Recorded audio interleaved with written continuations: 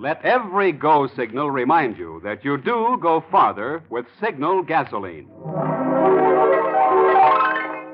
The Signal Oil Program.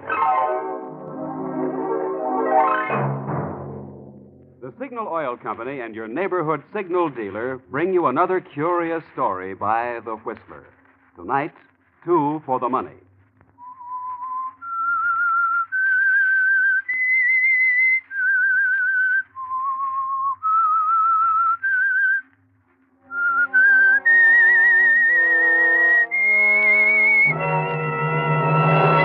I am the Whistler, and I know many things, for I walk by night. I know many strange tales, many secrets hidden in the hearts of men and women who have stepped into the shadows. Presently I'll tell you of nameless terrors of which they dare not speak.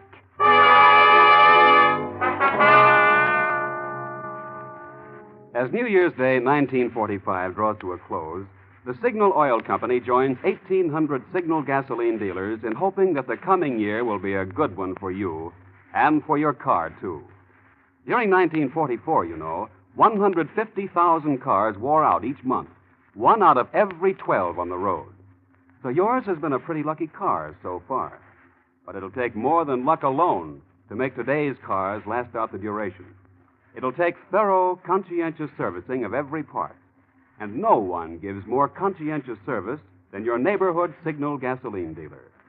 Being in business for himself, he naturally has more incentive to do a better job, the kind of job that will keep you his satisfied customer. Later in the program, I want to tell you about several outstanding Signal services. For each one is designed to do for your car the thing you want most today, to help it go farther. But now, The Whistler.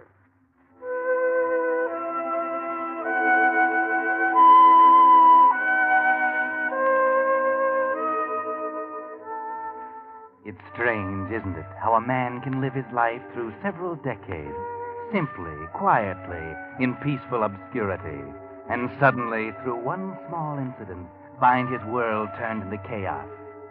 For instance, there was Tom Barlow, who lived with his wife Ellen in the small seacoast village of Marblehead, and whose whole life had been spent as a lowly driver of the town carryall, combination taxi, delivery truck, and tow car. To everyone in Marblehead, he was just old Tom, until that night a few months ago. A raining, stormy night it was, with a feeling in the air of foreboding, if you were particularly sensitive. And the man who came to Tom, just as he was getting ready to go home to dinner with Ellen and Judy, his daughter, wanted to be driven out to Guilford Inlet. It was no pleasant trip on a night like that, lonely, miserable. But a fare was a fare, and Tom started out. Halfway there, they had to cross the inlet, and Tom was just beginning to worry about whether or not the bridge might be washed out. Driver? Yes, sir.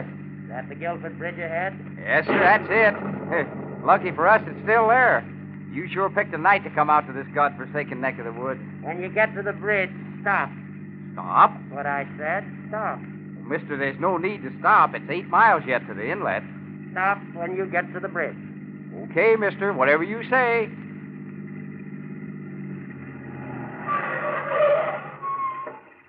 How much do I owe you? Well, you're not getting out here. How much do I owe you?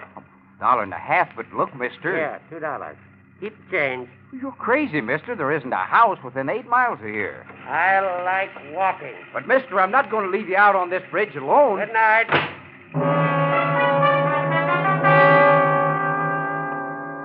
Well, Tom, that's a queer thing, isn't it? Strange fellow. Never did get a good look at his face. He kept it muffled up in his scarf, his hat pulled down low.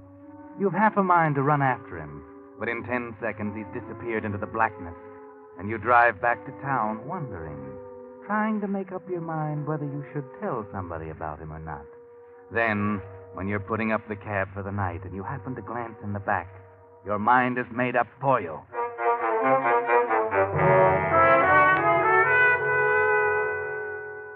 That's just what I told him, Sheriff. I said, I'm not going to leave you out on this bridge alone. Mm-hmm. What time was that, Tom?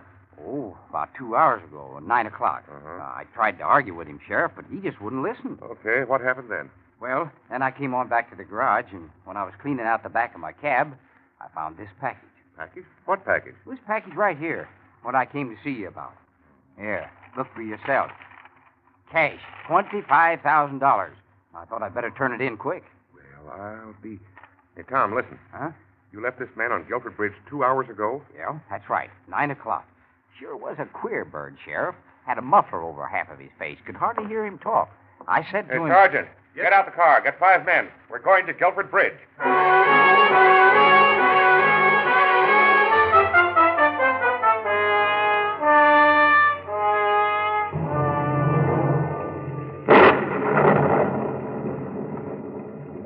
Gary, you see anything down there? Well, this is the spot where I left him, Sheriff. Right here. Hey, Chief, look. Yeah? I found this coat and hat under the bridge. Hey, Eddie, put your flashlight over here. That's the coat the man was wearing. And that's his hat, too. Sure, Tom? I'm positive. Oh, Sheriff, dug this muffler out of the water about 20 yards downstream. That's his, too, yes. That's what he had over his mouth. Made him talk so peculiar. The hat, coat, muffler. Looks like he drowned himself, all right. You aiming to drag the inlet, Sheriff? Not tonight, I'm not. In the morning. Anyhow, with that undertow, a body would be 2 miles out to sea by now. That's right. Huh. Well, what do you suppose he done it for? Poor guy. Poor guy. Tom, he left $25,000 in your cab, didn't he? Oh, well, money don't mean much if you're so low you want to jump in the river. Money don't mean much, huh? Listen, Tom, if we don't find that man's body, if nobody claims that money in 6 months, you know who it belongs to? It belongs to you, Tom. Me? Yes, sir, you. That's the law. Me? If nobody claims it in 6 months, and if we don't find the body that fits this hat and coat.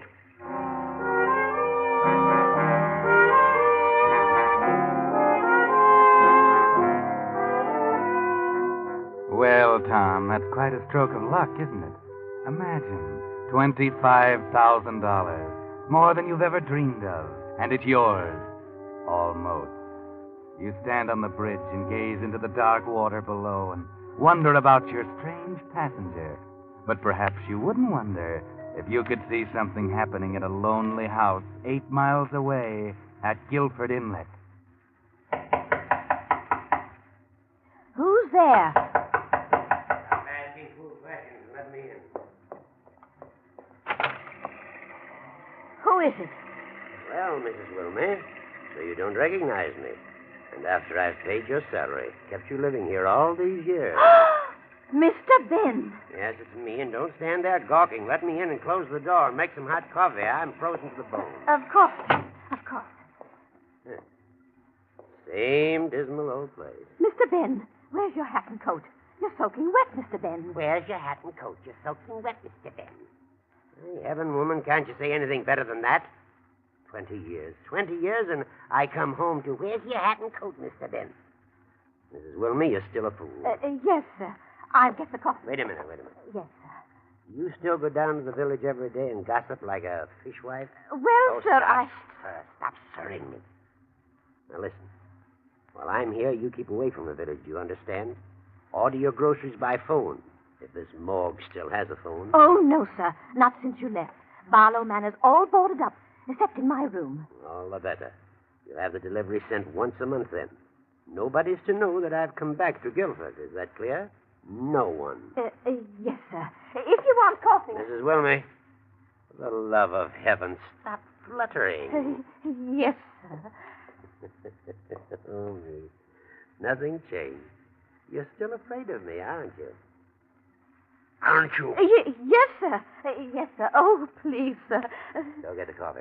Yes, sir. No, wait. My brother Tom, he still drives that taxi of his, I suppose? Oh, yes. They say down in the village. Never mind your fool gossip. Still driving a taxi after 20 years. Mr. Happy-Go-Lucky. Everybody loves good old Tom.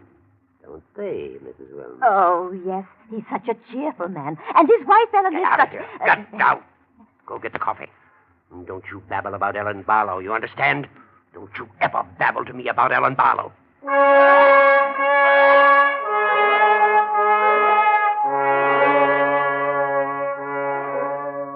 Yes, Tom Barlow, if you could see that scene, and your brother Ben sitting in the old family house in Guilford Inlet, perhaps you wouldn't wonder so about the stranger's disappearance. But you don't see that, and so to you and your wife, Ellen, it's like a dream. Oh, Ellen, it's like a dream. $25,000. Why, we're going to be rich. Tom, put me down. Put me down. Oh, we are, Ellen. We are. Even the sheriff thinks so. Oh, we ought to go out and do the town. Well, we'll have plenty of time for that, Tom Barlow, after 6 months.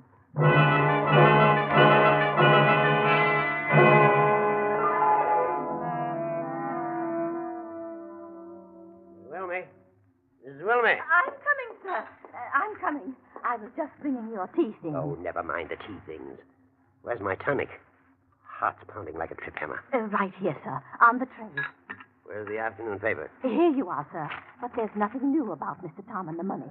Who asked you that? Well, Mrs. Wilmy, you're nosy, aren't you? Oh, please, Mr. Ben. Oh, stop that sniveling. You're nosy, Mrs. Wilmy, but you are a good housekeeper. Well, I do Be quiet, try. be quiet. I feel like talking. Yes. Pour the tea. No, don't stand up. Sit down here by me. Oh, very We're well. going to chat, Mrs. Wilmy. I'm expecting a business friend of mine today at 5 sharp, Mr. Peterson. Uh-huh. He's going to do something for me. Yes, But you and I will chat until he arrives. sir. Yes, sir. Lemon and 2 sugars, sir. Well. So you remember after all these years, huh? That's nice.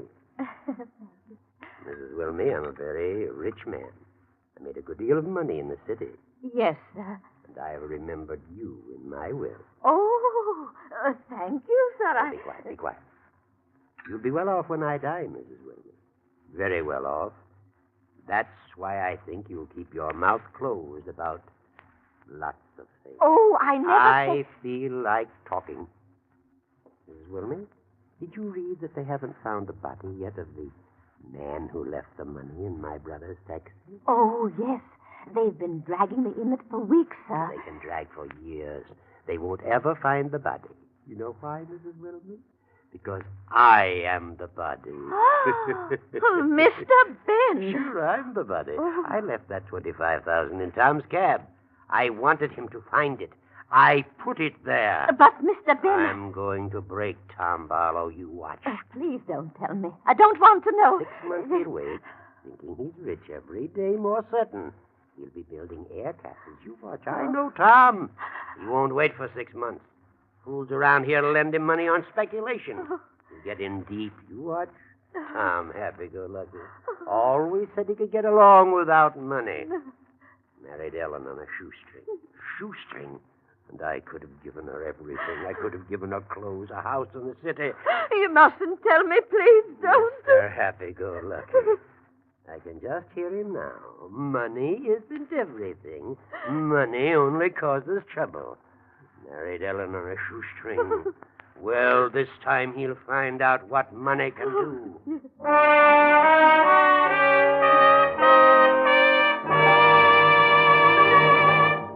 You are listening to The Whistler, brought to you by your friend, the Signal Oil Company, marketers of famous Signal gasoline, your best buy today.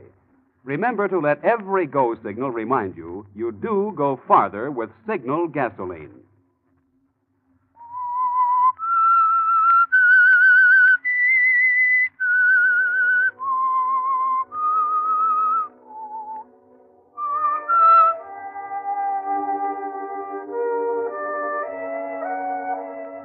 And now the pattern is clear.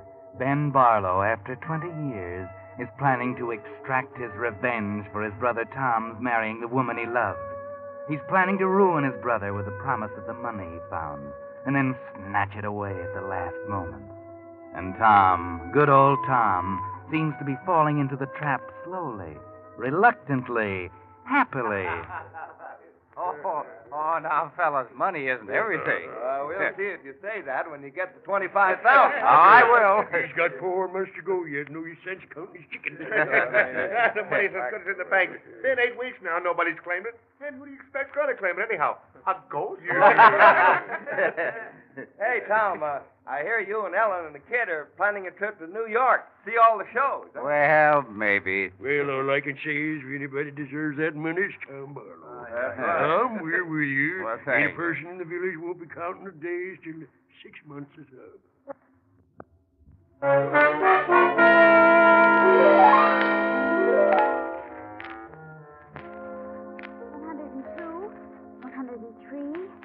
104. Judy, are you doing your homework? 105, 106, 107.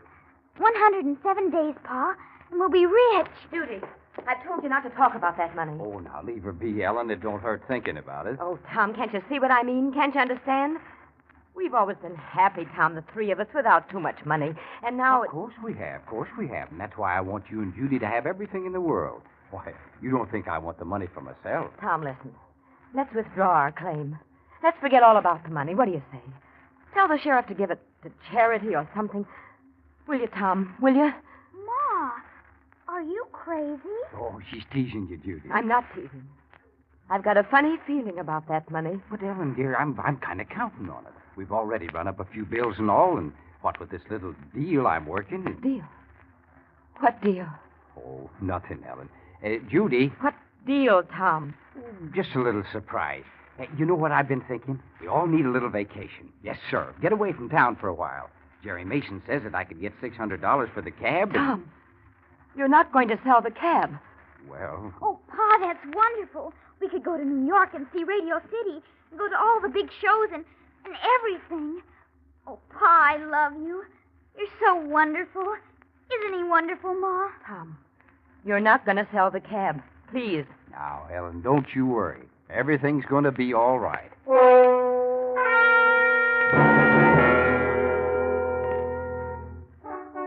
Yes, everything's going to be all right now, isn't it, Tom? You're getting more certain of it every day. It's been 4 months now, and you've almost forgotten about the stranger. But he hasn't forgotten about you, Tom. So the cab, Mrs. Wilmer. Yes. Good. And now what about this man Peterson? Well, sir, Mr. Peterson said that everything was going the way you wanted, sir. That's fine. Good man, Peterson. Real good man. What else? What, sir? What else? Well, sir... Come on, out with it. Well, sir, there's talk around that Mr. Tom and... For the love of heaven, woman, will you go on? You told me never to mention Mrs. Barlow's name, sir. What about Mrs. Barlow?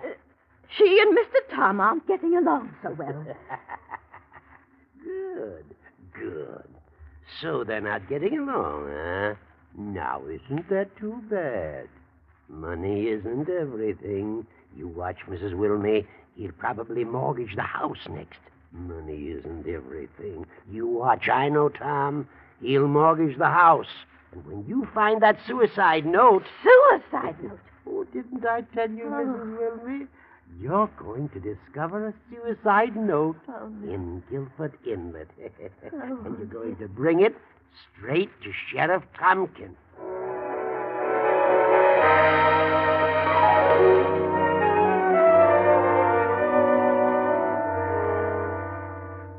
Well, Ben, you have it all figured out, don't you? And it's working out just as you expected. Because when the sheriff tells Tom Barlow about the suicide note that was found at the bridge, you react just as your brother expected. But, Ellen, there's no need to worry now. With that suicide note found, the money's practically in our hands. I told you it was just as good as ours. But, Tom, why did you have to go put a mortgage on this house? No, you don't understand, dear. I needed the money now for that deal that I was working on. So why wait till the 6 months is up and lose out on a great opportunity? But, Tom, how can you spend money like this before you get it? But I'm not spending it, Ellen. I'm investing it for our future and Judy's. Why, Mr. Peterson told me we'd be set up for life. And as for the mortgage, well, that's just a trifle. I can pay that back 10 times over the day I get the $25,000.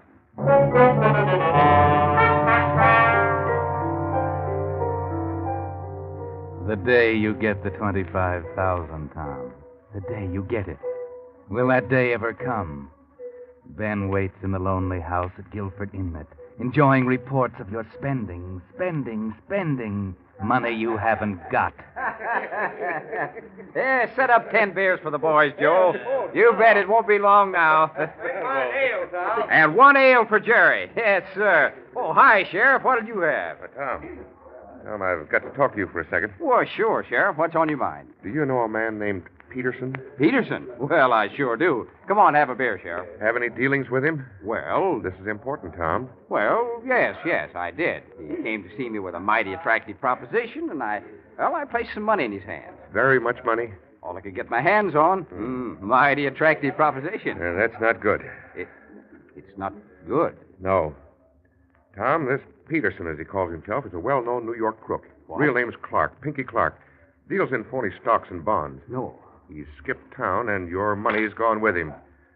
Tom, you've been swindled.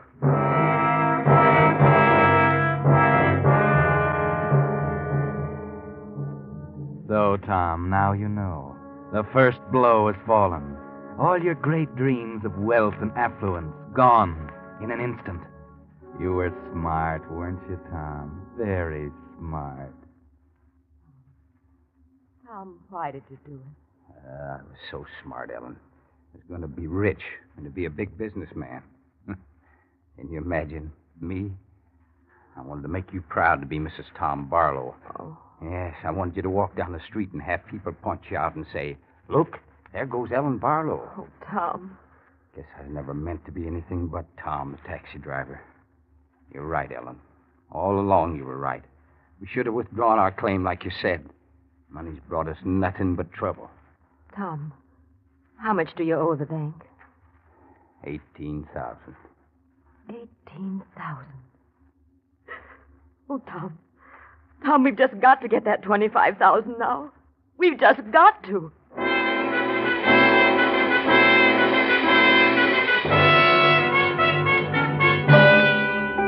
Yes, Tom, your situation is desperate now. You have to get that $25,000 now. It will just about pay off your debts, lift the mortgage on your house, and buy back the taxi. And then the real blow falls. The 6 months is up. It's the night before you're to claim the money, and it's dark and stormy. Another foreboding night like that one 6 months ago. And as you sit by your fireside, you're startled by a knock on the door.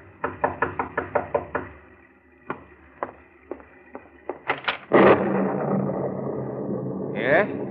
Hello, Tom. Well, I'm afraid I don't... Ben. Glad to see your old brother, Tom. Ben. I guess I'll have to invite myself in. Nasty night. Nice little place you have here. Ben, what are you doing here? Now, that's a fine way to greet your brother after 20 years. Ben, what do you want? Still haven't changed, have you, Tom? Still hate your devoted brother, Ben.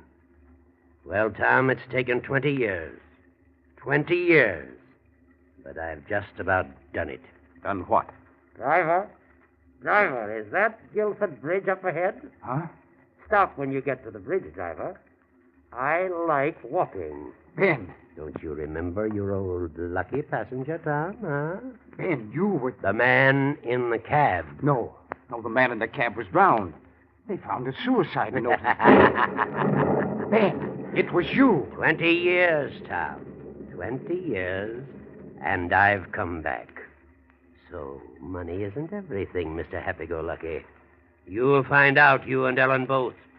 Right now, that 25,000 is the most important thing in your life, and you're not going to get one red cent of it. I put it in your cab. I'm going to be at the sheriff's office with serial numbers and identification. Money isn't everything, eh? You married Ellen on a shoestring. You married the only woman I ever loved. You'll find out how important money is tomorrow morning.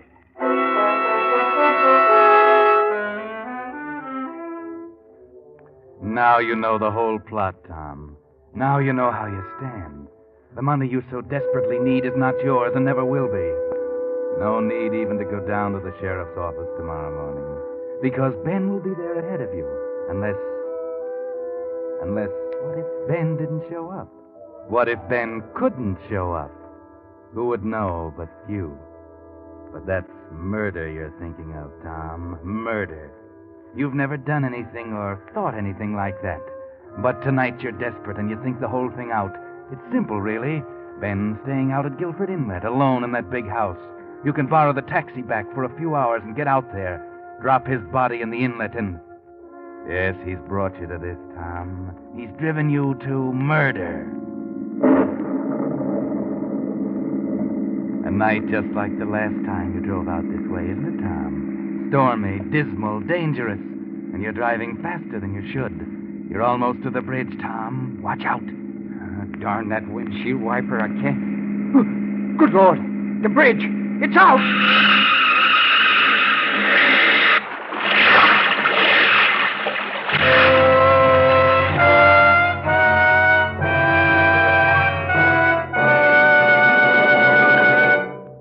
The Whistler will bring you the ending to our story in just a moment.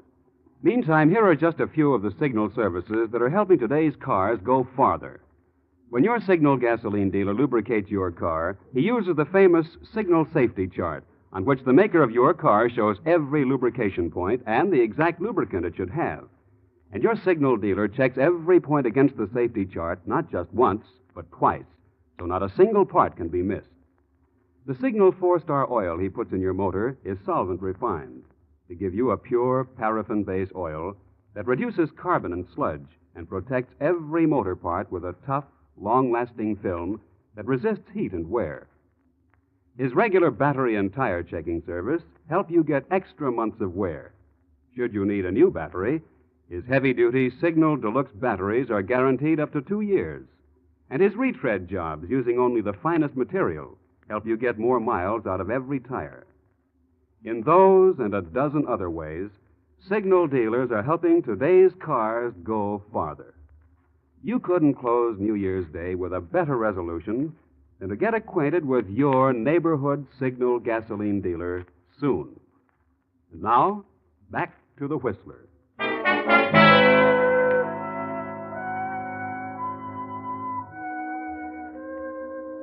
The next morning, a man staggered into the sheriff's office at Marblehead to claim the $25,000. He was battered and bleeding and drenched to the skin, but he was alive and able to take the money and go home to his wife, Ellen. Yes, Tom Barlow was able to jump clear of his car as it crashed through the demolished bridge. He came back to the sheriff's office just because he wanted to make sure. And he was considerably surprised when Ben didn't show up. He found out later why. Because when they pulled his wrecked taxi out of the inlet under Guilford Bridge, they found a body close by in the debris-choked water. Ben Barlow. Ben Barlow driving the other way in the early dawn to claim the money and complete his revenge hadn't seen that the bridge was down either until it was too late.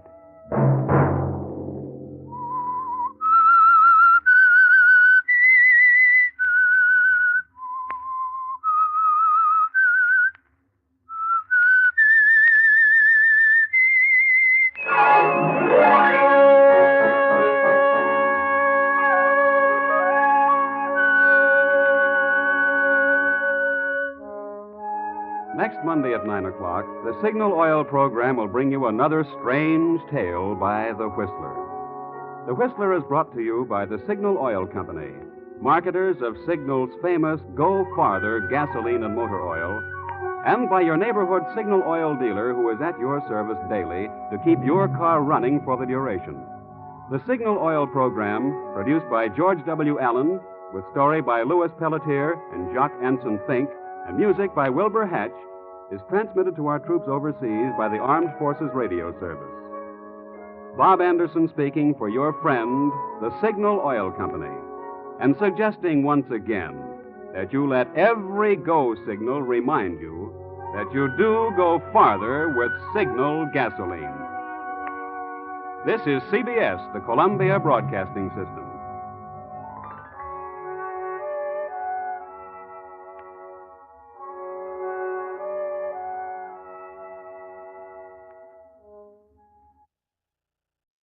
The Signal Oil Program, The Whistler.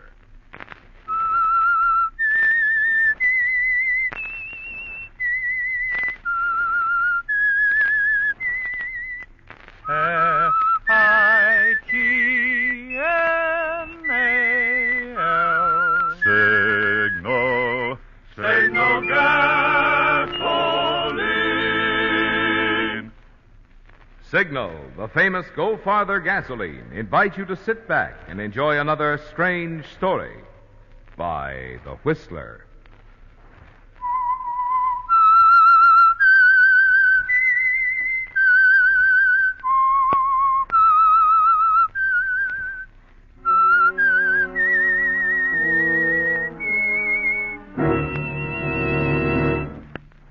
I am the Whistler, and I know many things, for I walk by night. I know many strange tales hidden in the hearts of men and women who have stepped into the shadows.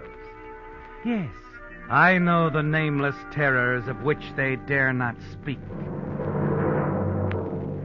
And now for the Signal Oil Company, the Whistler's strange story, Determined Traveler.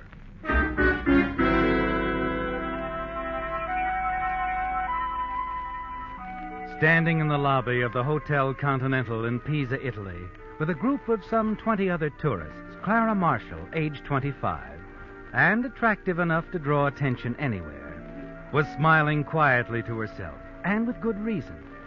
Yes, Clara, for the past 8 months you've handled things perfectly, haven't you? Wanted by the Chicago police for your part in a series of fraudulent stock transactions, you slipped out of town and covered your tracks so successfully, they lost all trace of you. Some weeks later, in a Los Angeles bookstore, you casually made the acquaintance of elderly, wealthy Harriet Wilson. And you took full advantage of this chance meeting, didn't you, Clara? Yes. Now you're not only her trusted employee, but her friend and traveling companion on a tour of Europe, and waiting on a foggy Italian morning to accompany her on a guided tour of Pisa. Sorry, ladies and gentlemen, but I'm forced to cancel today's tour. Too foggy. What do you mean? Oh, but, Guy, the streetcars are running. You needn't drive the bus. I'm sorry, Miss Marshall. It would be impossible to take a group this size through the foggy city on streetcars. It's too dangerous. But we don't plan to come through this city again. And Miss Wilson had so counted on seeing the Leaning Tower. Isn't that right, Harriet? Yes, I had looked forward to And it. you know we're leaving this afternoon. Please, Guy, won't you reconsider? Miss Marshall, in the interest of the group as a whole, I'm sorry, really. Pardon me, miss. I couldn't help overhearing. It seems a shame that visitors who are so interested in seeing historical places shouldn't see them. Well, it looks as if not much is going to be done about that. Well, I was going to suggest Oh? that I'd be glad to take you to the Leaning Tower. It really isn't far from here. Oh, would you? Oh, that would be wonderful, wouldn't it, Harriet? Well, why, yes, it would. Well, good. Let's not lose any time. This way, ladies.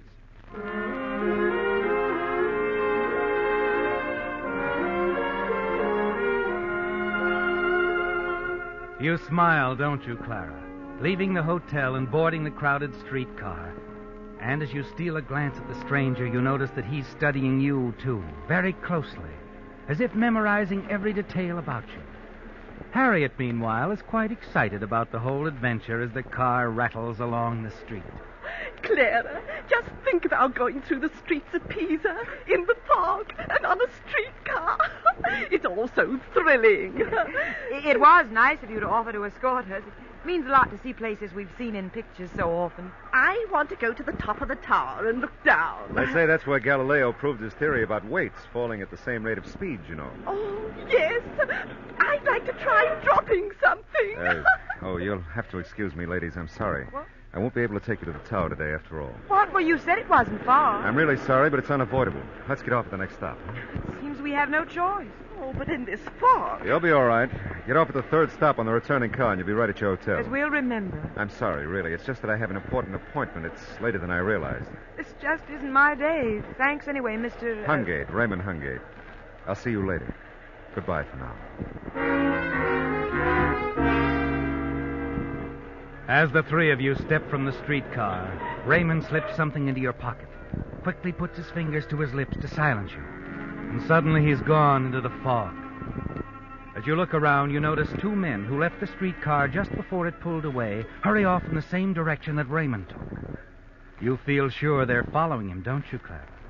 Harriet seems concerned only with watching for a returning car. She seems relieved as it appears. My goodness, I'll be glad when we get back to the hotel. Little did I think we'd be left here in the fog. I'm sure it'll all work out okay. Don't worry, dear. But he seems such a nice young man. Well, we tried, Harriet. Can't win every time.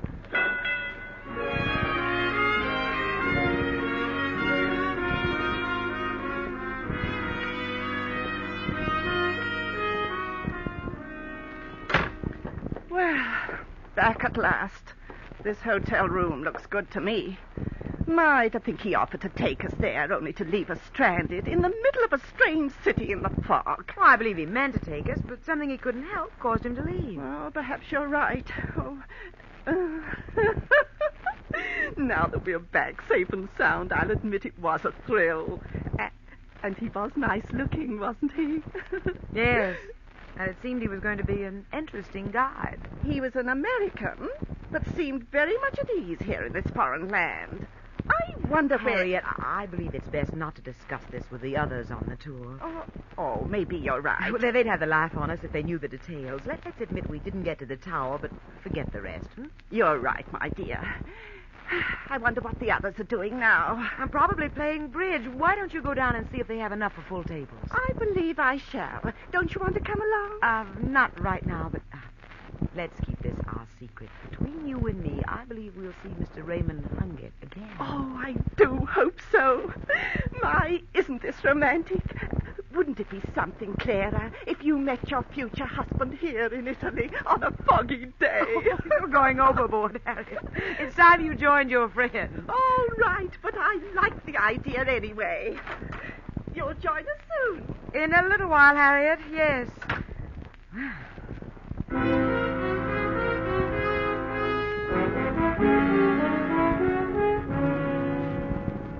You feel relieved when the door finally closes, don't you, Clara? And you cross the room quickly. Get Raymond's package from the pocket of your coat. You unwrap it, open the box carefully, and gasp as you view its contents. A necklace. A beautiful diamond necklace. You're startled, aren't you, Clara? As you wonder if a fortune in jewels was actually thrust into your hands, if the diamonds of the necklace are real. It seems unlikely that a perfect stranger would entrust you with something so valuable. But as the tour moves on to the city of Rome, you manage to leave Harriet for a short time and seek out a reliable-looking jewelry store. I want to see if the clasp on a necklace is all right. I'd be very glad to help you, miss. Here it is. Che bella cosa. My, how very beautiful. And so well designed. Worth many thousands of American dollars, eh? Well, I suppose. But it is, miss, I know. A very valuable piece. The clasp seems all right? Yes, it seems in perfect order. But it is well to be careful. Thank you so much. You see, my employer wanted to wear it tomorrow evening, but wanted to be sure that it would be safe. Oh, yes, I understand. Now, could I show you anything while you're here? Not now, thank you, but what you tell me about the necklace is most assuring indeed.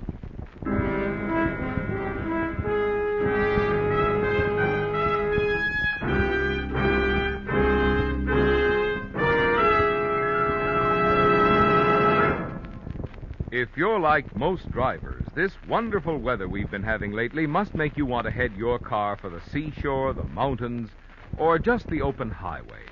Naturally, these trips make you more concerned about gasoline mileage, the thing Signal gasoline is famous for.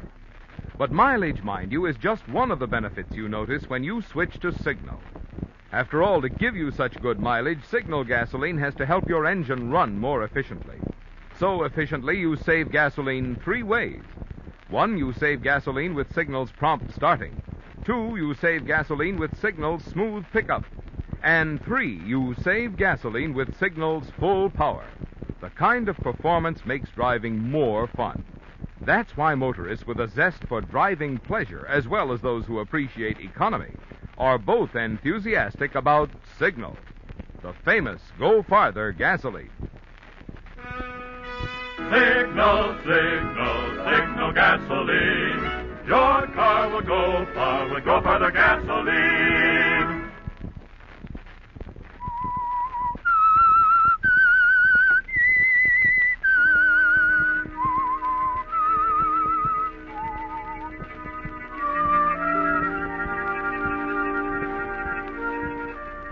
Well, Clara, events have conspired to bring you luck, haven't they?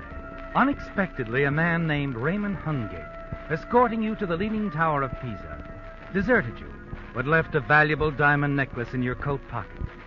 Now you find yourself thinking about the two determined-looking men who were following Mr. Hungry. And you realize that if by chance they caught up with him, the necklace will remain yours. But shortly after leaving the jewelry shop in Rome, you suddenly become aware of someone walking at your side. You look up quickly. Recognize the man you met in Pisa, Raymond Hungate. He speaks quietly as you near a small basement restaurant. Would you like some refreshments, Miss Marshall? No, thanks. Oh, come on. Be sociable. After all, we have something important to discuss. Oh, all right. Yeah. I think this little basement restaurant should prove an interesting place. Yeah, nice and quiet. Table for two, please. This way. How about that one in the back corner? Very good, sir. Yeah. For now, we'd just like some coffee. Perhaps something else later on. Oh, very good, sir. Now, tell me, have you been enjoying your trip since you were so rudely left in the fog in Pisa? Yes, but no thanks to you. Oh, I apologize. It was unforgivable to leave you stranded, but believe me, it was most necessary. So I gathered. Did your friends catch up with you? No. No, thanks to the fog, they didn't. And I want you to know I appreciated your cooperation. Think nothing of it. Your coffee, sir? Thank you. Were you satisfied that the diamonds were real? I noticed you were having a jeweler look the necklace over. Just making sure the clasp was in good condition. You'd have thought rather foolish if the clerk had recognized that necklace as a stolen one. Is it? Could be. Or hadn't you guessed? But if you'd known, you would, of course, have taken it to the authorities. No, I've thought about it. And then I thought about something else, Mr. Hungate. How would you like a partner? Did you say a partner? Well, don't be so overwhelmed. You already have one, you know. Otherwise, I would have turned the necklace over to the police. You're right. You see, it could be an interesting setup if you're interested in stolen or black market jewelry. You'll sooner or later be suspected. Perhaps your room and luggage searched. And eventually you'll be caught. That isn't a very pretty picture. I'm serious. If someone were to take the jewels and keep them for you, someone who wouldn't be suspected, someone, say, who's just on a sightseeing tour. Wouldn't it make your work easier? I'm beginning to see your point. However, what about your traveling companion? She seems quite a chatterbox. Harriet, she'd be an asset. She's already set up a storybook romance for us. I'm sure she'd keep quiet about our seeing one another from time to time. Perhaps given the story that you're on some dangerous secret mission. Plan might have some advantages. But how do I know I can trust two women? Haven't you already found out? For my part, I can use some extra income. I'm getting somewhat fed up playing nursemaid to Harriet Wilson. Well, I'll give it some thought. Meanwhile, do you want me to keep the necklace for you? Why, yes. You might as well. Partner. I thought so.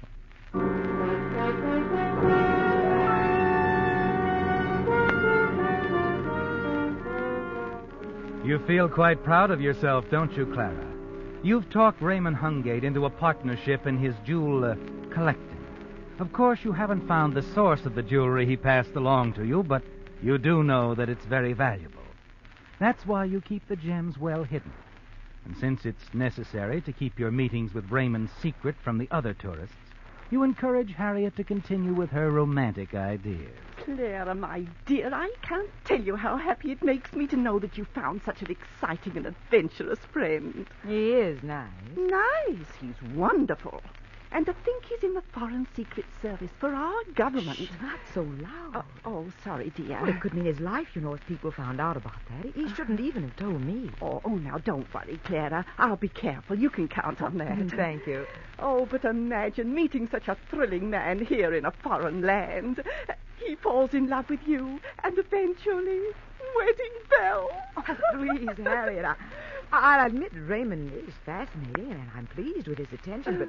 Well, he hasn't asked me yet. Oh, but he will. This young man's in love with you. And you're in love with him, too. I can tell. I'm afraid you have spring fever, Harry. Oh, you've been a changed person since you met him. You were always pleasant and nice to me. But now you seem to be, well, up in the clouds, you know. Maybe I am a little, but anyway, we keep this to ourselves. Oh, yes, of course. You can count on me.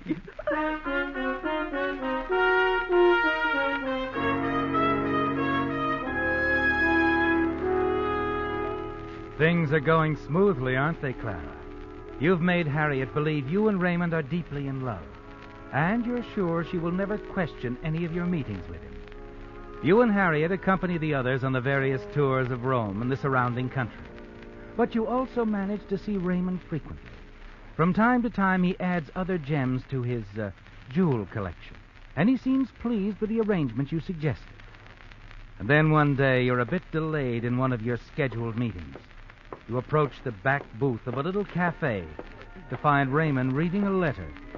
I didn't see you come in, Clara.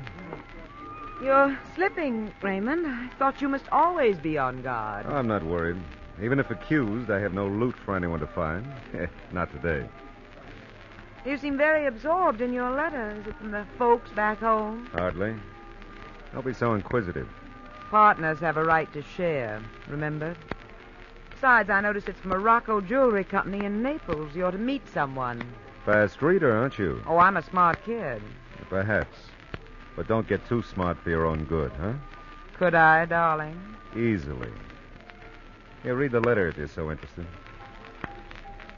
An appointment at 11 p.m. in Naples day after tomorrow. 11 p.m.? Isn't that a bit late?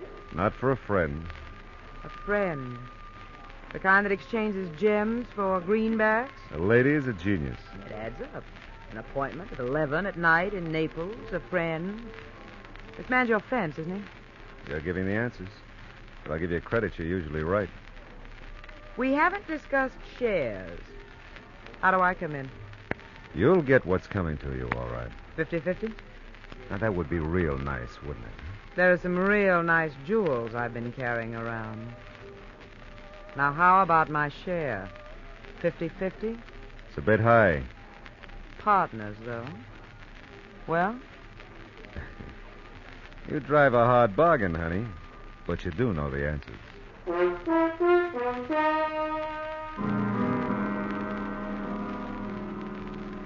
Interesting, isn't it, Clara? When you return to the United States, you'll be a rich woman.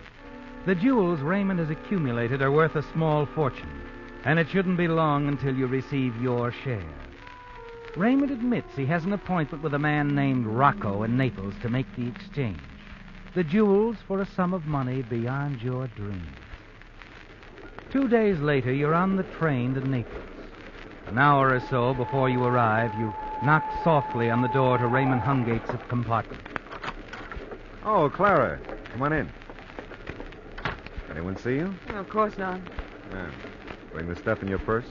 Yes. They laughed when I bought this purse that I didn't need any more luggage. But it has come in handy. There they are. Look at them sparkle. Oh, pretty. Beautiful. Just think, how much would you say? 50,000 for little Clara? Well, Rocco will want a commission, but they'll probably bring about 75 grand. Yeah, it's not bad for a few weeks' work. Not bad at all. And even 37,500 is slightly more than my usual income. Clara, we might as well understand each other. What? You've had some good ideas, and you've been very helpful. Thank you, darling. But you can get in the way.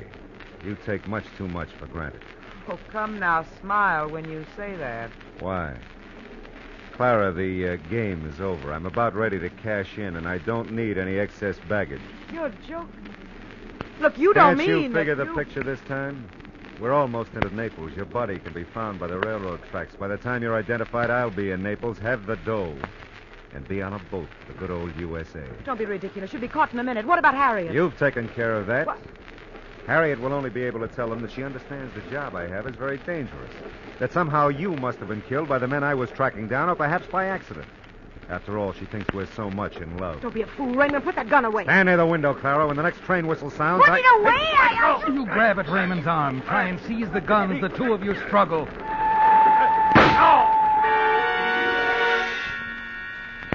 You look at the body of Raymond Hungate, slumped on the seat. Try to realize that you've killed him. You listen, expecting to hear people come clamoring into the compartment. But no one does. You realize that your struggle and the gunshot occurred during the outside noise, and that even as Raymond planned it, no one heard a thing. You look around the room, open the window, and toss the gun out. Then you get Raymond's wallet, tear out the identification, put Rocco's letter into your purse. And, of course, most important of all, you take all the gems. Now, certain is not a trace to suggest your having been with Raymond. You quickly return to your own compartment. Oh, Clara, back so soon? I was just writing some postcards. That's nice. I'm surprised Mr. Hungate would let you leave so soon. You seem quiet, dear. Is something wrong? I'd rather not talk about it. Oh, come now. If you had a quarrel. Please, Harriet, let's not discuss it. But, Clara, I thought he was about to propose. There's not going to be any wedding. I can assure you I never want to see Raymond Hungate again. Oh, dear. Oh, well, you'll feel better tomorrow, Clara. No, I'm through. In fact, Harriet, let's get everything together so that when we get to Naples, we can get off the train right away and take a cab to the hotel and not wait for the rest of the tour. But Clara... No, I mean it, Harriet. Like I said, I'm through with Raymond Hungate. Forever.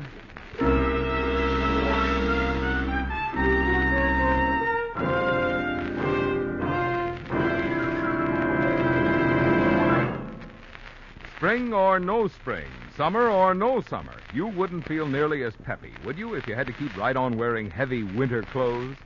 Well, that's just how your car feels about running on tired old motor oil. That's why you've been seeing these words. Time to change on that sign outside signal stations. Time to drain out old, sludgy, worn-out winter oil. Time to change to Signal Premium. Signal Premium, heavy-duty Signal Premium. Now, there's the oil that really protects your car. This proved and improved heavy-duty Signal oil does more, much more than just lubricate. In addition, Signal Premium motor oil cools, cleans, cushions, seals, and protects. Result? Tests under all types of driving conditions prove. New Signal Premium motor oil reduces engine wear 50%. Your engine keeps its like-new pep and power twice as long. So, since it's time to change, this time give your car a change for the better. Change to new heavy-duty Signal Premium motor oil at a Signal station. Time to change. Time to change.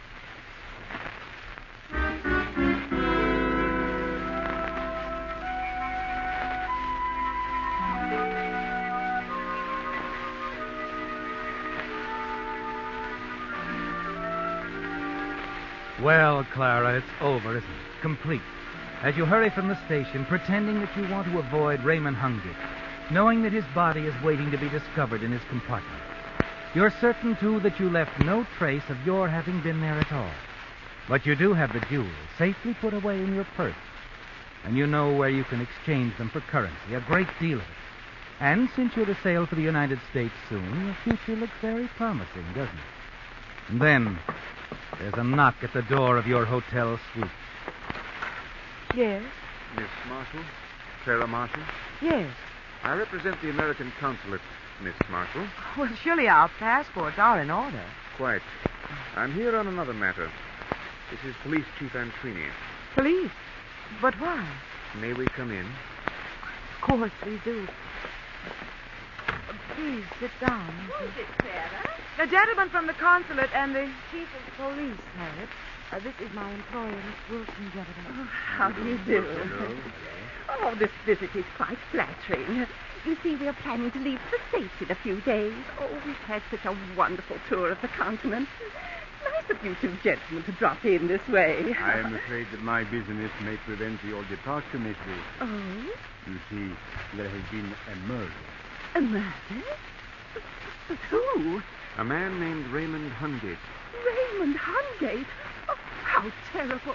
Why, we saw him only today. Well, surely there's some mistake. The police still have some checking to do, Miss Marshall. But Chief Antrini would like you to come down to his office. Oh, but this is hard to believe. It's such a shock. We knew Raymond's job with the Secret Service was very dangerous. But Harriet, there may be some mistake. Oh, I do hope so. Anyway, I'll go along to identify him. If it is Raymond. Oh, Sarah, my poor dear I'm sure you misunderstand, Miss Wilson. Chief Antrini is arresting Miss Marshall on suspicion of murder. What? That is true. Well, that's preposterous. You've no reason whatever to suspect me. I think we have. We found Hungate's body in a compartment of a train that just arrived in Naples.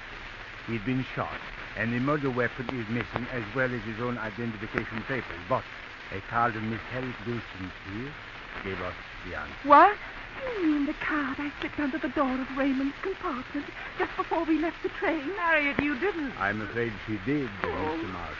They were such a romantic couple. I couldn't let them break up. Mr. Marshall, read the message on the card. Raymond Hungate, I'm sure you and Clara have just had a lover's quarrel and that all will work out all right. We'll be staying at the Imperial Hotel in Naples, signed Harriet Wilson. Well, Miss Marshall? All right, I did know him, but that doesn't say I killed him. No. But we know that Raymond Hungate had an appointment with a man named Rocco this evening to dispose of some stolen jewels. Hungate thought Rocco was a friend. Actually, Rocco was working with the police. Very interesting. But what does all this have to do with me? Nothing. Unless you have the jewels. If you do, that's all we need for a conviction. Miss Marshall, let me see your purse.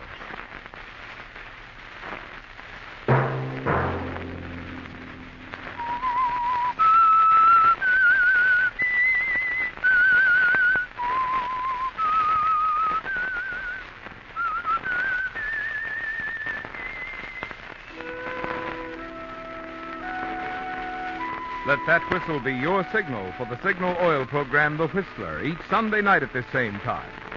Meantime, Signal Oil Company and the friendly independent dealers who help you go farther with Signal gasoline hope you'll remember. Regardless of what gasoline you use, you'll enjoy more miles of happy driving if you drive at sensible speeds, obey traffic regulations, and avoid taking chances. You may even save a life, possibly your own.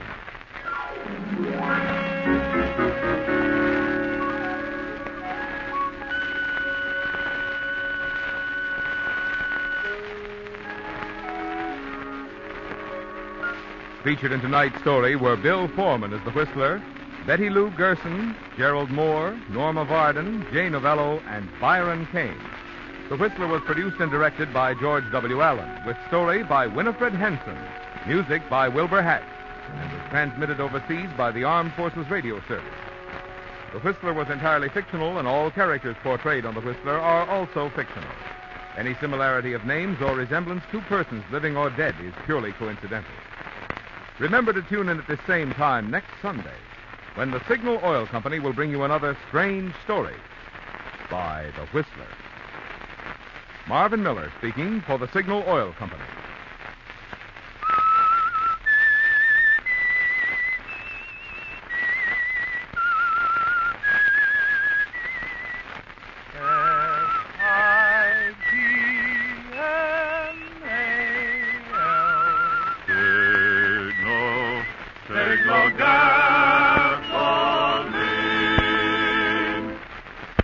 Stay tuned now for Our Miss Brooks, starring Eve Arden, which follows immediately over most of these stations.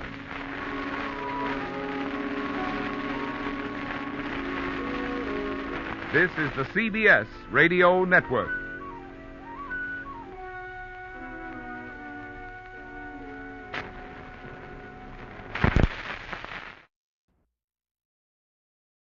The Signal Oil program, The Whistler.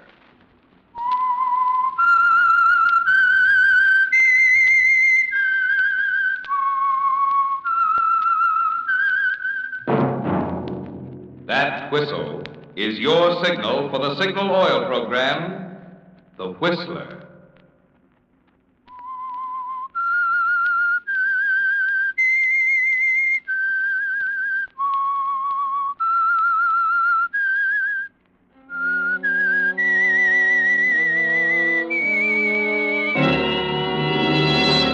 I am the Whistler, and I know many things, for I walk by night. I know many strange tales hidden in the hearts of men and women who have stepped into the shadows. Yes, I know the nameless terrors of which they dare not speak.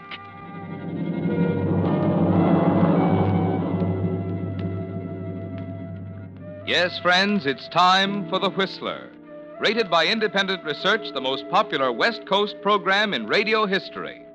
And remember, let every traffic signal remind you, with new Signal gasoline, you do go farther than ever.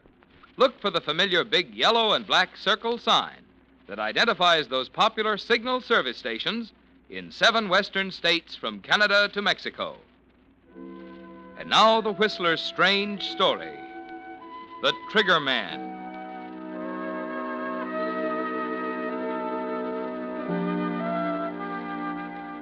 He was young, brilliant, confident. He had everything it takes to make a successful lawyer.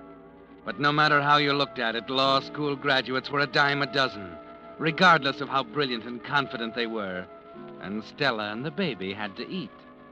So that's why Martin Lane took his first case from Branch Malone, the gambler, and got an acquittal for him, the first of a long line of acquittals. Yes, his old classmates threw up their hands, said he was selling his soul to the devil, but there was good money in it. And he kept telling himself he had to get a start somewhere, so he kept right on getting acquittals for Branch, and the money kept rolling in. But it had to end sometime, Martin. There had to be a payoff eventually. Gentlemen of the jury, have you agreed upon a verdict? We have, Your Honor. How do you find? We find the defendant not guilty. Very well. The clerk will record the verdict of the jury. The defendant is discharged from custody. Jury dismissed for the day. Court stands adjourned till tomorrow. Oh, Mr. Lane. You wanted me, Your Honor? Yes, Mr. Lane. I wanted to compliment you on the way you handled the case. Well, I did my best, Your Honor. It was more than enough. Is that all, sir?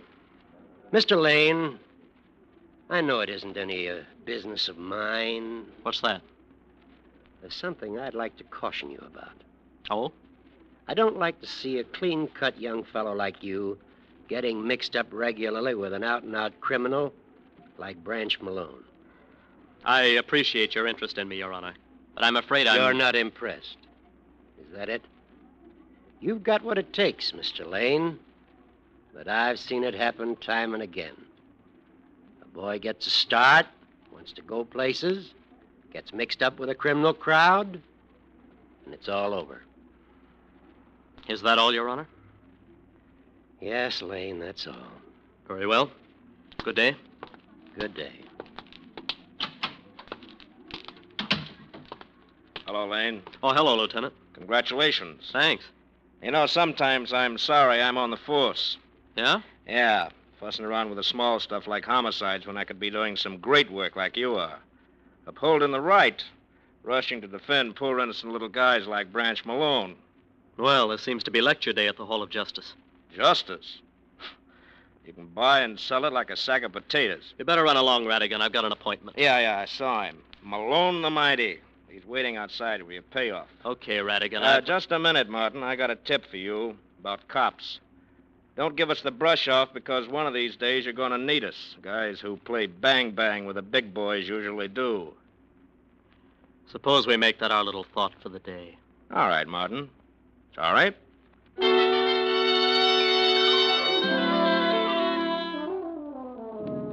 Yes, Martin, you're on your way, aren't you? Another acquittal. Another $500 in your pocket. It doesn't matter much where it comes from, does it? His money's as good as anybody's. And that night, as you sit in the living room reading the paper, you try and reason it through and file it away. But it keeps coming back.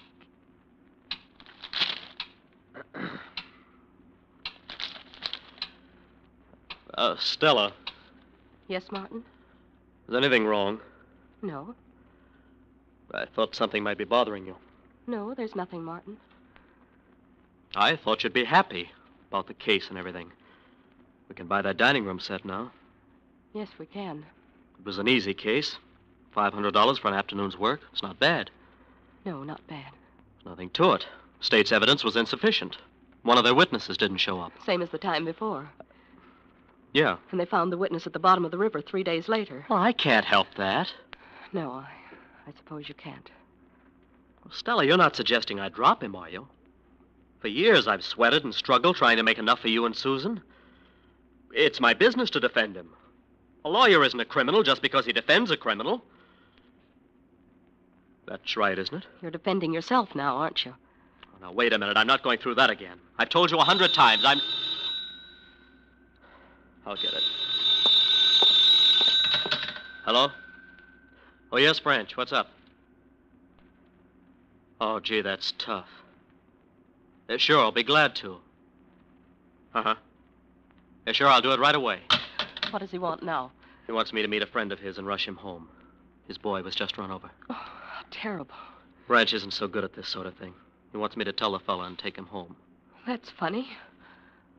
Don't worry, darling. You've just got the jitters. I'll be right back.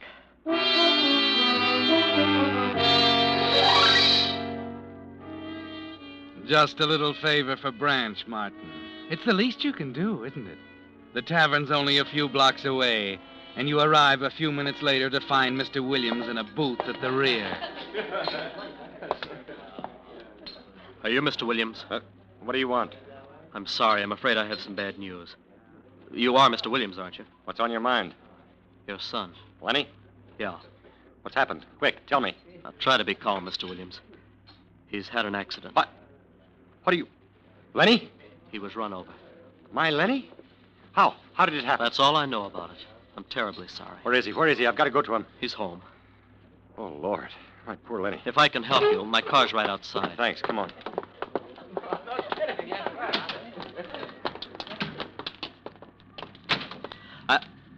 Branch, what are you doing here? Little business deal, Martin. All right, Williams, get in. No. No, Branch. I'll give you every cent I've got. Please, Branch. I heard that before. Get in. I'll do anything you want, honest. But put that away. Don't make me. I won't, Branch. I won't get in. Suit yourself, Williams. Oh! Get in, Martin. Hear what I said? Get in. You shot him. I said get in. I'll take the wheel.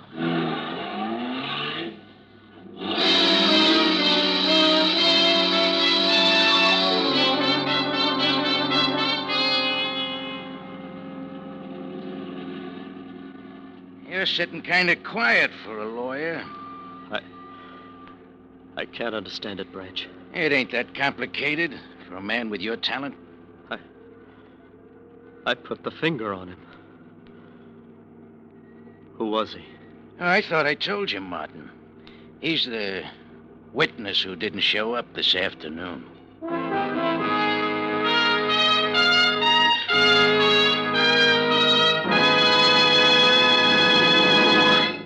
With the prologue of The Trigger Man, the Signal Oil Company brings you another strange tale by The Whistler.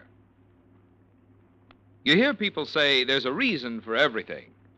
Well, there's certainly a reason why in just 14 years the Signal Oil Organization has grown from a mere handful of stations in Southern California to almost 2,000 dealers serving 7 western states from Canada to Mexico. Briefly, that reason is quality of product. 14 years ago, it was Signal Oil Company that introduced the first guaranteed anti-knock gasoline at no extra price. And since then, Signal gasoline has been constantly improved to give you the benefit of every latest development in the automotive and petroleum industry. In today's new Signal gasoline, for instance, the atoms in gasoline molecules have actually been rearranged to create amazing new power. Power that not only helps you enjoy quicker starting, faster pickup, and quieter anti-knock performance from your car, but also helps you go farther than ever on each gallon of Signal. So you see, there's good reason for the swing to Signal. Good reason for you to get acquainted soon with the friendly station in your neighborhood displaying Signal's familiar yellow and black circle sign. And now, back to the Whistler.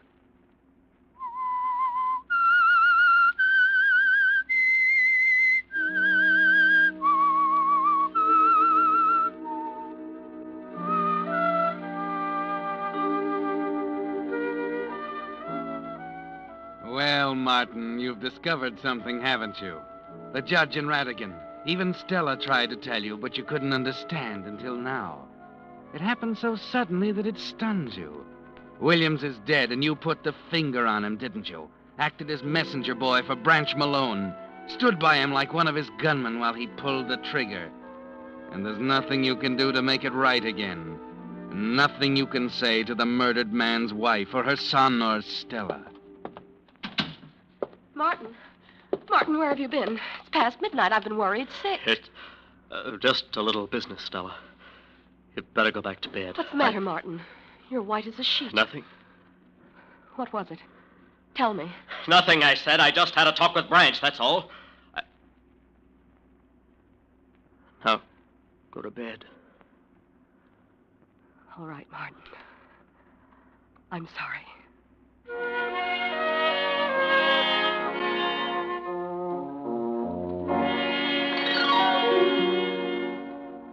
There's only one thing to do now, isn't there, Martin? You're walking down a one-way street, and there's no way to turn back. You're part of the organization now. One of Branch's boys, his counselor, and the only witness living who could put a rope around his neck. And you know exactly how Branch feels about that kind of a witness.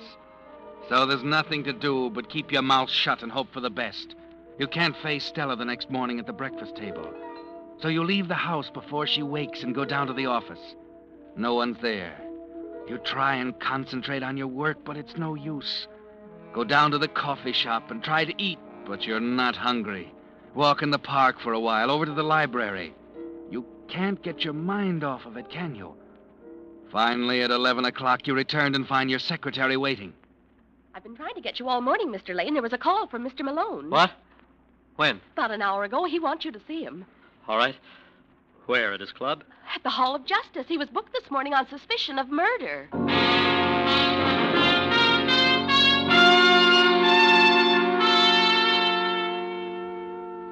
What happened, Branch? I thought you might know, Counselor. What do you mean? There was a tip-off last night. What? Yeah. Know anything about it? Oh, now, wait a minute, Branch. Don't look at me. Well, you don't think I didn't say nothing. Well, listen, I'd be crazy to do anything like that, Branch. Sure you would. That's what I told Spike. Spike? My trigger man, Martin. Don't believe you ever met Spike, did you? No. Nice guy to have on your side when you're in a spot. We were trying to figure out if any witnesses might have been around last night. Any besides you, I mean. What's the matter, Counselor? Nothing. It's just been a little tough on me, Branch. Sure. You know how I feel about witnesses, Martin. Listen, believe me, I'm not going to talk. I won't say anything. That's what I told Spike. What do you mean? And Spike, he said to me, don't worry if they pick you up, boss. Where there's no witnesses, there's no case. You can figure that one out for yourself, Counselor. But, Branch... There won't be any prosecution witnesses, Martin, because you're the only one. And you ain't going to be on the witness stand. You're going to defend me just like before. Only this time, Spike's going to be real interested in how you're doing. Get it?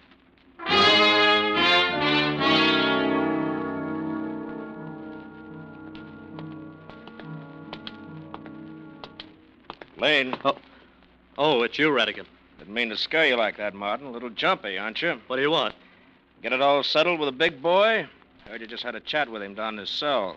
Did he put the heat on? I'm sorry, Redigan. I haven't got time to stand Yeah, around. I know. You're a busy man. You haven't got time to think about little things. Like a guy suddenly not showing up at home and his wife trying to explain it to his kid. What does your wife think of that, Martin? What does she think when she looks at your kid? Cut it, will you? Okay. Just had to speak my little piece. But I just want to tell you, you're playing with dynamite this time, Sonny. Your friend knows all his blue chips are on the table, and whoever put the finger on Williams in that bar is the guy who's going to hang him. And this time, so help me, the witness won't disappear. What are you getting at, Redigan? I think you know enough about this case to hang Malone, and I think you'll come through for us. And when you do, it's going to be dangerous. Why are you telling me all this? I want you to know why I'm putting a tail on you. What? One of my men's going to watch you day and night, and if you know what's good for you, you won't try and give him the slip. Is this for my protection? Right. Like I said, Martin, this time the witness isn't going to disappear.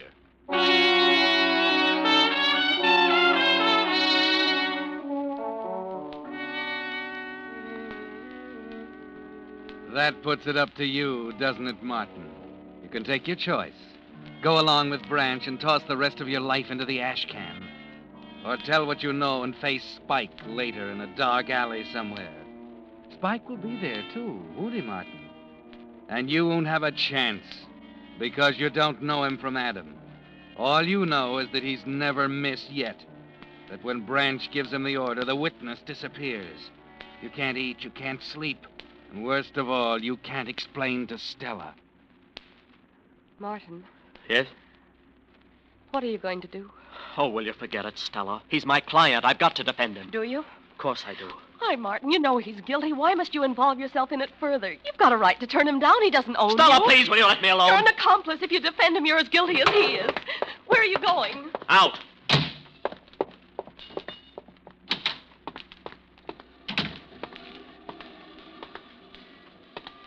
Come on, Joe. We may as well be sociable. I'm sorry, mister. I don't Radigan think you- told me. Wonder why he doesn't tell me these things. By the way, my name isn't Joe. What is it? Ed Morris. Okay, Ed. I saw you following me all afternoon. I thought you did. I thought I'd walk around the block. That is, if you don't mind. Why not? Your boss would get a bang out of this, I suppose. Walking around together this way. He just said to keep an eye on you. He didn't care how. Is that all he said? That's all. Radigan thinks you're a pretty good kid. So what? Am I supposed to toss away the biggest case of my life just because he thinks I'm a good kid? The guy's guilty and you know it.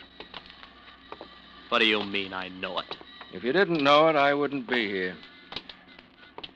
You better stick to your gumshoeing, Ed. Okay.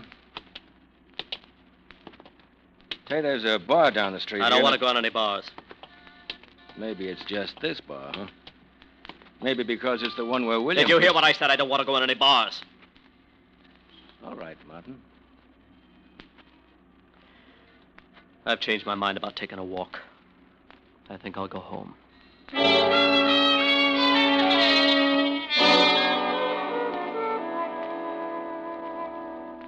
Yes, Martin, you're on a one-way street, a blind alley. There's no way to turn now, and there's a blank wall at the end. You've got to take the case. It's more than a matter of right and wrong. Yes, Martin. At this point, it's life or death. So you go to work on it. Visit Branch every day in his cell. Spend nights at the office preparing the case, plugging loopholes, anticipating points the prosecution is sure to bring out, making it another sure thing for Branch. You have 2 weeks until the arraignment, and Branch wants bail. 2 weeks without sleep, forgetting to eat, until you're almost ready to crack.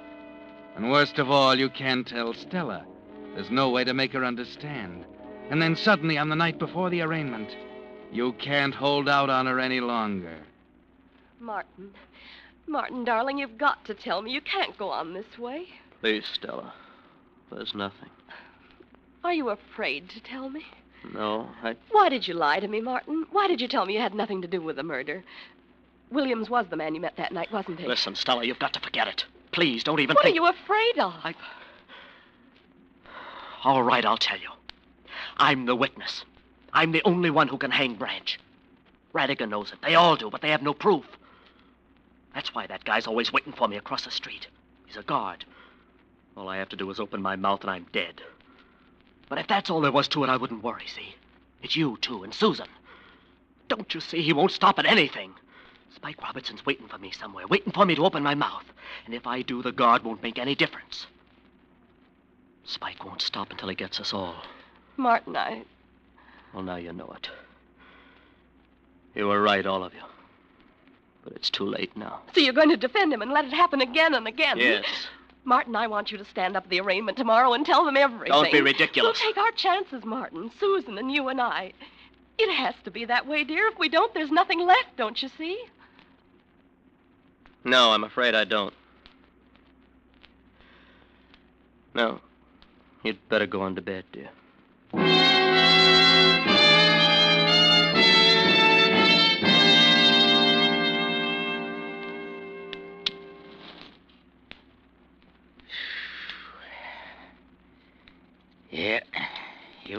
going to do big things together, Martin.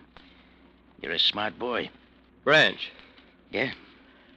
Branch, what if I told you that when I get you out of this arraignment and this jam, it was going to be the last time? Huh? That if I get you out of this one, we're all washed up. What do you mean, if, Martin? All right, when I get you out of this one. How long you been thinking this over? Oh, I don't know. 'Cause I don't like it, Martin. You just don't run out on this kind of a partnership. Not when a guy knows as much as you do. Well, I'm not going to talk if that's what's worrying you. Oh, you're wrong, Martin. I ain't worried. And okay, it's the last time if you want it that way. Of course, you won't be taking cases from anyone else either, but if you say it's the last time, there's nothing I can do but... What do you mean, Branch? I ain't in charge of ending partnerships, Martin. I leave that up to Spike.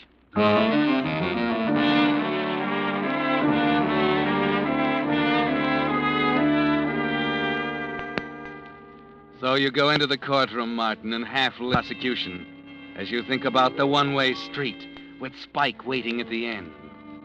Stella is there watching you, her face white and tense. Branch, confident, half-smiling. The rest of them, Radigan, the judge, the jury, all looking at you, waiting, wondering what you'll say when the time comes. Then finally it comes, and you find yourself on your feet, going into your act. May I remind the court that the so-called evidence presented by the prosecution is neither circumstantial evidence, nor is it direct evidence.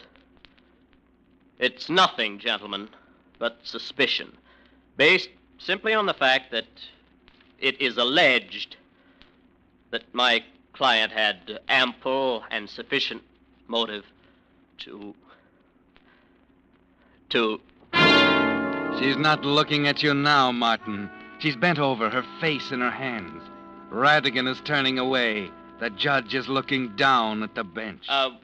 William's connection has yet to be demonstrated to the satisfaction of either the state or...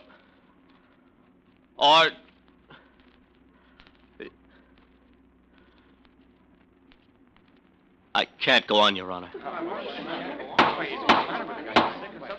I ask that the court disqualify me as counsel for the defense and offer myself as principal witness for the prosecution.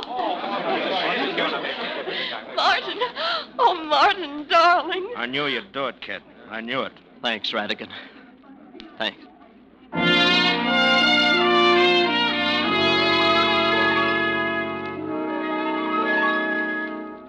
It's a new world, isn't it, Martin? There's a different feel to the sidewalk under your feet as you start home late that night after filing your statement with the district attorney's office. The streets are bare and deserted. Just you and Ed Morris, Radigan's guard. Well, I missed you when I left the courthouse, Ed. I was there, don't worry. Well, looks like you've got a job on your hands now. I'm ready. That was quite a thing you pulled. I thought Malone was going to pass out in his chair. You know, it's funny, Ed. And now that it's over, I'm not scared at all. They sent 2 men along with your wife. Stake out at your house, you know. Yeah. Is this the car? Yeah. Hop in. Spike. Yeah, that's right. Spike.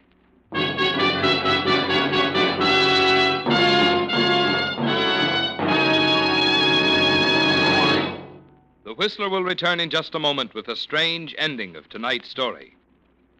Meantime, a question.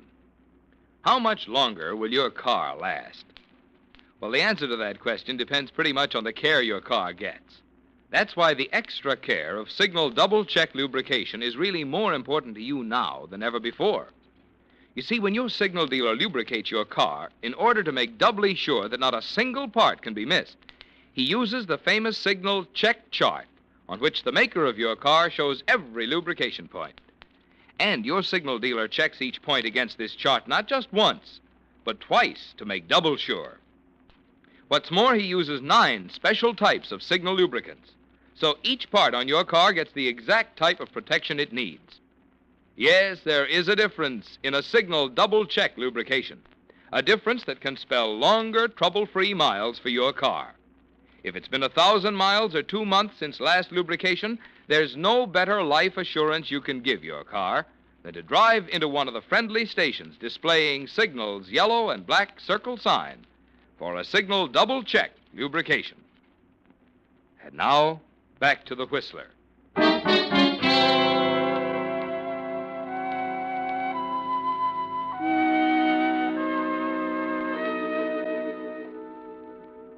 Well, Martin, Branch didn't waste any time, did he?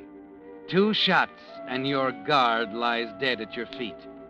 You look at the killer standing in front of you, the gun still smoking in his hand. There's nothing you can do, no way to turn. 10, maybe 15 minutes left to live. Long enough for him to take you to a lonely spot on the highway and make another witness disappear. Then, strangely, you find yourself thinking of the deposition, safe in the district attorney's office. And, stranger still, you discover you still aren't afraid. No use checking him. He's dead. Yeah. I don't miss very often. Oh, what do we do now? Well, maybe we better get in the car and hustle him over to the morgue. What are you talking about? That's what we usually do with the stiffs. I don't get it, Spike. Spike? Yeah? You know Radigan was putting a tail on you, didn't you? Well, sure I did, but... That's me, Stanley, DA's office. The guy in the gutter you've been palling around with for 2 weeks is Spike.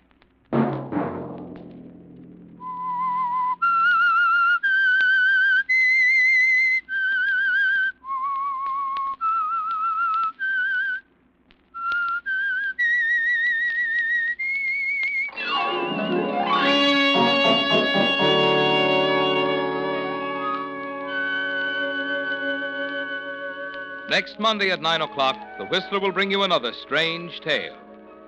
The Whistler is broadcast for your entertainment by the marketers of Signal gasoline and motor oil and fine quality automotive accessories, and by your neighborhood Signal dealer.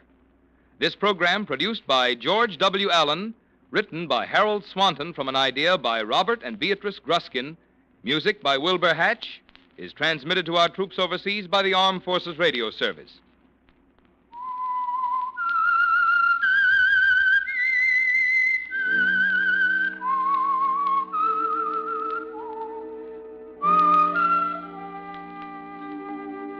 That whistle is your signal for the Signal Oil program, The Whistler. This is Marvin Miller speaking, reminding you to look for those familiar yellow and black circle signs that identify those popular Signal oil stations in 7 western states from Canada to Mexico. This is CBS, the Columbia Broadcasting System.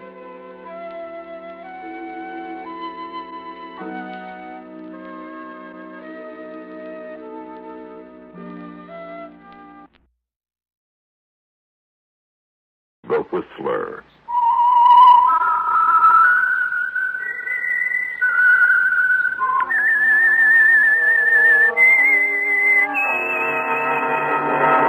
I am the Whistler, and I know many things, for I walk by night. I know many strange tales hidden in the hearts of men and women who have stepped into the shadows. Yes, I know the nameless terrors of which they dare not speak.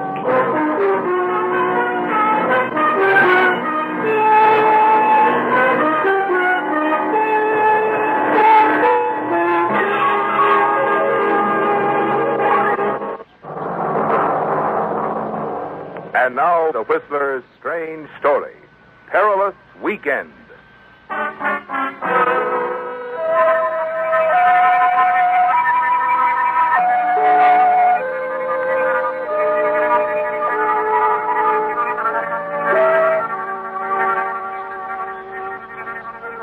Sudden fear, uncontrollable in that first moment of shock, hit Clay Bowman with its full impact as he stood on the terrace of the penthouse high above the city.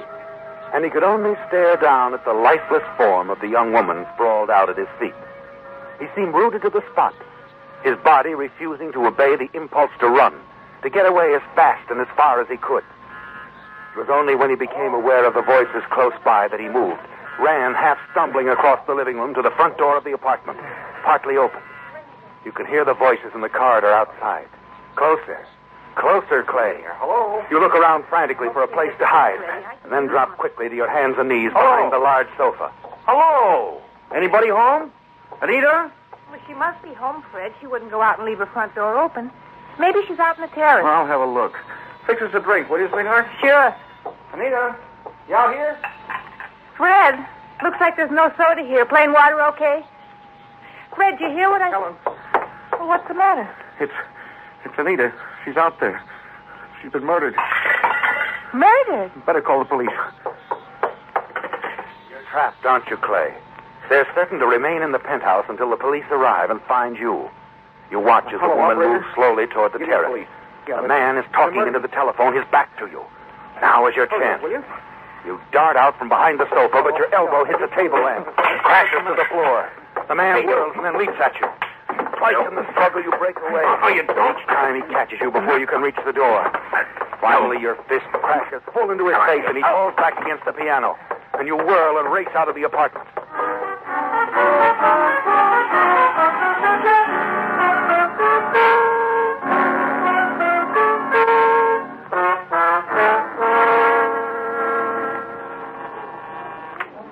Hotel Carlton, good evening. Oh, yes, room 308. Just a moment, I'll connect you. Oh, clerk. Yes, sir. Oh, good evening, Mr. Bowman. My key, please. Certainly. Enjoying your visit in town, Mr. Bowman? Huh? Oh, yes.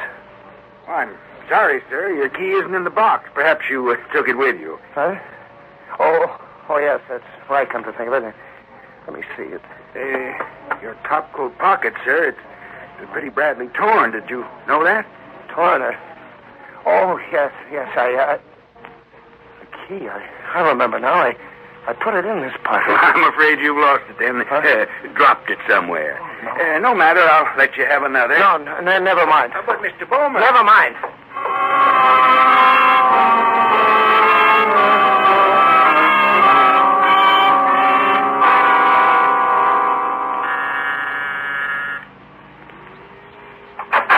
Yes, what is it? What? Well, what do you know? Clay Bowman. Hello, Tony. Well, this is a surprise. Come on in, fella. Come on in. What are you doing here in town? Business trip. Got in this afternoon. Boy, it's good to see you. It's been a long time, Clay. Yeah. It looks like you could stand a drink. Look, I've done a fool thing, Tony. I don't know what got into me. I just must have been out of my mind. Yeah, it sounds serious. It is, Tony. It's a girl I never saw her before, never even knew her name. It all started on the telephone when I tried to phone Charlie. Hey, look, I'm not following this at all. Fill me in from the top, huh? Yeah. Well, as I said, I arrived this afternoon. I found out the man I was supposed to see had gone out of town. Won't be back till Monday. So there I was, stuck here for the weekend. I didn't know what to do with myself. Here's your drink. Thanks. Well, look, Clay, why didn't you give me a buzz? Well, I planned to, Tony, but...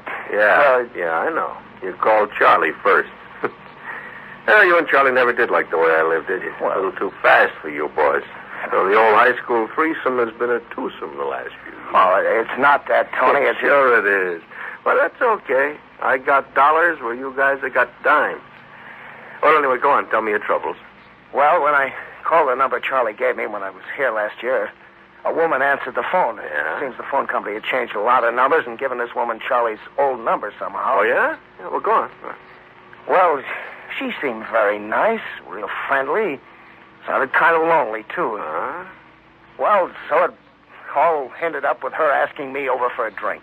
What? I don't know what made me do it, Tony. I wouldn't do anything to hurt Marcia for all the money in the world, but... No. But I didn't see anything particularly wrong in it at the time, so...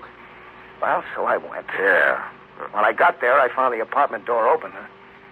I went in, and there she was. Dead. Dead? Yeah. Where'd all this happen, Clay? Oh, in a little penthouse apartment just off Sunset. Anyway, I got panicky, and I got out of there as fast as I could. I didn't want to get involved. Police, questions, a story in the papers because... Oh, sure, because of your wife, Marcia, yeah. So you ran. Anybody see you? Yeah, before I could get out, a man and a woman came to the apartment. He tried to stop me. There was a struggle. But you did get away. Yeah, that's important. This man, he doesn't know you. Oh, no. No, but in the struggle, my My coat pocket was torn.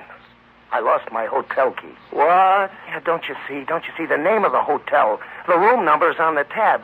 When the police find that key... Sure, they'll trace it down and identify you as the man who ran from the apartment. Oh, wow. You are in a jam, Clay. Yeah, I know.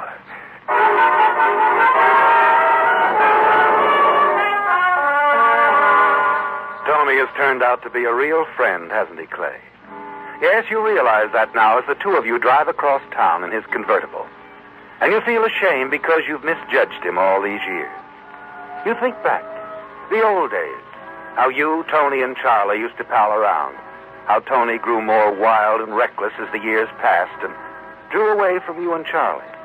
How Tony and then Charlie left the little town of Carterville for bigger things in Los Angeles. How you stayed home, married, and prospered. Why are you stopping, Tony? Because this is as far as we go. Huh? Well, surely your friend doesn't live in this neighborhood, nothing but warehouses. That's right. You can get out, Clay. What? You can get out, I said. Well, Tony, wait a minute. Well, hey, what's the idea of the gun? I've got it all figured out, friend. When the police find that hotel key, they'll think you killed Anita. And when they find you dead with a murder gun in your hand or suicide, they'll be certain. What, Tony, I don't understand. Why? Why do you want... Simple. Don't you see, Clay? I'm the one who killed Anita tonight.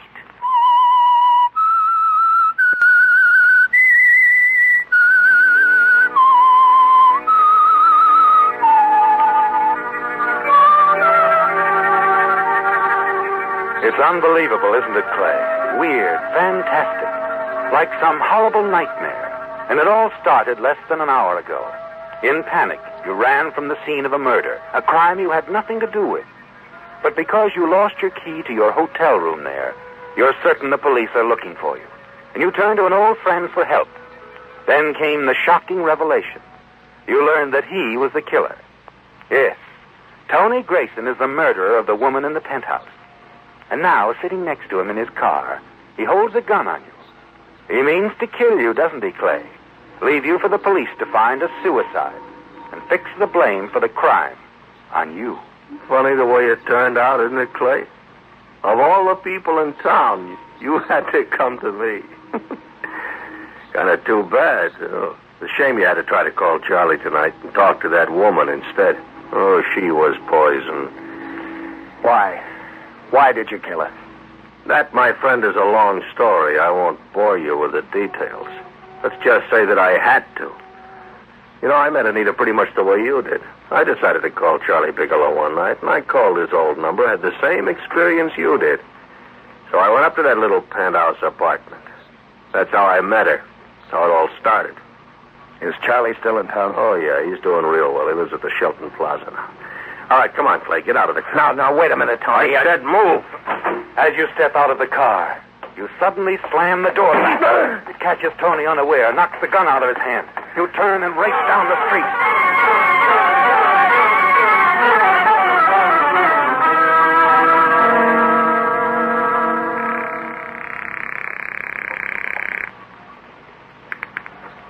Hello?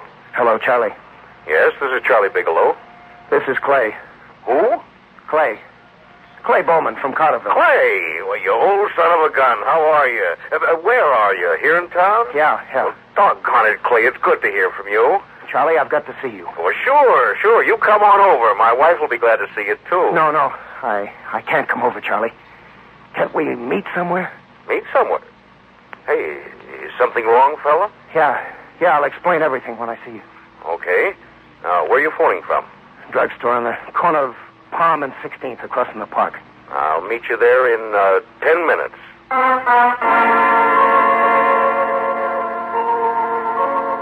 You wait and watch from the shadows of the park. The minutes drag by slowly, don't they, Clay? Then finally you see Charlie drive up and stop in front of the drugstore. You call out to him, and he hurries over. Quickly you tell him what's happened.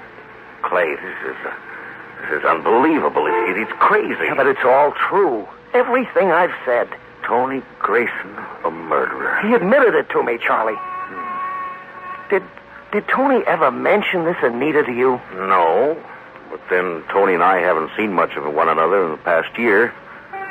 Look, Clay, why don't you go to the police? Tell them everything you've told me. Oh, look, would they believe me, my word against that of a big shot like Tony Grayson? Why not? Well, they'd want to know what I was doing there at the penthouse. Why I ran away.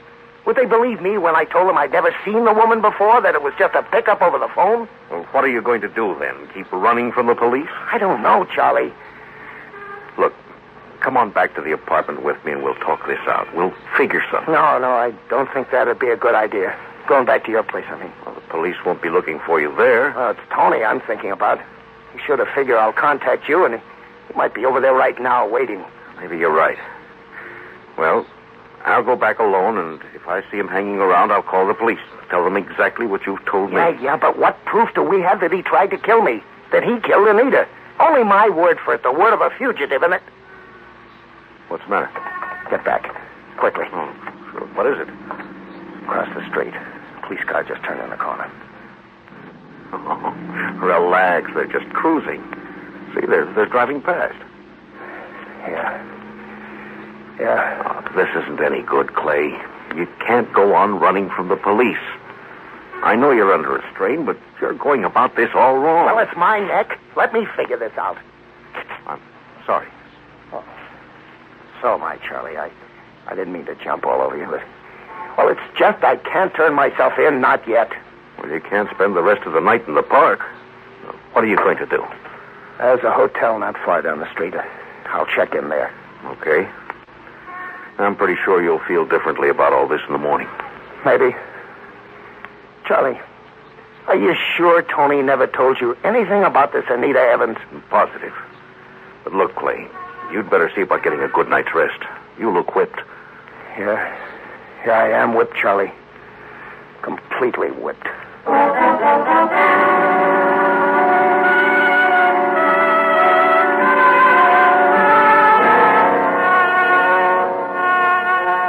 It's been a terrible strain, hasn't it, Clay? Yes. Why did you walk across the street with Charlie? You feel strangely calm. He's done that for you, hasn't he? Quiet, dependable, unexcitable Charlie Bigelow. He's helped steady you. You leave him in front of the drugstore, hurry around the corner toward the hotel. Then you remember something you wanted to ask him. You double back quickly. And as you reach the corner again, you stop in your tracks. Charlie's car is still parked at the curb, but he isn't at the wheel. And then you see him inside the drugstore talking on the telephone.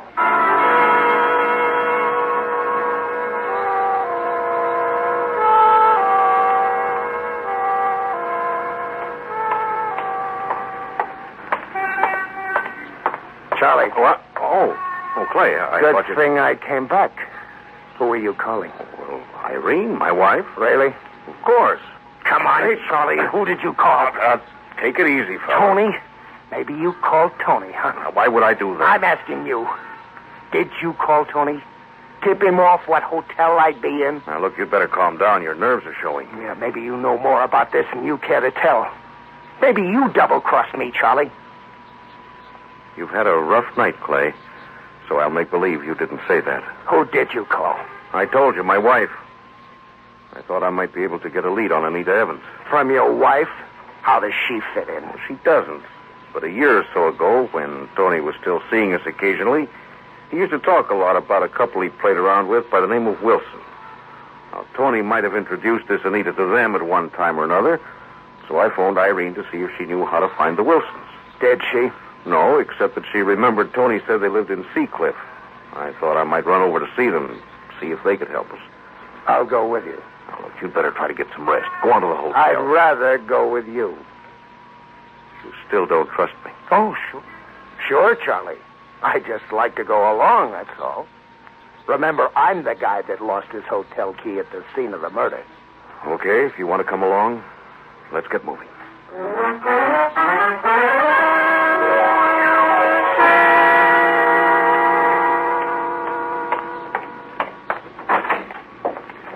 Charlie, did you find out anything from the Wilsons? Well, not much, but a little.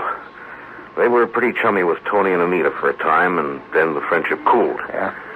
And you know what Wilson said when I told him that she'd been murdered? No. He wasn't surprised. Figured that someday some guy wouldn't hold still for her little game and get rough. Her game? It seems Anita had quite a few boyfriends, wealthy ones. Some of them married. She met a lot of them on the phone, like she did you. Wilson figured she was a blackmailer. Well, did they say anything about Tony? No, smart as he was, Tony was probably one of the more recent victims. So you're not out of this jam yet, Clay, but we've made a move in the right direction. Wait a minute, Charlie. What's the matter? Where are we going? Well, I think we have enough to tell the police, don't you? We don't have definite proof that Tony was being blackmailed, but we have a good line on Anita. And the police can take it from there. That's their job. Okay. Okay, Charlie. I'll turn myself in, but I've got to go back home first and see Marcia. Tell her exactly how everything happened. Phone her. She's your wife. You can explain. She'll understand. Understand? I don't know. How can I explain why I went to the penthouse? A pickup over the phone. Look, I didn't mean any harm, honest, but that's all it was, Charlie, a cheap little pickup. Sure. I'll try to explain it to her, sure. But I've got to do it in person by morning. Well, why? Because when the police find that hotel key, they'll trace it to me and nothing flat. I want to tell Marcia before she reads about it in the papers that the police are looking for me and that they suspect I killed a blonde who lived in a swanky penthouse. But the police have to be told about this now. When I get back from Carterville, I'll turn myself in. In the meantime, suppose Tony decides to run out. We'd be letting a murderer get away. Oh, they'll find him. If they don't pin it on me first. All right, now I'm only thinking of Marcia. What all this is going to do to her. Wait a minute. I could go to the police. Tell them. No. Bet you involved too much in this already, Charlie. I wouldn't have to be involved. I could phone them instead, an anonymous tip. The important thing is to let them know about Tony. Yeah, I guess you could do that. Hey, you just leave it to me. I'll handle it. Look, it's getting late, and you'll have to do some fast traveling to get back to Carterville before the morning papers come out. I'll tell you what, you can have my car. Well, there's a train out at midnight. No. If the police have found that hotel key, they'll be watching the bus and railroad stations, too. I better take the car. All right. All right, Charlie. And thanks. And be careful when you get home, Clay. They probably will be watching your house, too. Yeah, but I'll make it, even if they are. Once I've seen Marcia, I'm turning myself in anyway. Don't worry too much, Clay. I'm sure Marcia will understand. I hope so. I've been pretty much of a fool, haven't I, Charlie? Even if Marcia does understand, I'm afraid things will never be the same again between us.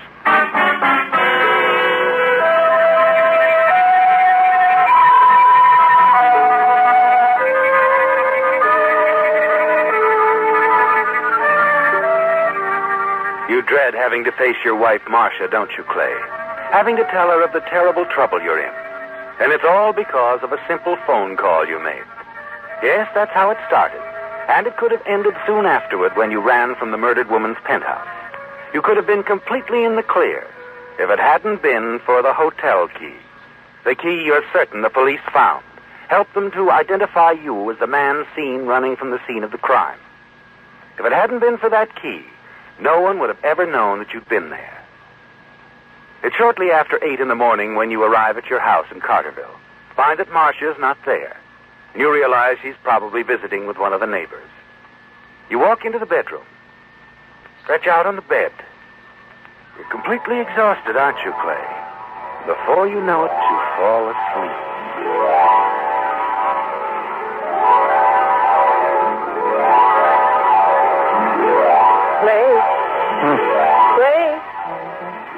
Clay.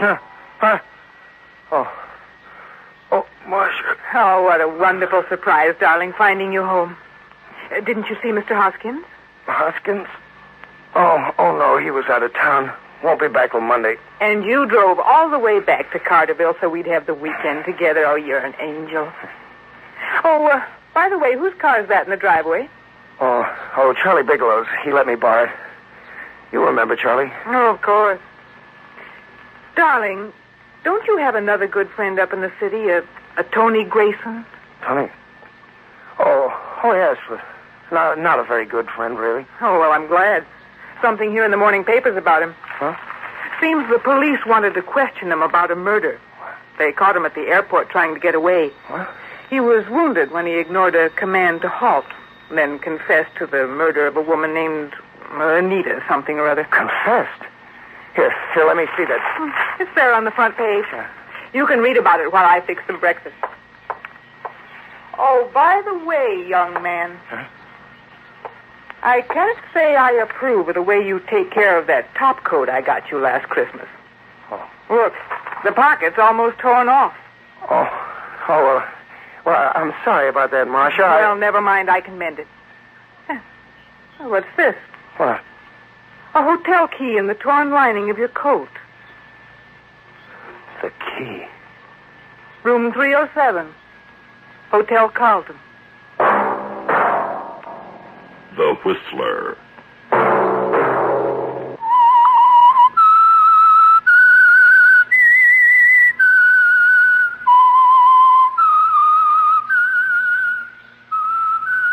The Signal Oil Program.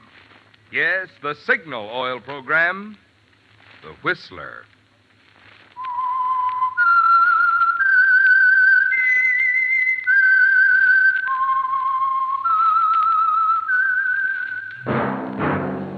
Yes, friends, that whistle is your signal for the Signal Oil Program, The Whistler. The mystery program that is unique among all mystery programs. Because even when you know who's guilty, and you see his every move or know his complete plans, you always receive a startling surprise at the final curtain. In the Signal Oil Program, The Whistler.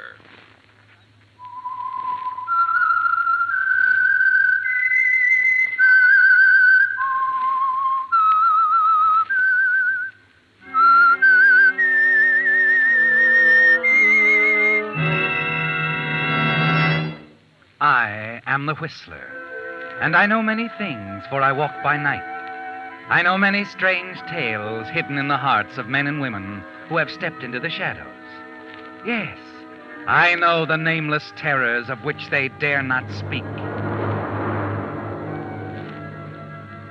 Yes, friends, it's the Whistler for tops in entertainment. And for tops in gasoline quality, it's Signal. It takes extra quality, you know, to give you extra mileage. And Signal is the famous Go Farther gasoline. So look for the Signal Circle sign in yellow and black that identifies independently operated signal stations from Canada to Mexico. And now the Whistler's strange story. Golden Opportunity.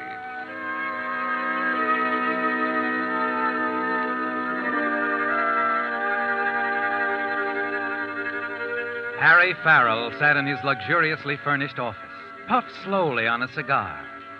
His eyes wandered over the room, the polished mahogany, thick broadloom carpets, the Gauguin canvas on the wall opposite. All the trappings of success, a reflection of his own progress. Harry Farrell had reached the top, the apex of a pyramid, with a broad, solid base built upon years of scheming, planning, meeting people, and a fortunate marriage. Anne's money had been the original foundation. Yes, in the beginning he owed everything to Anne. And now, even though he had become one of the most successful attorneys in Phoenix, he had little money of his own. Gambling debts, high personal expenses, bad speculations were a constant drain on his earnings. Yet, as long as he had Anne, he felt secure, for he knew he could always count on her to ease the financial strain. Excuse me, Mr. Farrell. Oh, Miss Mullins, what is it? I thought you'd want to know. They've come. Yeah, what's come? The travel folders. Oh, good, good. Let's have a look.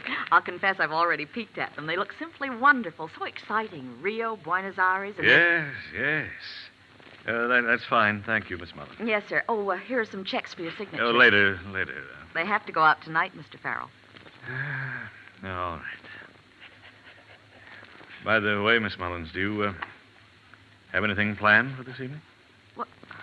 Why, no, I haven't. I wonder then if you'd mind staying on here at the office for a while. I'm expecting a phone call around 7. Might have some work for you to do. Oh. No, I won't mind, Mr. Farrell. Good. If you're going to be working, shall I call Mrs. Farrell? No, don't bother. I think your wife is so attractive, Mr. Farrell. Yes, she is. Just yesterday, Sue Avery, she's a secretary down at Hamlin Stone, came to me with the nicest compliment for Mrs. Farrell. Oh? She happened to see Mrs. Farrell going into the Arizona Biltmore for lunch. Sue said she was the smartest-looking woman in town. Yeah, that was nice of her. But she said Mr. Wolcott, he was with Mrs. Farrell. She said he was the handsomest man she'd ever seen. Well, I don't exactly agree with Here that. are the checks, Miss Mullins. Thank you. Yes, sir.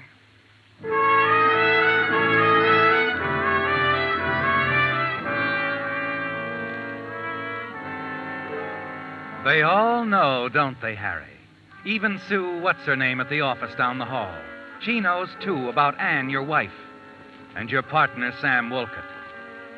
And you've known for a long time, but there was nothing you could do about it. You were willing to let things stand as they were and keep your eyes shut as long as you had to depend so heavily on Anne financially. It really didn't matter. You've forgotten when you stopped loving her. Perhaps you never did.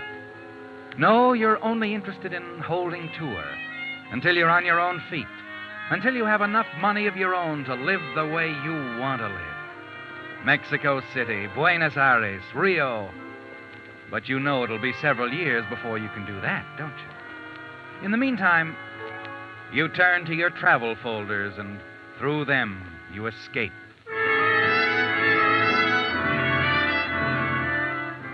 A few minutes before 7, you put down the last of the folders. And then as you lean back in your chair, you hear a door slam. And an instant later... Yes, Miss Mullins? Mr. Farrell, I think something's happened. It's Mr. Wolcott. He just came in. He looked awful. What do you mean? I can't explain it. It frightened me, the look on his face. Well, where is he? In his office. All right, I'll go in. You hurry across the room to the door leading into your partner's office. Open it. In the half light, you can see him sitting at his desk, staring vacantly at the green blotter. Sam. Sam, what's the matter? Oh, it's you. What's wrong, man? Wrong? Look, will you tell me? I killed her, Harry. I killed her. You what? I killed Anne. Anne? You don't know what you're saying. You've been drinking. Yes, that's right. I've been drinking. But I killed her, Harry. She told me it was all over between us. She was standing in the library near the fireplace. I fired. She fell down. She's dead, Harry. Mr. Farrell, shall I call the police? No. Wolcott's drunk. He doesn't know what he's saying. Don't call anyone. Yes, Mr. Farrell. I wanted to call the police. I'm running this, Sam. You're not yourself. Now lie down on that couch until I tell you to get up. I'll be back in a moment.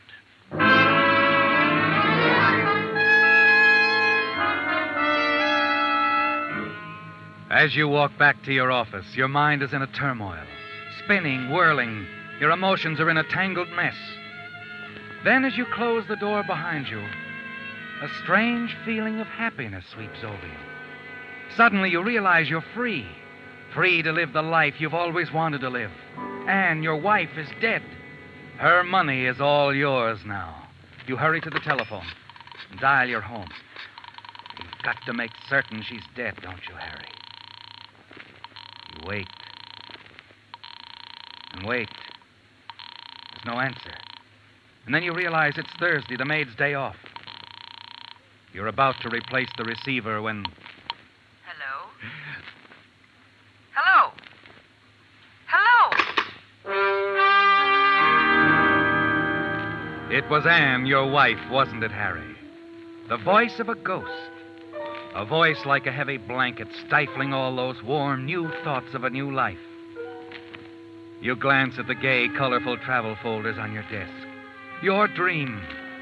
The dream that came true for but a brief moment. Anne is alive. She's ruined everything, hasn't she? No. She can't do this to me. I won't let her. I won't let her do this.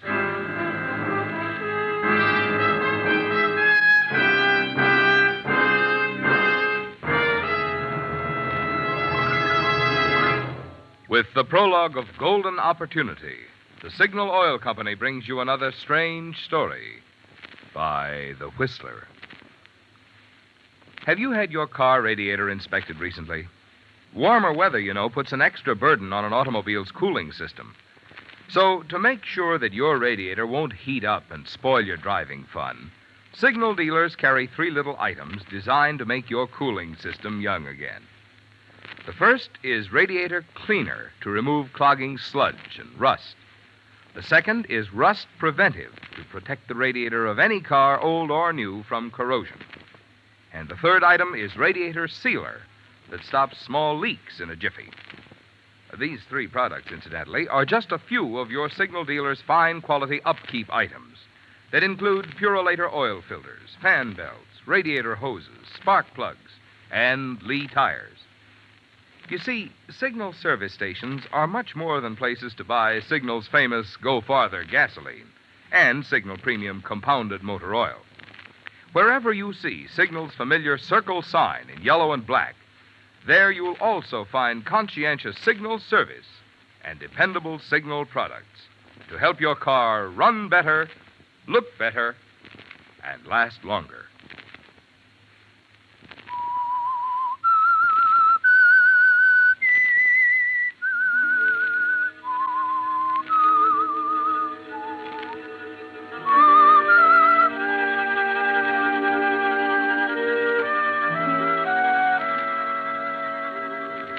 When your law partner, Sam Wolcott, told you he'd killed your wife, there was no feeling of loss, was there, Harry?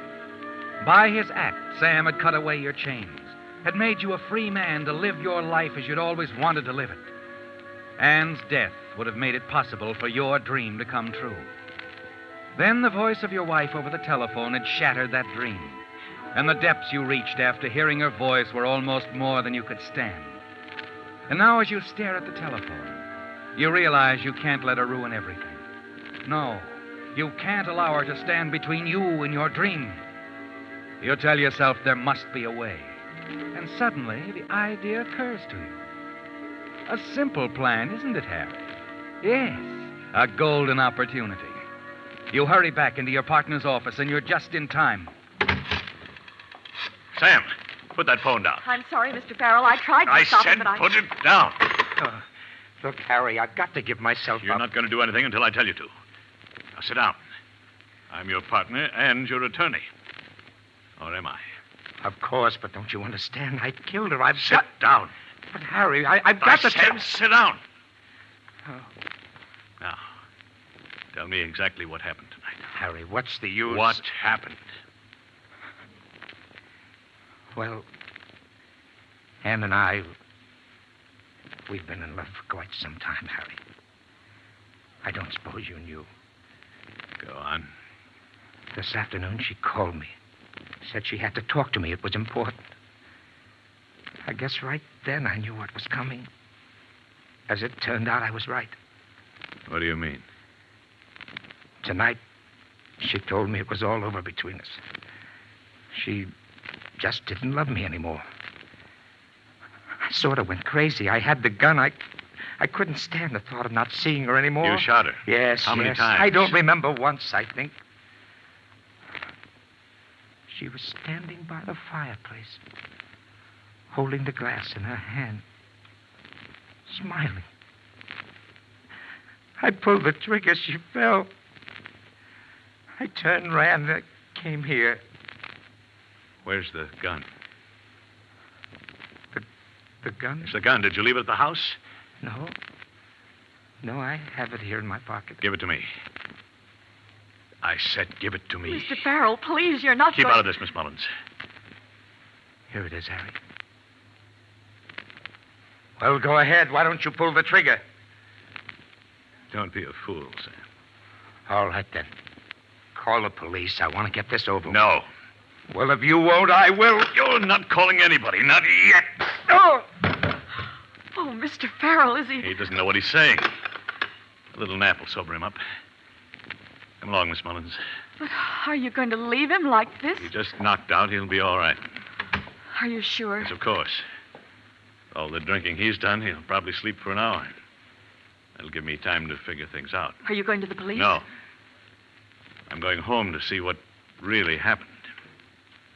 I don't call anyone while I'm gone, and if Sam should wake, don't let him call anyone. Plug the switchboard if you have to. Tell him the lines are out of order. Yes, Mr. Farrell, but You suppose can handle it, Miss Mullins. I'm counting on you. I'll handle it, Mr. Farrell. Good.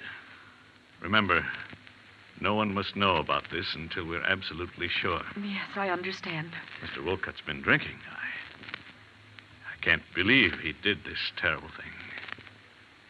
Now, remember, don't do anything till you hear from me.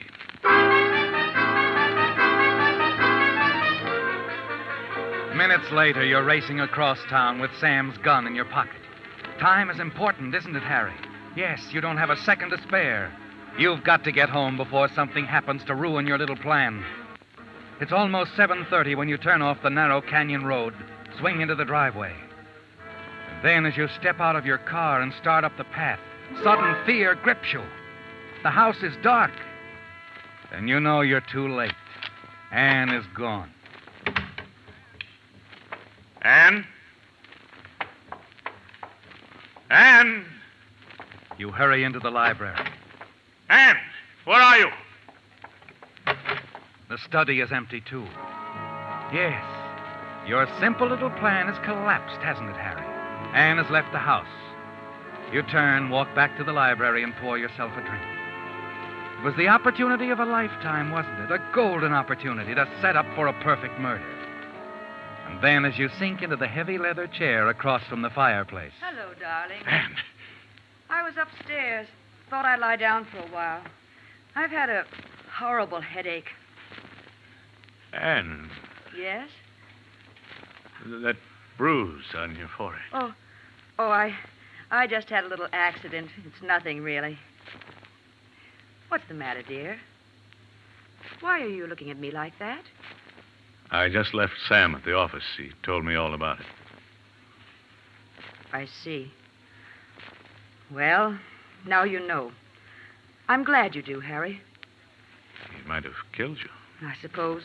I was so startled to see the gun, I jumped back, tripped over the chair. I fell just as he fired. Struck my head against the fireplace. Does anyone know about this? Did you call the doctor, the police? Of course not. You didn't tell anybody? Can't you see the headlines? Other man attempts to kill prominent attorney's wife. No, Harry, no one knows. That's fine, Anne. Fine. Did Sam tell you why he tried to kill me? Yes, Anne, he did. Were you terribly hurt? Oh, not even surprised. You knew. Everyone knew. And you didn't say a word. What good would it have done? Oh, it might have done a lot of good in the beginning. I doubt it when two people fall in But love. I wasn't in love with Sam. He thought you were? Yes, but dear, You told him you were, didn't you? Sometimes. Yes, I guess I did. But Harry, when... Oh, you know what I mean. Yes, Anne. Listen, I know what darling, you mean. please, You don't have to explain to me, Anne. I'm not blaming you. But I want to explain. I never loved him, really. It was just that, well, you became so wrapped up in your work, always in court. I was bored. Yes, I understand. I only turned to him because you weren't around. I'm sorry, darling. Very, very sorry. I hope you can forgive me. Please, Harry, you must forgive me. You've got to know it always was you. No one else but you. Yes, of course. I hope you can forget, too, darling. I'll do all I can to make it up to you. I'll do anything. Will you, Anne? I've been thinking. You've always wanted to go to South America. Why don't we go, Harry, the two of us? Oh, we'll make it a wonderful trip. A second honeymoon. I don't know. What do you say, darling? A second honeymoon. You're sure that's what you want? Mm-hmm. Move over. Yes, sure. But, first, how about fixing my drink? All right, give me your glass. I left the decanter near the fireplace. Think I'll have one myself. You know, Harry, my headache's almost gone now. That's fine. What'd you have in your drink, darling? Plain water or soda? Harry, did you have plain water or...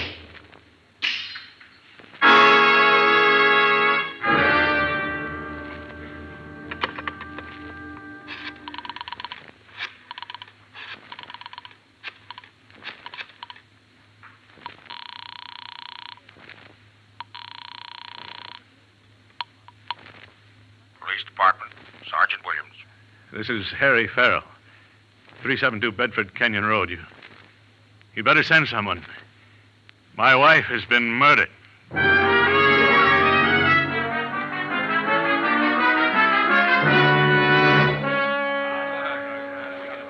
And that's all I know, Lieutenant. When my partner told me what had happened, I rushed here, found her like this. Uh-huh.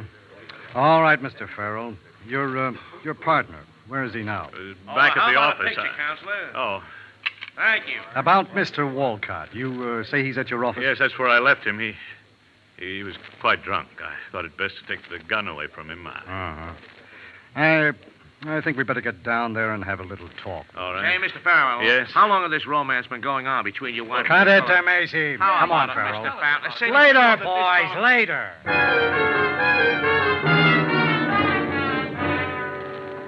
A half hour later, you're back at the office. Listen to the police lieutenant quietly questioning your partner, Sam Wilkins. Miss Mullins is there, too, and she serves as an excellent witness. That's right, Lieutenant. It's just as Mr. Farrell said. Mr. Wolcott came into the office shortly before 7. He admitted shooting Mrs. Farrell. Okay, thanks. All right, Walcott, just a few more questions. Look, I told you I killed her. What more do you want? Take me down, book me. Let's get this thing over with. Sure. Anything you say. Let's go.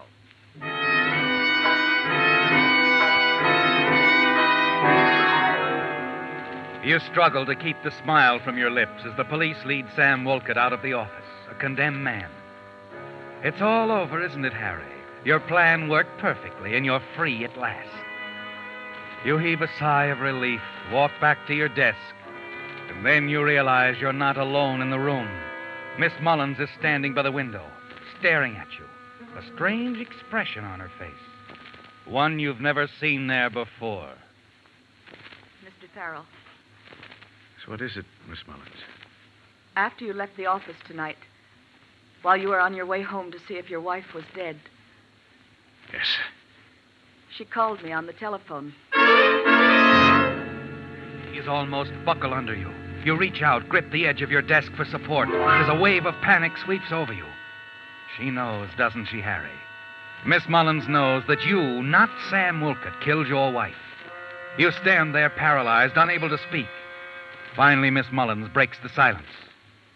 She called about some tickets. Wanted me to arrange passage for the two of you to South America. A second honeymoon, she said. I see. Mr. Farrell, Yes. you don't have to be afraid. I won't tell anyone. What was that again? I said, you don't need to worry. I'll never tell a soul. I know it's wrong, but I can't help it. You're doing this for me, aren't you, Miss Mullins? Yes. Well, I guess I haven't been very observant, No. Mildred. No, I guess you haven't. I wish now that I'd known. Would it have made any difference? Yes, I'm sure it would. I wish I could believe that. Still not too late. Let me prove it to you, Mildred. Harry, Mildred. Here. Here, look. The folder's there on my desk. Yes? Pick one out. What? Yes, go ahead. Pick one out. Anyone. All right. There. Destination. Mexico City. And the hotel?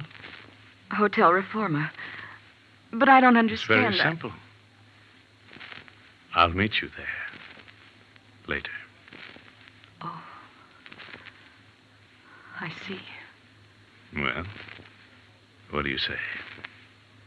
You really don't have to do this, you know. I'd never tell anyone. I want it that way, Mildred. You can get a plane out of town tonight. I'll give you the money you need. 2,000 should do it. There's that much in the safe here. Well, You'll meet me in Mexico City. as soon as I can. It all depends on the trial, Sam's trial. But I'll meet you when it's over, Mildred. I promise. All right, Harry. I'll leave tonight.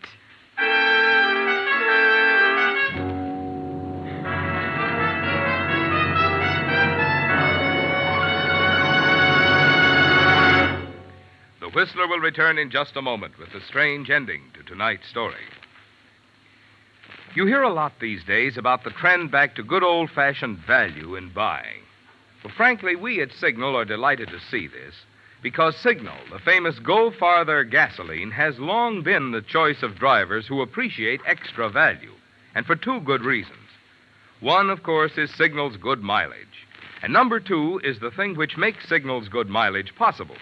I mean the extra efficiency today's Signal gasoline coaxes from your motor. Because when your motor runs more efficiently, you also enjoy faster pickup and smoother power.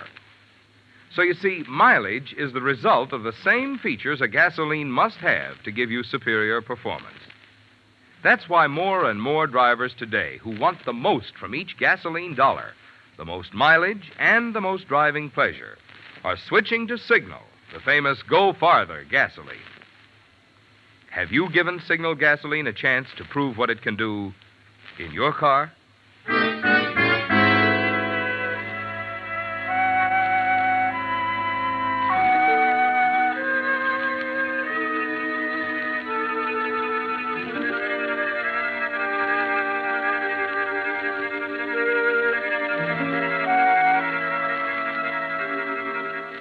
It's over, isn't it, Harry? As you waited, well hidden in the shadows at the airport, you watched your secretary, Miss Mullins, step aboard the plane. Minutes later, you saw it take off. And the one remaining threat to the success of your plan is gone. You're not worried anymore about Mildred, are you? You're certain she'll never tell anyone that you, not Sam Walcott, killed your wife. Then, after the trial, after your partner has been convicted of a crime you committed, you'll join Mildred in Mexico City. That's what she wants, isn't it? And why not? Who knows what may happen in Mexico? An hour after you leave the airport, you're back at the house. As you step up to the front door and fumble with your keys, a voice drifts out of the darkness beside you. I've been waiting for you, Farrell. What? Oh, it's you, Lieutenant. Yeah. I think you better come along with me. But what's the matter? You're under arrest. Under arrest? For the murder of your wife. That's ridiculous. Sam Wolcott confessed he killed her. You made a bad mistake when you killed your wife, Farrell. You see, you picked the wrong library. Walcott confessed shooting your wife in the library, all right, but it wasn't the library of his house. And that bullet that missed her, it's there, too. Embedded in the mantelpiece.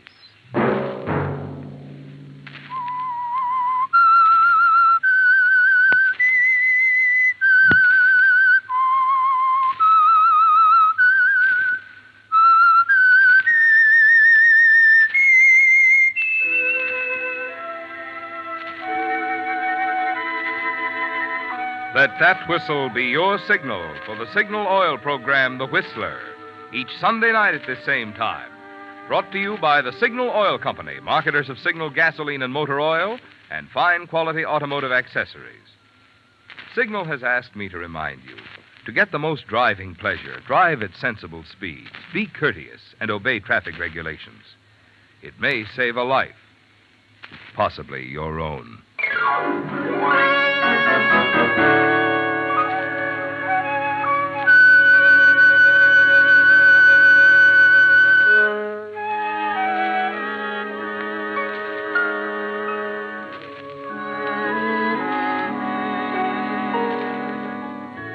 Featured in tonight's story were Willard Waterman, Monty Margetts, Lois Moran, and Walty Mayer.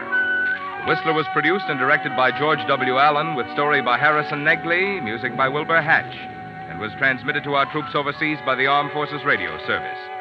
The Whistler is entirely fictional, and all characters portrayed on The Whistler are also fictional. Any similarity of names or resemblance to persons living or dead is purely coincidental.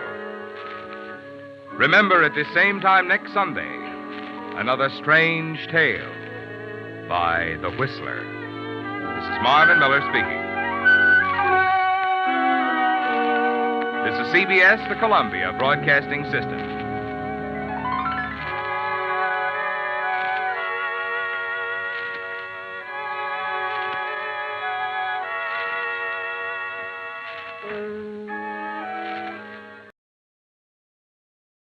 The Signal Oil Program, The Whistler.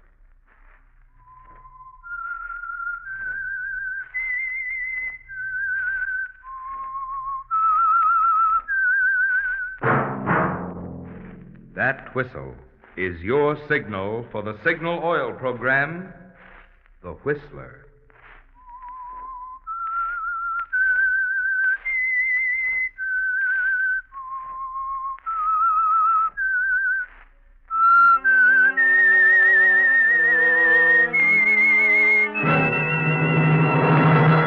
I am the Whistler, and I know many things, for I walk by night. I know many strange tales hidden in the hearts of men and women who have stepped into the shadows.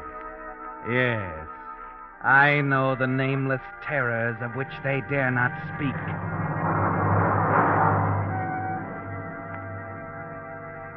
Yes, friends, it's time for the Signal Oil Program, The Whistler.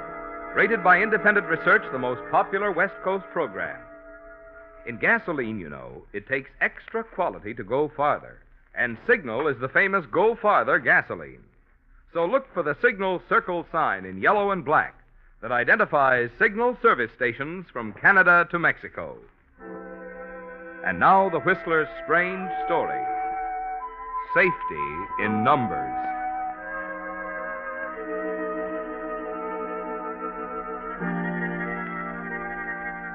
It was a calm night, almost too calm, with a thick mist hanging low over the ocean.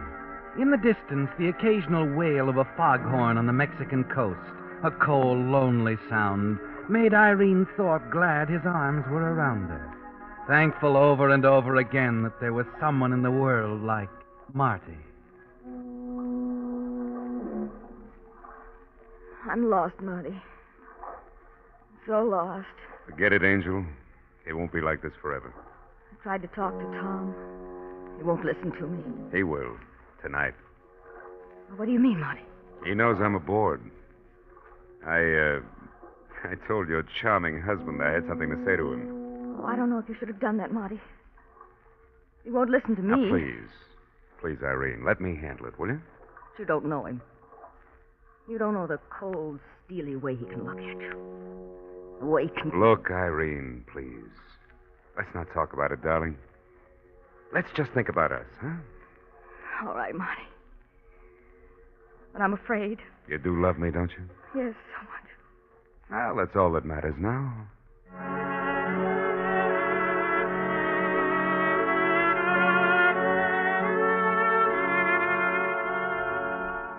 Yes, Irene, you're thankful for Marty Kruger. Thankful that you've had someone to turn to during the long, maddening years since your husband, Tom Thorpe, and his partner, Sam Romano, towed the gambling ship Golden Chance into Mexican waters, anchored it off the seaport town of San Vicente, and had begun to pile up a fortune. A year ago, the money had seemed important. But you hate it now. Hate the Golden Chance. And most of all, hate Tom Thorpe for making you a part of it. And even as you stand there close to Marty in the blackness at the bow of the vessel, you find it hard to shake the feeling that something is going to happen, that all your hatred is coming to a climax, soon perhaps, even tonight. Marty. Yes, darling? I'm scared. I'm still scared. Oh. Listen, Angel, get hold of yourself. I'll just see Tom. It's not that. It's something else. What? Did you ever feel you could kill someone? Baby. Baby, I don't know what's the matter with you tonight, but that kind of talk is no good. I know it isn't. I can't help it, Marty. I want to kill him. Down inside, I want to kill him. It's not just you and me. It's everything that's happened during the past year. All the secrecy, the whisperings. The way that awful Sam Romano watches me whenever I'm aboard. But Romano's a gambler. All gamblers are suspicious. But it's more than that. Something's happening on this boat. I know it. The money, Marty. Where are they getting all that money? 10 customers, 15, 20 a night. It's not coming from them. It couldn't. Wait a minute. Oh. Senor Kruger? Oh, yes? What do you want? Senor Torp. He would like to see you in his office now. Oh? I'll be right with you. Thank you, senor. I would not delay if I were you. It is rather urgent. I'll be back in 10 minutes. Wait for me here, darling. Be careful, Marty. You can't tell what he'll do when you tell him that his wife is in love with you. I'll handle him, baby. Hey, how about one more, huh? For luck? Oh, Marty, darling. No. Yeah, I'll be back in 10 minutes, Angel. And from here on out, we've got a lifetime together.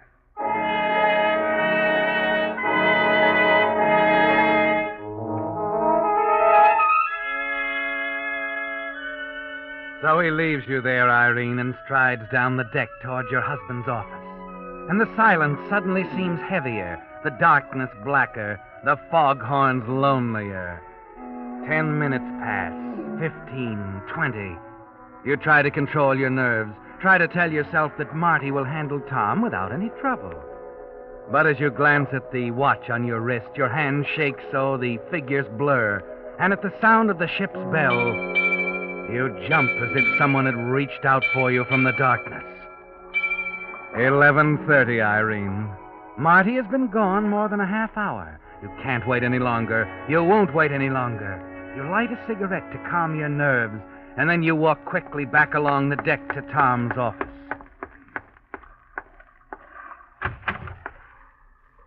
Hello, Irene. Hello, Tom.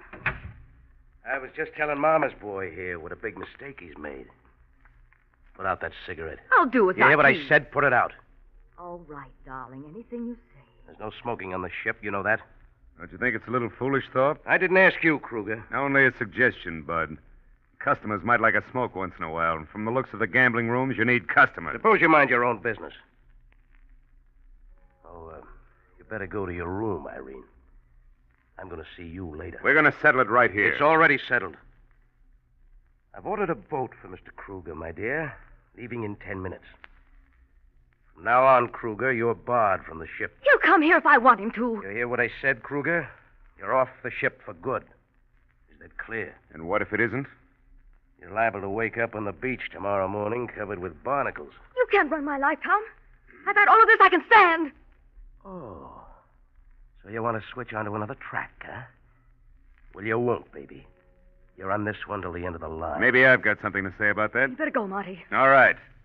But you're coming with me. She's not going anywhere. Come on, Irene. You hear what I said? Sure. But I just don't agree, that's all. You know, I don't like you, Kruger.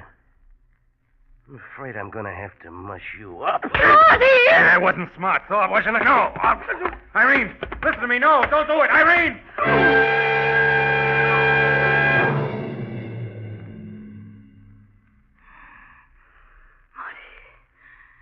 Oh, Marty. Irene, the paper knife.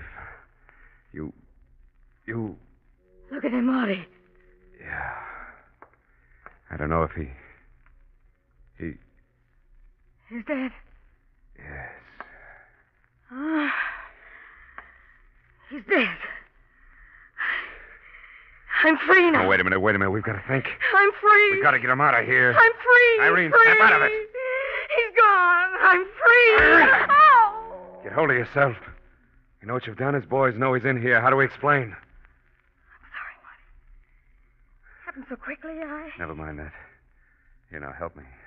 We got to get him over the side. We'll tell him he fell. They'll find the body. They'll know. We got to take that chance. There's no other way to cover up. Yes. Yes, Marty. Oh, come on. Oh. Stop, it's Andy. Irene, good Lord, who's that? Andy. Tom's right-hand man. Stall him. You hear? Tell him just a I minute. don't know what to say. Just a minute, Andy. What do we do? The vault. Look, the vault's open. It's big enough. Help me put the body in there. Yes. All right, easy. Wait a minute. Easy. There. Now. I'll move back from the door so I can close it. That ought to hold him. Mr. Thorpe, this is important. Listen to me. Here's what you do. I stand in the corner by the body. You hear? Where he can't see me. We're having an argument. You get it? About another girl. Now, you do all the talking, and don't let him inside that door. All right, I'll try. All right, now pull yourself together and go into your act. I don't care, Tom. Makes no difference to me. You want to play around with that cheap little tramp?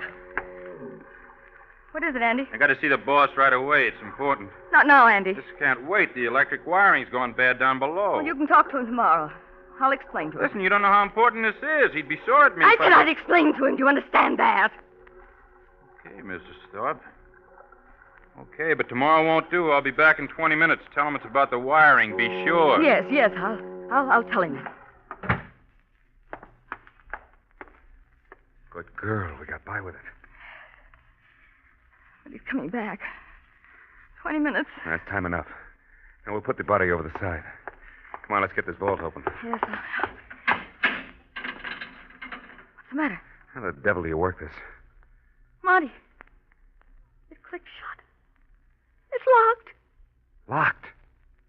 Well, you know the combination, don't you? No, I don't. What? Nobody but his partner, Sam Romano, knows it. What, you mean we can't open it? Irene, everybody on the ship knows Tom's here in the office. Oh, Marty. What are we going to do?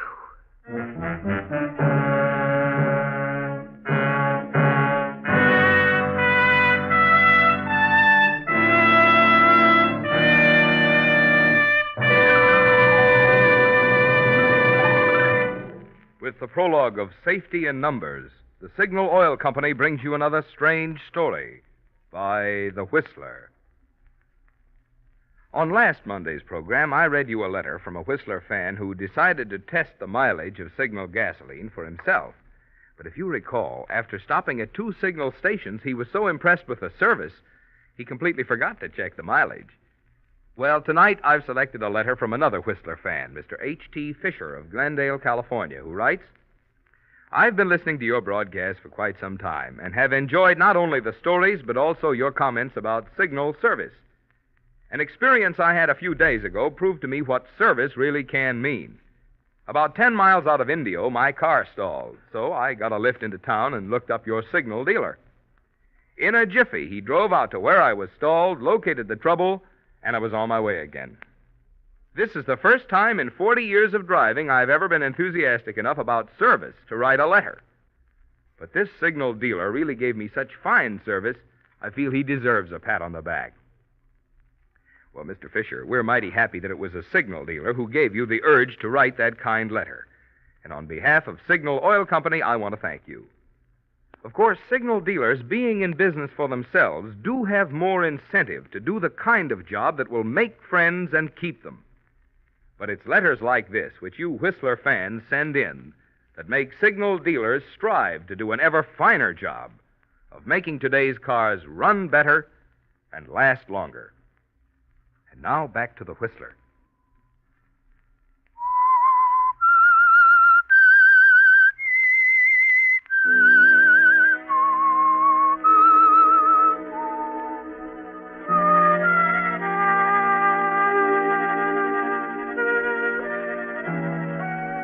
It all happened in a flash, didn't it, Irene?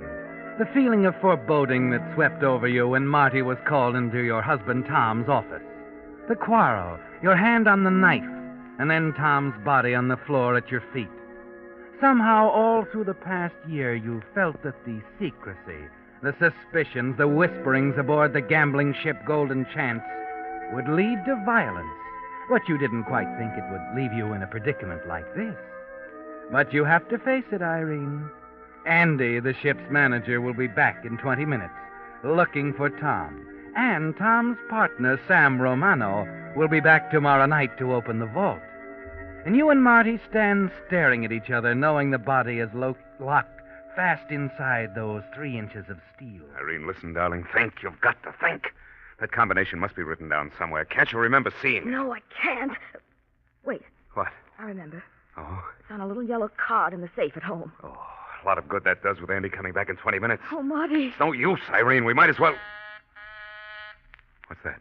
Speaker system. Someone's calling Tom. Don't answer it. No, I better. Yes? The boat you ordered, Mr. Thorpe. It is alongside, waiting. What? Oh, all right. Thanks. I'll be right up. Baby, there's our answer to everything. The boat Tom ordered for me. Marty, are you going to try to... Sure. Sure, I'll wear his overcoat and his muffler. As far as they know, he's leaving the ship. Now, you carry the ball if we meet anybody. Oh, Marty, Never mind that now. You're a good actress a few minutes ago. You've got to do it again.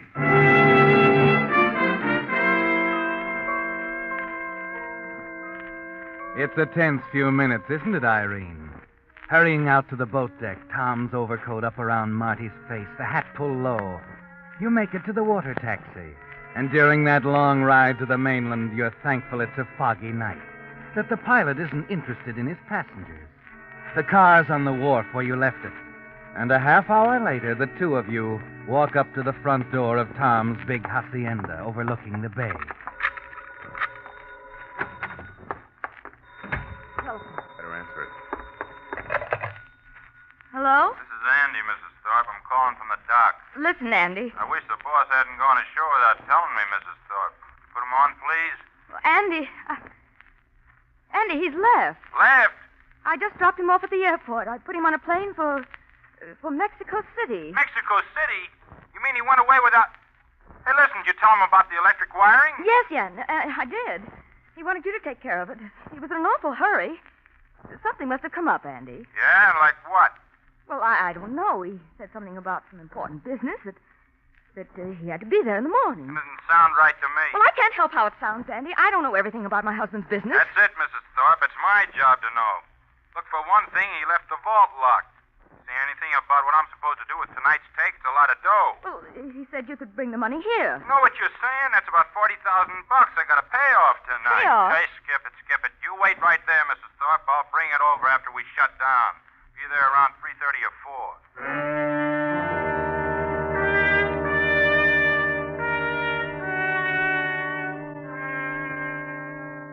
Well, Irene, you know you can't go back to the gambling ship now, can you? There's nothing to do but sit and wait for Andy. Stare at Marty, light cigarettes, put them out, pour drinks, and forget about them. Stare at the little yellow slip of cardboard with a combination to the vault on it until you can repeat them backwards and sideways. And then finally at 4 a.m. There he is. All right, baby. Get rid of him fast. I'll wait in the other room. We'll get back out to the ship as soon as he's gone. Take your drink. I got it. Go on. Ah, sorry to lean on the bell like that, Mrs. Thorpe. Thought maybe you'd fallen asleep. I am tired. You know, I still can't get over the boss pulling a trick like this, leaving without telling anybody. He's been acting strange lately. I hadn't noticed it until tonight. Did he say anything to you on the way home? Not much. He was awfully tired, I guess. And still he piled right onto a plane without getting a night's sleep, eh? Nothing makes sense, does it? I don't know, Andy. I only told you what I know. Sure. I was just wondering what Sam Romano's going to say when he finds his partner ran out. What do you mean, ran out? That's something you wouldn't understand. Okay, Mrs. Thorpe, here's the cash. Orders is orders. You're sure they're his orders? Oh, of course. Wall safe's right over there. I left it open for you. Okay, awful screwy, though, leaving $42,000 in a sardine can like this. It's all right, Andy. Just close it and give the knob a whirl. No one will know it's here. Just us, eh? All right. That does it. Meet you here in the morning, Mrs. Thorpe, so we can go down to the bank together. Fine, Andy. I'll be there. Sure. But let's not kid ourselves, Mrs. Thorpe. That stuff about a business trip in Mexico City's as queer as a $3 bill. I wonder what Romano's going to think. Oh, well, I'm sure he'll understand. And don't worry about the money. No, and don't you. You see, just to be sure, I'm posting a few of the boys outside. They'll stand guard for you, Mrs. Thorpe, so no one can enter or leave the house without being seen. Night. Andy, Yeah? Nothing. Good night. Night. Oh. Marty, did you hear what he said? Yeah. We can't leave the house. We've got to wait. But what about Romano? He's getting in tomorrow night. If we don't get to the vault before he does... We will. Now, look, I was thinking while Andy was here. We've got to slow down, baby. We've been going too fast. Now, we're safe as long as that body's locked in that vault. Safe? Oh, Marty. I know, Angel, I know. We're on a spot, but we're going to make it. You could have walked out on me, Marty. No, baby. I'm with you all the way. Oh, kiss me, Marty. Kiss me. Oh, Marty, maybe you should try to sneak out and get to this ship right now. With Andy's watchdogs around the house? Not a chance. Besides, I'd never get aboard without you. Now, look, darling, just concentrate on playing that bank routine right tomorrow morning. The rest we'll take care of when we come to it.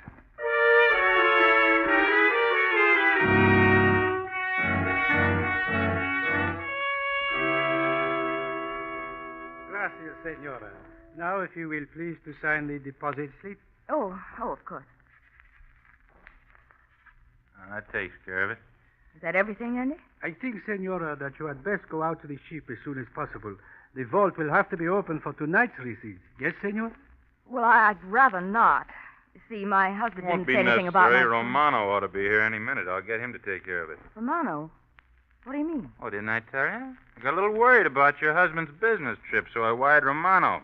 He's getting in this morning instead of tonight. But What's the matter, Mrs. Thorpe? Something wrong with that? No. No, excuse me, Andy. I have to go, really. What's your hurry? I'm sorry, Andy. I have to meet someone. It's a personal matter.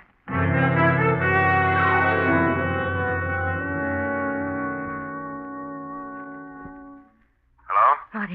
Marty, I had to call. What's the matter? We can't wait till tonight. Romano's here now. Romano? Well, he wasn't coming I tell you, he's here. Now, we've got to go out to the ship right now. I'll meet you at the dock in an hour. Wait a minute. We can't go out there in broad daylight. There are boats going back and forth all the time with supplies and things. The gambling deck will be closed up. All right, baby. I'll have the boat ready. I'll see you at the dock.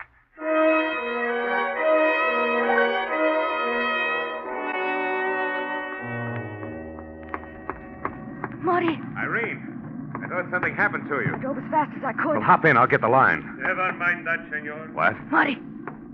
You will please turn off the motor and step onto the dock. Wait a minute. What's this all about? Please, senor. You only implicate yourself further when you present arguments to the police. Yeah. I guess you were right about Romano. We have discussed the matter at length with Senor Romano. That, of course, is why we must take you into custody.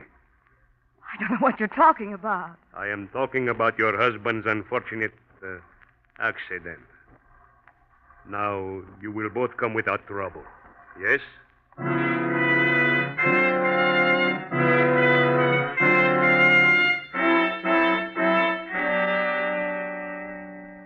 Yes, Irene. You follow him quietly to the official car waiting near the dock.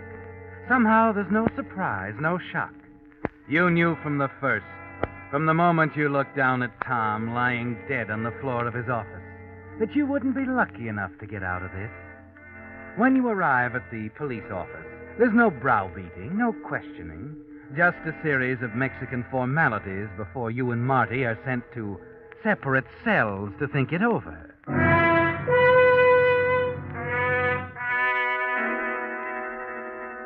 The hours pass slowly, agonizingly. At 7, another polite official brings you your dinner, but you send it back untouched. Lie down and try to sleep. Somehow you manage to drop off for a few more hours.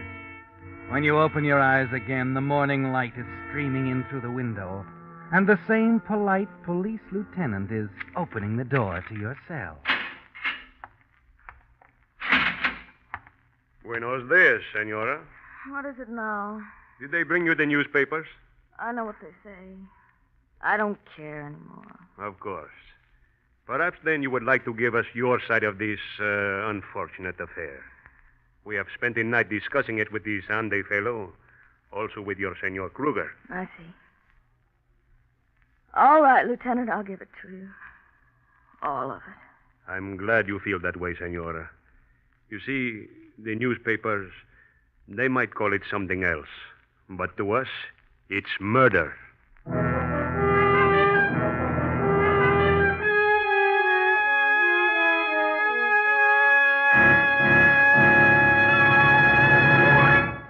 The Whistler will return in just a moment with the strange ending to tonight's story. At the beginning of these programs, you've heard me say in gasoline, it takes extra quality to go farther. And, of course, if you've lived out west any length of time, you know Signal is the famous Go Farther gasoline. But perhaps you're one of those folks who like proof. So I'd like to take just a moment now to explain what those qualities are that make Signal's good mileage possible. Look at it this way.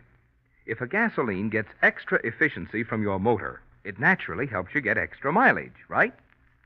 Well, when science increased the power of today's Signal gasoline, they also gave you quicker starting, faster pickup, and quieter, higher anti-knock. And it's because of this improved performance that you now go farther than ever with Signal gasoline. That's why Signal says, check your speedometer for the best yardstick of gasoline quality. You'll find it does take extra quality to go farther. And Signal is the famous Go Farther gasoline. Now back to the Whistler.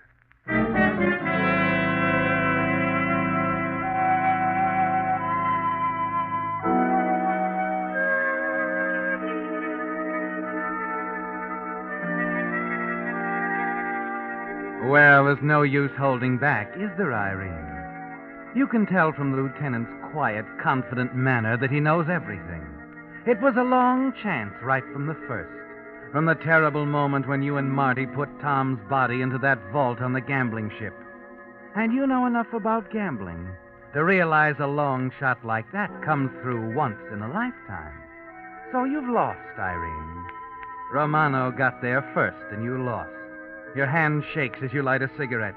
Your voice trembles a little as you finish telling the lieutenant the story. Well, that is most interesting, Senora. There is so very much more in this case than we realized. What do you mean? And the others gave us a slightly different version.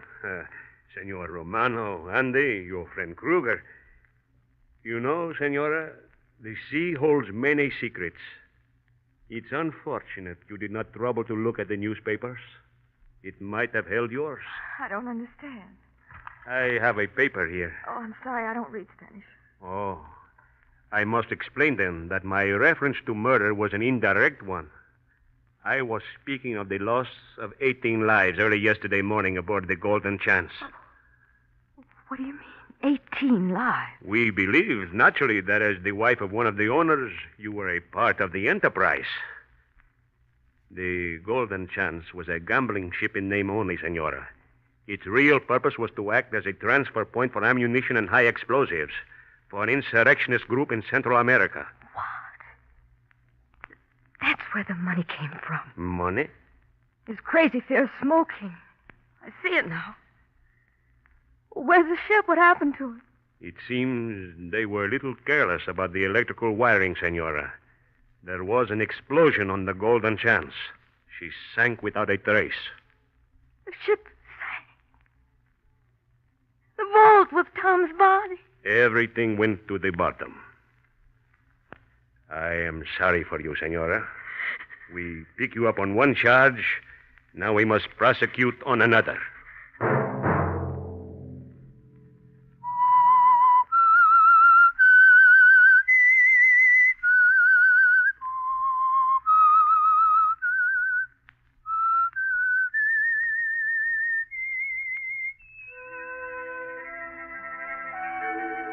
Let that whistle be your signal for the Signal Oil program, The Whistler, each Monday at 9. Brought to you by the Signal Oil Company, marketers of Signal gasoline and motor oil and fine quality automotive accessories. Signal has asked me to remind you, to get the most driving pleasure, drive at sensible speeds, be courteous, and obey traffic regulations. It may save a life, possibly your own.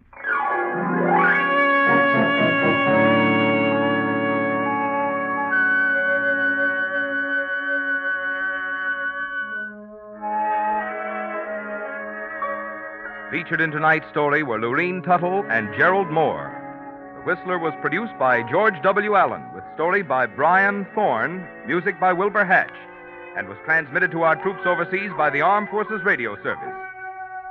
This is Marvin Miller speaking for the Signal Oil Company.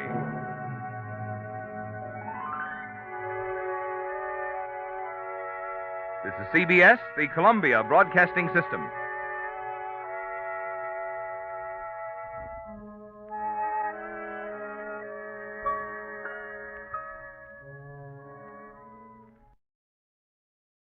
And now, stay tuned for the mystery program that is unique among all mystery programs. Because even when you know who is guilty, you always receive a startling surprise at the final curtain. in the Signal Oil program, The Whistler, transcribed by the Signal Oil Company to enable the entire production staff of The Whistler to spend the Christmas weekend at home with their families.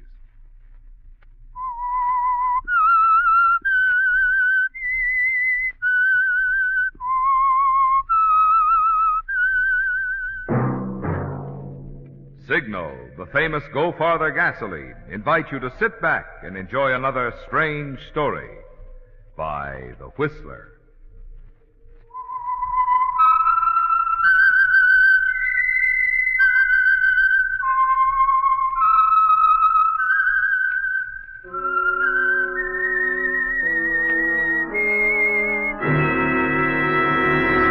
I am the Whistler. And I know many things, for I walk by night. I know many strange tales hidden in the hearts of men and women who have stepped into the shadows. Yes, I know the nameless terrors of which they dare not speak. And now for the Signal Oil Company, The Whistler's strange story, Christmas Gift.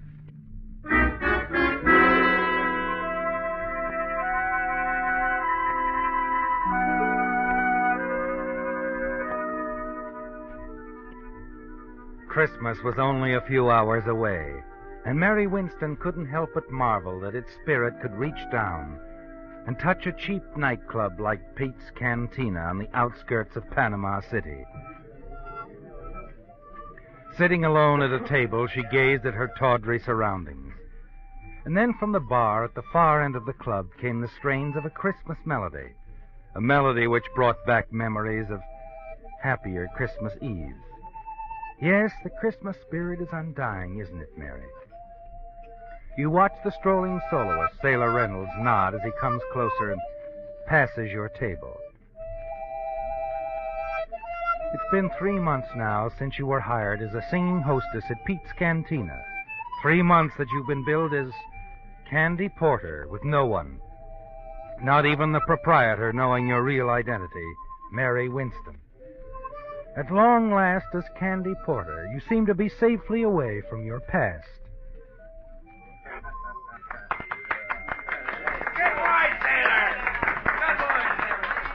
As the music ends, you look up, aware suddenly that Pete Gardinas, the rolling, heavy-set proprietor, is approaching your table.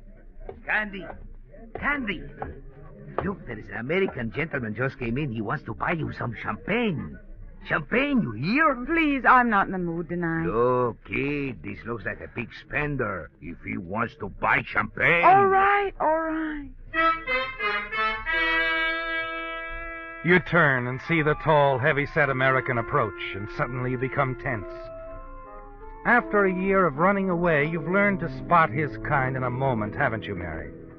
You're certain he's a detective. And now you have to fight to remain calm as he approaches. Sit down, Mr. Fontaine. Sit down. Sure you don't mind, Miss Porter? Of course not. Thanks. In that case, I will. I'll go get the champagne. I keep him on ice. 11 years old, too. Cigarette, Mr. Fontaine? No, thanks. You don't mind if I do? Oh, no, of course not. Oh, here. Light? Thanks. Well, this is very unusual for me, spending the Christmas season so far away from home. Mm-hmm. How come? Business. Important business. Couldn't it wait? No.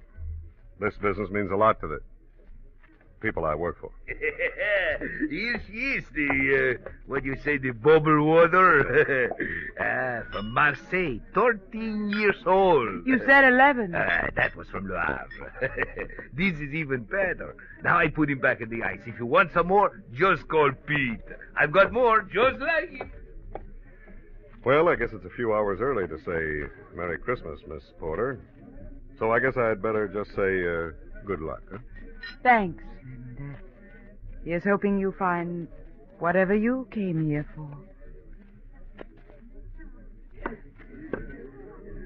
Oh, I've already found what I came for. You see, I came for you, Mary Winston.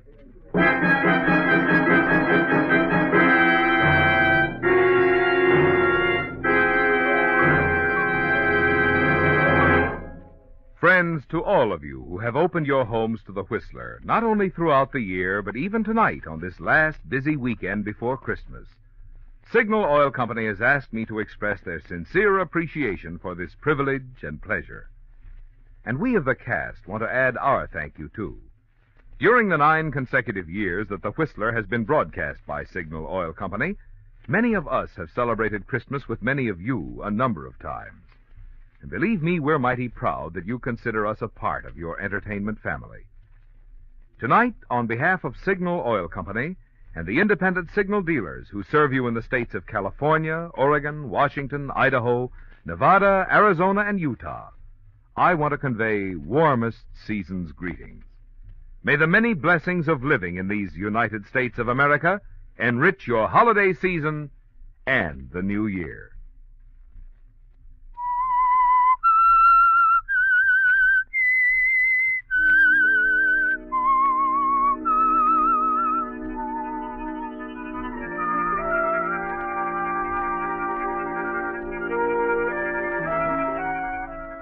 It's ironic, isn't it, Mary? A sorry Christmas gift after all the months of hiding, running from one town and then another, using a different name in each place, but never your own, Mary Winston. These past 3 months you've been known as Candy Porter, singing hostess in Pete's Cantina here in Panama City. And now this detective sitting across from you has called you by your real name, Mary Winston. And you can't run, can you, Mary? Facing Fontaine, you decide there's only one move you can make. That you've only one card left. But if you play it wisely, carefully, it might prove to be an ace. You say you came here after me, Mr. Fontaine? Mm-hmm. I don't know what you mean. I think you do. And if I were you, I'd be ready to leave for Los Angeles in the morning, Miss Winston. Like the billing says, my name is Candy Porter. I know what the billing says. I know what it said in Brooklyn when you were billed as Doris Trent. In Denver when you were billed as Gladys James. But when you took a powder out of Los Angeles a year ago, you were Mary Winston. You know, it's strange you're mentioning Mary Winston. I was even thinking about her when you came in. A lot of other people have mistaken me for Mary Winston. We could have passed for twin sisters. She was my best friend. I could tell you a lot about her if you feel like listening. Sure. I'll listen. Go ahead and talk if it'll make you feel any better. We can't get away until tomorrow morning anyway. The more you tell now, the less you'll have to tell later. Thanks. You see, Mr. Fontaine, Mary Winston was just a good kid who got a bad break. She was in love with a swell guy, but scared to death of a hoodlum. It's an unusual story, Mr. Fontaine.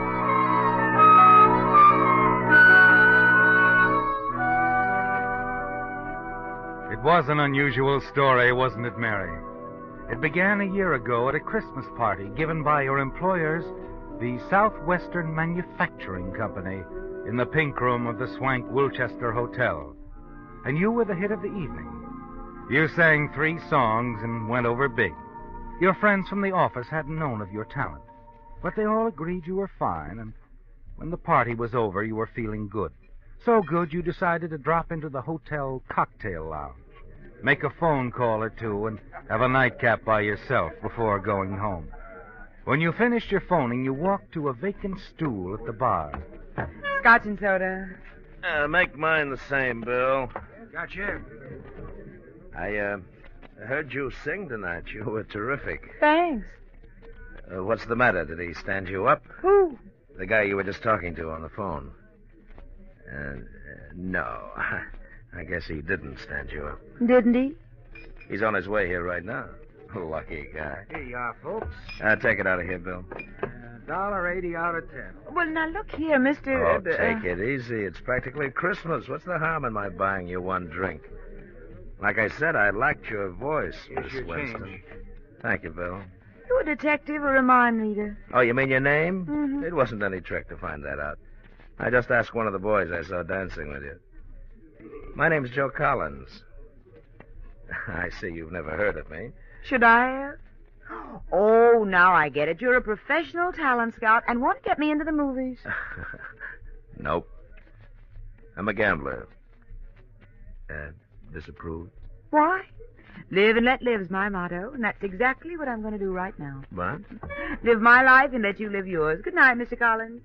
Just think I can tell the girls at the office tomorrow I met a real live gambler. Wait a minute. You could tell them a lot more than that if you believed in your voice as much as I do. Really? Mm-hmm. You've heard of Domingo's out on Sunset, haven't you? It's an undercover gambling club, isn't it? It's more than a gambling club. There's a swell floor show. A lot of big people go out there, people that count. And all intimate friends of yours, I'm sure. No, but I know quite a few. Some who could push you right to the top with that voice of yours. Mr. Collins, this is the oldest line I ever heard. It's not a line, but skip it. Go on home, listen to the radio, eat candy. You can have a terrific time. If you go to Domingo's with me, you can't tell what might happen. You might have to meet a couple of show producers, maybe even sing. So play it safe. Go on home. Maybe dull, but you'll always get to work on time. Is that all you have to say? Yeah, that's all. Except, nighty-night. Wait a minute. Yeah? Could we be back early? We'll leave any time you say. Well, what are we waiting for? Well, now you're making sense. I'll call a cab. Well, never mind. I have a car. It's parked right around the corner.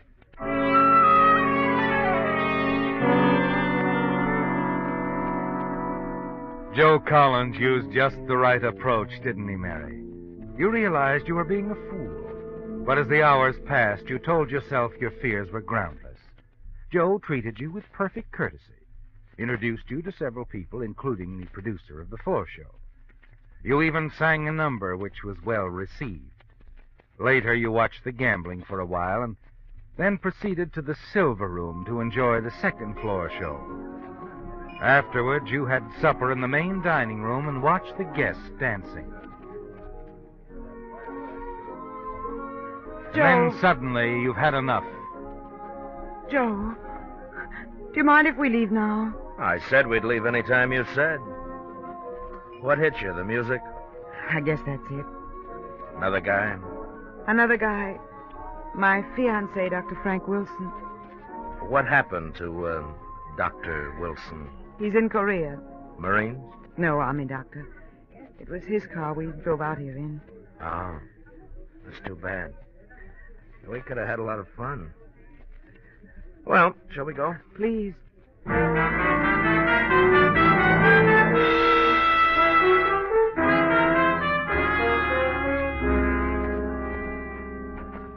Hop in, unless you want me to drive. No, I'll drive. Good. We'll probably be safer that way.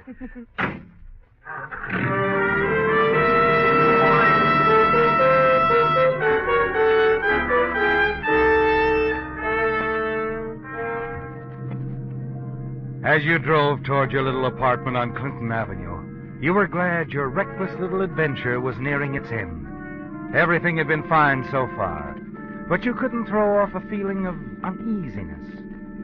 For a few miles, Joe said little, and then he seemed preoccupied, and you were relieved when he finally broke his strange silence. Say, Mary, would you mind stopping for a minute at that drive-in? All of a sudden, I got an awful headache. Maybe I can get some aspirin there, huh? I doubt it, but we'll give it a try. You can keep the motor running while I'm gone, huh? I'll only be gone a few seconds. Okay.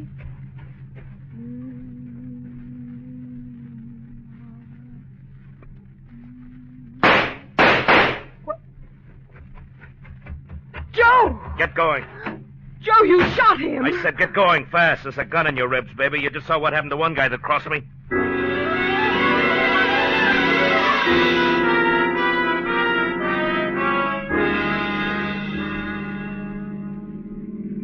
Did you kill him? I don't know. Oh, why was I such a fool? Turn right at the next corner. A car's been tailing us for the last 5 minutes. I'm glad. I hope it's a prowl car. It'll save me the trouble of phoning the police. I said turn! Yeah, he didn't turn, baby. You know, you shouldn't have said what you did about phoning the cops. Nobody but me and you knows about that drive-in job. You just better pull over and park. We got a couple of things to talk over. I said pull over. Okay. Please, Joe. Joe, don't kill me. I know you can do it easy, but I'll never tell about tonight. That's the way you feel now. An hour from now, you'll feel different. Oh, no, I won't. On my word of honor. I'll make a deal with you, Joe. I'll trade you my silence for my life. I swear I won't talk about it ever. You sound like you really mean that. Oh, I do mean it, Joe. I swear it. I swear it. You swear it, huh? Yes, Joe. I swear it. Well, I'm not being very smart, but I'm going to take a chance. You drove the getaway car, so I guess that makes us partners anyway. Yeah. You know, partner, we ought to have a lot of fun together. Now, how about dropping me off at my place, huh? Tell me where to go. Live about 6 blocks from here. Just turn to the right at the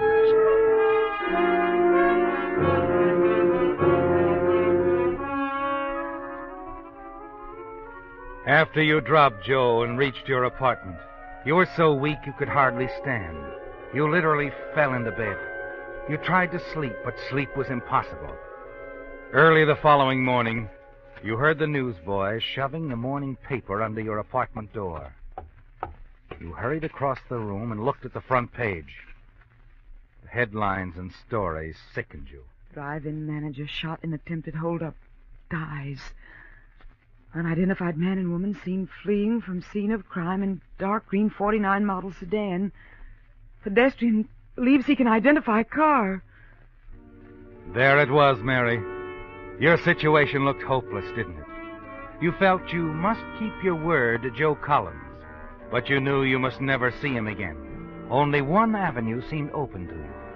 You had to leave town and disappear.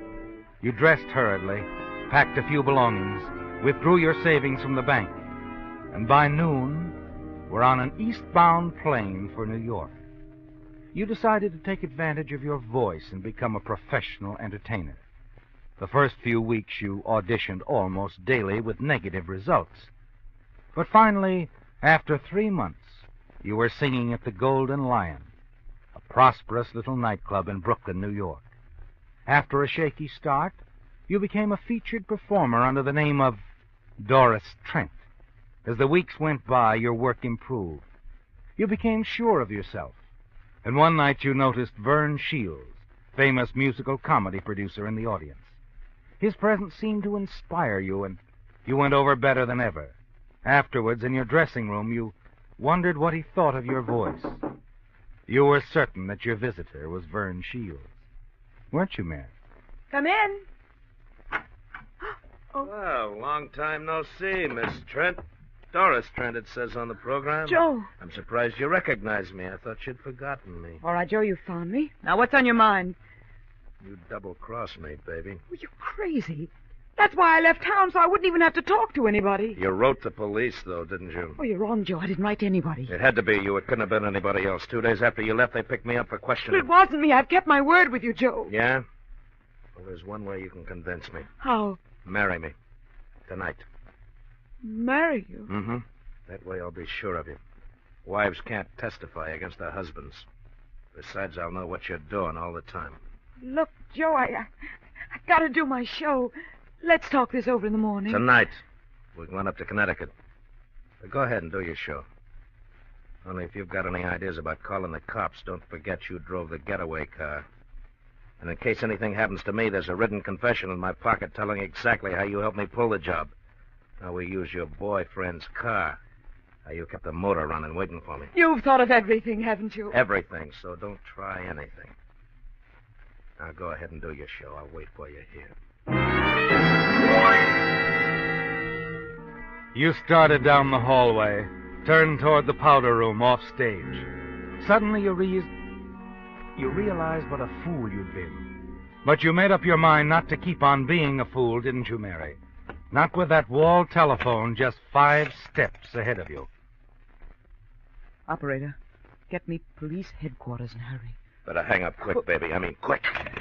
I had a hunch you'd try to double-cross me. Now I know for sure who wrote that note to the cops. I didn't, Joe. Honest, I didn't. You just tried to call him, didn't you? All of a sudden, I've lost interest in getting married. We're just going to take a little ride. Now, come on, baby. No, Joe, I'm not moving a foot. Not an inch. You let go of my arm. Hey, what's going on here? Something wrong, Doris? Is this guy bothering you? Yes, he is. He wants to date me.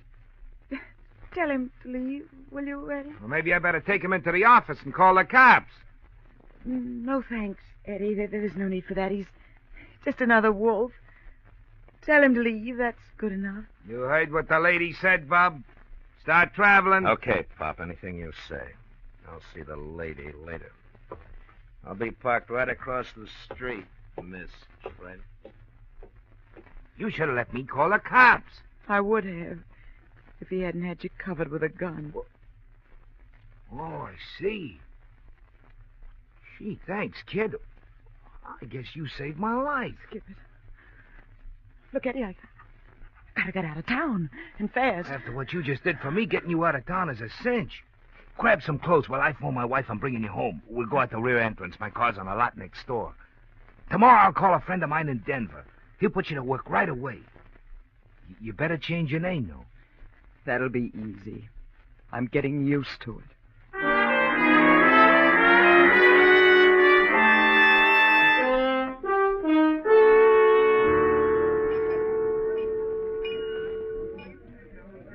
So, Mr. Fontaine, that's where I met Mary Winston. In Denver at the Hi-Hat Club, billed as Gladys James. She was there for quite a while, room with me.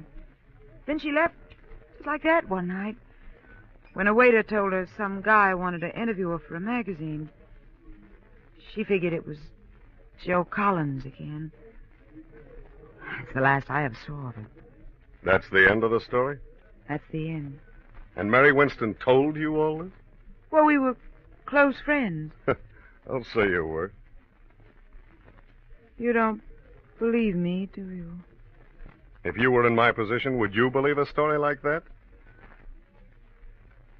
No, I don't suppose I would.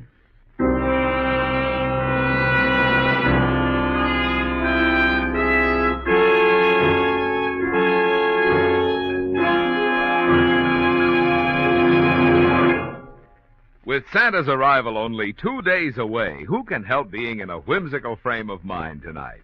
Whimsical about such things as how Santa can travel so far in one night. Well, maybe here's the answer. A child asked his father one day how St. Nick went so far on a sleigh. The wise father replied, he can take that long ride 'cause his reindeer drink signal, they say. Well, I decided to check this story with Santa himself, and now I can report to you. Said Santa when boarding his sled, "This year I'm using my head. It's signal for me. I'll go farther, you'll see." And over the rooftops he sped. Now, as you've no doubt guessed, in addition to letting you in on Santa's mileage secret, there's also a moral to this story, which is... the gas used by Santa, my lassie or lad, is also the gas that is best for dear Dad. With Signal, Dad's car will not only go far, but give top performance, the best to be had.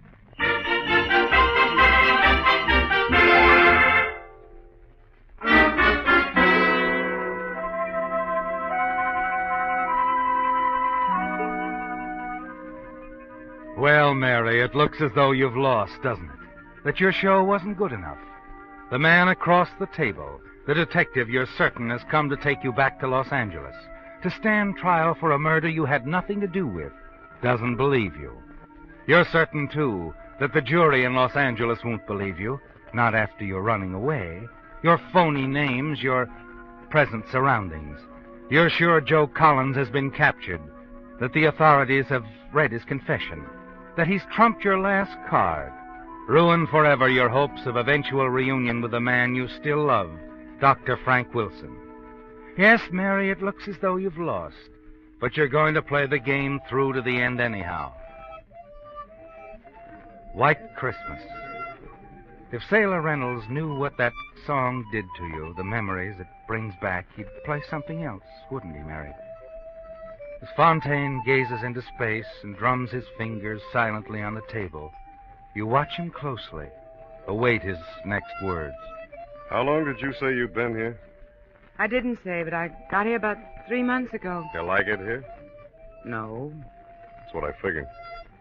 Look, Miss... Cigarette, Mr. Fontaine? Yeah, thanks. Light? Mm-hmm.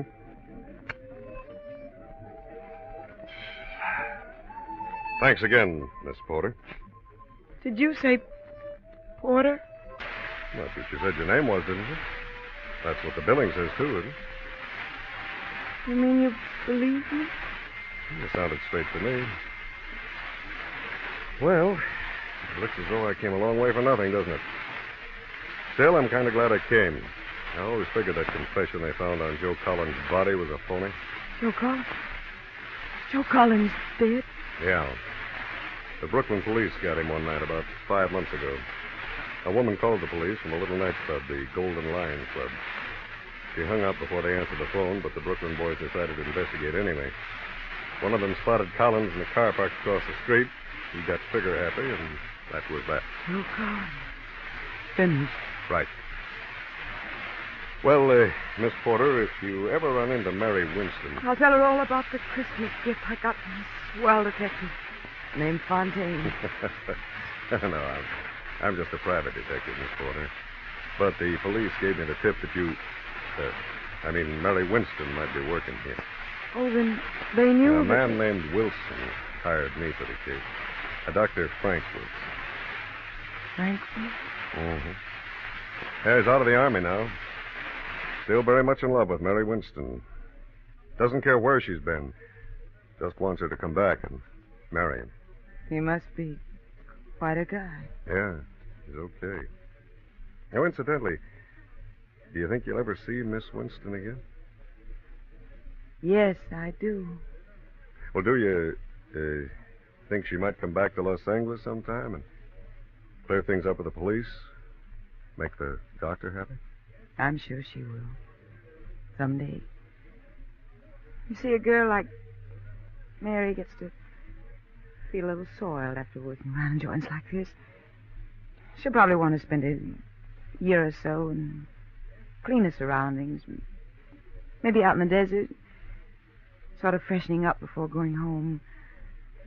Seeing anyone she cared about. Yeah. From what you said, I expect she would. Well, I might as well be getting along. Merry Christmas, Miss Porter. Happy New Year.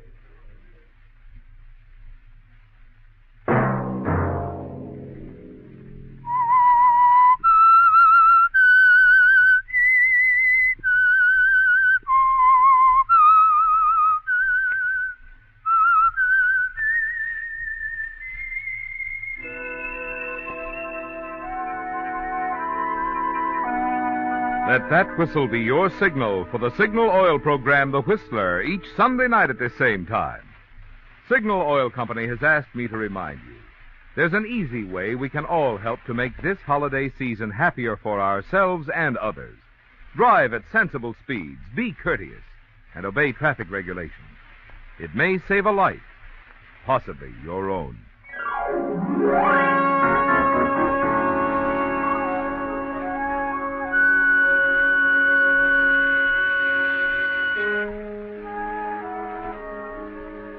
Featured in tonight's story were Bill Foreman as the Whistler, Betty Lou Gerson, Bill Conrad, Bill Boucher, Marvin Miller, and Brett Wood on the harmonica.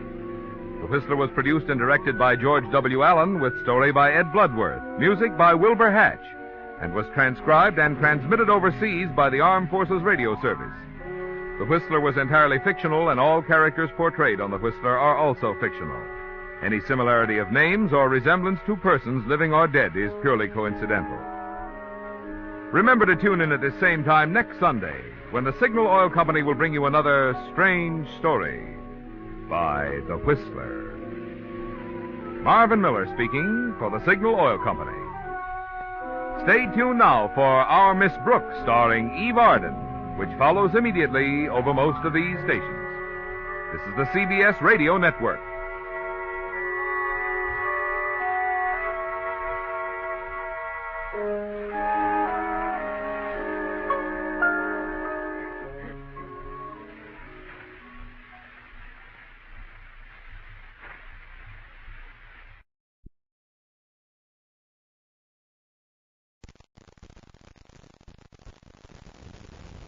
The Whistler.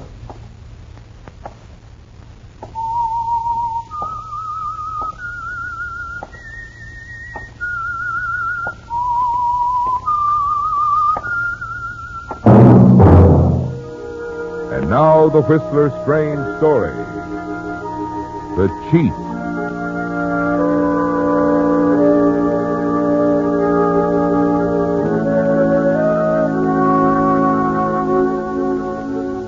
It seemed incongruous to James Matthews that he should be in Mexico City for 5 months, and yet know so little of the city except his office where he worked and the apartment where he and Rose lived. Back in San Francisco, James had always visioned Mexico City as a romantic paradise. So far, there hadn't been time to find out if this were true. His life here was no different than it was back home.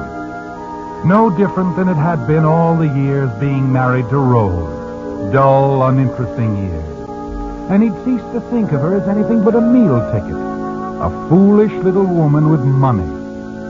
Now, as he sat in the living room, he decided that this night was more than typical. It was a perfect example of his life with Rose. With growing irritation, he watched her flutter about the room, parading back and forth in front of him in a sheer evening gown. Why do you do that, Rose? Do what, Jimmy? Keep walking up and down like that. Oh, well, I have a good reason, Jimmy. Don't you see? Oh, there you go on that again. You know how I hate to be called Jimmy. Oh, well... If you don't stop that silly parading, I'll leave the room. Oh, dear, such nasty nerves. You do suffer, don't you? All right.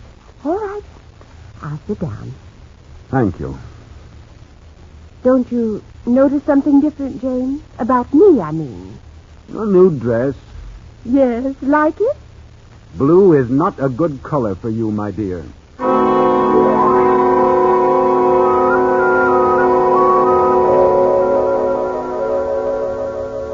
You watch the smile fade from her lips. A pained, hurt expression sweeps over her face. But it doesn't matter, does it, James? You ceased to worry about her feelings a long time ago. And now there are more important things to think about. You lean back in your chair, close your eyes. Try to concentrate on the business deal that brought you here to Mexico City. You try to reason the chances of its success. But Rose won't give you a moment's peace with her constant chattering. James, where are you going? To bed. Oh, Jimmy, I mean, James, I want to talk to you. Please. Can't it wait till morning? Poor darling, you're so tired. It'll only take a moment. Okay. I never complain. You know that. Rose, what do you want? Well, in San Francisco, you work day and night. I never saw you. Oh, I minded all right, but at least I had my friends to fall back on. Yes, get to the point. Why can't we go home? How many times must I tell you? This is not a vacation. This is a business trip. There are plenty of opportunities in San Francisco.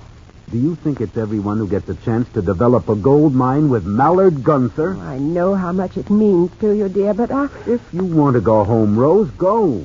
Oh, how would it look if you didn't come back with me? Then stay. And stare at four walls? Oh, if you'd only go out, meet people, find some new friends. Well, I tried. No, you and that inferiority complex. You're too shy, Rose. You said we'd be here only a month or so. My business is keeping me. Look, do you think I want to go on being dependent on your money? I wish I could believe you didn't. Well, I don't. And Gunther is my chance. I don't think he is, James. I'm convinced you won't make a cent out of this venture. If I really thought Now, wait a minute. If you're going to start questioning my business judgment, Mallard Gunther has made more money out of mining than any other man in Mexico. Mr. Gunther, yes, but what about his partners? I've never heard of any of them making money. That's because they weren't smart enough to have faith and stay with him. Because they went running off before the projects could develop, and that's one mistake I don't intend to make, Rose. So instead, you'll keep on putting more money into the mine. There won't be any need of putting any more into it. And besides, I don't want to talk about it anymore. Good night.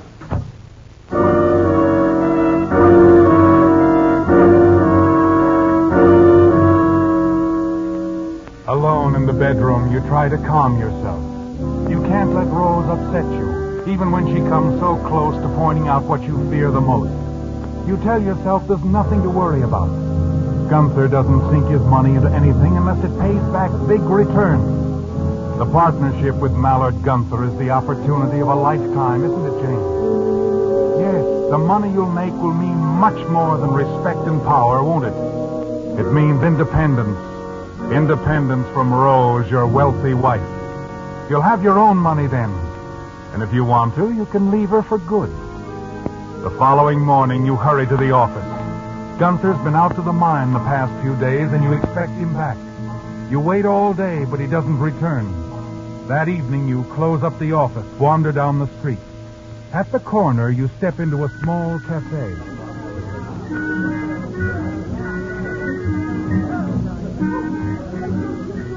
As you make your way toward the bar, you hear his laugh above the crowd. Mallard Gunther. You see him sitting in a side booth with a dark-haired girl in a bright red evening gown. Her arm is linked with his, and she's whispering in his ear. Mind letting me in on the joke? Oh, Jimmy, my boy, Jimmy. Well. I was waiting for you at the office. Oh, were you? Well, I just got back a little while ago. I didn't think you'd be there, so I didn't bother to call. Sit down, Jimmy. Sit down. Thanks. Oh, this is Sally. She dances here. Sally, I want you to meet Jimmy. Martha. Huh? Oh, yes, Martha.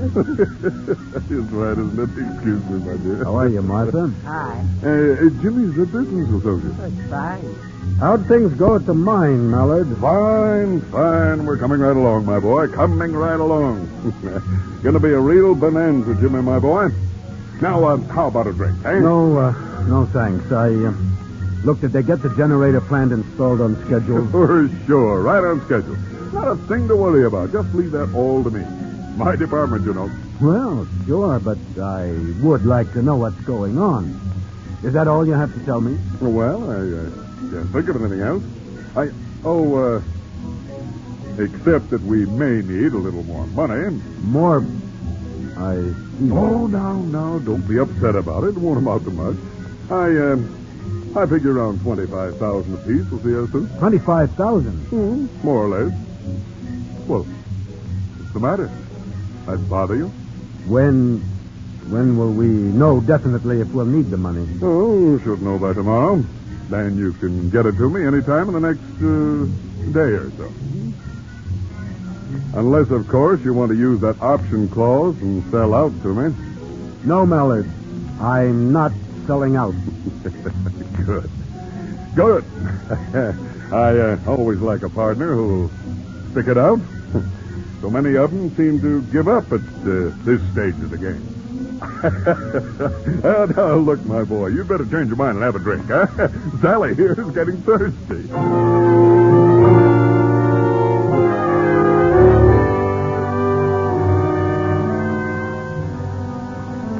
Well, there it is, James. The thought of having to spend another $25,000 disturbs you, doesn't it? But not nearly as much as the realization that Rose was right. The added money means nothing to Gunther. But unless you can match it, you'll be forced to sell out to him on his own terms. And you don't intend to do that, do you? No, you'll meet him at his own game with the help of Rose's money.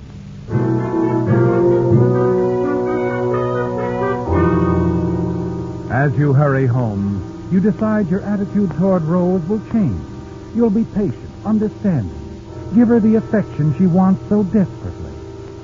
But when you arrive at the apartment, she isn't there. An hour passes and you begin to worry. Then you hear the key in the door. Well, what's this? Oh, James, you're home early. You certainly sound happy tonight. And for a very good reason. I'm terribly proud of myself. Are you? I took your advice. Oh, I don't follow it. Oh, shy, am I? Oh, that's what you think. Oh, I merely said that. I know what you said, and I'm going to prove you're wrong. Remember Juan Ortega? Seems I should. He's in the mining business, too. You introduced him to me when we first arrived. Oh, yes. Rather elderly man, tall. Where'd you see him? In the lobby. I was on my way to lunch. I made a point of speaking to him. And you know what?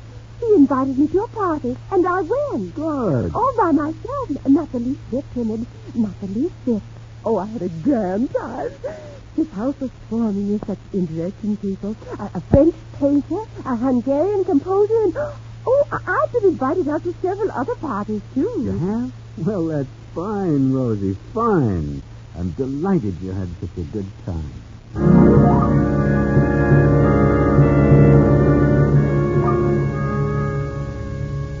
You're vaguely disturbed with the way things have turned out, aren't you, James? But at least Rose will be kept busy with her new friends, and she'll stop talking about going back to San Francisco. You decide to seem pleased with her new interest, and the next day you wait for Gunther in your office, hoping he'll bring you the good news that you won't have to invest an additional $25,000. The day seems endless, and then finally Gunther arrives. Oh, Jimmy, my boy. Jimmy, we're close to one of the biggest strikes in the history of Mexico. That's what I like to hear, Mallard. I can pick 'em, boy, can't I, eh? You sure can. But we will need the extra money. Huh? Oh, well, yes. I guess we'll have to drop a little more money into the venture, my boy. I see. How much did you say? Well, it's a little more than I figured last night. 35,000 each should do it. 35? Oh, yes.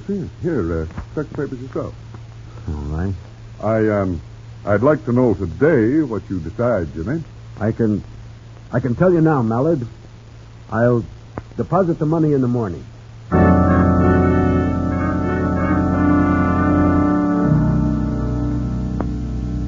It sounds good, doesn't it, James? You'll deposit the money in the morning. What money, you ask yourself? You throw the reports aside and hurry home. You arrive just in time. Rose is dressed, ready to go out. You don't waste a second, coming right to the point. You tell her how much money you need and why. But, Rose, you'll get your money back 10 times and over. Oh, really, James, I'm not interested. Now, please, I have to go. I'll be late. There's $1 million at stake. We can't lose. No, dear. Once and for all, I won't give you the money. Rose, listen to me. Not now, darling. I've got to go. Go where? Oh, didn't I tell you? Remember the American I met at Ortega's party? Well, he telephoned today. He talked for over an hour. George Turner, an engineer, I think. He's down here designing bridges and all sorts of things. All right, I'm not interested in George Turner. I am. He's quite charming, and he's invited me to a lawn party with the Ortegas. I'm late now. You're not going anywhere until you sit down at that desk and write me a check. You're being idiotic. Goodbye, James. Rose, come back here. See you later. Rose! Don't wait up for me, dear.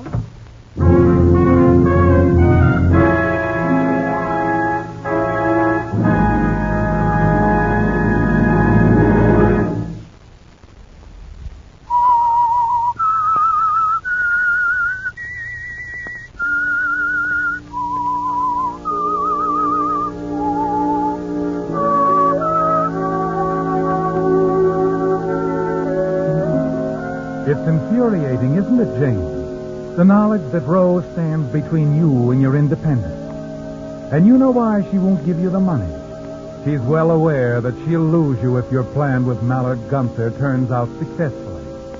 One thing you're sure of, James. You have to be clever now, patient, if you expect to get the money from Rose. The next afternoon, you approach Gunther. Oh, Jimmy, I was about to send for you. You sort of forgot something, didn't you? You mean the money, of course. No, I want to speak to you about it. Something's come up. I'll need more time. Sure, Jimmy, sure. You don't have to say another word. It's simply that I have to turn one of my investments into some cash. Take all the time you need, my boy. I understand. Well, thanks, Mallard. Now, let's say we give you about 3 days. 3 days? Well, you should know I'm easy to do business with, Jimmy. Yeah. Thanks again.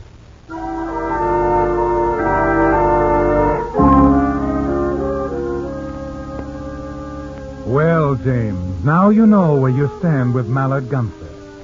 Yes, with everything going so well, He isn't worrying about you. The squeeze is on, and to remain his partner, you must get that money from Rose, and soon. You'll have to play the loving, attentive husband, won't you, James? Back at the apartment, you call out to her, cheerfully when you come in, but he isn't there.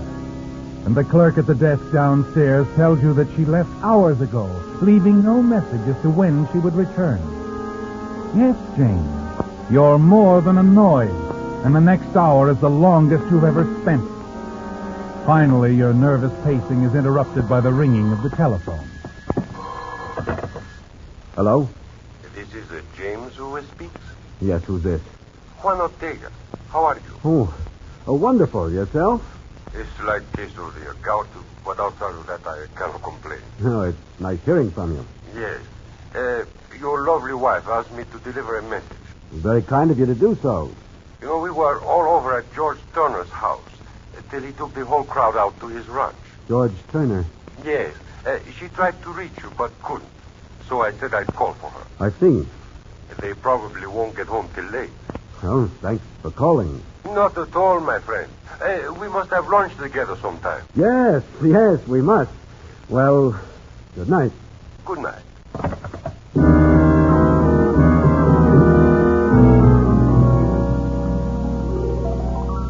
It's frustrating, isn't it, James? You're ready to give in to Rose, and she isn't even around. And the next day and the next, it's no different. For Rose is too busy to accept any of your invitations. It's lunch with George Turner, tennis with George Turner, a theater party with George Turner night and day. Then on the morning of the third day, with your anxiety reaching a point where you no longer can contain yourself, you arise to find Rose in the living room arranging some flowers. Morning, dear. Rose, good morning. Did you ever see such beautiful flowers, James? Rose, what do you say we go out for breakfast? Drive into the mountains. So sweet of George to send, and isn't he thoughtful, James? You didn't answer my question, dear. I've never met anyone like George Turner. He's grand, absolutely grand. Rose, aren't you listening to me? Breakfast anywhere is impossible. Oh, I have to shop for a new dress. Well, we'll make it for dinner then. I can't. I'm going to a party tonight. Rose, this is... Well, it's ridiculous. It's getting out of hand. I won't stand for it. Now, James, really? Isn't it a little late for all that? Rose, come back here. I'm sorry, dear. I said I had to go shopping. You stand there motionless, bewildered to the point of wanting to smash everything in sight. The tension is almost more than you can stand, and you lean on the desk to support yourself. Then you happen to look down. Notice Rose's calendar. You start to turn away and then glance at it again. Only one line has writing on it. You read it carefully. George, cocktails here, 5 o'clock. You read it again. So George Turner is coming here to your apartment. You stiffen, then turn suddenly and hurry out. The rest of the day seems unreal, doesn't it, James? Though you've made up your mind what you must do, it doesn't seem like it's really you who is carrying out the necessary preparations. You must figure out a way to get Rose's signature on a check for Gunther. And then you've got to make certain that she doesn't stop payment. Early that afternoon, you take the first step to ensure the success of all your plans. Si, senor, may I help you? Some flowers for someone? Yes, I want a corsage of orchids. Si, senor. Do you wish a card? Yes. And write this, will you? Till 5 tonight, love. Sign it GT. Now take them with me. Si, senor. Si.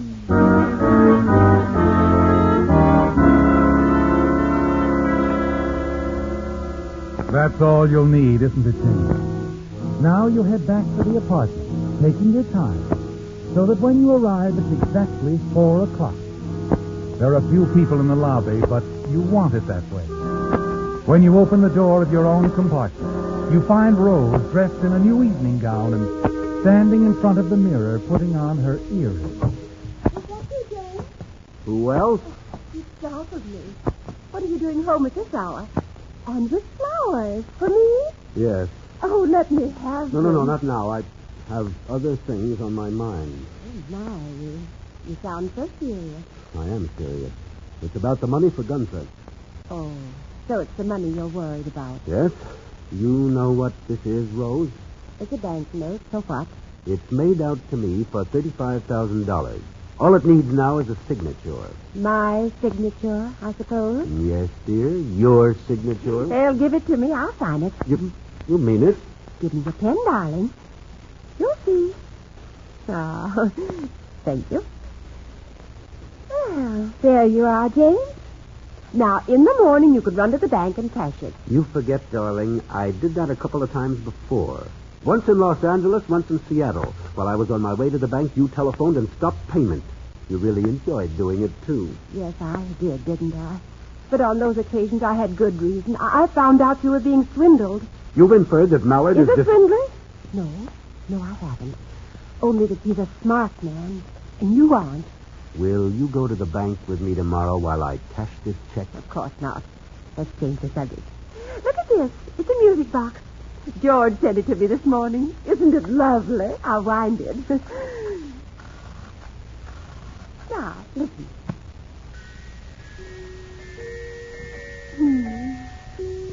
That is pretty. James, you actually found George Turner cares so much for me. Of course I am. And I'm glad you're not going to stop payment on your check, too. I need that money, Rose. Very badly.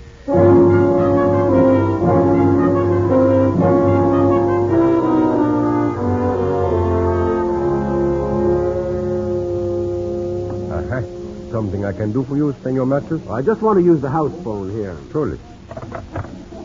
This is Mr. Matthews. Will you give me my apartment, please? Hello, Rose. No, I'm downstairs.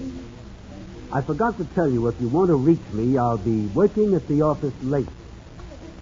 No, I won't. What? Oh, the clerk. Yes, I'll tell him. Goodbye, dear. Ramos.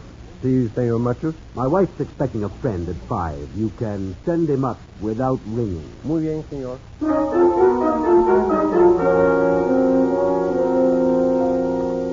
Well, everything's arranged after all, isn't it, James? Everything. Now, holding tightly to the check Rose just signed, you return to your office. Mallard Gunther is there, puffing smugly at a cigar, his feet up on the desk. Well, Jimmy, I was beginning to think you left for the day. I had an errand to run. Now, if you need any more time, Jimmy... Time? To raise the money. Oh, I've got the check here, Mallard. I'll have the girl deposit it in the morning. Oh? That's great. Hope I didn't put you to too much trouble. Not too much. No.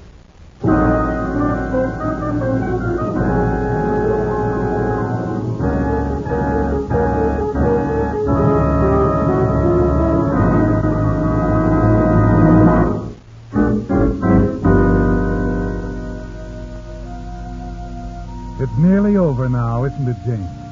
Your freedom and independence from Rose is already won.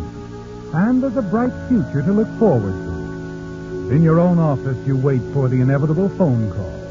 You expect it around 5:15. But when 5:15 arrives, the call doesn't come. 6 o'clock passes, 6:30.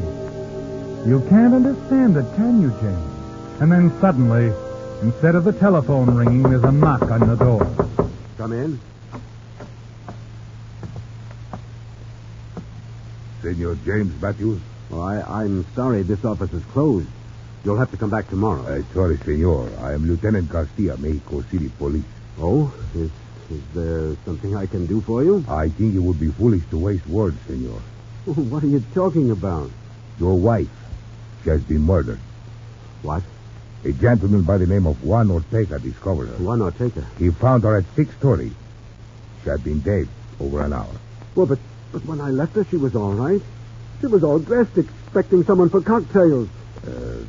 Senor George Turner? Yes, that's his name. He sent her flowers. He was to meet her. You're wrong, senor. You were the last person to see her alive. You killed her, senor. Me? That's not so. You're inventing all this, trying to trap me into something I have nothing... No, senor. Juan Ortega told us the whole story. But I tell you, Turner was to meet her. He sent her flowers. You send the last flowers. I'm certain the florist will identify you. All the rest, she sent herself. You Americans do not understand these things. You see, she was worried. You didn't love her. She wanted to win you back. So she invented George Turner to make you jealous. There never was such a man.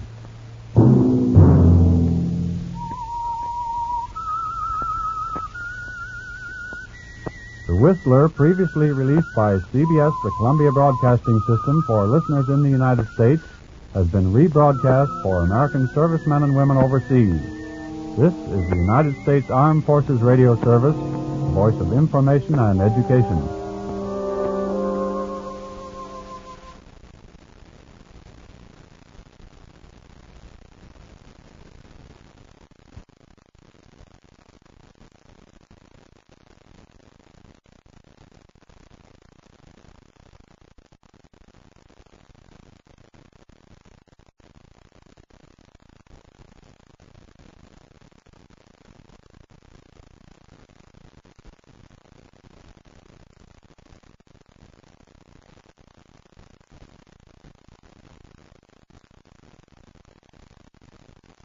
And now, stay tuned for the mystery program that is unique among all mystery programs.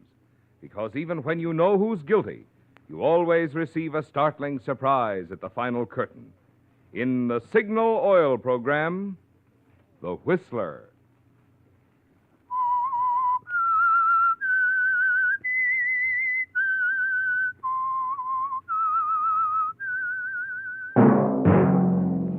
Signal, the famous Go Farther gasoline, invites you to sit back and enjoy another strange story by The Whistler.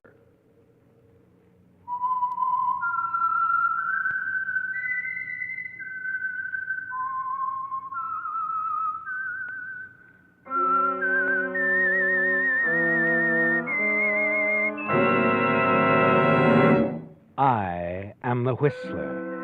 And I know many things, for I walk by night. I know many strange tales hidden in the hearts of men and women who have stepped into the shadows. Yes, I know the nameless terrors of which they dare not speak. And now for the Signal Oil Company, The Whistler's strange story, Double Exposure.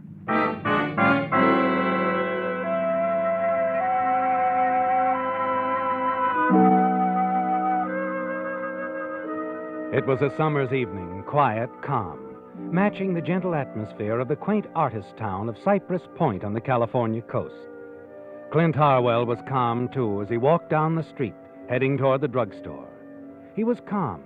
His mind was undisturbed, at ease. Clint Harwell was all of these things before he entered the drugstore. Yes, he could even take pleasure from the fact that the local newspaper was to run his picture in an early issue, under the heading, Famed Architect to Wed Local Novelist. There would be a story about the homes Clint had built, too, the pertinent facts about his background. And there would probably be little, if any, mention of the tragedy that had touched his life early last year. The accidental drowning of his wife, Corinne. In the drugstore, Clint waited with his back to the proprietor and customer that he was waiting on. That'd be all, Mr. Willis? I think so, Doc. No razor blades, toothpaste, anything like that? Got 'em all, Doc. Well, I'll just wrap up these things for you. Be right there. Oh, no hurry, Doc. Any more trouble with those protection racketeers, Mr. Willis? Oh, I keep hearing from them. It's a dreadful thing, you know. Terrible. I certainly wouldn't give in to them. Well, there you are, Mr. Willis. Drop in again. Sure thing. Good night, Doc. Good night. Oh, I believe I know what you want, Mr. Harwell. Yes, sir, your pictures. Oh, got 'em developed, Doc? Oh, certainly. I do all that work myself, you know. Have the lab in the back. Really? I didn't know. Oh, really? With all the seasons you've been coming down here? Well, anyway, they're ready. And believe me, they turned out fine. Let's see now. Check the file. C.D.E. Fraser Harris Harwell. Yeah, there you are. Oh, thanks, Doc. How much is that? $1.39. Fair enough. Thank you. Oh, here you're settling down here now. For good. That's right. Retiring? No, not exactly. I'll build a few houses. You know, new types. Give me a chance to experiment. Uh-huh. Hey, by the way, Mr. Harwell, perhaps this isn't the time to mention it, but this is the first time I've had a chance to. I'm awfully sorry about Mrs. Harwell. She was such a wonderful person. Yes. Well, good evening, Doc. Good evening, Mr. Harwell. Drop in again.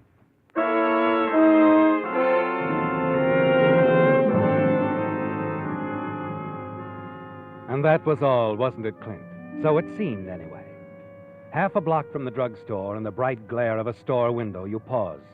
Take out the photographs and glance through them. Interesting snapshots, all taken on a recent cruise along the coast. Yes, interesting, each of them.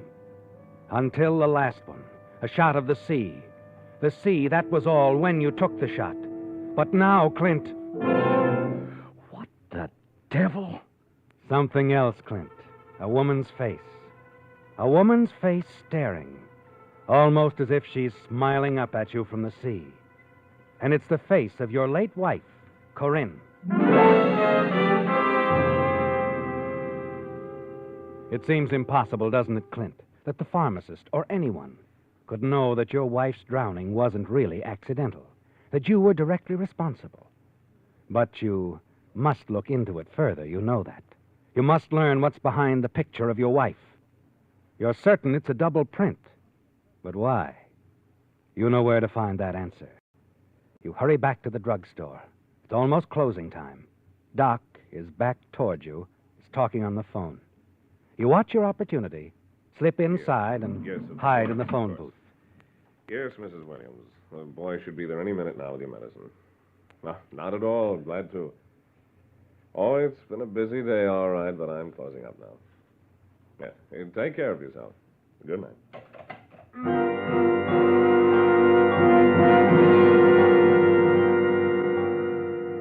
The minutes seem years as you wait, don't they, Clint? Then finally, Doc Ainsley's gone. You hurry from the phone booth to the dark room in the back of the drugstore. You close the door, snap on the light, and gasp at what you see. Good Lord. Surprised, Mr. Howard? What? Thought you'd have my dark room all to yourself, huh?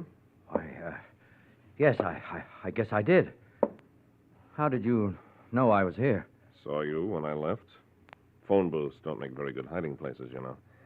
Anyway, I sort of figured you might have something on your mind, something to do with pictures. Yes. These pictures on the wall. I'm afraid I don't understand them, Doc. Not at all. Is it so hard to understand, Mr. Harwell, that I'd want to surround myself with beauty? Your wife was beautiful, you know. I made all these pictures of her myself. Covered my walls with them. You were in love with Corinne? Why, I had no idea. Yes, I was in love with her. I don't believe even she knew that, though. I never told her. I didn't want to spoil the friendship we had. You and Corinne? But when? I mean, how could you have known her? You left her alone a great deal of the time, Mr. Harwell, remember? The last few years, especially. She needed someone just to talk to. She used to come here to the drugstore. We became good friends. She told me lots of things. Oh, all right. So you and Corinne were good friends. Then I assume this snapshot, her face looking at me from the sea, that's all your idea, huh, Doc? Just a simple double print, Mr. Harwell. Call it bait if you want to. The point is you rose to the bait. Why? Why did you do it? When your wife drowned last season, Mr. Harwell, I went along with the accidental verdict the sheriff handed down. I was too shocked then to remember so many things she told me. Too shocked even to think about Louise Phillips, your present fiancée. Oh, what's Louise got to do with this?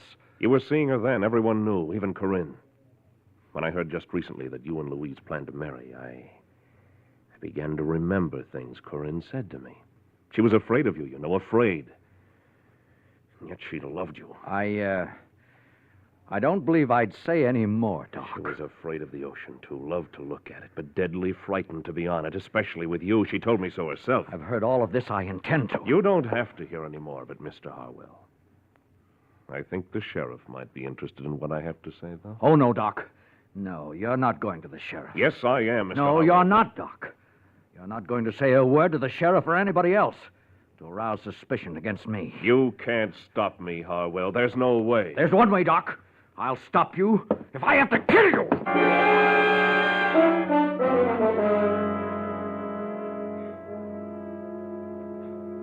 It seems minutes later, doesn't it, Clint? Minutes that are actually seconds when you stare at your hand, at the heavy piece of photographic equipment that it holds. And then you glance down at the floor of Doc's darkroom. React again, shocked clean through at what you see. I did it. I did what I said. I have killed him.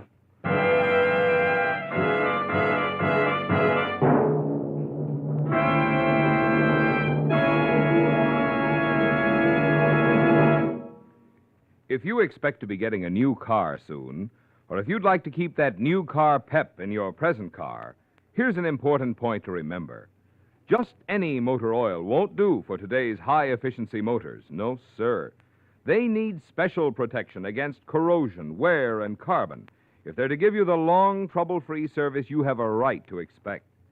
That's why Signal Oil Company brought out Signal Premium Compounded Motor Oil, an improved type lubricant especially engineered to give modern motors this extra protection. I emphasize the word compounded because in addition to its 100% pure paraffin base, Signal Premium contains scientific compounds specifically created to put an end to those enemies of engine life, carbon, gum, varnish, and corrosion. Thus, by keeping wear down, Signal Premium Compounded Motor Oil keeps performance up. So if you want to keep your motor young, make your next oil change a change to this extra-duty Signal oil that does so much more than just lubricate. Change to Signal Premium Compounded Motor Oil at the same station where you fill up with the famous Go Farther gasoline. Signal, that is.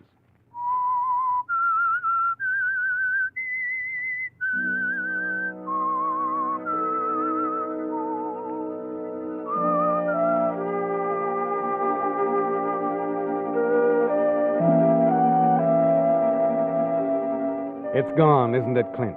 The quiet, the calm of the early evening. The peace of mind that seemed to be yours only a few short hours ago. Because now, in one swift movement of unreasoning rage, you've struck down the drugstore proprietor. You've murdered Doc Ainsley.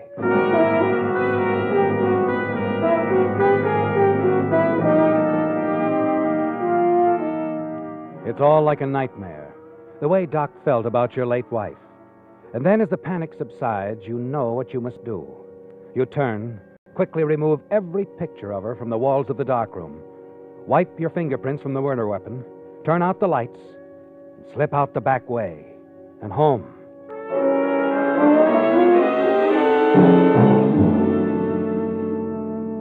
The next morning, it's all there, with the newsboys screaming the grim news. Extra Sunrise Edition. Local druggist found slain. Extra Sunrise Edition.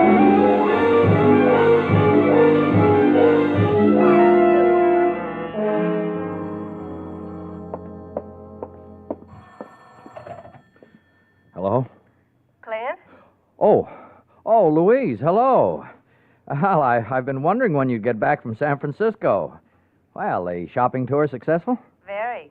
You asked me to dinner, you know. I wasn't going to miss that. Oh, yes, of course. Tonight. It's fine, Louise. I'll call for you around 8. Is that all right? Fine, Clint.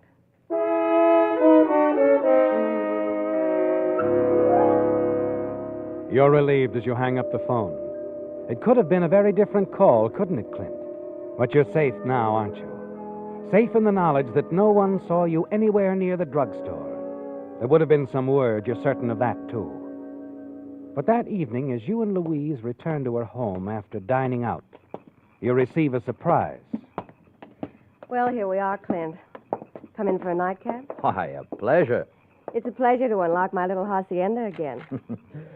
Yes, I'll bet you missed it being away all week. I did. I couldn't decide which I missed more. My house or my fiancé. Oh, darling. Clint. You know, sweetheart, we've never talked about our house. Oh, I'd want to design it very specially. A big one for us. Big, small.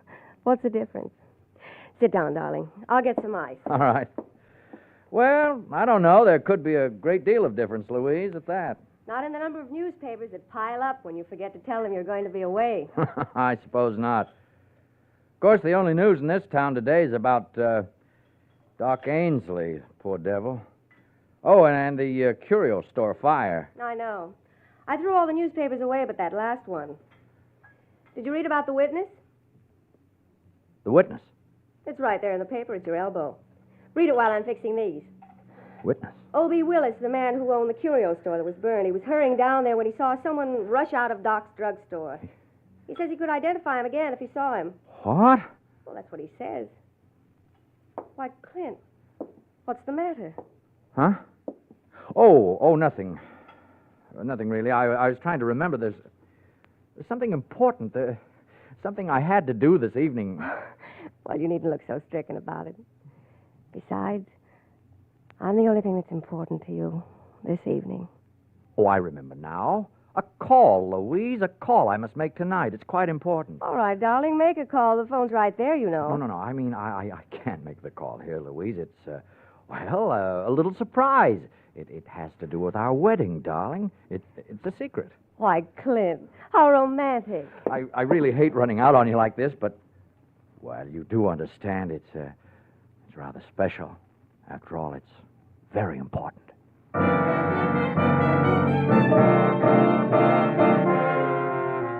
It is important, isn't it, Clint?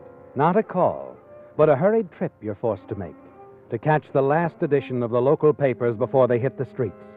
Stop your picture from being published, even though it's in conjunction with that glowing account of your skill as an architect and your approaching marriage to Louise. Yes, you must stop it, Clint. And you pray there's still someone in the copy room as you pound on the door. Hey, look, I've got to talk to the editor, whoever's in charge. Well, I'm a man, I reckon, right now.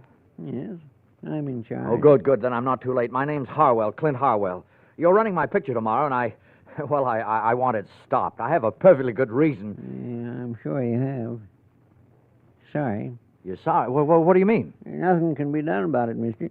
See here, if you're in charge, I'm your man, all right, but only 'cause everybody else has gone home. Papers all printed up. Been called for in the delivery trucks. It ought to hit the streets any time now. Well, then why did you tell me... Mister, I'm the janitor. I got to sweep up. Mind if I get back to my work?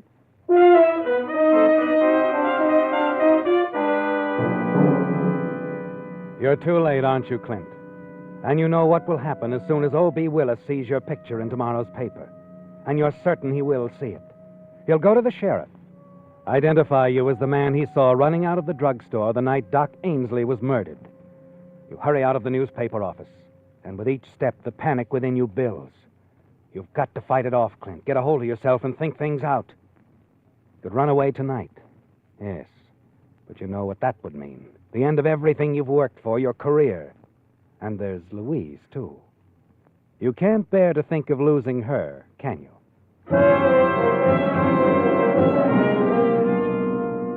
You've made a decision, haven't you, Clint? And 10 minutes later, you arrive at a small cottage near the beach. Push through the gate.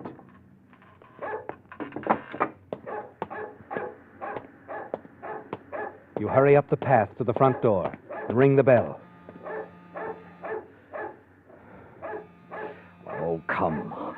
Come on, answer the door. Oh, shut up, Queenie. Be quiet, will you? You look up, peer through the darkness to the second-floor window of the house next door. You looking for Mr. Willis? Why, yes. He ain't home. Went out a couple of hours ago. You from the insurance company? Insurance company? No, I'm not. OB's been expecting one. That's the reason I asked. His store burned down last night. Suppose you heard about it. Oh, yes, I did. Imagine that's where he is now. Down at the store with the workmen boarding up the place. Oh, why don't you try there? Oh, thanks, but it's not really important. I'll see him in the morning.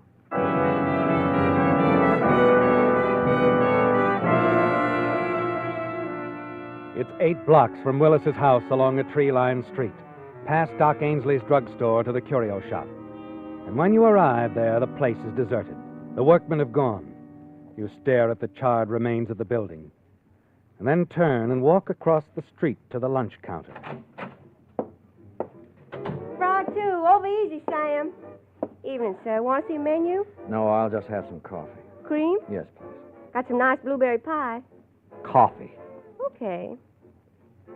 Be anything else for you, Sheriff? Not a thing, Alice. How about you, Mr. Willis? No. Willis. Your eyes move quickly along the mirror behind the counter. Settle on the round-faced little man sitting next to the sheriff. O.B. Willis, Clint. The man who says he can identify you as Doc Ainsley's killer. You turn around, your back to them. Pick up the newspaper lying on the counter. Night, Alice. Night. So long, fellas. And thanks. As the door closes behind them, you breathe a sigh of relief, don't you, Clint? That was close. Too close. You look up from your newspaper, glance out the front door. They're standing there, the sheriff and Willis, talking quietly. You watch them out of the corner of your eye, your heart pounding wildly. And finally, they move away. Your coffee, sir. Oh, thanks. Here you are. Ain't you going to drink your coffee? Sorry. I just remembered a very important appointment. You step out of the lunchroom, see Willis and the sheriff part company down the street. Moving quickly along the shadows, you hurry after the small, round-faced man, O.B. Willis, the witness, Clint. The man you know you've got to silence.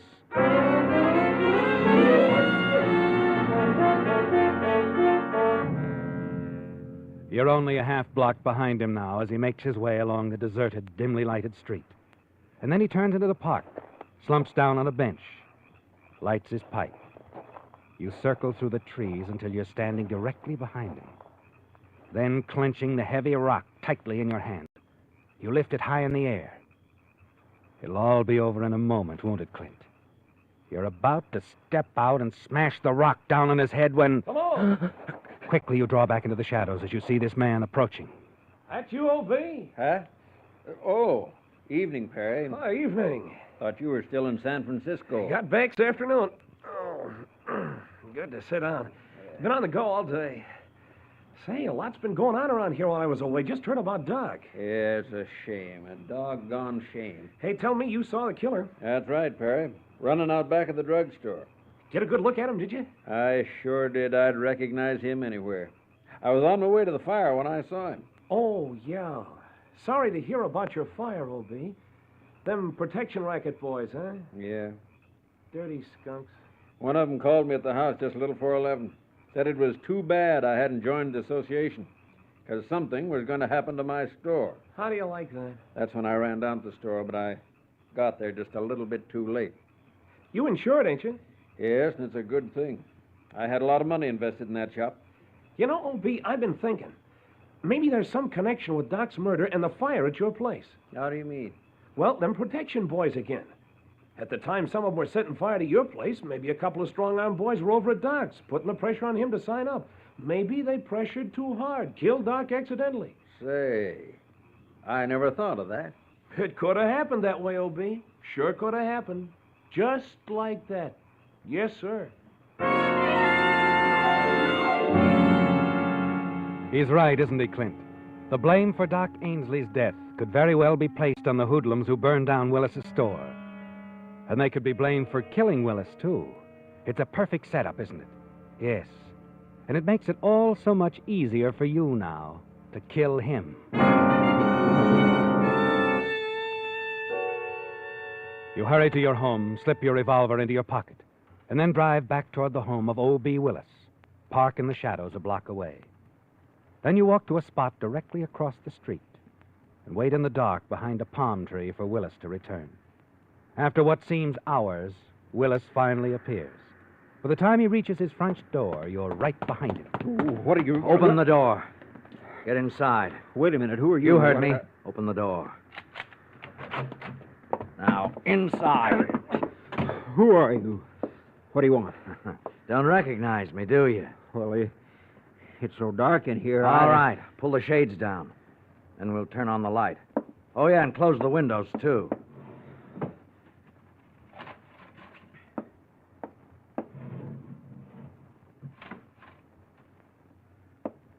All right, now the lights. Well? Recognize me now? No, I don't know you. Come on, take a good look. I'm sorry, but I never saw you before. You're lying. No, I swear I've never Last laid night eyes- on your way to the fire, you saw me run out of the drugstore. No, please, I didn't. Wait a minute. That gun, what are you going to do? Can't you guess, Mr. Willis? No, you can't. Somebody will hear you. Not with this pillow and the windows down. But you don't get it. If you'll just let me explain. Sorry, Mr. Willis, but it's too late for that.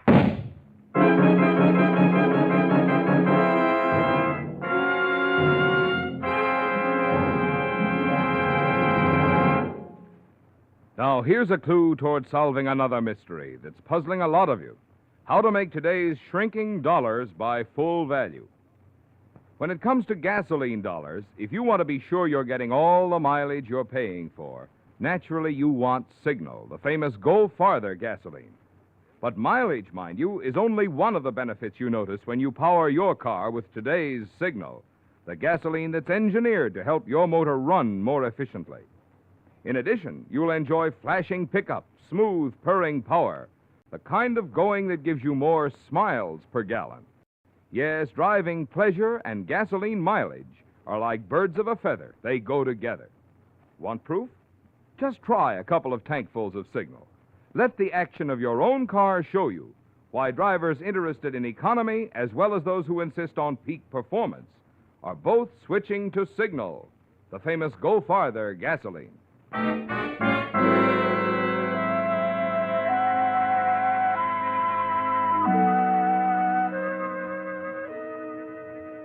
It's done, isn't it, Clint? O.B. Willis is dead. You've killed him.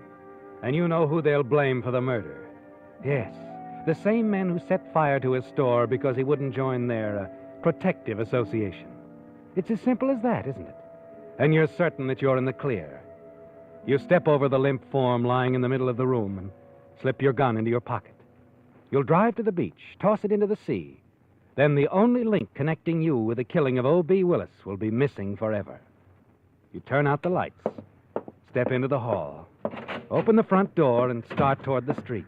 And then you stop, stunned, as a car stops in front of the house. It's the sheriff's car, Clint. Hello. Why, Sheriff Carnes. Yeah, who are you? Clint Harwell. I'm a friend of O.B.'s. Just dropped by to see him. I found the door unlocked and went inside. He isn't home. Oh? Sheriff, do you think he could have gone back to the store? Probably. Oh, Mr. Harwell, this is Johnny Fain, insurance adjuster from San Francisco. Mr. Harwell, how do you do? Mr. Fain is here to settle things with Willis. That's right. You see, we've found the man who set the fire. You have? I had an eye on him since Mr. Fain's company tipped me off about him 6 months ago. The man's a well-known arsonist. Burned down 2 other stores in 2 other cities during the past 8 years. Wait a minute. You mean... O.B. Willis. We're convinced he set fire to his store himself. I don't understand. What about the men who threatened him, the protection racketeers? Oh, it's just a gag. He's used it before, too. But he couldn't have set the fire.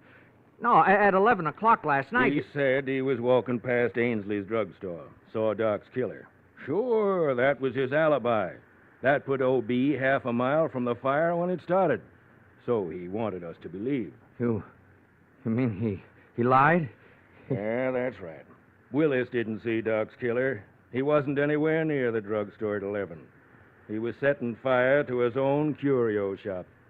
Oh, no. It can't be. Well, we'll go on inside and wait for Willis to show up.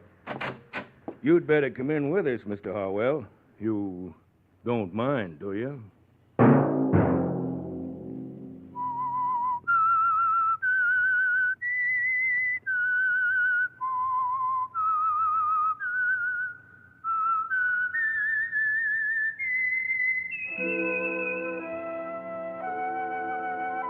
Let that whistle be your signal for the Signal Oil program, The Whistler, each Sunday night at this same time.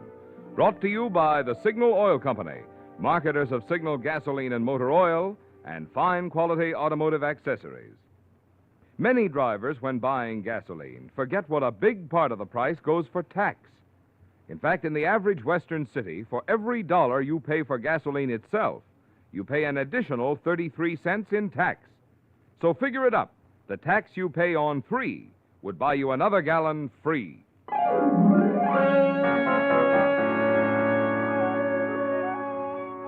Featured in tonight's story were Bill Foreman, Joseph Kearns, and Charlotte Lawrence. The Whistler was produced and directed by George W. Allen, with story by Joel Malone, music by Wilbur Hatch, and was transmitted to our troops overseas by the Armed Forces Radio Service. The Whistler is entirely fictional, and all characters portrayed on The Whistler are also fictional. Any similarity of names or resemblance to persons living or dead is purely coincidental. Remember, at this same time next Sunday, another strange tale by The Whistler. Marvin Miller speaking for the Signal Oil Company. This is CBS, the Columbia Broadcasting System.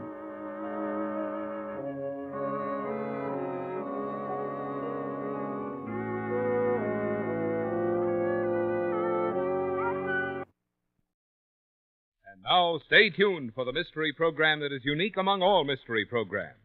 Because even when you know who is guilty, you always receive a startling surprise at the final curtain. In the Signal Oil program, The Whistler.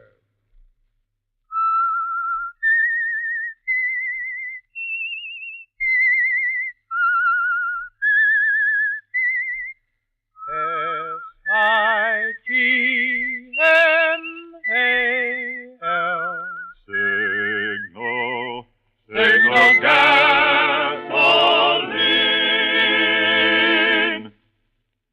Signal, the famous Go Farther gasoline, invites you to sit back and enjoy another strange story by The Whistler.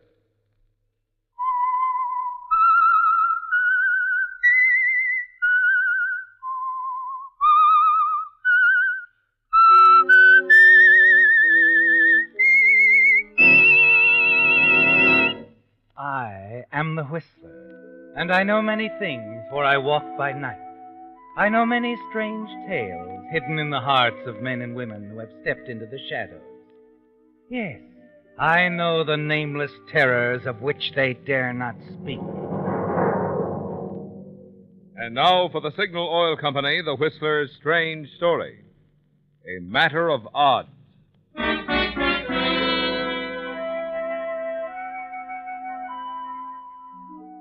It was a matter of odds from the beginning, because that was the way Danny Atkins lived, by the odds, a betting chance. But he played safe, carefully figured the odds in Danny's own favor. It was that way right now, in a dimly lit back street in Panama City. Danny was carefully following a sailor named Keller, with whom Danny had had several drinks, before Keller left the Seven Sinners bar with a little too much alcohol aboard. Then 2 blocks and an alley later, it happens.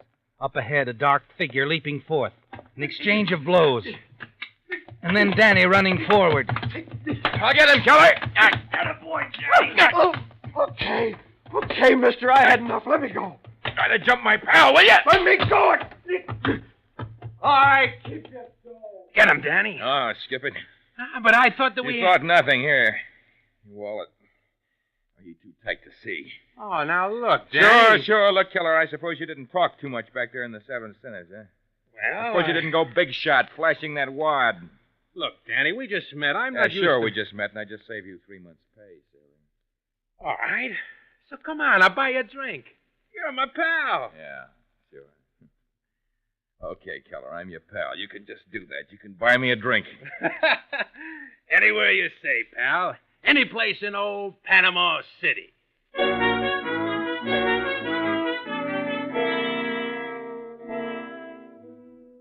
Amusing, isn't it, Danny? The way you picked up with Sailor Keller and the Seven Sinners, became friendly with him. He showed you a picture he had taken in Tokyo, and you even showed him an old snapshot of yourself when you were a high school baseball star.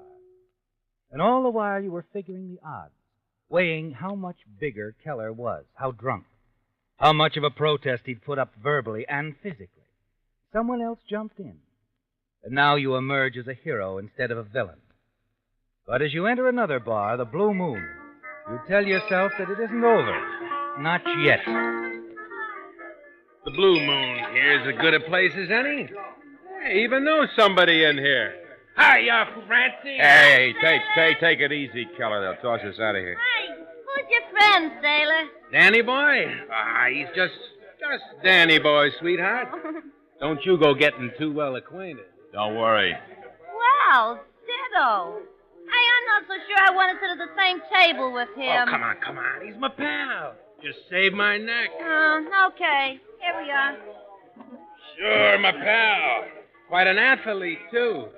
Show Francie that baseball picture of you, Danny boy. She isn't interested. Go on.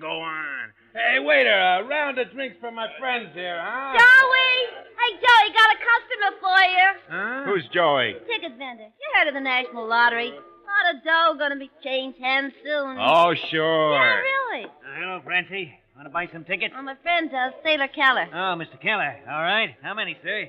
I'll take a fistful. Joey, a fistful. A fistful? Hey, look, Keller. Relax, Danny. I feel lucky. Give me lots of threes, Joey. Three's lucky for me. Sure, Mr. Keller, sure. How about 3303?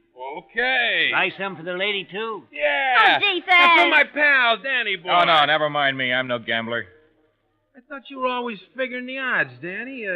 Didn't we talk about that? Yeah, I said I figure the odds on people, Keller. People, situations. I don't make wild bets. You wouldn't. Okay. It's going to be your loss.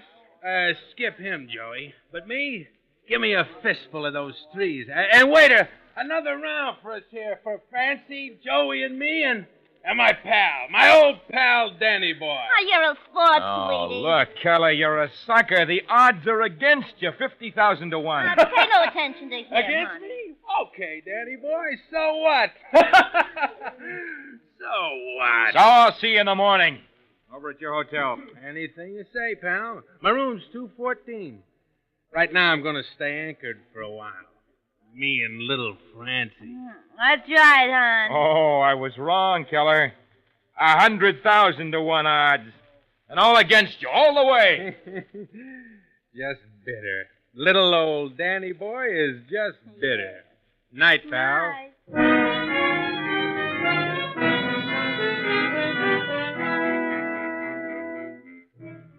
It's infuriating, isn't it, Danny? Watching Sailor Keller spend his money so foolishly. Money you'd hoped for. Money that might have taken you back home to the States. But there's very little you can do about it, is there? And the next morning on your way to Keller's hotel, you look into the bar, wondering if he even made it home last night. And then something hits you. A number marked on the mirror in the back of the bar. Number 3303, Keller's number. The winning ticket in the week's lottery.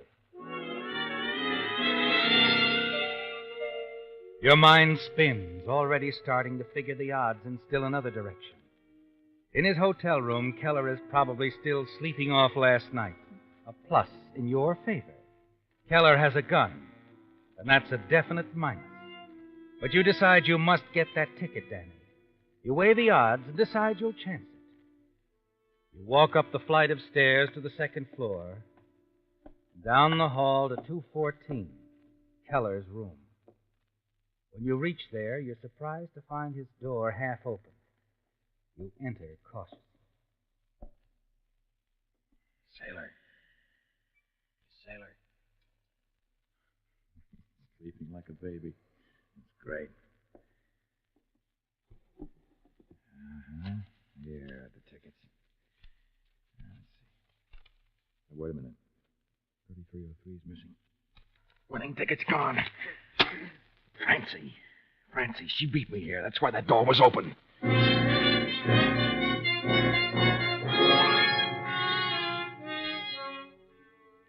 It has to be Francie, doesn't it, Danny? Yes, the girl in the bar last night.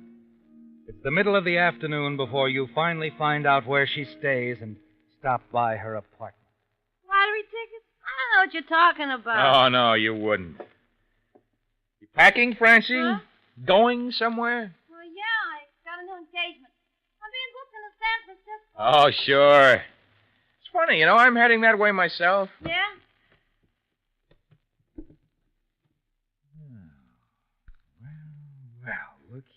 Francie. Right on top of your pretty things. All this money. Yeah, well, all right. So I cashed Keller's ticket. Look, we can split it. I took it from Keller, sold it to my boss for $30,000. So I see. Thanks for cashing it for me, Francie. $30,000 will take me quite a distance. Hey, but you... Oh, poor old sailor. He wouldn't believe me about the odds, would he? Never mind the sailor. He'll sleep all day. Well, look, Daddy, don't take it all. Leave me some of that money. After all, I was the... Yeah? Who is it? Me, Francie. Sailor Keller. Open up. I want to talk to you. Keller, what'll we do? Come on, Francie. If you don't open this door, I'll blast the lock. He's got a gun. Francie, I'm giving you exactly 10 seconds. No more.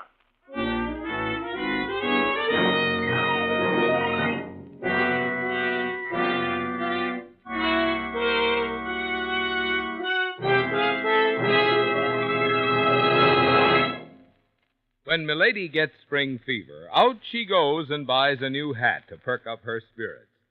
Wouldn't you like to be able to perk up your car's spirits that easily in spring? You can, friend, you can. Simply by treating your car to a tank full of the famous Go Farther gasoline. Signal, that is. Ah, you say you thought mileage is the thing Signal gasoline is famous for. You're so right. But that's only half the story. The other half is what makes Signal deliver such good mileage. Namely, Signal helps your engine run so efficiently you save gasoline. Well, when your engine runs that efficiently, naturally you also notice quick starting, peppy pickup, smooth, obedient power, the very things that make driving more fun. That's why Signal says performance and mileage are like birds of a feather. They go together. No need to choose between driving pleasure and economy. Get both by powering your car with the famous Go Farther gasoline. Fill up next time at a Signal service station. Signal, Signal, Signal gasoline. Your car will go far with Go Farther gasoline.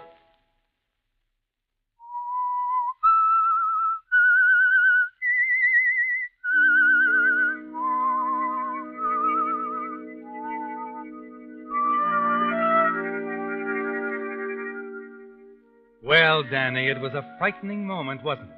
Trapped in that Panama City hotel room with a furious armed man on the opposite side of the door. The odds were poor then, weren't they? But the window and the fire escape gave you a way out. Once you've given Keller the slip, you hurry to the airport, make airplane reservations for Mexico City under your own name of Dan Atkins to throw Sailor Keller off your trail. At midnight, you take passage on a slow freighter for San Francisco, where you arrive 3 days later. Once there, you relax. Begin to enjoy yourself with Keller's money. You replenish your wardrobe, buy a new sports model car, and start driving north. The odds you always figure seem definitely in your favor, don't they? With little chance of Keller finding you in your old hometown of Trent City. When you arrive there, you pull in at a gas station. Yes, sir. Fill her up. Hello, Jack. Well, what do you know, Danny Atkins? Hey, welcome home. You here to stay? Maybe. Nothing like the old hometown, Danny. Yeah, it's good to meet Jack. Nothing changed much, has it? The old gang's still around, too. Most of them married now, though. Freddie, Bert, Marilyn. Yeah? Just about all of them, I guess. Except Diane. Remember her? Diane Johnson? Oh, she was just a kid out of high school. But my, how she's grown. Why don't you look her up? Yeah, maybe I will. You notice that new ranch house on the left as you came into town, just past the bridge? Yeah, I did. A lot of class. I was wondering. Her old man built the place last summer. Some of that mining property he owned up there in the hills paid off. You're kidding. Nope. Looks like maybe it was a mistake for you to leave town, Danny. He always wanted you to go into business with him. Still playing the odds, Danny? Yeah, yeah, that's right. Yeah. What are the odds in you staying on here? Well, right now, Chuck, they look pretty good.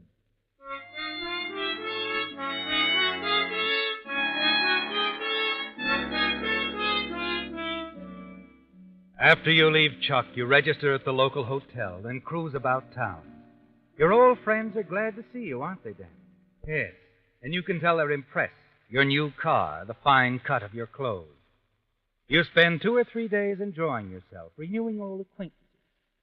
And then one afternoon, you drive to the large ranch house near the bridge, the Johnson place.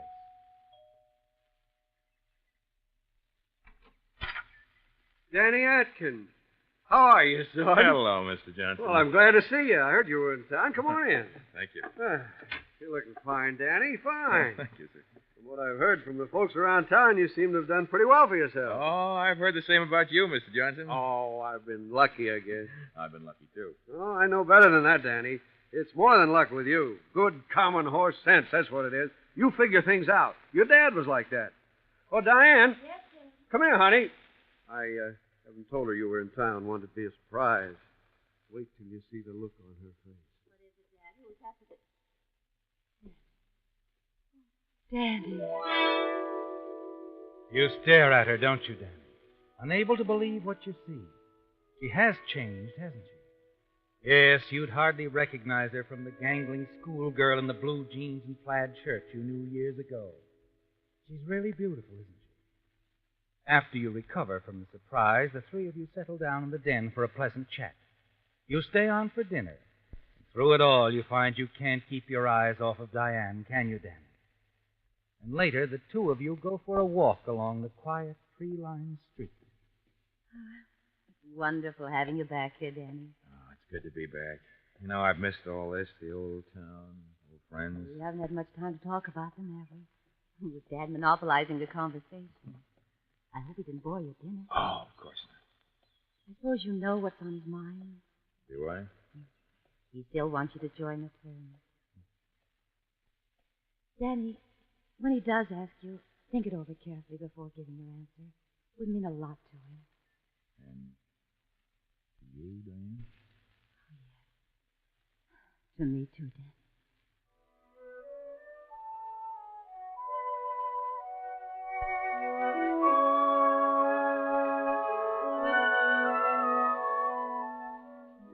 It becomes quite clear to you in the days that follow, the hours you spend with Diane, that your friend Chuck was right, Danny. Yes, the schoolgirl crush she had on you hasn't left her, has it? Only it's more than that now. She's very much in love with you, isn't she? And then early one evening, the two of you drive down to San Francisco and have dinner at a fashionable hotel.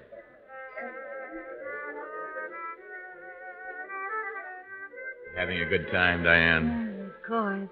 But you still haven't told me what this is all about. Are we celebrating something? Yes. I am in your father's firm. Danny, that's wonderful, Dad didn't say. I wanted to be the one to tell you, darling. Danny, I'm just so happy about this. I just don't know what to say. Well, you could say yes when I asked you to marry me. Well? Let's go out on the terrace, darling. I think little Diane is going to burst into tears.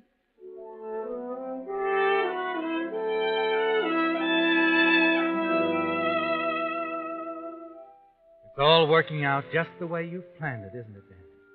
And you're looking ahead, aren't you? The day of Mr. Johnson's death, Diane will inherit his interest in the company. And she'll be your wife. You'll control it all.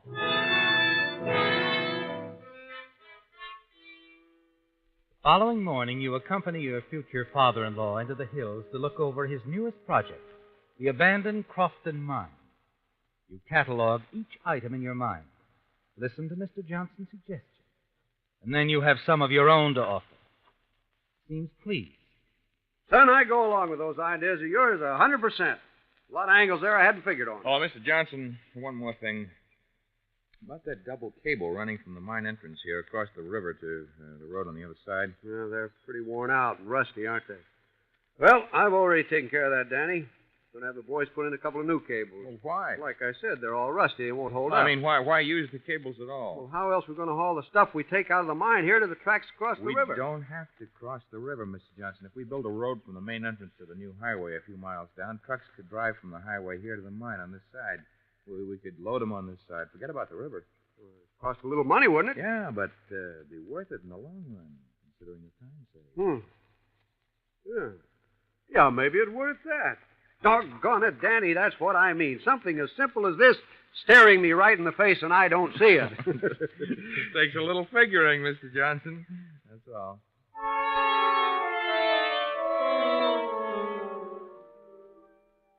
Plans for the reopening of the old Crofton mine run smoothly in the next few days, don't they, Danny? and you find more and more time to spend with Diane.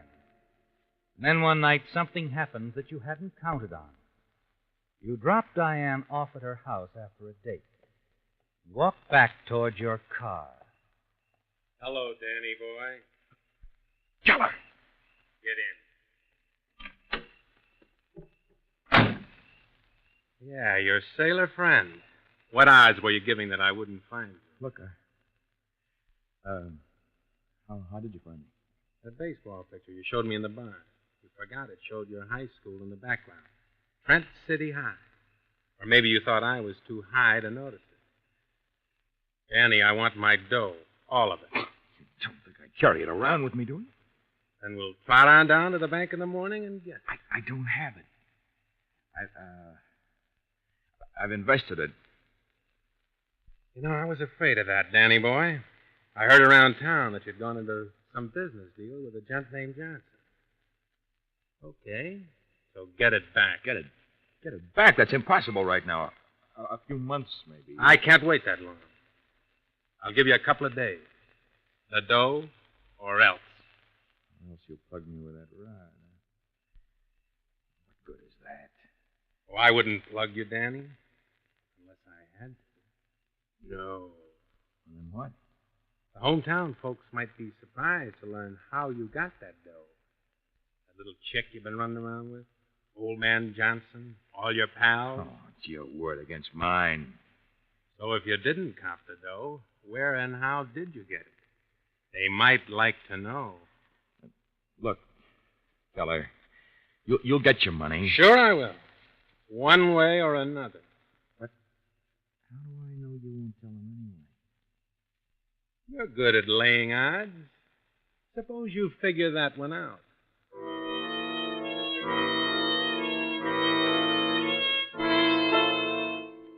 There's little sleep for you that night, Danny, because of Keller and the threat he holds over you. He could ruin everything for you, couldn't he? And the odds are that he will unless you stop him, silence him. It's a dangerous step to take, isn't it? One you must think over carefully, weigh the facts, the odds.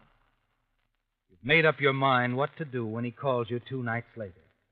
You arrange to meet him on a quiet road just outside of town. He's standing by his car waiting for you when you walk by. Right on time, Danny boy. That's fine. What's in the shoebox?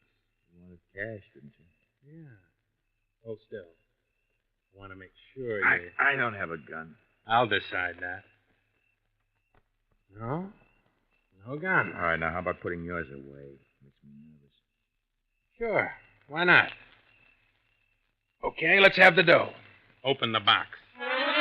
The moment he slips his gun into his pocket, you open the shoebox, and your hand closes over the .38 you've hidden inside. Kelly staggers forward as he's hit. The brief struggle, his hands close around your throat.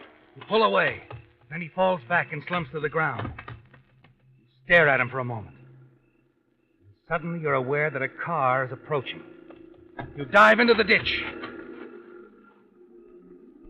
A truck, Danny, loaded with townspeople coming home from the barn dance at Fondale.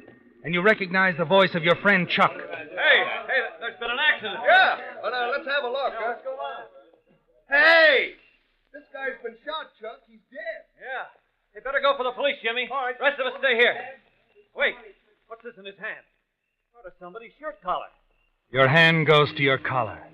You realize for the first time that in the struggle, Keller ripped a good part of your shirt collar away.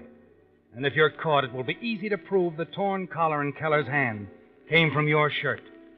The odds against you have mounted fast, haven't they, Danny? You decide you've got to make a run for it. There's nothing else you can do. Hey, look!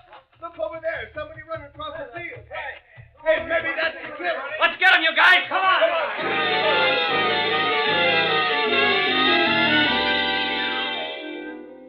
They're not far behind as you approach the foothills, are they, Danny? And then as you reach the river, you know you're trapped. There's no way to get across. But then suddenly you remember. Yes, the mine cable stretching across the river, not far downstream. A few minutes later, you reach them. What are the odds now, Danny? The cables are eaten by rust, and it's a long way across, isn't it? a rushing river below. You make it to the other side, you'll be safe. You stay here, the chances are you'll be caught. You weigh the odds carefully, don't you, Danny? It's a matter of timing. And even if the cables do break and you fall into the river, you're a good swimmer. And you're certain you can make the other side. And then... I tell you, I'm sure he came up this way. Well, he isn't here. You get a good look at him? No, it's too dark. He probably headed downstream toward the bridge, the only way across. Yeah. Hey, but wait a minute. I just happened to think of something. What about those cable lines leading across the river? They're around here someplace, aren't they? Well, yeah, sure. But a guy'd be a sap to try it. Hand over hand, more than 50 yards. I guess you're right. He wouldn't try it. Come on. Yeah. Wouldn't I try it, Chuck? Wouldn't I?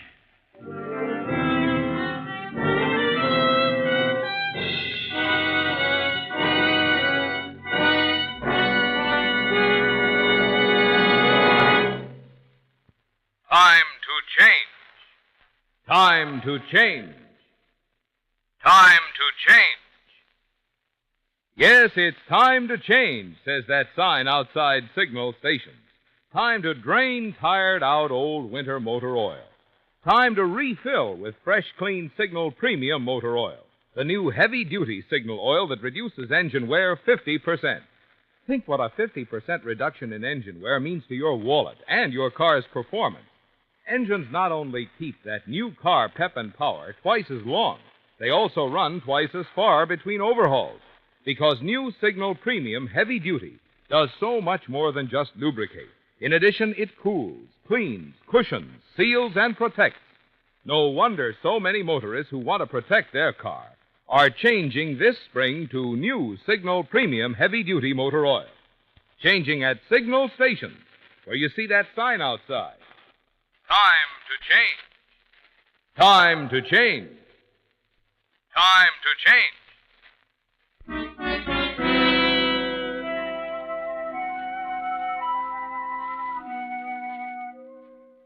A small group of townspeople, shocked by the news of the tragedy, had gathered at the river's edge just below the Crofton mine.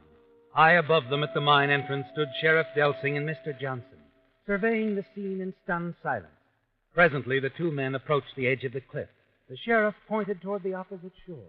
Well, that's where Danny fell, right out there in the rocks. I just don't understand this at all, Sheriff. I don't understand why he was on those cables. Yeah, there's lots of things I don't understand about this either. One thing I'm pretty sure of, though. What's that? Well, according to where he fell, he must have been about a third of the way across when that first cable snapped. I guess he knew the other cable wouldn't hold his weight very long either. It's too bad. That second cable had broken a few feet further in either direction. He'd have landed in the river instead of on those rocks. Probably be alive now. Yeah. I can just see Danny. Up there in that cable. He's got a quick decision to make. Keep going or turn back. You know how Danny was about decisions. Yeah, the odds. Always thinking about the odds. I guess this time he took just a little too long to figure them out.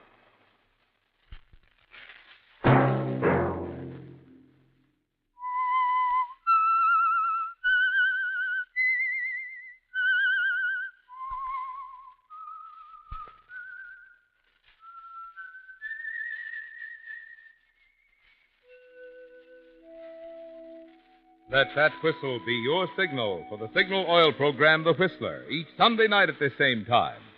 Meantime, Signal Oil Company and the friendly independent dealers who help you go farther with Signal gasoline hope you'll remember. Regardless of what gasoline you use, you'll enjoy more miles of happy driving if you drive at sensible speeds, obey traffic regulations, and avoid taking chances. You may even save a life, possibly your own.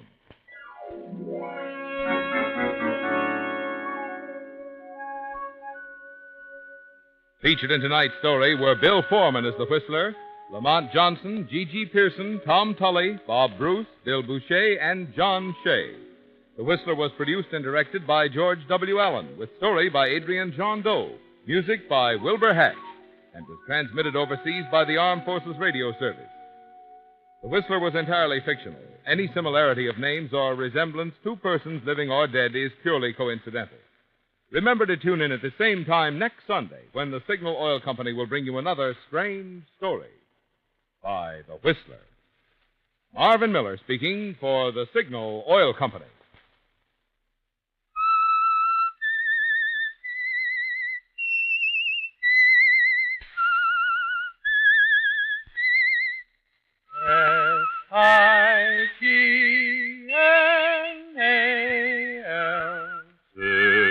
Signal, Signal gasoline.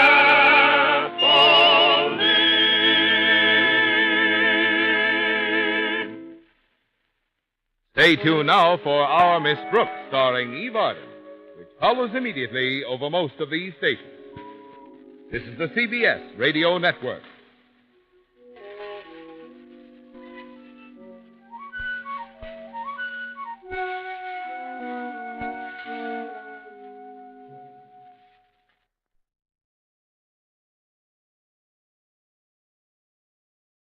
The Whistler.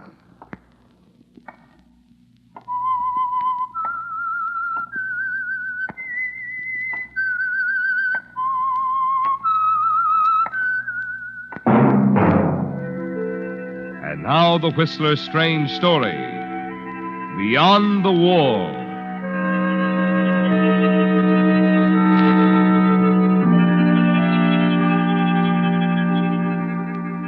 There are some words that hit a man like an electric shock, and Marty Fisher had just heard them. He was standing at the head of the line of prisoners, as he always did on Visitors' Day. But this time he didn't smile at the guard, pick up his card, and move casually on toward the wire wickets at the far end of the room. This time he stood paralyzed, rooted before the battered oak desk, staring at the man who sat behind it. What's the matter, Marty? Didn't you understand me? I said your wife didn't show up today. She told me she'd be here. Sorry. Next. Look, check the waiting room, will you? Maybe the roster's wrong. Maybe she didn't get a name. She isn't here. Now, look. There's still a half hour of free time. Go on back out to the yard. But she's never missed a visitor's day in 5 years. I got news for you. There's always a first time for everything. A lifer like you ought to be able to figure that out. Next.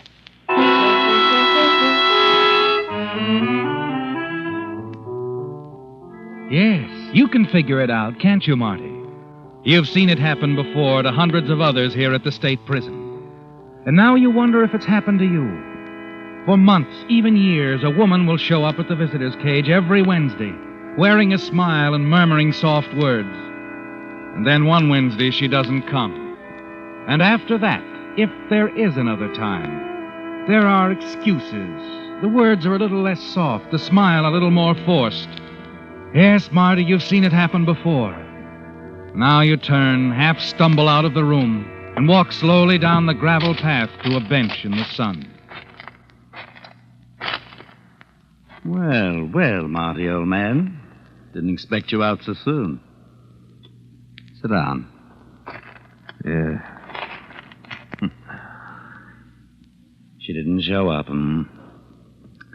Well, she's an attractive woman. It was bound to happen. Shut up. I'm told there are an amazing number of desirable men who are not in prison. I said shut up. Of course, your wife might have come down with a headache, or had an appointment with a dentist, or been busy with a church supper. Lay off me, Byron. I'll break your head with... Don't get excited, Marty. You know what happens to those of us who get excited. All right, then leave me alone. Of course. I know how you feel, Marty. But don't worry. You'll get over it. Why, in no time at all, you'll forget you ever had a wife. Okay, so I'll forget. I'm sure you will. However, it won't be so easy to forget the money, will it? What money? No, Marty. What money? Let me see now. I recall that payroll job of yours. Plant guard was killed. $75,000 was missing. The money was never recovered. I don't know what you're talking about. Tell me, Marty. Does your wife know where the money is? Look, Byron, I told you a million times I don't know anything about $75,000. Now forget it. Oh, very well, my boy. However, I've been thinking. I might be in a position to do you some good one of these days. Yeah, sure. From the outside, that is. What are you going to do, gnaw your way through the wall? Well, at least there's some reason to believe that I'll be out of here before long. You've heard of paroles, haven't you? You getting a parole? I think so. And the connection that's fixing mine could probably get you one.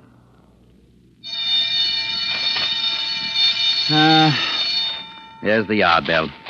Duty calls. I don't want to be late. They're so fussy at the machine shop, you know. But we'll talk about it again, Marty? Yeah, sure. Oh, and about your wife, Marty. Don't worry. She really might have had an appointment with the dentist. Well, ta-ta.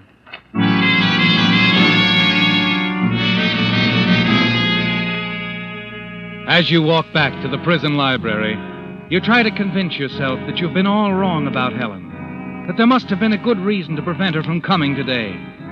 You tell yourself that she'll be here the next time. Yes, you're sure she will be. Aren't you, Marty?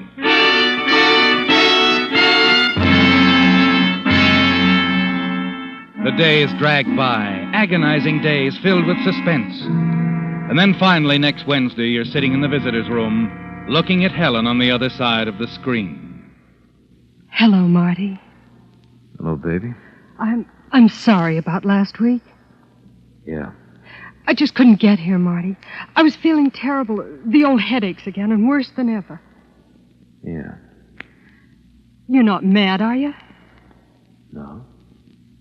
Should I be? I wanted to come, Marty, honest. I said it's okay. Marty. Yeah. Nick Hellman came to see me last night. Hellman. The sucker I was to let him handle my case. It could have turned out worse, Marty. If he had any brains, he could have figured an alibi for me, get me an acquittal. What do you want? He said he might be able to help you. Yeah? Yeah, he said he had connections, and he might be able to get you out only. Sure.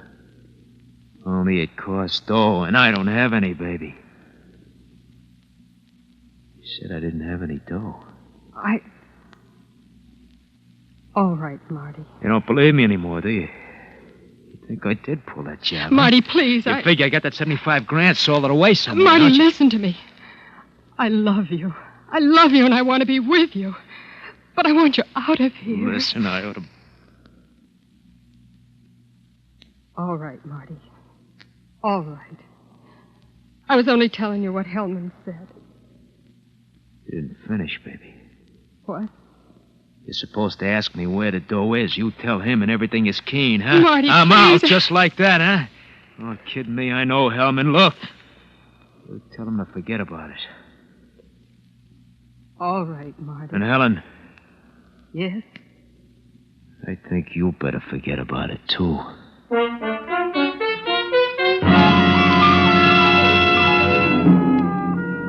You're determined no one is going to get any part of that $75,000, aren't you, Marty? And in the weeks that follow, there's no further mention of the money or of Hellman. Your wife doesn't miss a single visit, and you begin to realize how foolish it was of you to suspect that something was wrong, that Helen had found someone else. Then one Sunday morning at the prison chapel, it's the Baron sitting next to you who has something to whisper into your ear. Marty, Yeah, my parole came through. that's fine. Why tell me about it? I can do you some good when I get out, my boy. Yeah, sure. The way things are going, you'll need someone to look out for your interests. What you mean by that? Some friends of mine on the outside, Marty. They've been checking things for me. Like what? You ever hear of a man called Johnny Rigo? No. Your wife has. What did you say? My contacts tell me she's been running around with him. Here, keep your head down, Marty. The guards. Well, what are you handing me, Byron?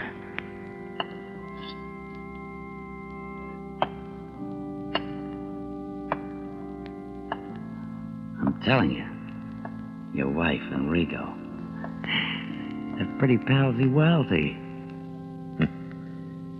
It's an old gag, Byron. You're wasting your time. As you wish, my boy.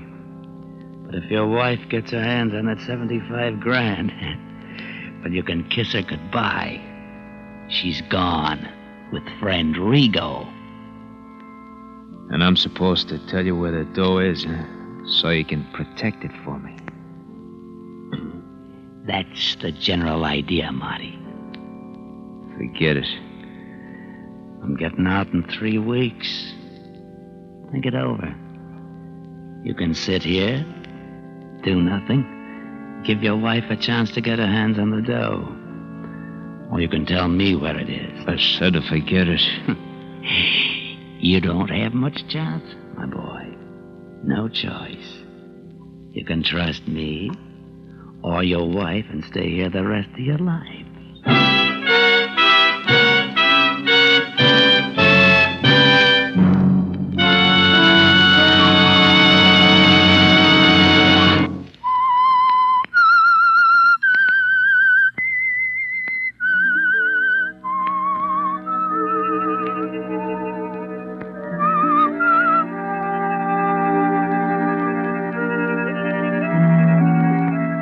You're not greatly concerned about the money from the payroll robbery, are you, Marty?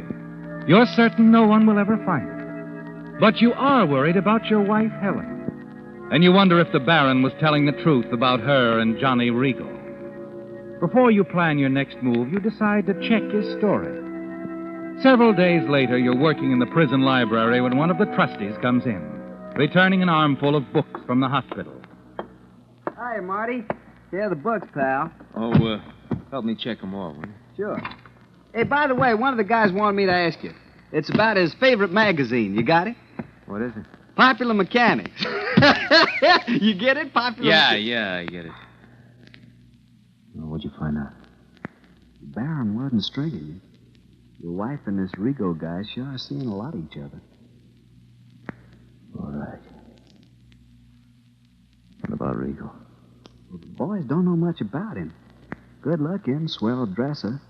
Lives in a house over on Marvell Boulevard, 2240. Sorry, pal. Sure.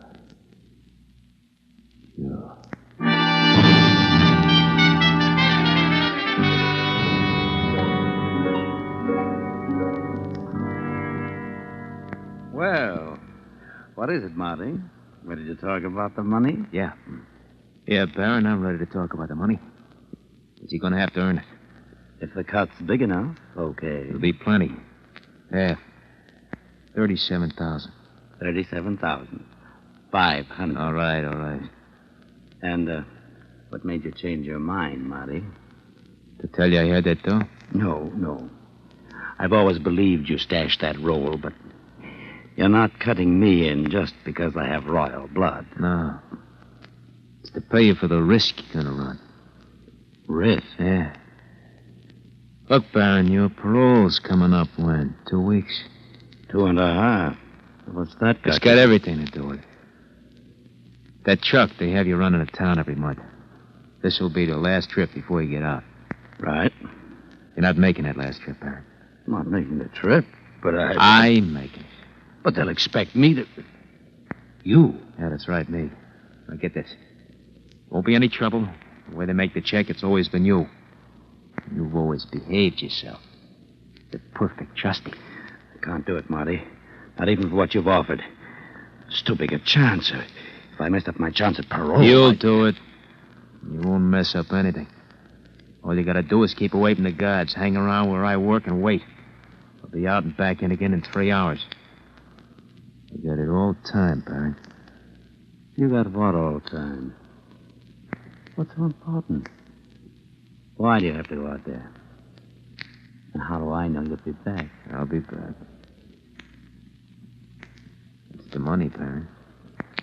In 2.5 weeks, I could handle it for you. Sorry, I don't trust anybody. But I have to trust you. If you want, 37,000. 37,500. All right. Do you want it? How do I get it? I'll stash your half of the dough someplace where you can find it when you get out, okay? Look, why don't you let me take care of everything for you? I'll be out now. Look, chum, it's my way or nothing.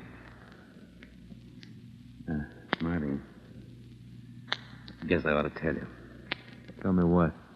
I've been up to the administration building several times in the last couple of weeks. I happened to find out something. You did, huh? I heard they were going over your files again. There's a chance your case will hit the parole board in another 6 months. What are you handing me? That's what I heard, Marty. You're not telling me this to sort of discourage me from taking that trip into town, eh? Well... Or is it that you want to be sure I come back? I'm telling you because it'll save both of us from sticking our necks out. Now, Marty, listen, I've always leveled with you. Sure. You have some contacts in the administration building. Check it. I want to get this settled first. What do you say, Byron? Do I take your place in the truck? Yes, Marty. I suppose you do.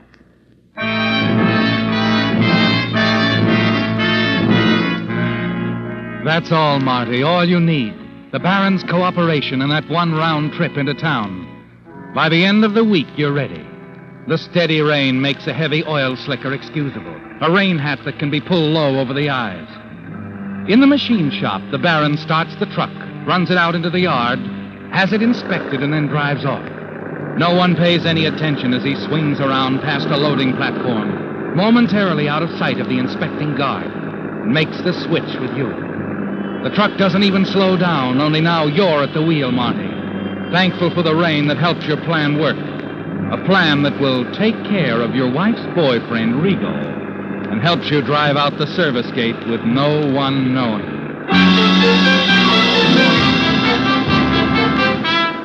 An hour later, you drive the truck into the railroad station, back it up to the loading platform, and climb down. You want to help us load her, Jack? No, I don't feel so good. Going over and get some coffee. Ah, you guys. All the same. Yeah, if you only knew, brother. If you only knew.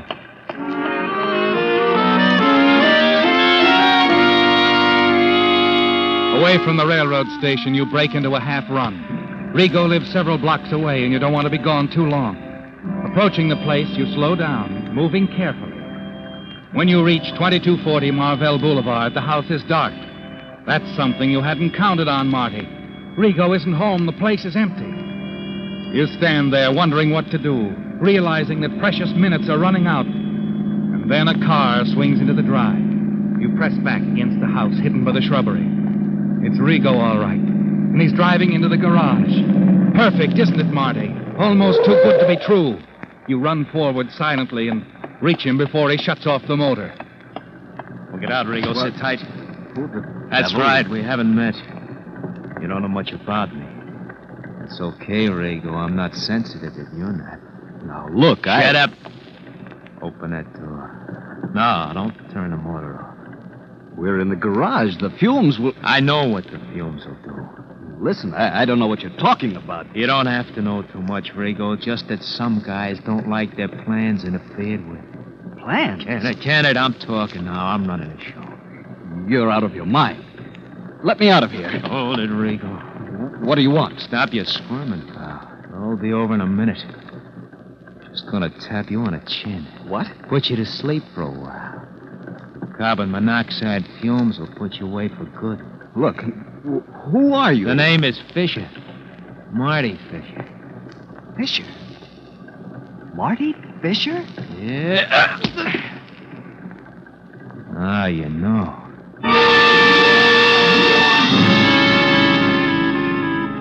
It's all over quickly, isn't it, Marty? You leave the unconscious Rigo in the car with the motor running. You close the garage doors and hurry back to the railroad station.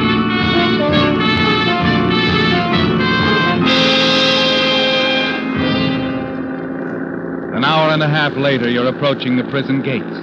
Everything has gone according to plan, hasn't it, Marty? There hasn't been the slightest slip-up.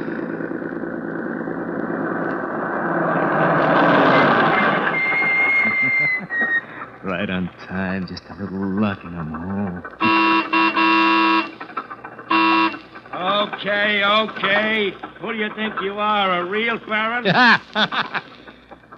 All right, what are you waiting for? Take it through. Right.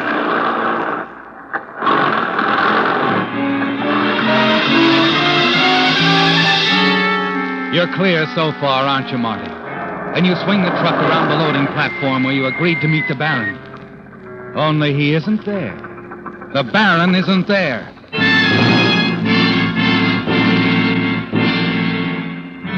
You slip the heavy raincoat off and the hat, toss them on the seat, and step out of the truck. You're about to walk away when he comes towards you.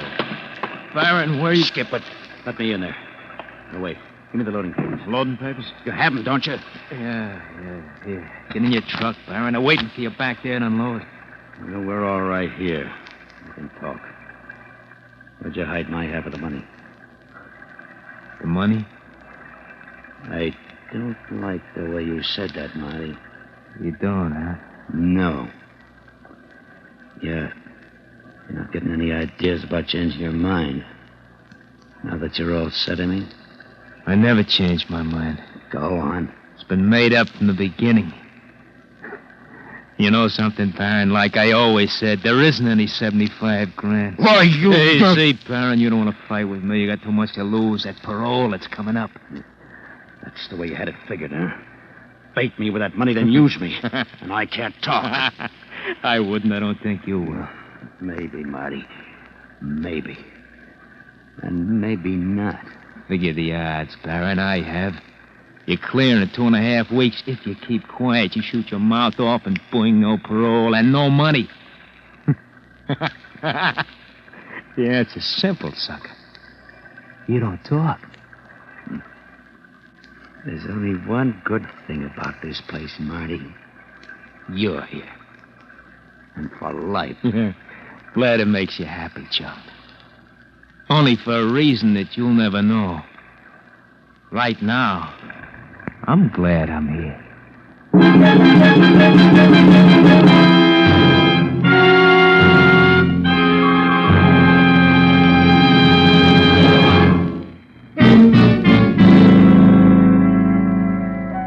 Yes, Marty, it all worked out, didn't it? And the man who helped you, the Baron, is the last man in the world who would dare to reveal you. He doesn't even worry you in the remaining 2.5 weeks before his parole. And you're there, smiling with the others to shake his hand as he heads for the tailor shop to exchange his denims for a blue serge suit. He'll be wearing it for a while, won't he? Because the Baron is not a rich man. And your money, the $75,000 from the payroll robbery, will be waiting for you when you're on the outside. But that's the future, isn't it, Marty? You have the present to think of. Helen's paying you a visit, and you want to see how she acts, how she feels now that her boyfriend Rigo is out of the way.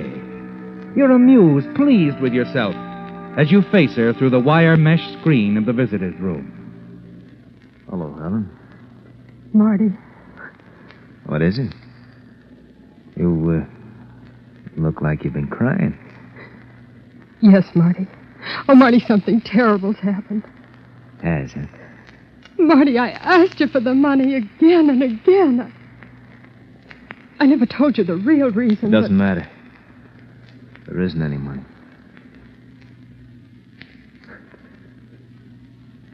You loved him that much, huh? You see, Marty, I guess I'll never stop loving you no matter what you've done. Oh, well, now there's nothing more I can do. What are you talking about? There was a man, Marty, a prominent man, and he was convinced you were innocent, and he was in a position to do things. Do things? Yes, he'd been talking to the parole board for months, and with a little more time to work on it, he was sure you'd be free soon. I know, Marty, I know. I've been working with him constantly. Wait a minute, wait. You mean this man would fix it so I'd get out of here? Yes, Marty. You'd have been free. But now I don't know where to turn because Because Johnny Rigo... Johnny Rigo? Yes. Johnny Rigo can't do anything for us anymore. Something happened to him in his car.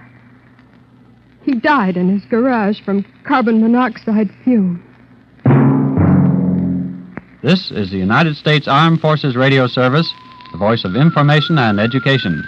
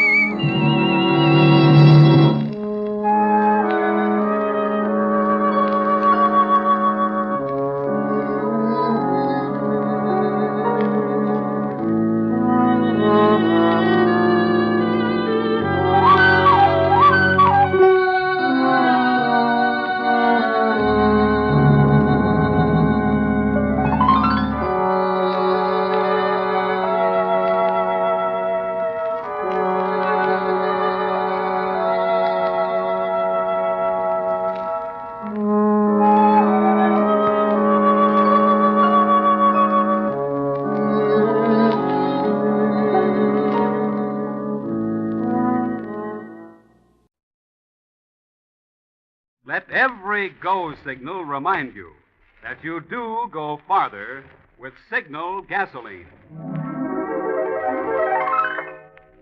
The Signal Oil Program. The Signal Oil Company and your neighborhood signal dealer bring you another curious story by The Whistler. Tonight, Beware the Bridegroom.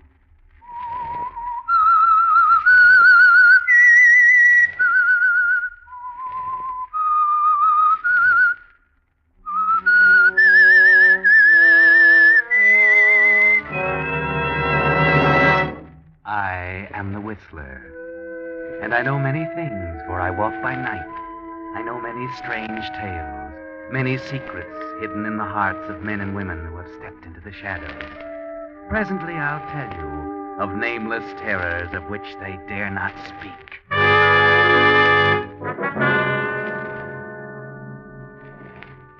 But first, I think you'll be interested in a letter from Captain Joseph E. Boland, who writes, "This is to express to Signal Oil Company my gratitude and that of literally thousands of men for the abundant supply of salvo games.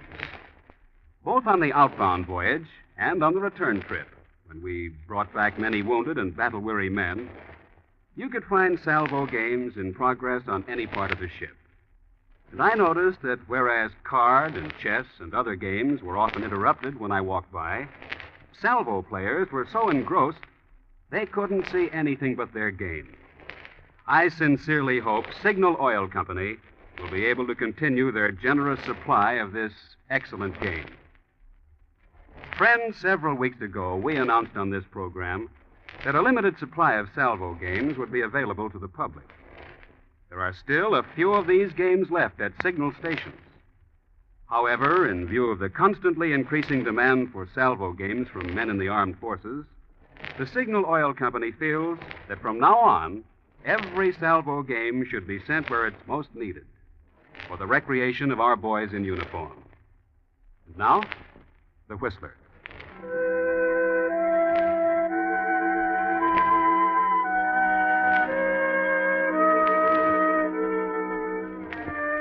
The lights are low, the music is soft. It's the Cameo Bar, one of those dimly lit bistros in New York where people come to drink and be happy, where others come to drink and be sad. Over there in the corner at the bar, John Lane and Biff Allen are sitting. They're morose. New York hasn't been so kind. New York hasn't even noticed. They're on their uppers, and they don't at all like the prospect.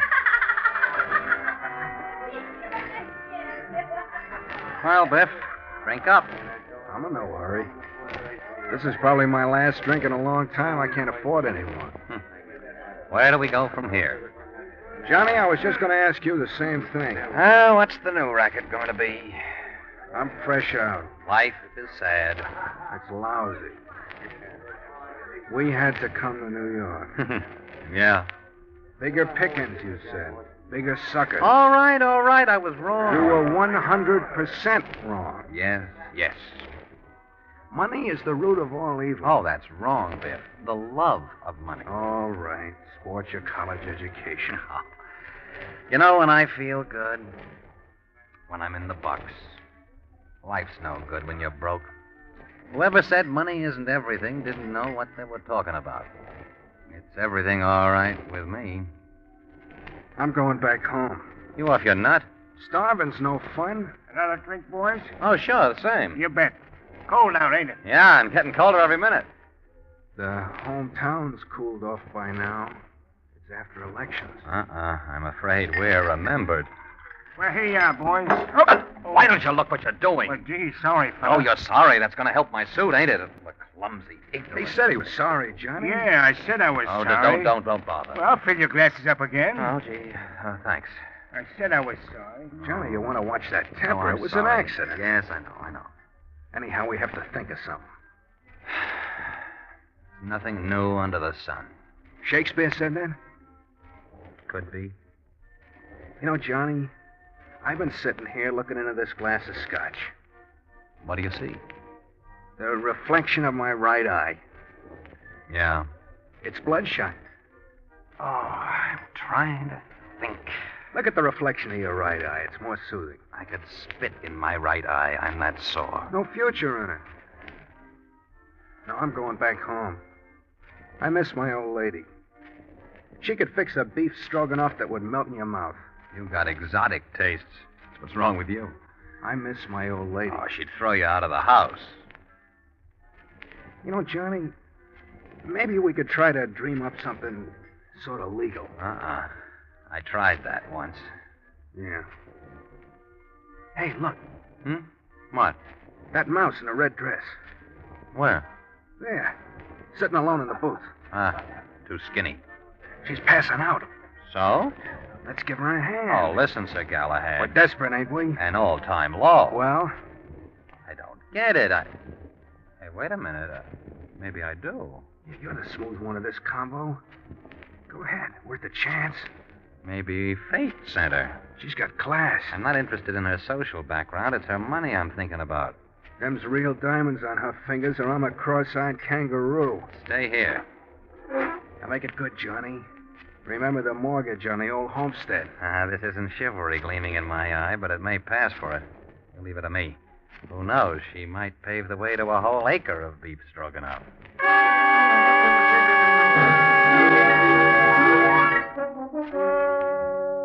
And so John Allen goes over to the booth and speaks to the little mouse in the red dress. Presently, they leave the Cameo bar, the girl leaning heavily on John's arm, and hail a taxi. And as it drives off, John gets a chance to eye those diamonds at close range. They're real, all right, and you've fallen to something good here, John. Where am I? What happened? You're in a taxi, Miss Warren. I'm seeing you home. You were a pretty sick girl back in that bar. How do you know my name? Who are you? I looked in your purse, hoping I might find a clue to your address. I not only found a clue, I found the whole works right on this card. Miss Julie Warren, Park Plaza Hotel, New York City. You are Miss Warren, aren't you? It was very kind of you. I wasn't sick. I mean, not the way you think. I had only one drink. Sometimes it takes only one. No, I haven't been feeling very well. I had no business being there. Probably nobody in the joint had any business being there. We're almost to the hotel, aren't we? Yes. By the way, my name is Lane, John Lane. How do you do? Another, by the way, I helped myself to a small portion of the contents of your purse to defray the expenses of this transportation. I hope you don't mind. Not at all. With careless stupidity, I left my wallet at home. It's all right. You know, you shouldn't carry so much money around with you. Dangerous? Oh, haven't you heard? There are thieves abroad in the night. Are you a thief? Oh, do I look like a highwayman? Highwaymen rarely do. Oh, my head. Look, you'd better lie back. Relax. You'd better take your hand off my arm. Well, I just wanted you to be comfortable. I'm sorry.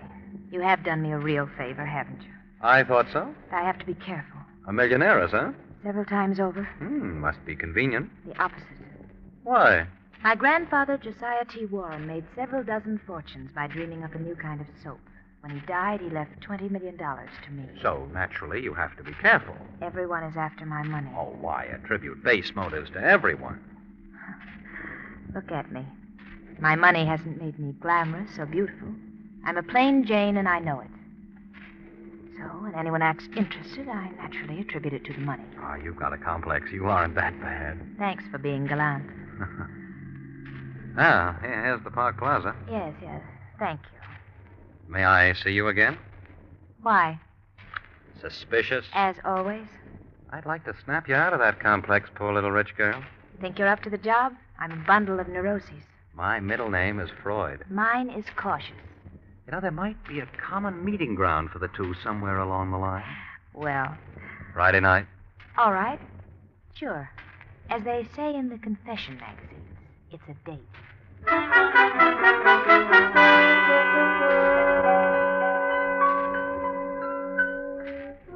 Yes, it's a date, John Lane. It was easy, wasn't it? She may be cautious, but not cautious enough. And so you take back the good news to your friend Biff. Hello, Biff. Johnny, well? We're set. Honest? What a break. Good hunch, huh? Oh, lead pipe cinch. Tell me. She's bored. Yeah? She's got millions, and she's bored. Holy cow. Oh, what we stepped into. Yeah, but can you step out when you want to? Who said I wanted to step out? What do you mean, Johnny? Now, don't say I didn't warn you, Biff, but you are now looking at the lucky gent who will shortly marry and settle down with Julie Warren, the soap heiress.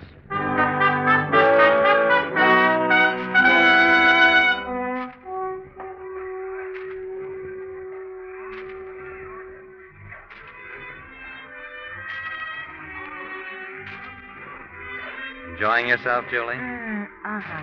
My favorite orchestra. Oh, you dance beautifully, Johnny. You're my favorite partner. Oh, I'll bet you say that to all your partners. Happy? Very happy. Let's never stop dancing, shall we? Whatever you say.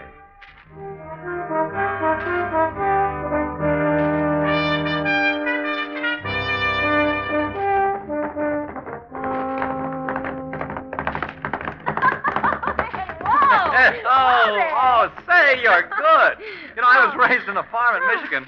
I've been riding since I was 9, but you gave me a real race. Well, I should, Johnny. I went to the best riding academy. Tired? Not a bit. Oh, you look swell, Julie. Radiant. I owe it to you, Johnny. You got me out of that shell and into the open. These weeks have been wonderful. Come on. I'll race you back to the stable. Okay, here I come, right after you.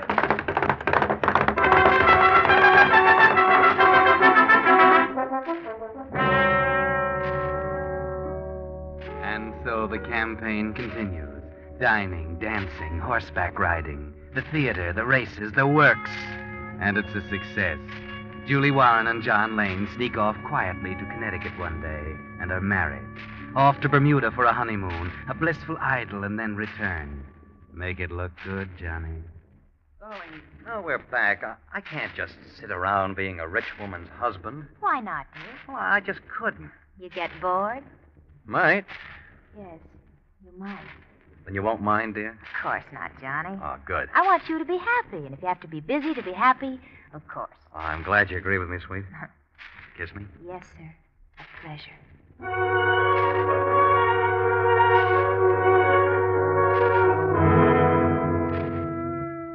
And so John Lane gets a job, or so he tells Julie.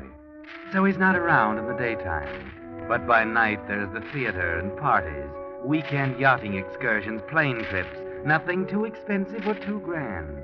Life is easy. Life is charming without care. The marriage of John Lane and Julie Warren is a sensational success until one day... Hello, John. Hiya, darling. Back from work so early. Yes, I'll have to hurry and dress. By the way, we're not going to the theater tonight. Oh? Why not? We've some talking to do. Oh, what do you mean? Johnny, you love me, don't you? Of course, dear. That's good. Well, what are you leading up to, Julie? Sit down, won't you? Yeah, sure. I've something to tell you.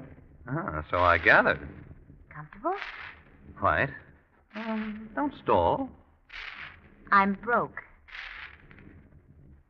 What about the soap? A lie?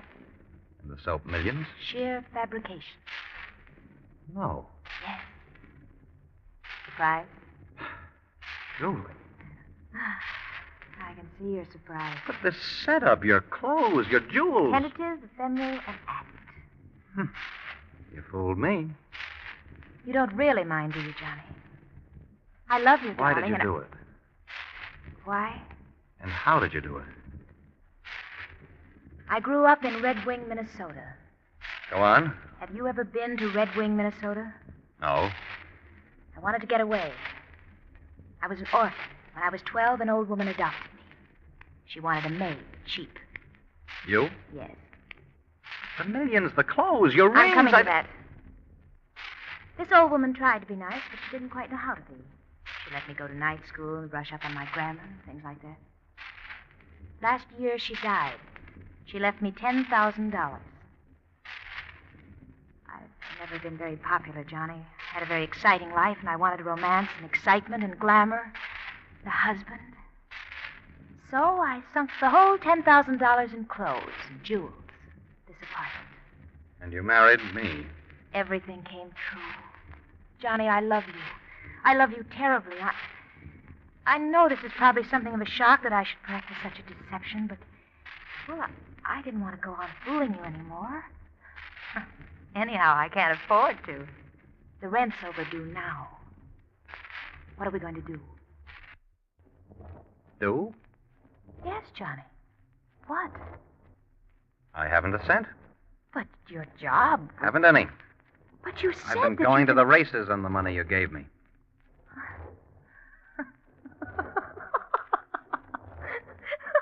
Then we're both fakes. 10 carat. Ah, it's a laugh, isn't it?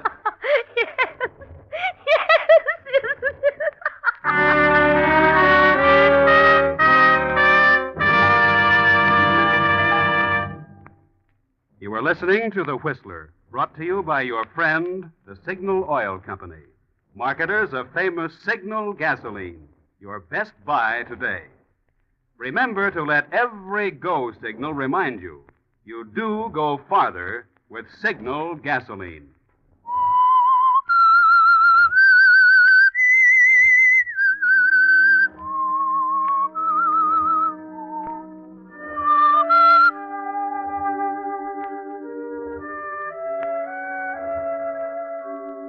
Well, this is quite a surprise, isn't it, John? You married Julie because you thought she was worth millions.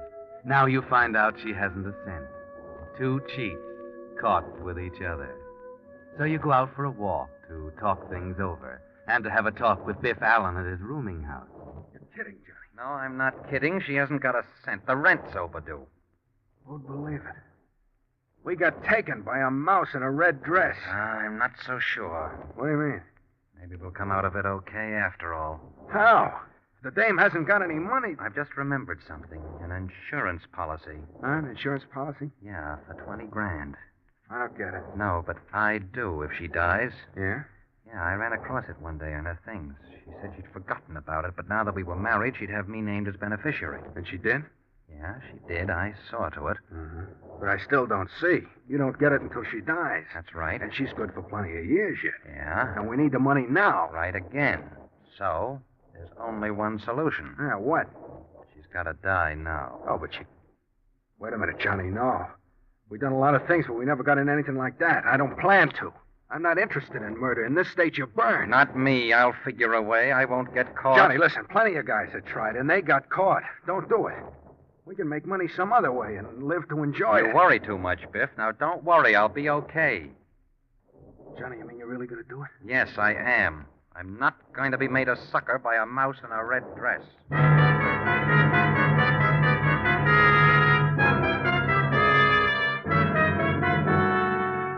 Well, Johnny, you're going to take the chance, are you? The big chance? Think you can get away with it, do you? Well, plan it carefully.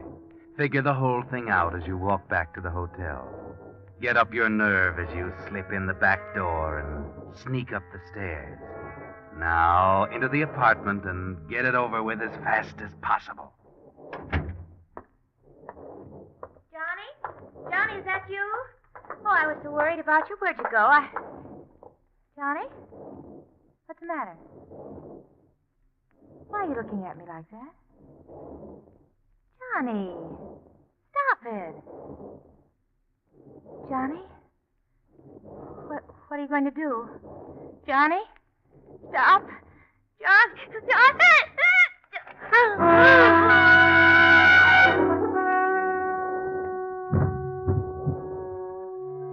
All right, it's done. Now your plan. The plan you thought of coming back here. That's it. Drag out the bureau drawers. Throw their contents on the floor. Knock over chairs. Make it look good. Make it look like a terrific struggle. Like a burglar had tried to rifle the place. Yes, that's it. It's a shambles. Now, get out of here quickly. Down the back stairs, the way you came in. Don't let anybody see you. And hurry to the Cameo bar. Biff's not there as you thought he'd be, but the bartender is, and he's the one you want anyway. Hello there, Mr. Lane. What's it going to be? Same as the last one. Last one? But you didn't have any other drink. Oh, sure I did. Don't you remember? About 15 minutes ago? Hey, you're joking, Mr. Lane. You just came in. You haven't been here all day.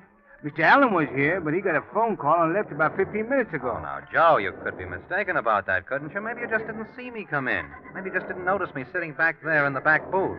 Yeah, but I would have... Now, look, maybe this will help you to remember that I've been here for 2 hours. All afternoon, almost. Hey, that's $100 bill. Yeah. But, You could use 100, couldn't you? Yeah, sure. Okay, it's yours. Go on, take it. That's right. Now, Joe, I'll have another one, just like the last one. Yeah, sure, Mr. Lane. Scotch and water. Coming up.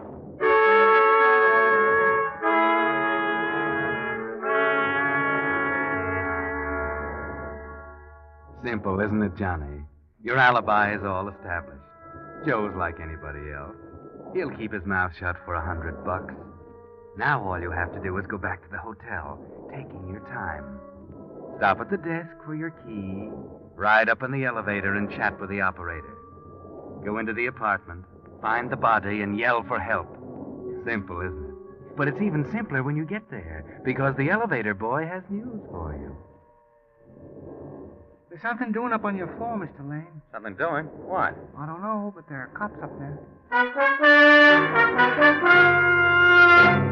This is even better. Somebody's already found the body. A chambermaid, perhaps. You get off, go in, and there they are. Why, what's the matter? What's going on here? Oh, you're Mr. Lane? Yes, I'm Mr. Lane, but what are all these people? I'm sorry, Mr. Lane. I have some bad news for you. Oh, what's the matter? What's happened here? Where's Julie? I'm sorry, Mr. Lane. There's been a tragedy. Your wife is dead. Dead? Dead? No, it can't be. It can't be. Now, please, Mr. Lane, I'll take it. Hey, somebody, hurry up, bring me some water. Let's get it over here, please. That's right, Johnny. Put on a good act. Lay it on thick. Take a few minutes before you're coherent enough to ask the inspector a question. How did it happen? One of the maids saw a suspicious character breaking into your room. She called the police, but we didn't get here in time to save Mrs. Lane. The place was in shambles, and she'd been strangled. You said a suspicious character? Yes, a burglar. We got here in time to catch him just as he was trying to leave. You caught him? Yes. Don't worry, Mr. Lane. He'll be brought to justice for the murder of your wife.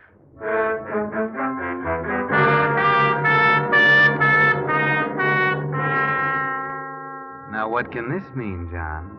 This is really an unexpected twist. But it makes everything even simpler. There's nothing to it now. But they want you to go down and take a look at the man they caught, and so you do. You'd want to anyway.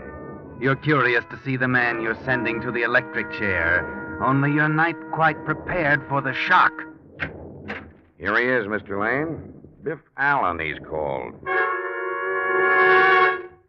He swears he didn't kill your wife, but he won't say much else except that he wanted to see you.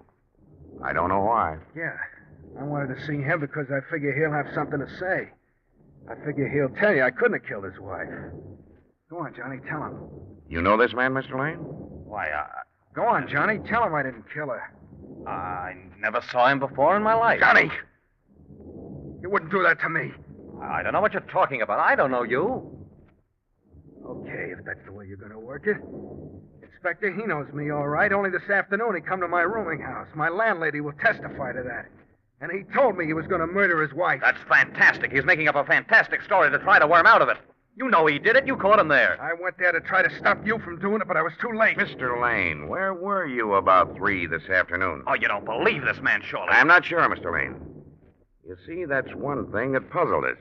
The coroner says your wife died about 3 o'clock. We didn't catch this man until almost 4. Why should he have stayed so long? I was at a bar all afternoon. The bartender will testify to that. I'm sure he will. Okay, we'll see. Come along.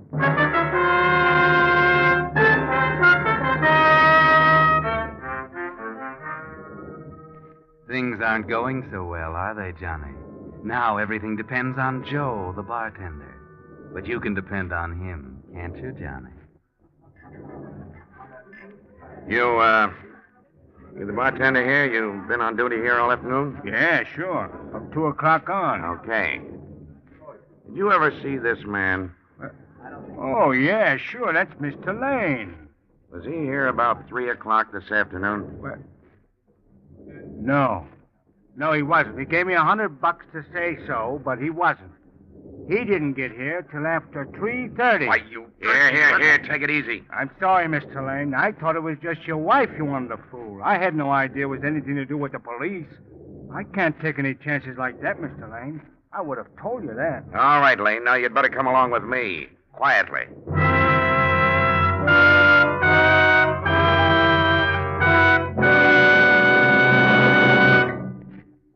The Whistler will return in just a moment with a strange ending of tonight's story.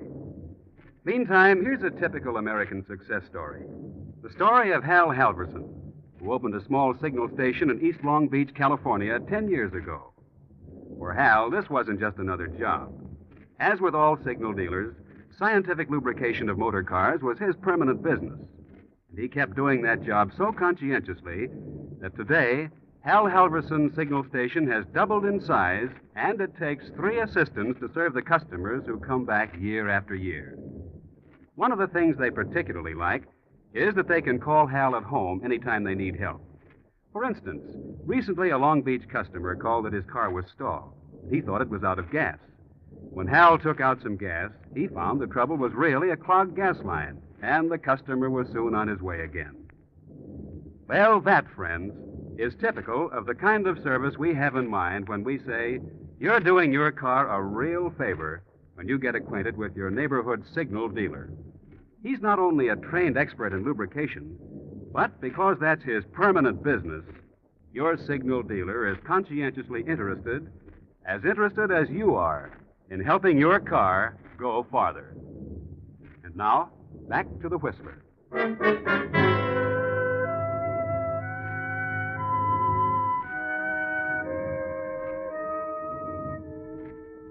Yes, Johnny Lane now sits brooding in his solitary cell up the river.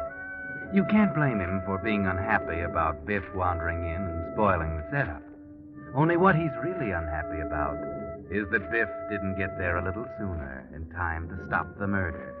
Yes, you see, the reason Biff came to the hotel and broke into the room was to stop Johnny, to tell him that there was no need to murder Julie, that he had checked up and found out that she was a long way from being penniless. In fact, $20 million away from it. She invented the penniless story to test Johnny's love for her. She really loved him, and she didn't know what a chance she was taking. And he didn't know he was throwing away the sweetest chance of his life. Yes, he's sad, all right, but not for long. The state's going to end his troubles for him any day now.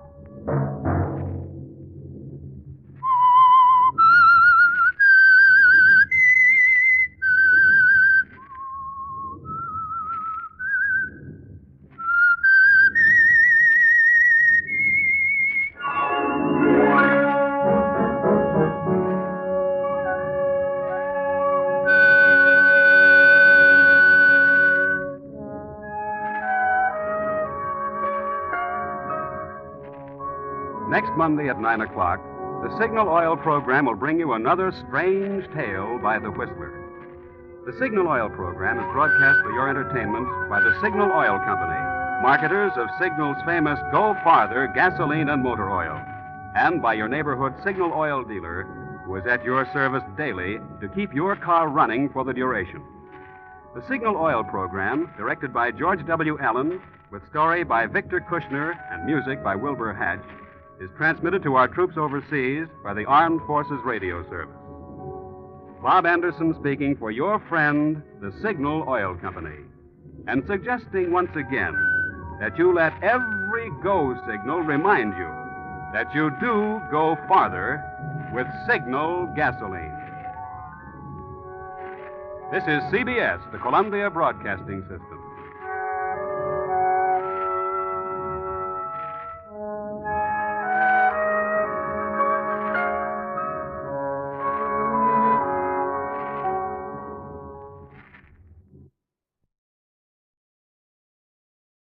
And now, stay tuned for the mystery program that is unique among all mystery programs. Because even when you know who's guilty, you always receive a startling surprise at the final curtain. In The Whistler.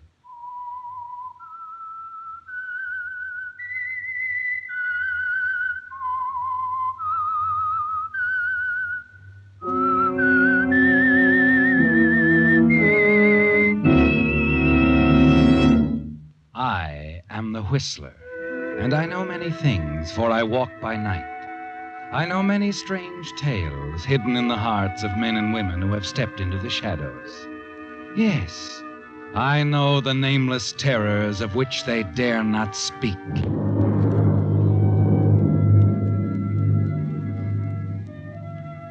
Yes, friends, it's time for The Whistler, rated by independent research the most popular West Coast program in radio history.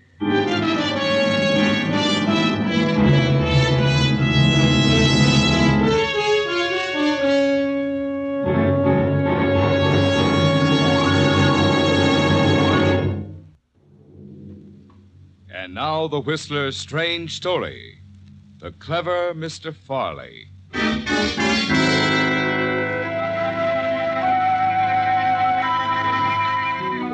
Dan Farley removed his topcoat, glanced out the window of his compartment on the luxury streamliner as it headed west from Chicago, placed his suitcase on a seat, tossed his briefcase on top of his suitcase. Dan had learned long ago that the safest place to hide valuable objects was in the open, and his briefcase was quite valuable to him. In it he carried $150,000 in brand new $20 bills, counterfeit $20 bills, but so perfectly executed, even an expert would have trouble in spotting them as bogus. As the train began to speed up, Dan smiled. He was glad to get underway. In his work, he didn't spend too much time in one place, and he'd been in Chicago much longer than he intended. Ticket, please. Come in. Oh, hello, conductor. Here we are. Through to Los Angeles. Compartment C. Mm-hmm. Not so many traveling today, huh? We'll pick up some more in Kansas City. Oh.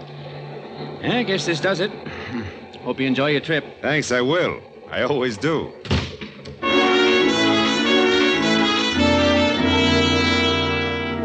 Yes, you do enjoy your trips across the country, don't you, Dan? After 5 years of passing and distributing counterfeit money, you've never even been arrested on suspicion. Tall, handsome, with the assured poise of a banking executive, everyone accepts you for what you appear to be, just a successful young man. You decide to go to the club car and look over some of the other passengers. Like most bachelors, you never object to meeting a pretty girl. When you enter the club car, you deliberately choose the middle seat of the only 3 seats remaining vacant. But luck's against you. You're annoyed when a seedy-looking man of about 60 sits down on your left. You quickly pick up a magazine and begin to read.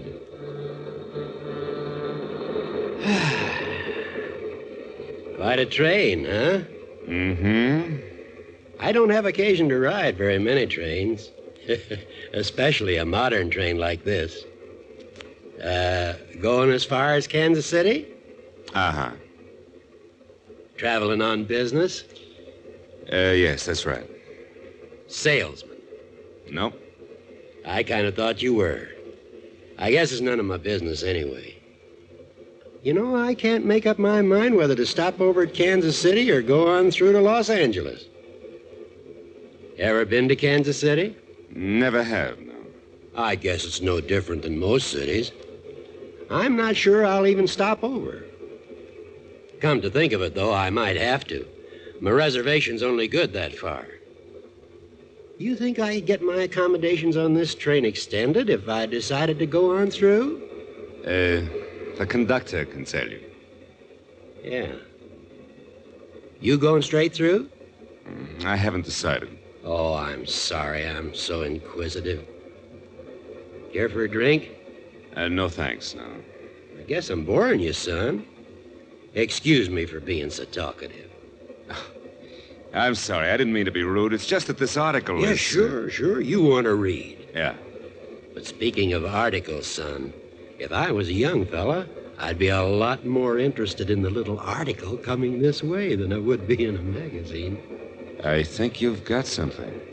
Yeah. She's going to have to sit down right next to you. Go ahead and get acquainted with her. I'll go get me a drink.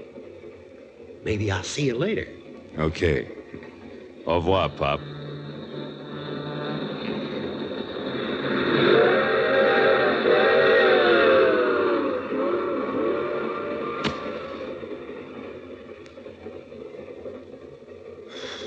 If you'd rather read that book than talk to me, just tell me.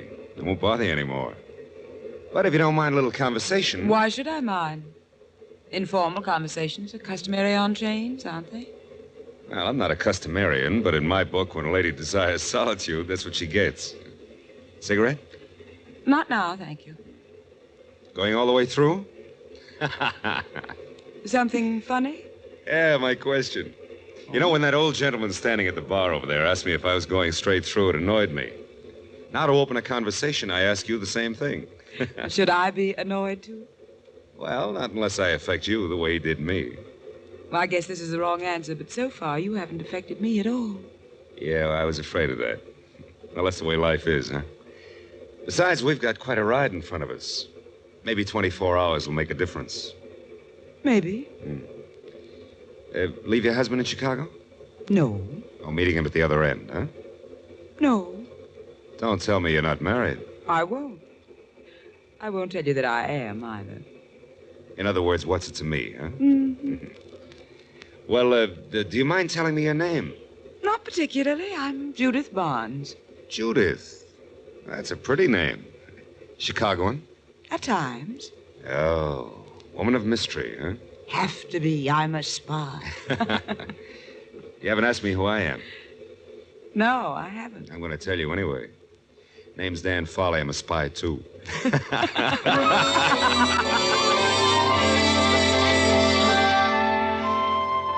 An interesting girl, isn't she, Dan? And as the train moves westward, you become very well acquainted with the charming, attractive Judith Barnes.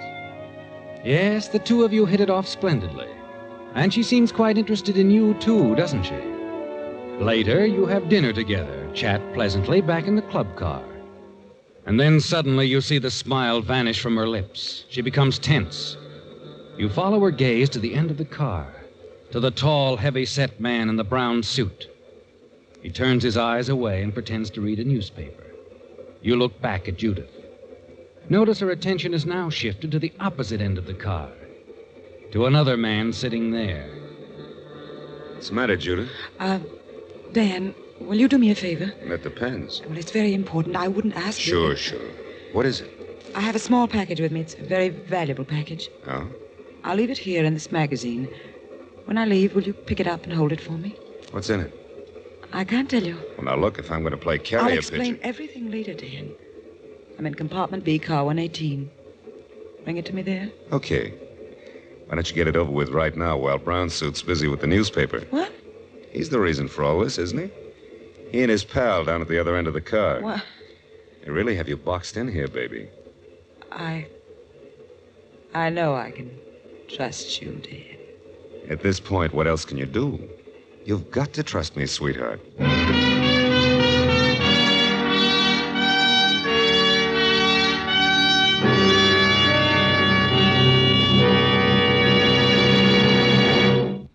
to the Whistler.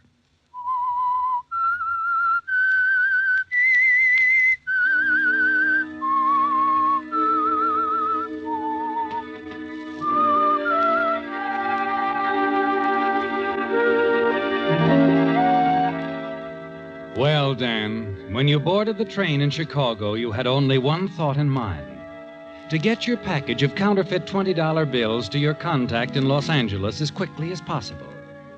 But your meeting with Judith Barnes in the club car has altered your plans, hasn't it?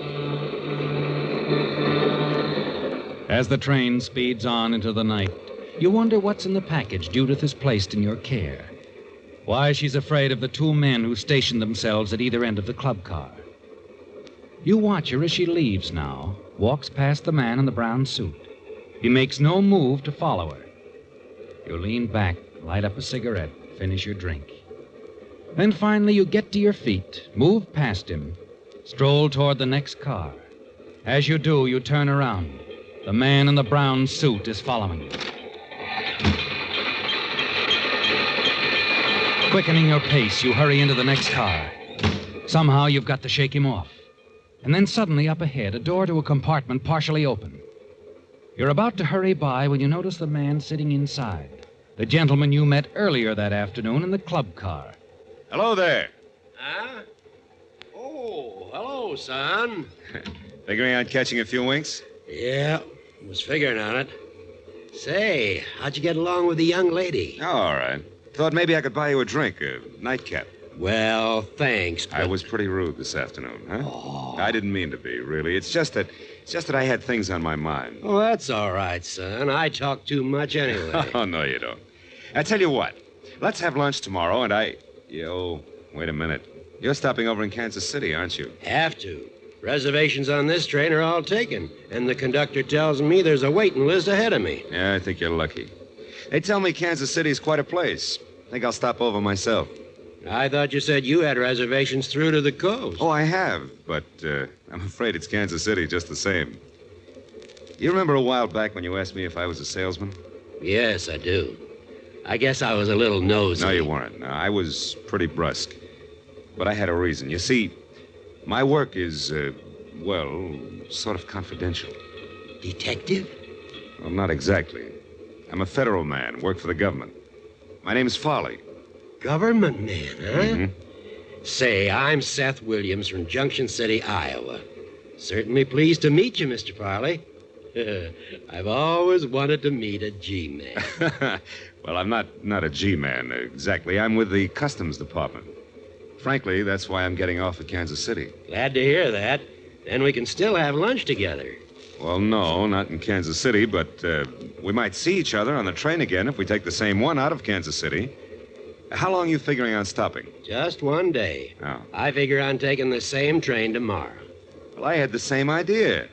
I'll make my reservations as soon as we get in. Good, I will too. Something to do with one of your cases, huh? Yeah, that's right.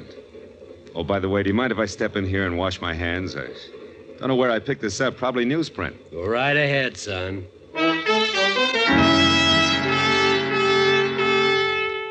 The moment you're out of his sight, you open the package Judith gave you in the club car. Your hand trembles as you pick up the piece of jewelry. A diamond brooch, exquisitely fashioned. Breathtaking, isn't it, Dan? Yes, and you're certain it's worth a fortune. You're certain, too, that Judith stole it. And if you can get it away from her, it'll even the score. You hate to part with the brooch, don't you, Dan? But there's nothing else you can do at the moment with the man in the brown suit and his friend, probably searching the train for you. Quickly, you make up your mind. Replace the brooch in the package, step back into the compartment. You feel confident you can trust Seth Williams of Junction City. Oh, Mr. Williams. Yeah? I wonder if you'd do me a favor. Why, be glad to.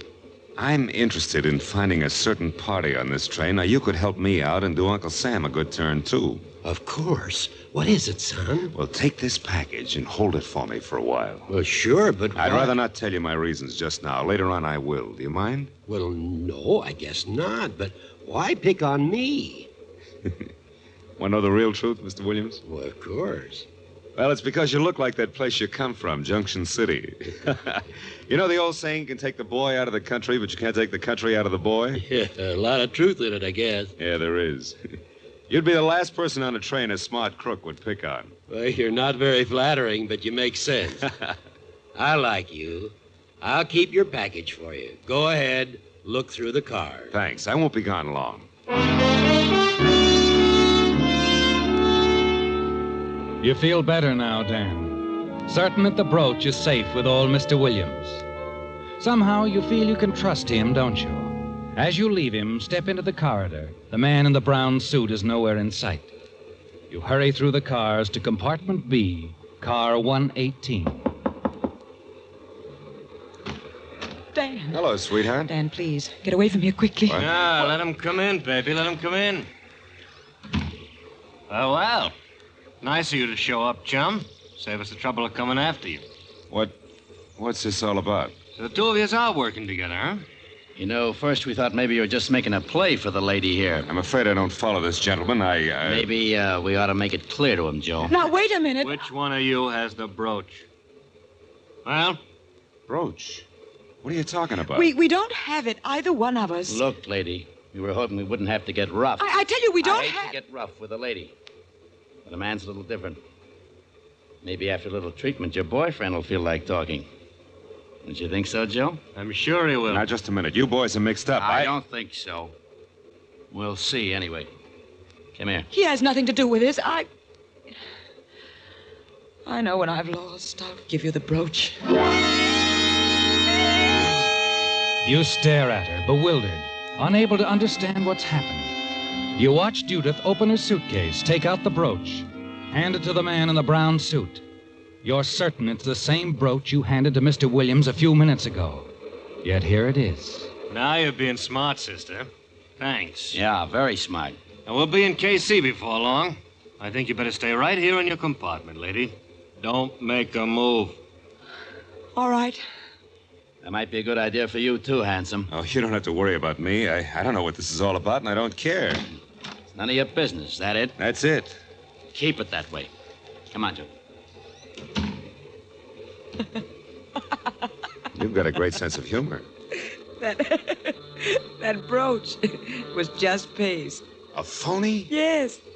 I figured something like this might happen, so I had an imitation made. A perfect imitation. Well, then why did you carry the real article with you? Because I was sure they'd search my compartment instead of coming after me. Oh? I recognized the man in the brown suit as Joe Franklin, one of the best-known jewel thieves in the business. That's why I was so worried when he showed up in the club car tonight with his partner. So you dumped the real brooch on me and then left hoping they'd tail you to your apartment and grab the phony brooch. That's right. Well, it worked out anyway. Though you did give me a bad moment turning up here the way you did. If they'd searched you... They wouldn't have found a thing. What? I had a hunch they'd frisk me, so I hid it. Where? In the club car. That was careless. Oh, quit worrying. It's practically locked up. You'd better get it right away. Use your head. Suppose those two guys find out that bauble you gave them's a phony. They're liable to come back. What do you suggest we do, then? Leave it right where it is. Sit tight. If nothing happens, those two guys will get off at Kansas City. Once they're gone, I'll bring you the brooch. How do I know you won't double-cross me, Dan? You don't. But you had to trust me before, remember? All right. We'll play it your way. But there's something you'd better remember, Dan. Yeah? You'd better come through. If you don't, you're going to be awfully sorry.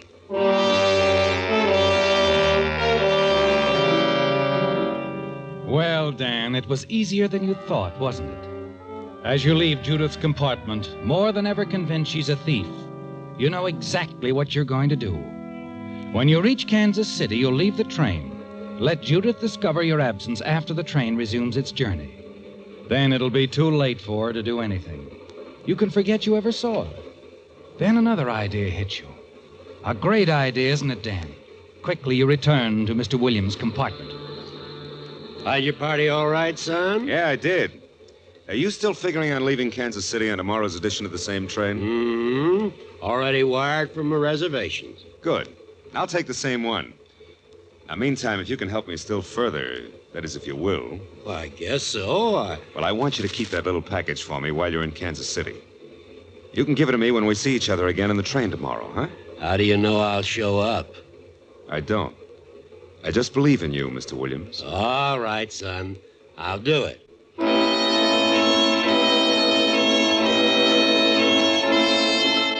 Now everything's set, isn't it, Dan? Even if you run into trouble while you're in Kansas City, no matter what happens, the brooch will be safe with Mr. Williams. You smile as you return to your own compartment, and as you step inside, your eyes fall on your briefcase, and suddenly you know something is wrong. The briefcase has been moved, tampered with, hasn't it, Dan? You're certain of that. Quickly you open it. The money's still there, but somehow you have the feeling it's been disturbed. And for the first time in your career, a wave of panic sweeps over you.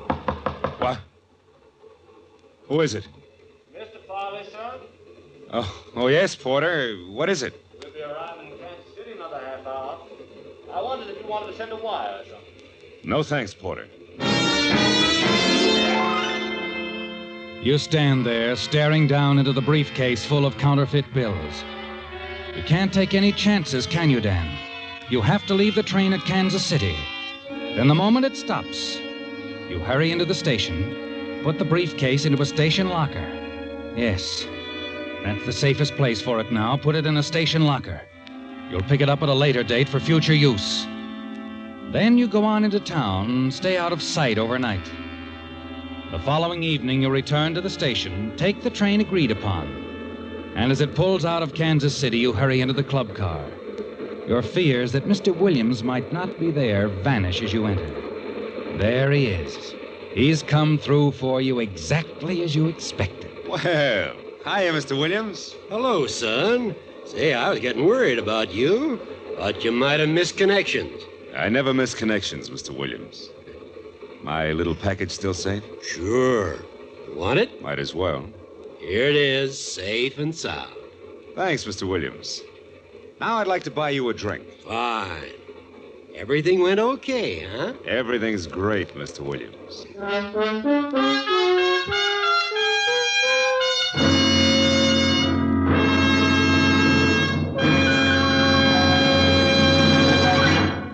The Whistler will return in just a moment with a strange ending to tonight's story.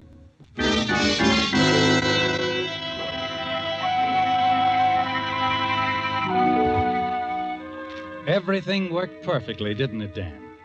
Yes, and as the big streamliner picks up speed, you're more than satisfied, aren't you?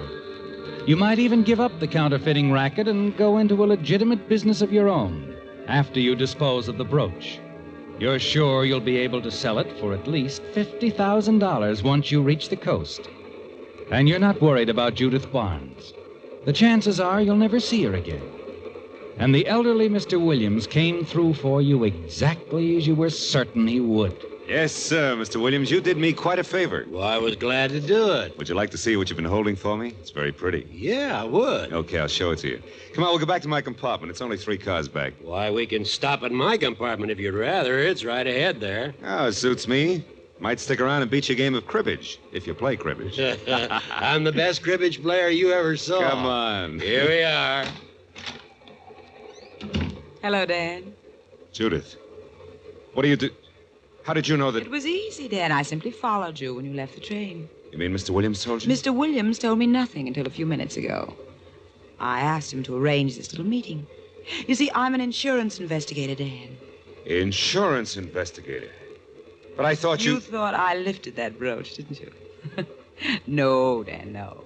I just paid $15,000 for the return of that brooch in Chicago. No questions asked. I wanted to be sure it got back to my company. You were handling it alone? McGard was supposed to come along with me. Something must have happened because he didn't show up. So you picked on me? Yes. The minute I saw you, I knew you were just the type to get it through. But, just to make sure, I trailed you after you got off the train last night. What about the boys that got the phony brooch? They're in the hands of the Kansas City police right now. Yeah. Like I said before, you're quite an operator. Catch, baby. I guess you win. Oh, thanks, Dan. Uh-huh. This is it. Well, maybe I'll see you again sometime. I could have you picked up for attempted theft, you know. But I won't. How come? Well, in your own way, you were very helpful. You too, Mr. Williams. Thanks a lot. That's all right, young lady. You must be a darn good detective. My boss thinks so. Bye. She's quite a gal. Isn't she? Nice of her not to take action against you. Yeah. Sorry I had to lie to you, Mr. Williams. Anyway, you sure did your part. Well, I guess I'll have to change plans again, get off at Albuquerque, and get back east. I'm afraid not. What? You see, I found something of yours, too, in your compartment yesterday while you were tied up with those jewel thieves. A briefcase full of phony money. The same one you put in that station locker in Kansas City. You were the one who... That's right. Solid evidence. You're under arrest. Now, wait a minute. I was on that train looking for someone yesterday. Didn't know just who, and then you came along. But how could you... Never should have told me that lie about being a federal man, son. You see, I know all about federal men. Been a Fed myself for 25 years.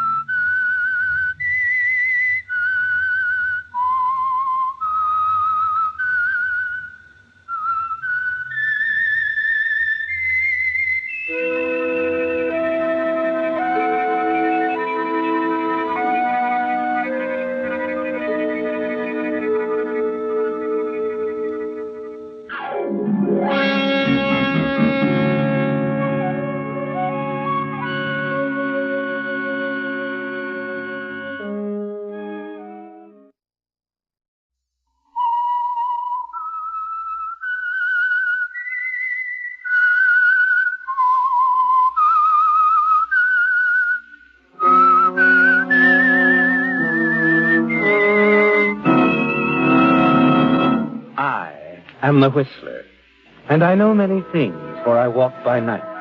I know many strange tales hidden in the hearts of men and women who have stepped into the shadows. Yes, I know the nameless terrors of which they dare not speak. Tonight, transcribed, it's the Whistler's strange story, Letters from Aaron Burr.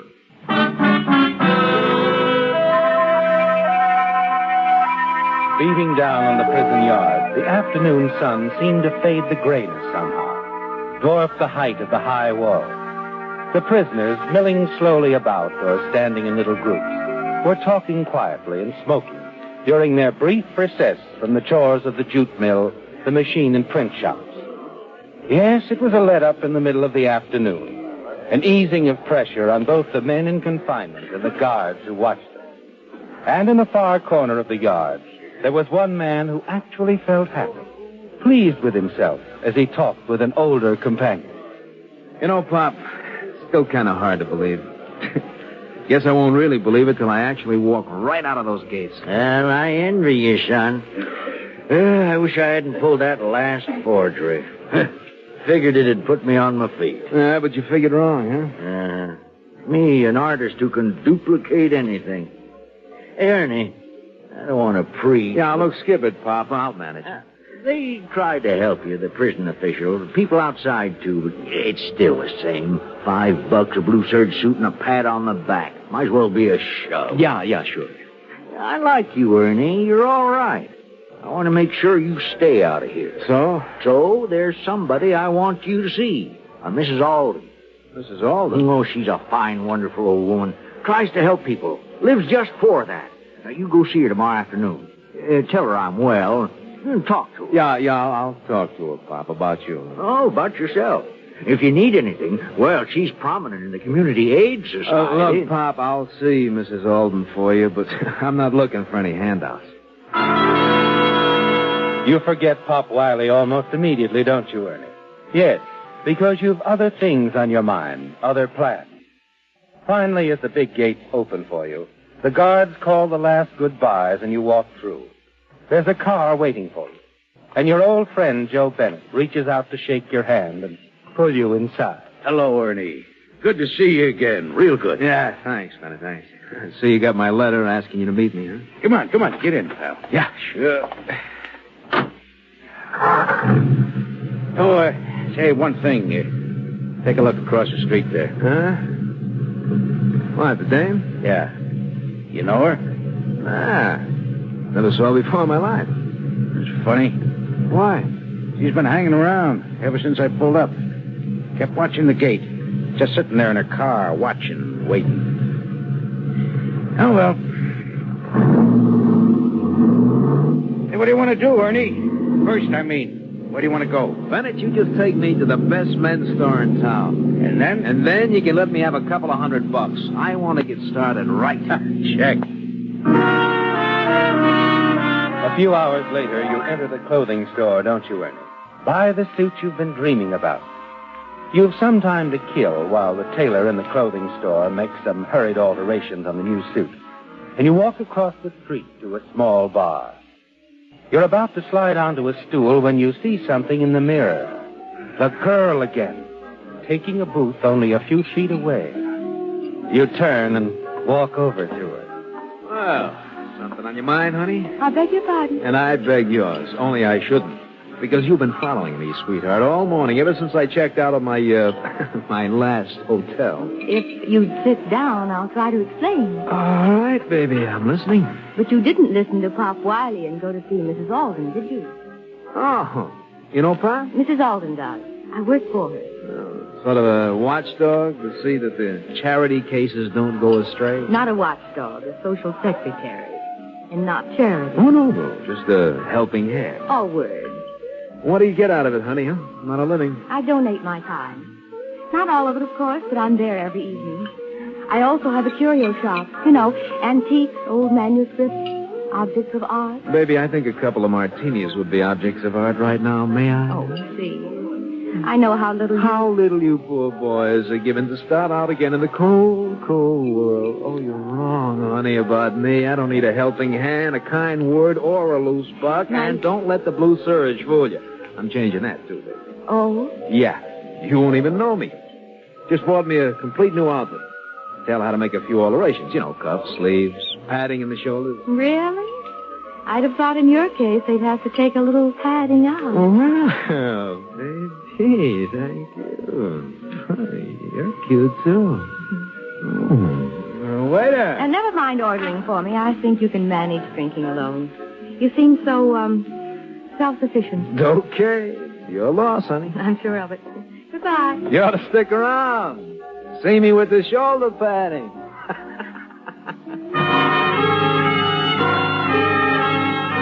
You return to the clothing store and change to your new suit. As you leave, you look around, half expecting to see the girl again. You feel better now, don't you, Ernie, with a new suit on? And it gave you a certain satisfaction to pay cash for it.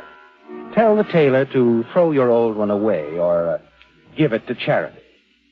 Half a block away, you stop and turn as you see someone crossing the street. It's the girl again, isn't it? She doesn't think you've seen her. You step back against a building and watch as she enters the store you just left. She comes out a few minutes later carrying something in a suit box. You hurry after her. The entrance to the alley, you stop as she reaches her parked car. You see her take the blue serge suit which you discarded from the box. A moment later, she tears at the lining with a nail file and takes something out. Hello, honey. What do you want? What do you got from the suit, I mean? My suit. Come on, let me see. Give me that. It's nothing... Well. Some sort of a letter, huh? Signed by... What? Aaron Burr. It's just a joke. On who? Not Aaron Burr. Wait a minute. No letter smuggled out of the pen. I get it. Pop Wiley, the forgery artist. He's still at it, huh? No, that isn't true. Oh, it's the letter that isn't true, honey. Just a clever forgery, huh? Well, hey. Say, that's pretty clever how you smuggle the stuff out of there on the backs of the poor unfortunate. You know, that's pretty neat, Miss... Fenton. Louise Fenton. Yeah, Fenton. Well, now, Fenton and Madden. No, I mean Madden and Fenton. Well, that sounds kind of nice, doesn't it, partner? All right, what's so funny? It's going to be a short partnership, Mr. Madden. This is the last letter. Oh? What's the matter? Pop's good old right hand getting shaky? No, but the sale of items like this is. Last one, huh? All right. Well, how much do I get? Half? Half. Oh, I should say about $5,000. 5,000, huh? It's not bad at all. And now, partner, will you give me the letter so I can make arrangements for its sale? With pleasure, partner. And, when and where do I pick up my dividend? I'll have it for you. Where are you staying? The California Hotel, probably. I'll bring it to you there tomorrow. Good. Oh, and, partner. Yes. Don't get any ideas like this Aaron Burr guy had. I mean, about pulling a fastie, shall we? Don't worry. Oh, but I will, baby. I'm going to be sticking close to you, honey, right up until you deliver those 5,000 wonderful green clams. Yeah. Till then, I'm going to think of nothing else.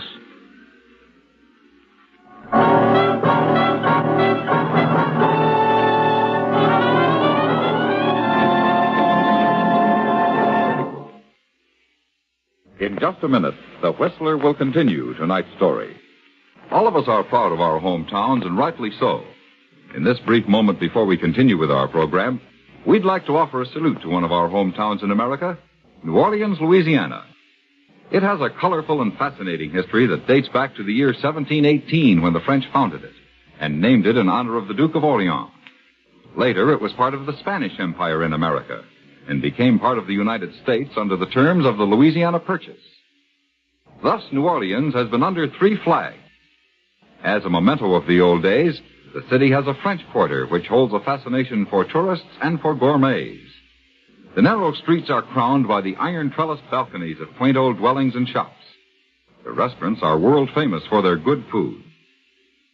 New Orleans is sometimes called America's most interesting city, and it is a unique combination of the old world romance and modern progress. It is the greatest distribution center in the South and the second greatest port of the United States, with its 11-mile system of state-owned and controlled docks along the riverfront. The Mississippi River is the heart of modern New Orleans industry. Everything centers about it. From its docks are shipped oil, sulfur, salt, molasses, sugar, and furs. Here comes much of the nation's trade with South America, and on up the river to Chicago, to Canadian ports through the Great Lakes, and to New York through the Erie Canal. New Orleans is the gateway to some 15,000 miles of navigable waterways. The most spectacular and gayest festival in the United States is held in New Orleans, the Mardi Gras, which involves a week of carnival and reaches the climax on Shrove Tuesday, the day before the beginning of Lent.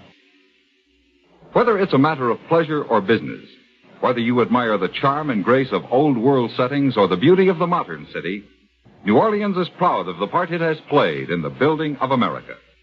And now, back to The Whistler.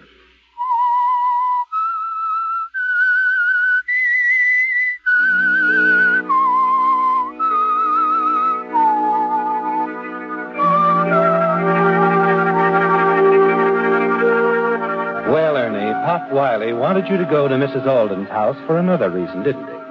So that his accomplice, Louise Fenton, could somehow manage to get your suit and the letter Pop forged. The letter supposedly written years ago by Aaron Burr and worth quite a sum in the current collector's market. You decide not to take any chances.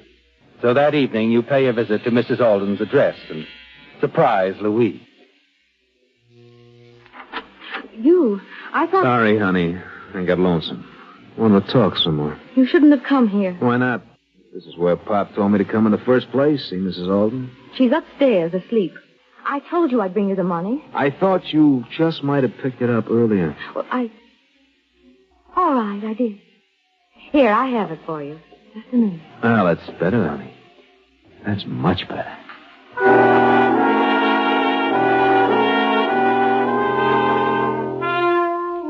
Yes, Ernie. Louise gives you your share of the money for the sale of the letter. But despite what she told you, you decide to remain near at hand for any word that might indicate future possibilities in the transactions between Louise and Pop Wiley. It comes sooner than you expected, when a few days later you drop in at Louise's curio shop and overhear a telephone conversation. That's right, Mr. Schlegel. I'll have the Aaron Burr letter for you Tuesday evening. What's that? Yes, of course, Mr. Schlegel. You'll have the money? Yes. My price is $25,000. All right. Tuesday. Tuesday. That's all you need to hear. Louise Fenton lied to you, didn't she, Ernie? There is another letter, and you know just how it'll be smuggled out of prison. Yes, and that's why you're waiting outside the prison gates on Tuesday, bright and early, ready to intercept a certain party who's being released. Hello, Sid. Huh? Oh, Ernie Madden, what are you doing around here? I just came by to see you. Me? Yeah. I'm tied in with an outfit now. Oh, so long, kid. Oh, wait a minute. This is legit. I'm working with a community aid society. An old lady named Mrs. Alden runs it. Oh, yeah, her. Yeah, Pop made me promise I'd see her, but I changed my mind. I don't want a charity. All right. You don't have to talk to her if you don't want to, but look, she gave me the dough for a suit for you. What's wrong with the one I got on? Okay, so it ain't the last word. Look, I'll see you around, huh? All right. Look, if you feel that way about it, come on. If you're going into town, I'll give you a lift. Huh? I got a car down the block. It's a free ride. You don't mind. A ride I can use. You get him away just in time, don't you, Ernie? Because as you round the corner, you see Louise's car pull up to the prison gate. You drive off before she can follow. Now you're alone with Sid. And you know it's not going to be easy getting him to part with his prison issue, the serge suit. A suit that's worth $25,000 because of the forged letter hidden in the shoulder padding. You've made up your mind, haven't you, Ernie? Yes. You're going to stay close to Sid in that suit he's wearing. And you do in the hours that follow as you drive him several places while he tries to find a girl he used to know. Now, look, why don't we go over to my place, huh? I got a room uptown, nice place to relax, take your coat off, have a couple of drinks, huh? Well, no. Oh, look, Ernie, there's a drugstore up ahead. If you can park along here, I'd like to phone her again. Oh, come on, relax. And you don't have to wait, pal. I took up enough of your time already. It's been swell. No, I don't mind at all, Sid. Got nothing else to do anyway. I'll wait for you.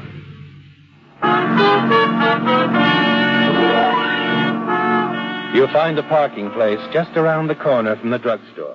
Light a cigarette, sit back, and wait for Sid to return. You've got to get that suit from him, and the letter you're certain is hidden in the shoulder padding. Yes. But how, Ernie? Quickly, you step around to the back of the car, the baggage compartment. Your hand closes over the heavy wrench. Slip it into your pocket.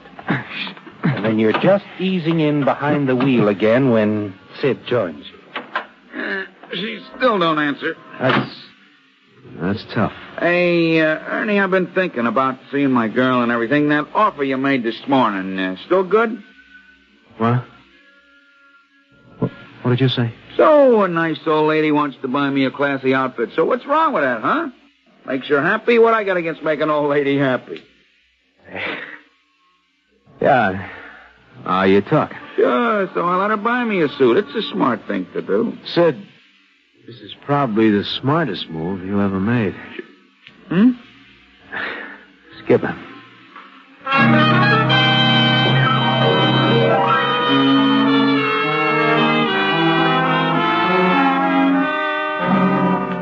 Yes, I think you'll really enjoy this suit, sir. Now, I'll have our tailor here in just a moment. Yeah, by the way, will it take long? Well, we've been rather busy, you know.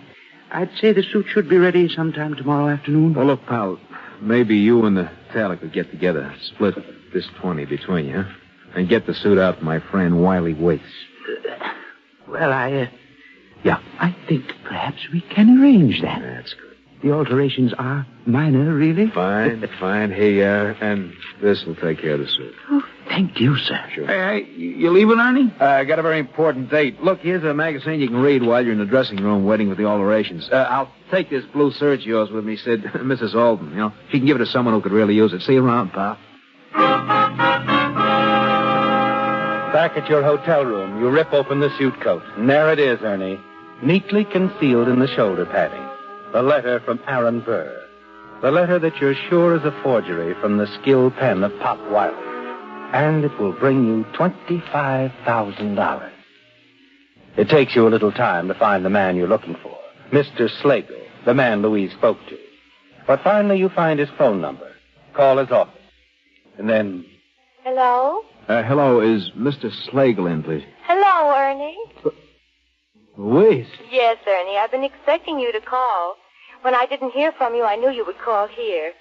So I've already talked with Mr. Slagle. Oh, look, what's the idea? I told him, darling partner, that you'd be delivering the letter. You can meet us at my curio shop. You know the address? Okay. What time? 8 o'clock will be fine. And don't be late, Ernie. Mr. Slagle is a very interested buyer. Yes, well, Ernie, Louise has outguessed you, hasn't she? But it's still a windfall, and you'll still share in Mr. Slagle's payment. Shortly before 8, you drive across town and enter the curio shop. Come in, Ernie. Come in. Yeah. I want you to meet Mr. Slagle. Mr. Slagle, Mr. Davis, my associate. How do you do, Mr. Davis? Mr. Slagle. You have the letter, Ernie? Yeah. Yeah, here you are. Thank you. Oh, yes, that is it. And now, Miss Fenton, this envelope is for you, if you care to count the money. No, that won't be necessary, Mr. Slagle. Thank you. After all these years, the letter's mine. You don't know what this letter means to me, Miss Fenton, Mr. Davis. And you don't know what this envelope means to me. To both of us, darling. Of course, Ernie. To both of us.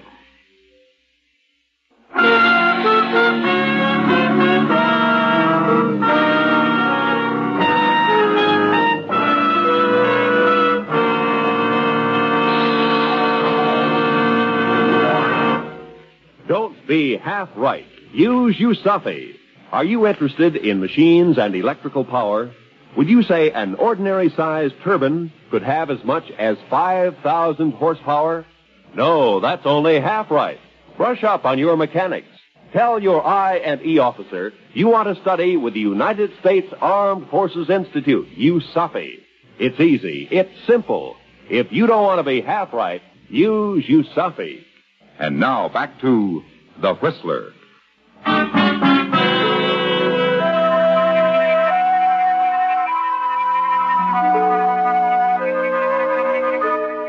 It's over, Ernie. You've sold the Aaron Burr letter to Mr. Slagle, and he's given you and Louise the $25,000. It's fantastic, isn't it, how you discovered the clever plot between Louise Fenton and old Pop Wiley, the imprisoned forger. But Louise caught on to you when you intercepted the second letter, unwittingly smuggled out by Sid Nolan. Yet it really doesn't matter now, because the money Slagle paid is enough for both of you. You smile as Mr. Slagle leaves the shop. But as he does, someone else enters. Hello, Madden.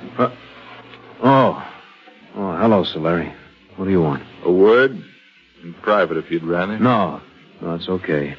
Miss Fenton, Lieutenant Solari, Police Department. How do you do? Hello. All right. What brings you around here, Lieutenant? Sid Nolan. Two of you got pretty chummy today. Spend an awful lot of time together. You ought to know we don't like a couple of parolees palling around. Okay. I was just doing him a favor. Anything else? I guess not, Madden. For now. Hi, Miss Collins and Mr. Davis. I just wanted to say if you ever run across any more original Aaron Burr letters... Pardon me, Mr. Slagle. Augustus Slagle. May I see that letter? What? You sure this is the real thing, Mr. Slagle? Real? Why, of course. It's funny, your Mr. Davis here, his real name is Ernie Madden. His former cellmate, a man named Wiley, is an expert forger. Forger? You mean this letter's a fake? How about it, Ernie? Okay, Solari, so it's a phony. Ernie, don't. Skip it, Louise. It's no use. Now when you call, I ought to know. Ernie, you fool. It's not a forgery. Don't you understand? Pop Wiley had to have something to work from. Oh, yes. I sent Pop a genuine, original Aaron Burr letter. This is it. The one we just sold to Mr. Slagle. Now, a question. Did you know there was once a military encounter between units of the Navy and the cavalry? During the Civil War, the Union gunboat Marblehead, steaming down the Pamunkey River in Virginia, was spotted by a Confederate cavalry unit under the leadership of General Jeb Stuart. Since the gunboat was armor-plated, Stewart called his horse-drawn howitzers into action. As the Marblehead continued to sail down the river, Stewart's men and guns raced after it along the shoreline. Though a furious battle raged for some time, it finally ended in a draw without either side being able to claim a victory. This is but one of many interesting facts which can be found in the history of your United States Navy.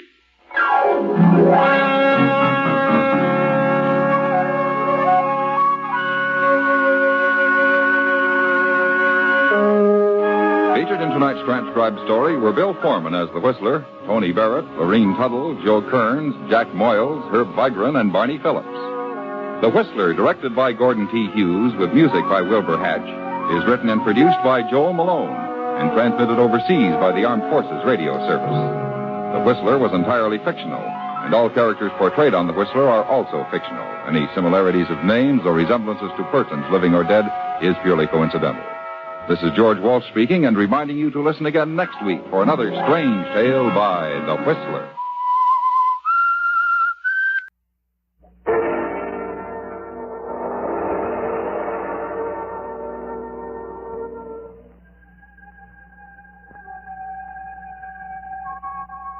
Good evening. This is Peter Lorre. Welcome to another performance dedicated to the shadier side of life, the mysterious, the criminal, the oftentimes murderous side of life. Oh, please understand that this is not that life can be beautiful or love thy neighbor. Oh, no, no. No, my friends, this is the Mystery Playhouse.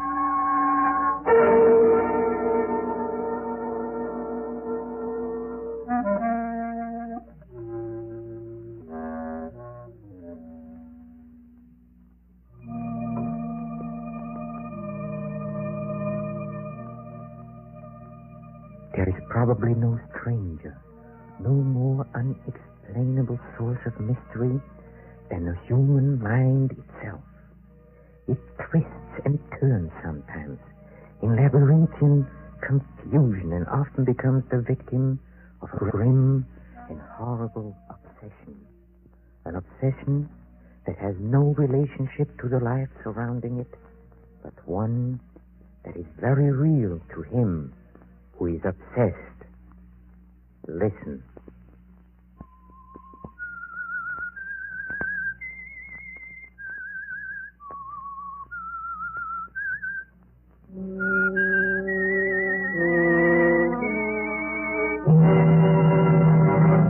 I am the Whistler. And I know many things, for I walk by night. I know many strange tales, many secrets hidden in the hearts of men and women who have stepped into the shadows. Yes, I know the nameless terrors of which I dare not speak.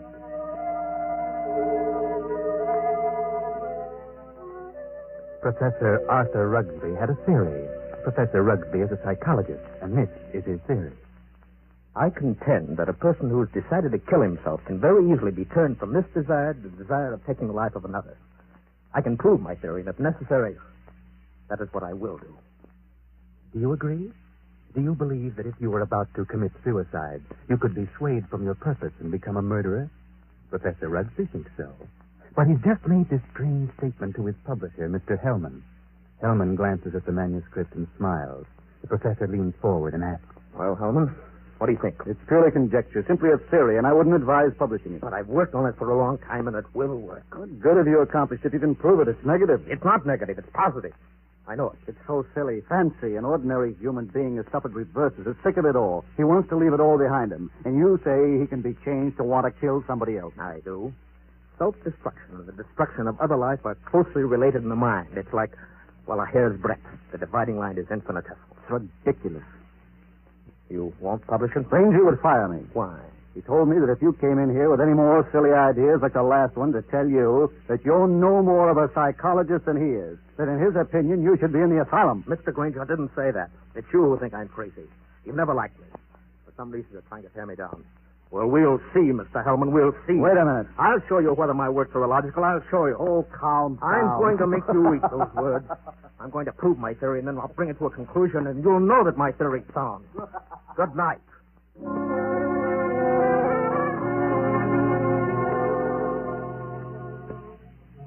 Professor Rugsby, seething with resentment, rushes from the office, strides angrily down the street, muttering to himself, and goes home late for dinner.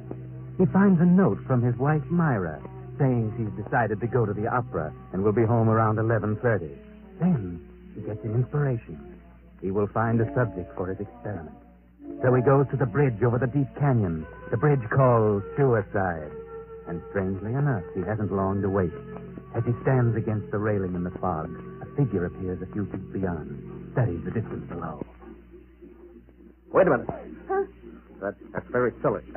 Let go of me. Oh, no, I couldn't do that. I need you. Get away. Look, it's 500 feet to those tracks below. Hard steel rails, and don't believe what you heard about not knowing what happened. Let loose. People don't always die instantly. They live in agony for minutes and sometimes for hours. It's a horrible death. I know. How do you know? I'm a doctor. Doctor? Yes. I can tell you much simpler ways, much less painful ways, and quicker. You're a nice-looking girl, an intelligent girl. Maybe after I've talked to you a while, you wouldn't want to do this at all. No. Maybe a few minutes' talk will change the entire picture for you. What could you do to help me? There's a motive back of your wanting to do this, and I'd like to know what it is. Nothing to it. Haven't you any relatives, any loved ones you'd like to do something for? Yes. If you talk with me for a while, maybe I can find a way clear to help. Oh, you sound crazy to me. Oh, no. I may be many things, but I'm not crazy. All right, I'll talk to you. Where? My apartment. I might have known. No. I'm serious. I really want to talk to you. All right, I'll take it.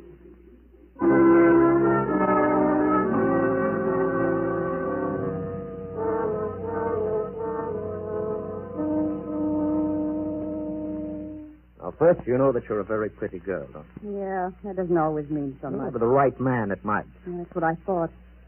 I found out it didn't mean a thing. Ah, then it was because of the man. I knew it. Really? How did you guess? Well, I'm a student of psychology. Student? You're a little past student days, aren't you? All right, a writer, then. I write subjects on psychology. I'm Professor Arthur Rugsby. I see. And you want to know what makes me tick. You want to know the reason behind my actions. That's right. I'd like to know what happened to make you want to kill yourself. Suicide is a mental aberration, you know. I'd like to know what preceded the decision to destroy yourself, and also what you thought up until that moment I stopped you on the bridge. What good will that do? You told me you were not broke, but also you said you had some loved ones you'd like to do something for. I meant I wasn't broke to the point of being hungry. I have a few dollars. But you suggested help to someone in larger terms. Yes, I did. Who was the loved one? My mother. You're her only means of support? You intend to kill yourself? Yes. That's being selfish, isn't it? Selfish? Yes, you're concentrating solely on self. Think so? What else? First law of human nature is self-preservation, right? Yeah, I suppose so. And the second law is the preservation of family. Yeah. So you decide to deny the first law, and you destroy yourself. And as a consequence, you deny the second. You leave your mother alone and in need. You indicate a form of insanity. What would be normal? To destroy the other person, the one who has done you wrong. Destroy him instead of yourself. Have you hurt him? No. But he has hurt you deeply. He's done the wrong, correct? Yes. Then the one who's done the wrong should be the one to suffer. You have no legal recourse. No, sorry. I guess you would kill yourself and let your poor mother suffer because of the wrong of another. Why shouldn't he be the one to suffer? I think you're right. Why shouldn't he? What happened? Why not tell me about it? Were you married? No. He never seemed to find time to get around to marriage. What's your name? Gladys. Gladys Tanner. How long have you known him? Almost 4 years. And you always thought he meant to marry? Yes. Until? Until 3 weeks ago. On July 1st, he had to leave town for a week on business. He said he was going to Kansas City. When he came back, he seemed too busy to see me. And a week ago, I found a snapshot along with several others in a desk at his home. May I see it? Certainly. The picture of him and another woman. But the picture was not taken in Kansas City. No? It was taken on the beach at Atlantic City, and it's dated by the finish of July 3rd. Since his return, he's refused to see me, and yesterday he finally said he didn't care to see me anymore. So I better forget him. It isn't so easy as that, is it? No. I figured I'd done something. I blame myself. Do you know the blonde woman in the snapshot? No. It must be a woman he's met recently. You've known him for 5 years. I don't think you're to blame. He's the one who's in the wrong, and he should be made to suffer. How? Well, you were going to kill yourself? Why should you? Kill him instead. He double-crossed you. He deserves it. Let me go a little deeper into the situation. Whenever a person has reached a conclusion, it takes... Are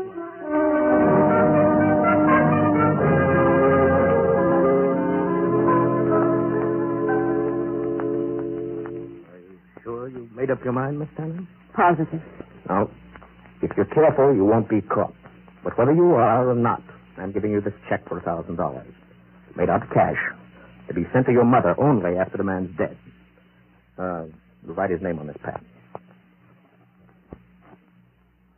There you are.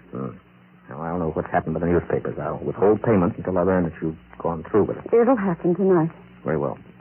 Now, you're sure you're determined? Absolutely. Nothing could stop me. Now, I'll tell you my reason for this. I'm a psychiatrist. I've had a theory that a person bent on suicide was akin mentally to a person bent on murder, and that the difference between the two was so slight that the suicidal desire could easily be changed to the homicidal desire. And that's what's happened to me? Exactly. Well, now that I know what you're getting at, suppose I change my mind again. Yeah, you won't. I know. Here's a small revolver. It'll fit easily into your purse. All you need. Wipe your fingerprints off and leave your gun near the body. Well, goodbye, Dr. Rooksby. Goodbye, Gladys. And good luck.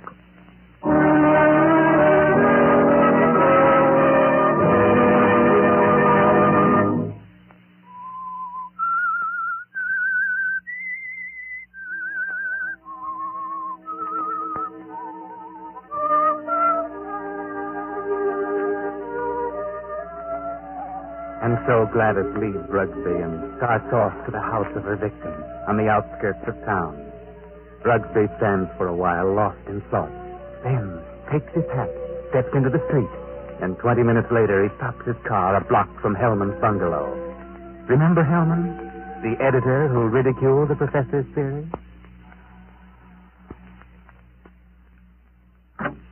Oh. Hello, Rugsby. Good evening, Hellman. I thought I'd drop out and have a little chat with you. Why this time of night? 11? Didn't think that was late for you. Come in. What's in your mind? I want to talk to you about my theory you ridicule so definitely. My theory about suicide. Oh. Well, I said I'd prove it, didn't I? Yeah, but what are you getting at? It's going to be proved. My theory is going to be proved tonight. Go ahead and prove it. It isn't funny, Hellman. No? How in the world can you prove anything like that? What good will that do you? More than you'll ever know. I don't like you, Hellman. I've never liked you. And I know you don't like me. I can't help that, Rooksby.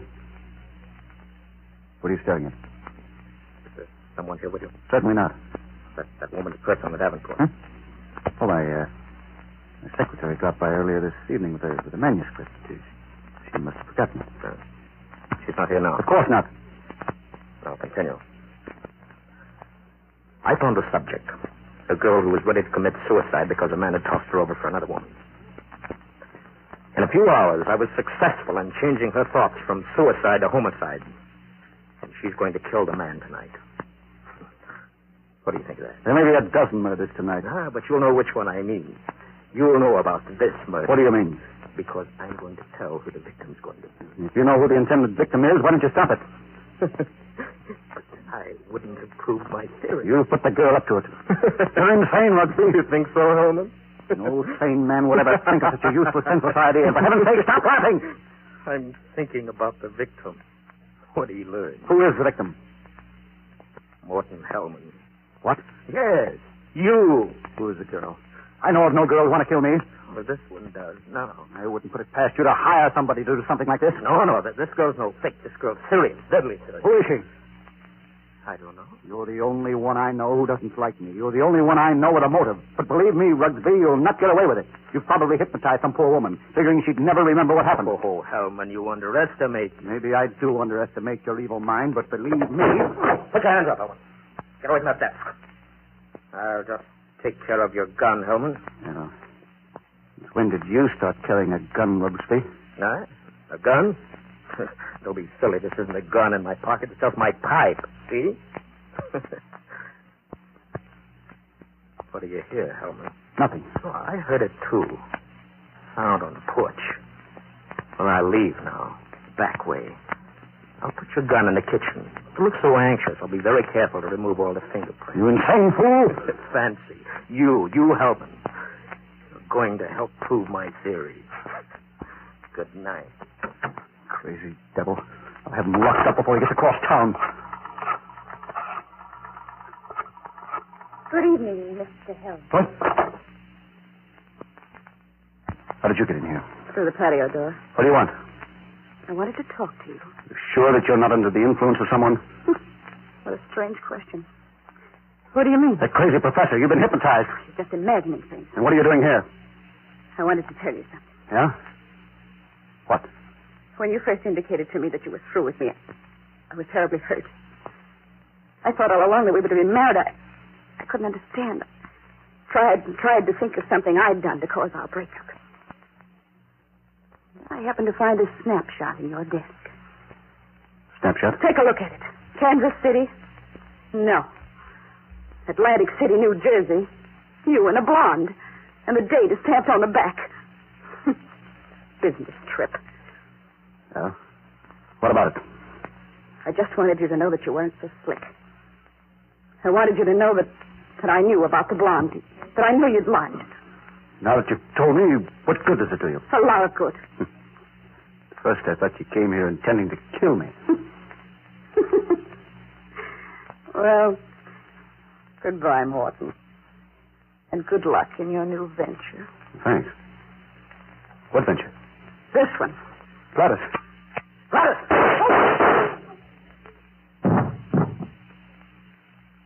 And wish me luck.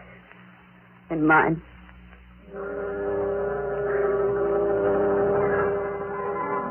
And Gladys stands staring for a moment at the body. Then she wipes off the gun, drops it to the floor, takes the professor's check from her purse, steps to Hellman's desk, takes pen and paper, calmly writes a note, puts it with the check into an envelope, addresses it, stamps it, turns out the lights, and steps quickly out the door and down the street. At the corner, she pauses, drops the envelope in the mailbox, and disappears. Well, Professor Rugsby, there you are. You heard the shot. The perfect crime. You can go home now and go to sleep. Myra. Arthur. What are you doing asleep on the Davenport? You know what time it is? Must be after midnight. I've been waiting for you. Where have you been? I walked around downtown for a while. I dropped into the club for a nightcap. How's the opera? Oh, fair. Nothing to brag about. Who sang the lead? Del Chiatti. He wasn't very good. Del Chiatti? Yes. He's a poor old fellow. A fellow? I thought they were doing Aida tonight. No. They switched because someone was ill. I just as soon have stayed home. Yeah. Have a nightcap, Mara? No, thanks. I'm tired. I think I'll go to bed. I'll be along presently. Good night. Night.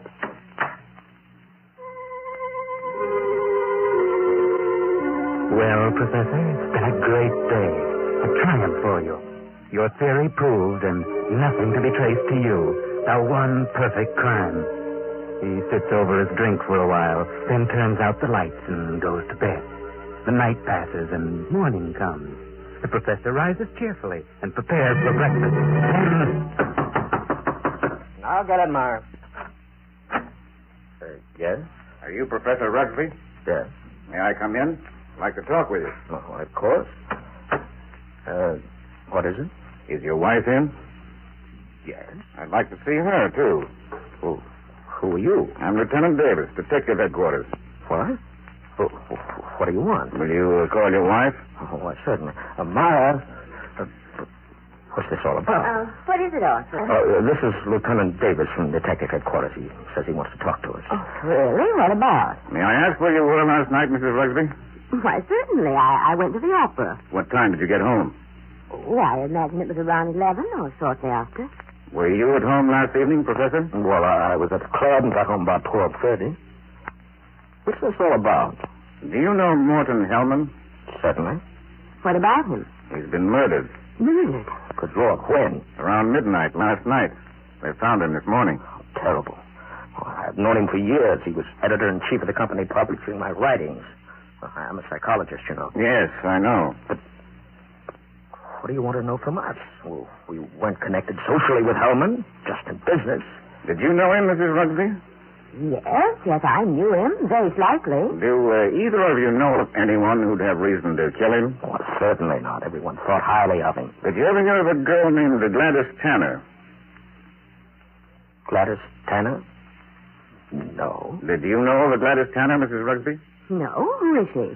She went with Hellman for several years. They were supposed to be engaged. For some reason, it blew up. Because of another woman. So what? Is this your purse, Mrs. Rugsby? Well, of course it is. That's the one I gave you last Christmas, Myra. Why, yes, I must have lost it downtown. Where did you find this, Lieutenant? At Hellman's home. Hellman's home? Well, how in the world did it... Heavens, but how? We found it on the sofa. I can't imagine how it could get there. And this is the revolver that killed Hellman. Found on the floor beside him. No fingerprints on it, however. What? May I see it? Why, Myra, this is your gun. Well, I bought this for you 2 years ago when I went away on that lecture tour. Yes, I think it's mine, but it just doesn't make sense. Did you have the gun in your purse when you lost it last night? Why, perhaps I did. I'm so confused now. I can't... Well, think, Myra, think. Oh, this is terrible. Yes, I know. Oh, dear, I feel ill. Did you ever fire this gun? Yes, once last year up in the mountains. I wanted to see how it worked. Ever reload it? Why, no, I didn't. When did you see it last? Yesterday. And you've never reloaded it? No, I've never reloaded it. Just didn't think about it. Maybe I did put it in my purse. I don't know. And whoever found the purse may have used the gun to... Oh, I just can't seem to think. This gun misfired on the first 2 shots. The other 3 killed Hellman. This is the most amazing piece of coincidence I've ever heard. Why would my wife want to do such a thing? Why should she go to Hellman? She hardly knew him. Are you sure about that, Professor? Of course I'm sure. Well, I'm sorry to say I think she's lying. What? Well, this is ridiculous. This is going to be a shock to you, Professor, but here is a snapshot we found on Hellman's desk, taken in Atlantic City last July. Good heavens. Why, this is you, Myra. You and Hellman. Why, you were at your mother's in Florida in July.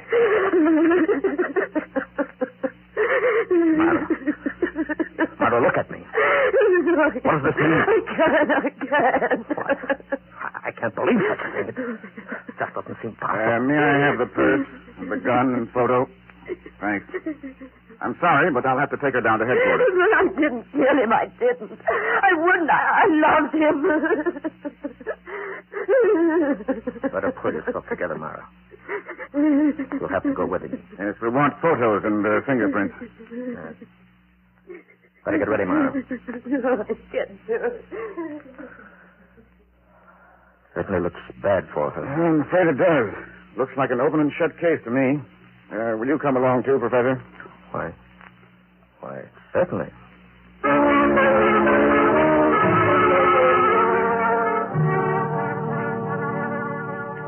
Now, it's several hours later at police headquarters. They've taken fingerprints of Professor Rugsby and his wife, Myra, and questioned them both. And Rugsby is just about to leave with a gloating smile on his face when an officer steps in and speaks softly to Lieutenant Davis. Lieutenant. Yes, Rankin? I stayed at Professor Rugby's place, as you said. Look things over. And a few minutes ago, this special delivery letter came for the professor. This'll knock your eye out. Read it. Well, I'll be... This fits perfectly with the handwriting we were trying to make out on Hellman's blotter. Professor, Inspector? I'd like you to read a letter sent special delivery to you a few minutes ago. Postmarked last night. Read it. Oh, certainly. Dear Professor Rugsby, your theory worked to a certain degree. You convinced me I should kill him, but when that gun you gave me misfired twice, I almost quit. Then, as I looked at him on the floor, the old feeling of self-destruction came back. I'm going ahead with my original plan. Here's your check. I won't need it. Besides, I haven't a mother. She's dead. Better luck next time, Professor. Gladys Tanner. And, Lieutenant, a half hour ago, they found her body beneath Suicide Bridge.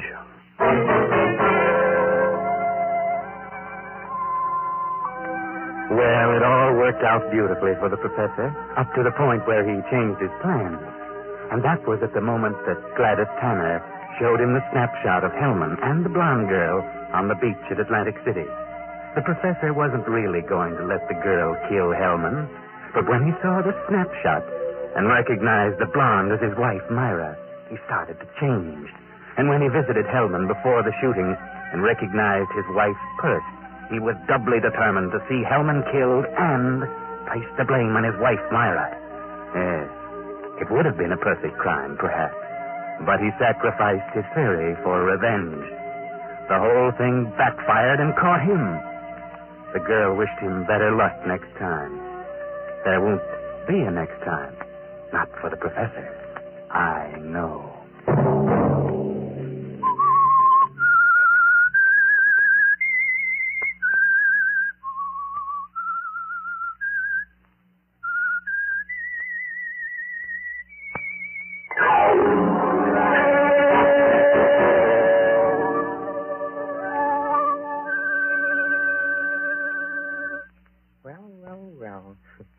It looks like Professor Rugby's obsession for scientific experimentation melted away before the more ordinary urge for revenge. Just goes to show that we are all human, doesn't it? Or does it? Maybe the Whistler knows the answer to that one, too. Oh, don't go, please. I want you to hear about our next performance at the Mystery Playhouse. Come with me to the green room where our players are rehearsing. Come.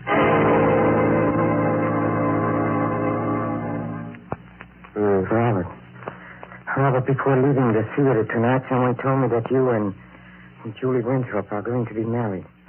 True? Yes, we'll be married in 2 weeks, right after my wife gets a decree in Reno. You must not marry Julie. Not marry Julie? Oh, who are you to tell me what I can do? I know Julie well, and I also know you. That's why you must not marry her.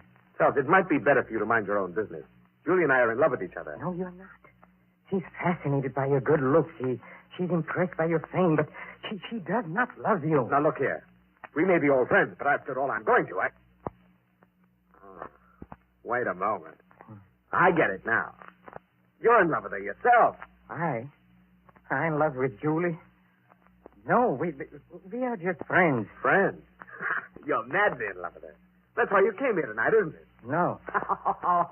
Friends. What? You're laughing. You, in love with a girl like Julie. Why should my love make you laugh? Oh, so you admit it, huh? All right, I do. Why is it so funny? Do you think she'd have you? You, a clown, ugly, clumsy. You in love with Julie? And why not? Why not? You! You're laughing. Stop it. Can I? Look at yourself. No. Let go of me. No. You're choking. Let go. A joke, huh? A joke. Laugh. Go ahead. Laugh now. Laugh.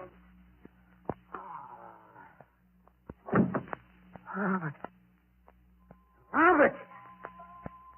I didn't mean it. Robert. Lord, what have I done?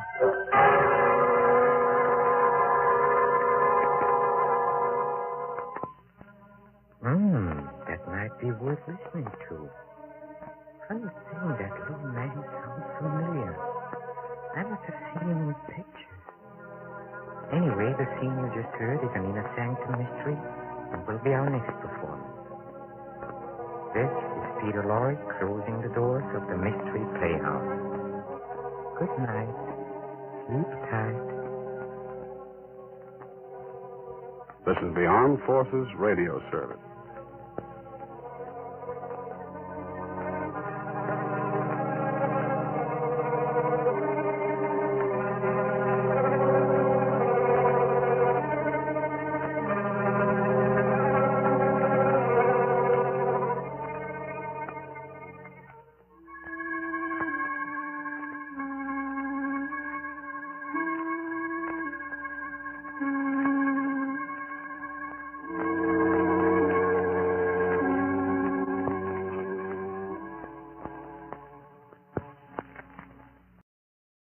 The Signal Oil Program, The Whistler.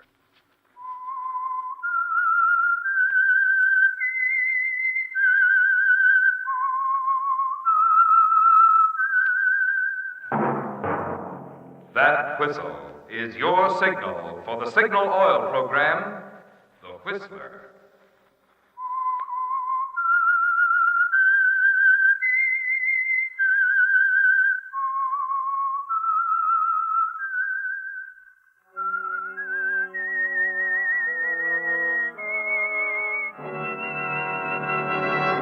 I am the Whistler, and I know many things, for I walk by night.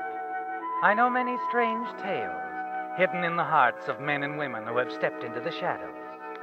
Yes, I know the nameless terrors of which they dare not speak.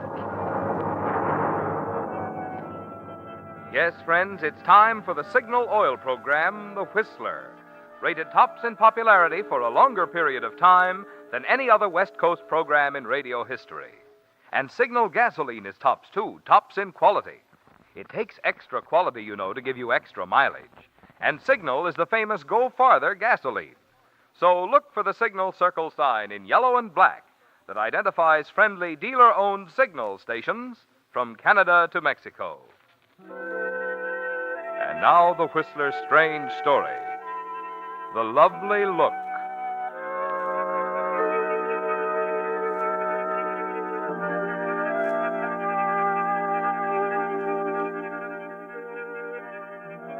It began quietly, matter-of-factly.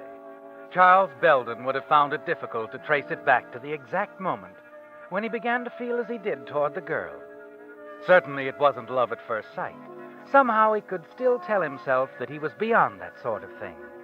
That as a respectable married man and the competent manager of the London importing firm, founded by his wife's father, he'd accomplished a certain reputation. But he did remember the first time they met, some of the words they spoke, the way she looked at him. It was a Sunday morning, cold, unpleasant, the familiar half-fog shrouding the house. He'd gone outside, he didn't know why, to sniff the damp sea air and speculate on the weather. Or perhaps because there was as much companionship in loneliness as in listening to Helen. After 9 years, Helen was so very predictable. Near the front gate, the fog parted momentarily, drew back like a soft gray curtain, and there she was.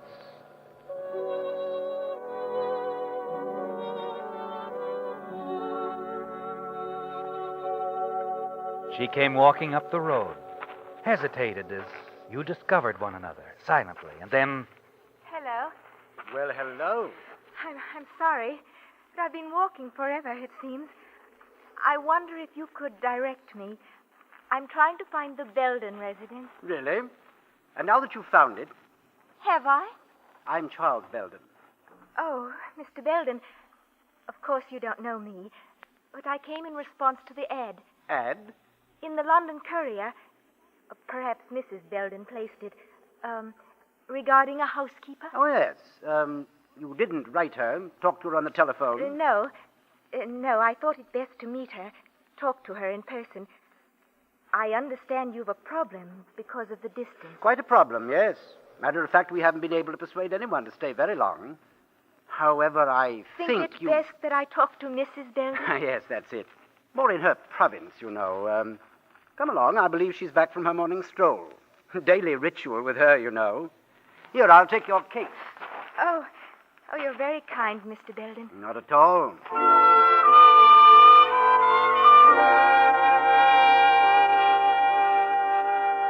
It's strange, isn't it, Charles? The effect of that brief moment of silence when you first caught sight of her. And going toward the house, taking her to see your wife, Helen, there's a vague awakening. A stirring of something inside of you that suggests a beginning and the end of monotony. And a few minutes later, you find yourself oddly interested in the outcome of Helen's questioning. The interview with... Laurie Edgley. I read of your need in the Courier. I'd rather you had written us, Laurie, or called. Does it matter, Helen? It was thoughtless of me, I know. And I should have thought of references, but if you've no one else in mind, I'd be very happy to work for you. We haven't, have we, Helen? No. However, I'd appreciate a few days' trial, Mrs. Belden. And if you didn't think me efficient... What do you say, Helen? I think Laurie's trying to be fair. Of course, it's up to you. Yes. Very well, we'll try it for a week. Oh, thank you, ma'am. And you, Mr. Belden. Not at all. We've waited some time now. A week can't make much difference. Except that you might not like us. Oh, I don't think that's fair. We'll discuss it later, Laurie. Come along, I'll show you where you'll stay. Yes, ma'am.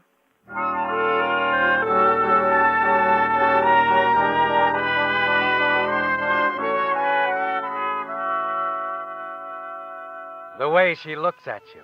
That's it, isn't it, Charles? Laurie's gentle, lovely look.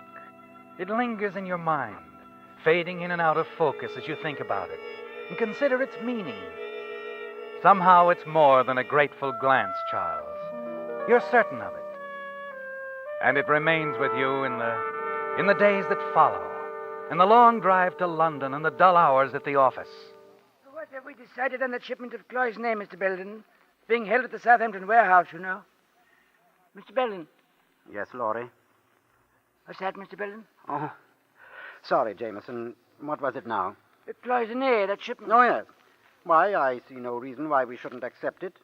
Take care of it, will you, Jameson? I'm going home early today. Oh? Feeling badly, Mr. Belden? Not at all. I feel fine.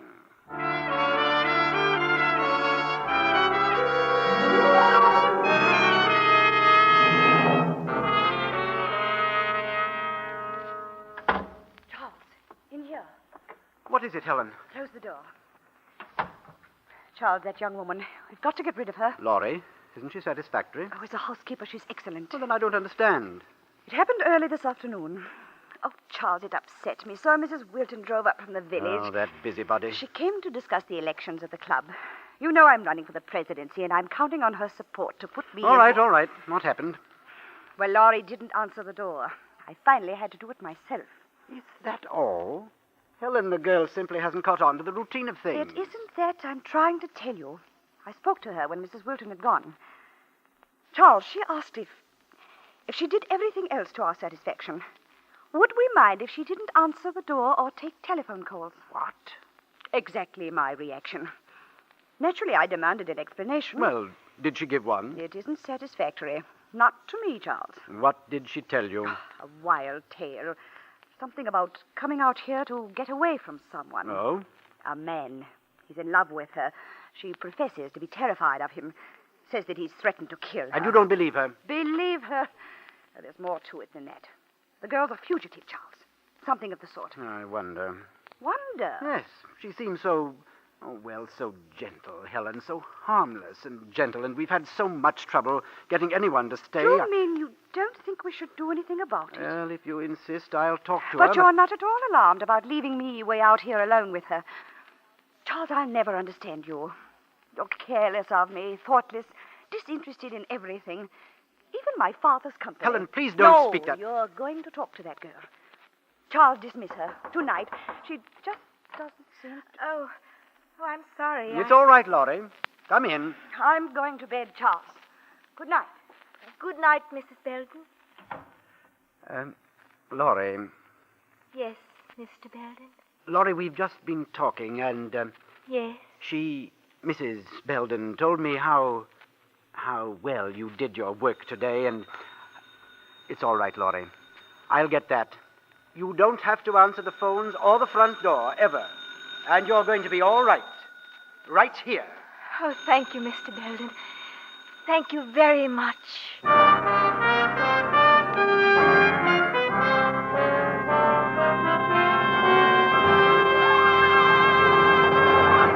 With the prologue of The Lovely Look, the Signal Oil Company brings you another strange tale by The Whistler. You know, out here in Hollywood, where The Whistler is produced, an actor or actress often becomes famous for some one feature, such as the legs or the body or the voice, that folks often overlook the fact that they're also very great at acting. Well, it occurred to me that it's much the same with Signal gasoline. Signal has become so famous as the Go Farther gasoline, many folks forget what makes that good mileage possible: the quality in Signal gasoline. You see, the best yardstick of gasoline quality is mileage. After all, the only way any gasoline can give you better mileage is by helping your motor run more efficiently. And when your motor runs more efficiently, naturally you enjoy quicker starting, faster pickup, smoother power, the kind of performance you expect from a quality gasoline. That's why we say, to be sure of the tops in gasoline quality, just remember two things. One, in gasoline, it takes extra quality to go farther. And two, Signal is the famous Go Farther gasoline. And now back to the Whistler.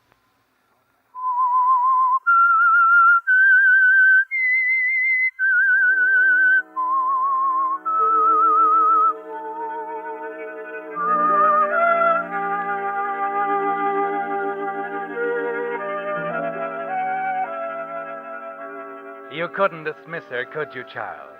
Couldn't carry out Helen's demands, no. Because everything she'd said, all her complaints, demands, were swept away when Laurie looked at you. Her soft eyes wide and pleading, and somehow you found the strength to stand up for her, and later to stand up to Helen, as you knew you must. You said a week, Helen. Surely you can give the girl that much time. I can't understand why you're so interested in a servant, Charles. She's not exactly a servant. She needs help, I tell you. Something or someone to cling to. And since we need her, why not give her a chance? You managed to convince Helen, didn't you? Temporarily win her over to your way of thinking, and Laurie stays on. But week after week, the contest between you and Helen is renewed, and her patience is reaching the breaking point. But it doesn't seem to matter, does it? Because you know that Laurie understands. And all the time, the strange, unspoken bond between you is increased. As she attends to your every wish, hangs on every word you say, you wonder how long it will go on, where it will lead. Then the answer finally comes in a phone call to your office. Mrs. Belden calling, sir. Go ahead. Yes, Helen? Charles, I want you to drop around to the employment agency sometime today and see about another housekeeper. Another... Helen, what do you mean? What's the matter with Laurie? I can't stand it any longer. I won't have Laurie around another minute. I've discharged her. What? I'm just not satisfied with this arrangement at all. But, Helen... Really, Charles, I don't care to discuss it any further, nor have I the time. I'm due at the club in half an hour. The elections, you know. Helen, will you listen to me? It's no use, Charles. I've made up my mind. I've told Laurie she can stay just one more week, and that's all. For a moment, you sit there, stunned, and then slowly replace the receiver. And as you sit back, trying to think it out, something Helen has said many times passes through your mind. I can't understand why you're so interested in a servant, Charles. Helen called her a servant. You know now, you've known for many, many weeks that she's far more than that, isn't she? She's everything to you, Charles. And just as she has tried to tell you with every action, every look, you suddenly feel the urge to tell her.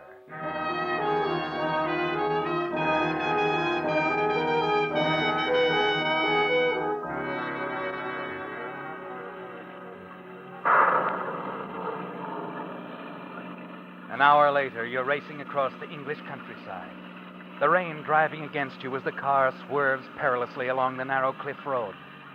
Finally, you swing into the driveway, hurry up the steps into the house. Laurie! Laurie! Then you hear it, the movement in the kitchen. You hurry down the hall and catch sight of her. Laurie! The thunder drowns your voice. She doesn't hear. You move across the kitchen and touch her arm gently. Oh, Laurie, I'm sorry. I didn't mean to startle you. Mr. Belden. No, it's quite all right. It was silly of me to. But I always think it might be him. I know. Whatever are you doing home at this hour, Mr. Belden? I didn't expect. Well, I left some important papers in my desk. I had to come back from the office. Oh, in this storm, too. What a shame. Oh, here, let me do that. You'll cut yourself. May I fix some tea for you, Mr. Belden, before I go? Go. You're going out in this weather.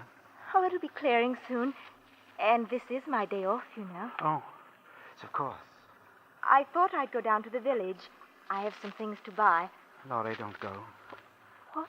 I mean, the village road. It's terribly slippery in the rain.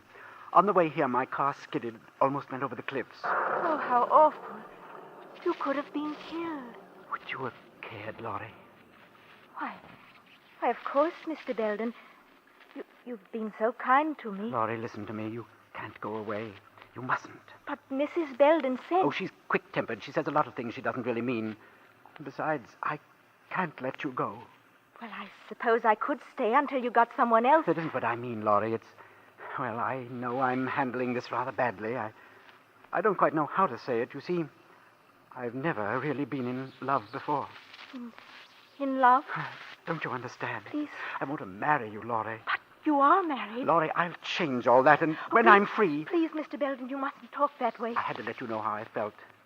And now that you do, well, I don't expect an answer right away. I hope you'll want to think about it a little. I think I'd better go now, Mr. Belden. Yes, all right, Laurie. But you will think it over, won't you?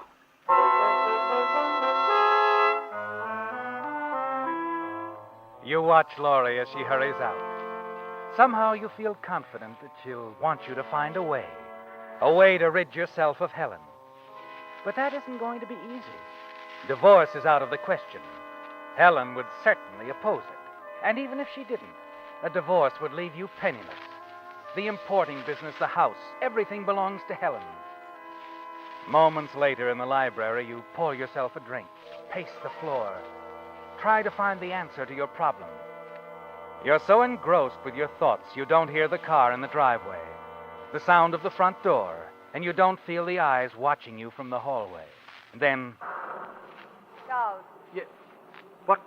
Oh, Helen, I know. You didn't expect me so soon. Well, I thought this was going to be an all-day meeting. It was going to be, yes. I simply walked out on them and came home. Something happened at the club. After all I've done for them. Imagine to elect a silly, illiterate creature like that Mrs. Meglin. I simply don't... by the way, Charles, what are you doing home at this time of day? Well, I... Really, Charles, I could have saved you this early trip back from town. I should have told you that Laurie always goes to the village on her day off. Didn't you know? What do you mean? I know why you came here, darling. You thought I'd be gone all day. You came back to see Laurie, didn't you? Laurie? Why, that's ridiculous. Is it? Helen, you can't be serious. Oh, stop it, Charles. You take me for a complete fool. I've noticed the way you watched her. That sick, stupid look on your face, mooning about like a schoolboy. Really. Helen, you're imagining Indeed, things I never you're did. So I tell you that... Charles. Do you think for one moment she'd be interested in you? Helen, that's enough. You're so terribly dull, darling. So unromantic. Helen! I feel sorry for you. But you'll get over it. Laurie will be gone soon, and you'll go back to your rose garden, your pipe collection. And you'll still have me. Won't you, darling? Charles, where are you going? Charles!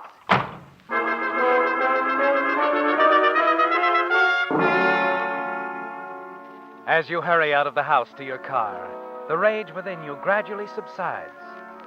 For an instant back there in the library, you thought you could have killed her, and you wonder why you didn't. That would have solved everything. Yes, with Helen dead, you'd be free to marry Laurie. Suddenly, as you drive toward the village, the answer to your problem becomes quite clear, and you find yourself thinking of murder, Helen's murder, and you're still thinking minutes later as you stop in the village and enter the tobacco shop. Morning, Mr. Belden. Good morning, Matthew. Seems like it's clearing up a bit, eh? Quite a storm we had last night. Yes, it was. What's going on over at the constable's office? I noticed quite a few people. Oh, that bit of excitement we had.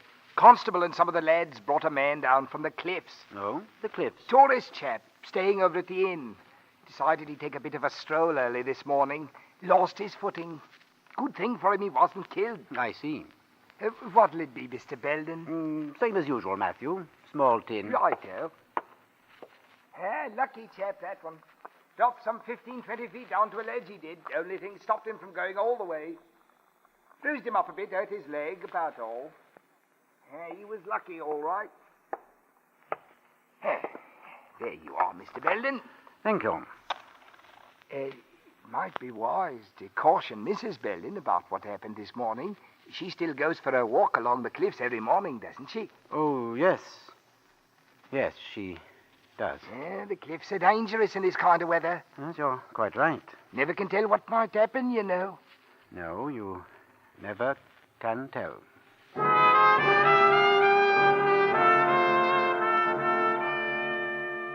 That's it, isn't it, Charles? An accident on the cliffs, and you'll be free. The villagers all know of Helen's daily walks along the cliffs. Know how dangerous the cliffs can be during the rainy season. It's perfect, isn't it? Yes. And you have the rest of the day to think it over, to make your plans. Late that evening, when you return to the house, Helen is already retired, and you hurry to find Laurie. You've got to know what her answer is before you make your next move. You can't wait, can you? You want to get it over with as quickly as possible. As you step into the half-darkened library, you see Laurie standing by the window, staring out into the garden, her back toward you. You approach within a few feet of her. Laurie, don't turn round. Don't say anything. Just listen to me. I've found a way to be free of Helen. But first I've got to know how you feel. I've got to know if you want me to go ahead with it. Now, listen, Laurie. This is very important. You'll not be implicated. You don't have to answer me. You don't have to say a thing, Laurie, unless you want to stop me. Shall I go ahead with it? All right, darling. I'll do it.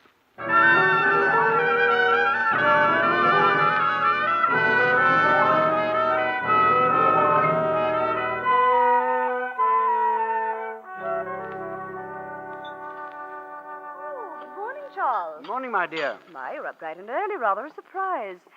We haven't had breakfast together in ages. Yes, I wanted to catch you before you left the house. You are going for a walk this morning? I thought I would. The rain has stopped. But why'd you ask? Helen, well, it might sound odd to you. Helen, early in our marriage, we used to go for walks together. It seemed to me that we were able to talk out so many things. That's true, Charles, but... I was wondering, couldn't I walk along with you now, this morning? Why, of course, Charles. But what about the office? Don't you have... Oh, it can wait, Helen. We're more important. Yes. Yes, we are. Charles, I'd enjoy having you go with me. We'll walk along the cliffs, like we did before. I'll get my coat. And, Charles... Yes? I'm glad you thought of this. Good. I think it'll settle a lot of things, Helen, for both of us.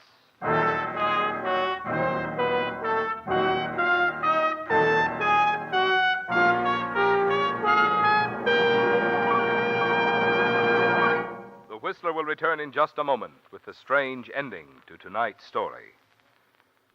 Meantime, since this coming Thursday is Thanksgiving Day, I want to say for Signal Oil Company and the almost 2,000 Signal dealers who serve the 6 Pacific Coast states from Canada to Mexico, we hope that your Thanksgiving will be filled to overflowing, not only with good food, but also with good health and good cheer.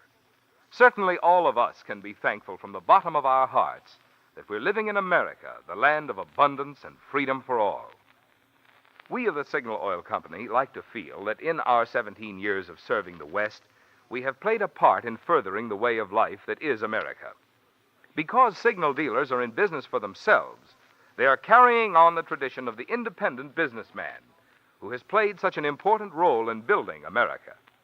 And Signal Oil Company, by supplying its dealers with constantly finer products, is helping them keep ahead of that ever-present healthy competition, which is the key to America's continuing progress. Competition which helps all of us here in America enjoy the highest in the world standard of living. And now back to the Whistler.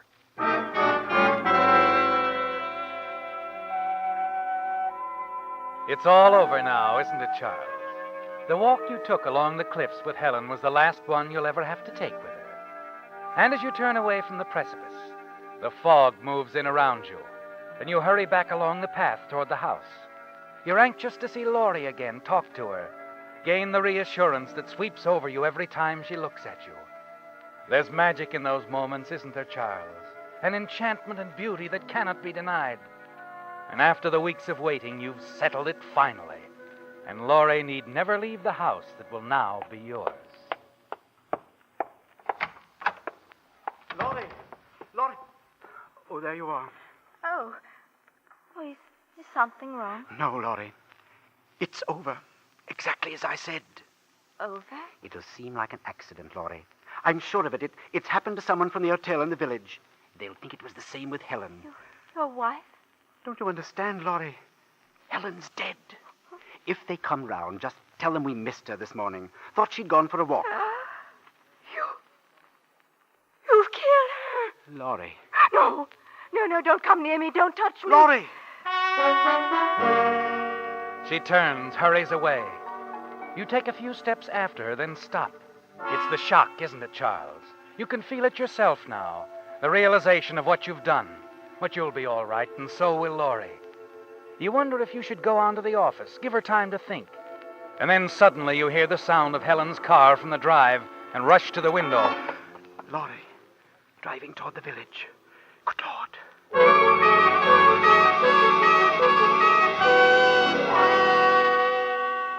Racing after her in your own car, a dozen thoughts pound in your mind as you wonder what you've done wrong. Perhaps it was the way you told her, the suddenness of it, the cold shock. And then you see Helen's car parked at the curb. You stop, step out, and realize too late that you followed Laurie right to the constable's office, where he's talking to her. And then, as you turn to hurry away... Just a moment, Belden. I wouldn't try to get back in that car if I were you. What's the matter, Constable? I have a few questions to ask you. Laurie here tells me you've killed your wife. She told you? Yes, just now. But she was in on it herself. She knew I was going to do it. I told her and she didn't stop me. No, that's not true. But, Laurie, last night in the library, you were standing by the window, looking out into the garden. Library? Last night? Why, I didn't even see you. But you heard me, Laurie. You must have. Just a moment, Belden. If Laurie says she didn't see you, she couldn't have heard you. What? Don't you understand? That's why I couldn't answer the doorbell, the telephone. That's why I made up that story of the man who's supposed to be threatening me. Belden, haven't you ever noticed the way Laurie looks at you? Yes. A lovely look. She has a good reason for that look. You see, Laurie can't hear. When she looks at you like that, she's reading your lips.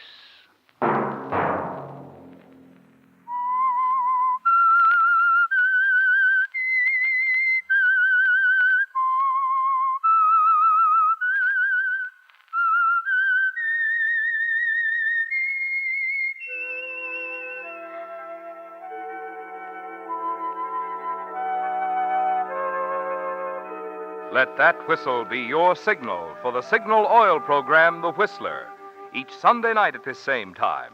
Brought to you by the Signal Oil Company, marketers of Signal gasoline and motor oil, and fine quality automotive accessories.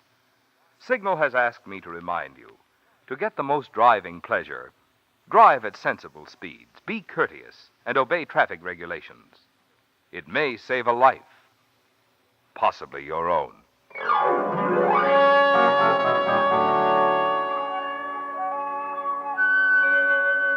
Featured in tonight's story were John Hoyt, Laurette Philbrandt, and Mary Lansing. The Whistler was produced by George W. Allen and directed tonight by Sterling Tracy, with story by Mary Ruth Funk and music by Wilbur Hatch. and was transmitted to our troops overseas by the Armed Forces Radio Service. Remember at the same time next Sunday, another strange tale by The Whistler. Marvin Miller speaking. This is CBS, the Columbia Broadcasting System.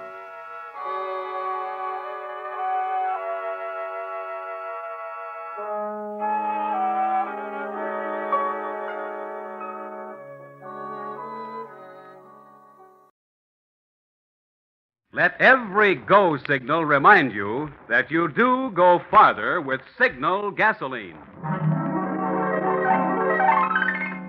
The Signal Oil Program. The Signal Oil Company and your neighborhood Signal dealer bring you another curious story by The Whistler. Tonight, Death Sees Double.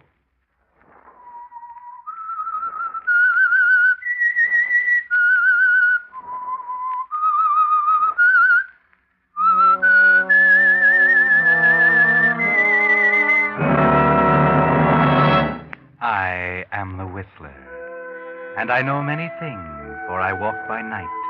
I know many strange tales, many secrets hidden in the hearts of men and women who have stepped into the shadows.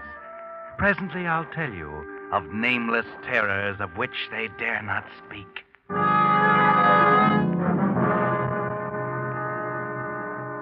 But first, Signal Oil Company is happy to devote this time to an announcement from the United States government on today's most important event, the opening of the 6th War Loan Drive. Many Americans, unfortunately, won't be hearing this announcement beside their home radios tonight. Some are crouching in rain-filled foxholes in the Philippines or Burma.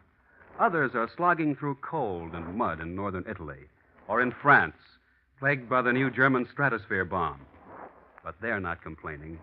They're just asking for the weapons they need to get the fighting over and get them home again as soon as possible. That's where you come in. It's going to take more B-29s, lots more, at $600,000 each, and M4 tanks at $67,000 each. Yes, millions and millions more dollars. But you're not being asked to give your dollars.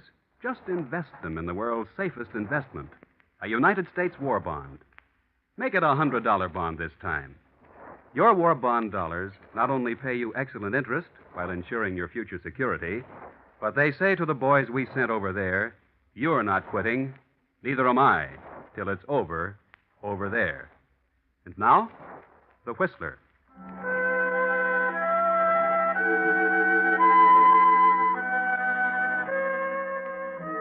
You've heard of identical twins, haven't you? Yes. You don't run across them very often, but once in a while you'll find two people who look so much alike that even their own parents can't tell them apart. And that can lead to all sorts of complications. There's one case I have in mind especially, the case of Mona and Martha Spencer, identical twin sisters. They were exactly alike. Their friends couldn't tell them apart. Their mother and father, before they died, had trouble distinguishing between them. After their parents' death, they were alone in the world. Two devoted, loving sisters. At least that's what everyone thought. Two loving sisters, beautiful, popular, surrounded by admirers. Then along came Bill Everett, handsome, successful, the catch of the season, as they say. And Mona caught him. Yes, they became engaged, and Mona bought out the stores for her trousseau. And one night, she and Martha stood in Mona's room, admiring the beautiful dresses and lingerie she had purchased. And this dress, and this robe, and... What's the matter, Martha? Oh, nothing. I think they're beautiful, all of them. Especially this dress. I wonder how I'd look in it. Well, you'd look lovely, dear, the same as I will. Why don't you try it on? Do you mean it? Well, of course. It'll be like looking in a mirror as myself. Go ahead. I'd like to see how it will look on me. Well, if you're sure you don't mind. Of course I don't mind. Go ahead. Try it on. Oh, you're a very lucky girl, Mona. Lucky? Be so lovely and have Bill. Well, if I'm lovely, so are you. We're both alike. Yes, except for one thing. Well, Martha, what is it? We've never had secrets from each other. How aren't we alike? You have Bill. Oh, I do believe you're jealous. Are you in love with Bill, too? Nonsense. I just can't help feeling a little jealous, naturally. You found your man, and I... Well, do you blame me? We're not alike in another respect, Martha. You're weak, and I'm strong. Weak?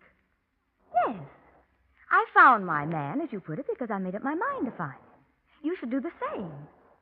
Darling, what's happened to all your boyfriends? You've been staying home so much lately.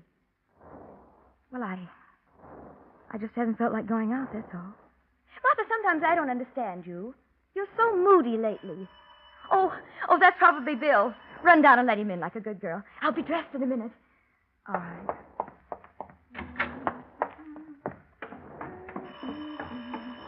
I'm coming.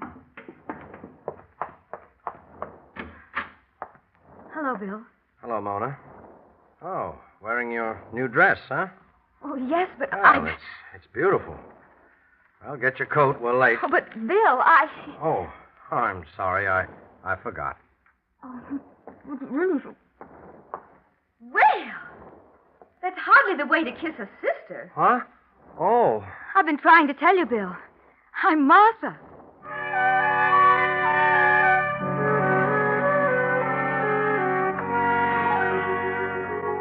Poor Bill can't tell his fiancée from her sister. Yes. It's too bad that incident at the door had to happen, because it gave Martha an idea.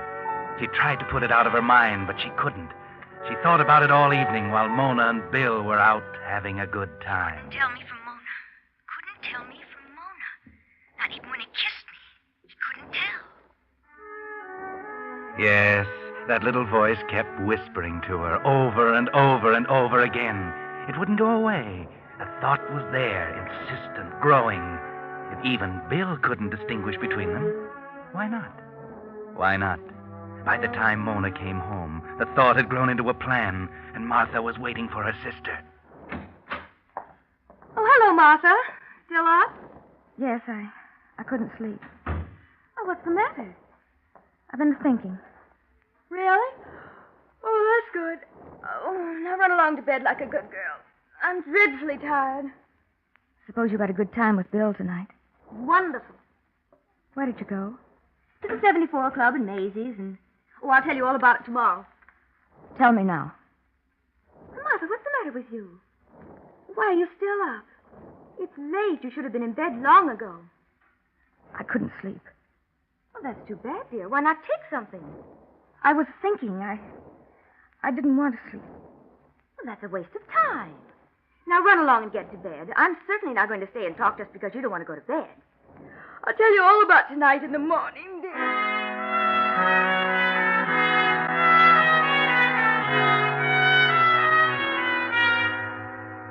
Mona goes on about the absorbing business of getting ready for bed, but Martha stays in her room, sitting, watching her, and through her mind go the details of the plan, carefully, minutely. She watches her sister's beauty preparations with a stoic look on her face, but with hatred burning and growing inside her. Then Mona is ready. She climbs into bed and prepares to turn out the light. Run along, Martha. I'm going to bed. I want to talk. I told you we'd talk in the morning. No, we won't. What? There isn't going to be any tomorrow for you, Mona. What do you mean? What are you trying to do, scare me? I remember when we were little girls, you used to try to scare me. We're not children anymore, Martha. No, we're not, are we? But one thing is still the same. You always get the best of everything. That's the same. I've hated you for years, never really known it until now. Hated having a sister who always got the best of everything. And then Bill came along. So I was right. You are in love with Bill. Yes, Mona, I'm in love with Bill. You were right about another thing. I'm jealous of you. You're just lucky. You always have been lucky. You met him first, so he fell in love with you. Why couldn't it have been me? If I'd met him first, he would have fallen in love with me. Yes, you're laughing at me now, but you won't laugh much longer. You were right about several things, Mona, but you were terribly wrong about one thing. You said, I'm weak and you're strong. Well, you were wrong, Mona. I'm not weak. I'm strong. I'm stronger than you. I'm strong enough to kill you. You're a fool. You wouldn't gain anything by killing me. Wouldn't I? Now stop this nonsense and go to bed. We'll talk about it in the morning when you're more calm. You don't believe me, do you, Mona? You don't believe there isn't going to be any mourning for you. But it's true, Mona. You're going to die tonight. I'm going to kill you. Martha! Where did you get that gun? That gun? Why don't you remember, Mona? This was Father's gun. Put that down! You can't order me around any longer. I thought it all up. Get away from me! Martha! Clumsy, aren't you, Mona? You can't run away from me. Martha! No! No! I'm following you, Mona. You won't go far. Just to the top of the stairs. Then you'll be down on your knees, begging me not to kill you. But it won't do you any good. Martha, in heaven's name! You see, it's you who's weak, not me. I'm strong. Martha! Martha, no! You're making a mistake. It won't do you any good. Martha, wait, please. Listen to me. You see, Mona, I told you you'd be begging on your knees. You must listen. No, you listen. You don't think I'll gain anything by killing you. You think I'll be caught and convicted and die. Well, you're wrong again, Mona. I won't be caught and I won't die. No one will even know you're dead, Mona, because after I kill you, I'm going to become you. They'll think I died. They'll think I committed suicide. Martha, please! Perfect, Mona. Perfect in every respect. Isn't it lucky we're twins? How fortunate we look exactly alike. How fortunate we sound exactly alike. You are me now, Mona. And you're going to kill yourself. No! Martha, don't! No! Martha, no! No! Hold still, Mona. Struggle. Won't do you any good. I'm strong, Mona. I'm strong enough to put this gun to your head. It must look like suicide, Mona. The gun. Close. Powder burns on your face. Hold still, Mona, while I pull the trigger. Ha ha.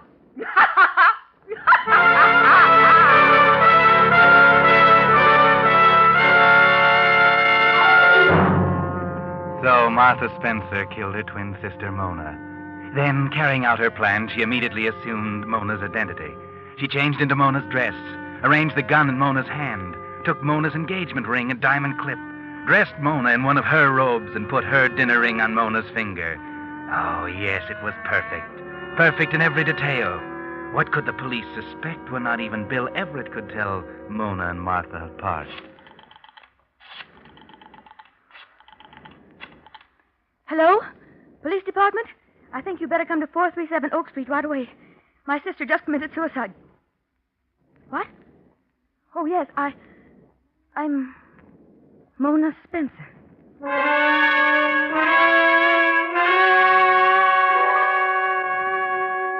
Yes, it's done now. Now there's no turning back, Martha. So don't get nervous. Keep calm and face the police just as if it really had been suicide. Nothing is going to go wrong, nothing. Not if you keep your head. Your plan is perfect. When the police arrive, you do keep your head.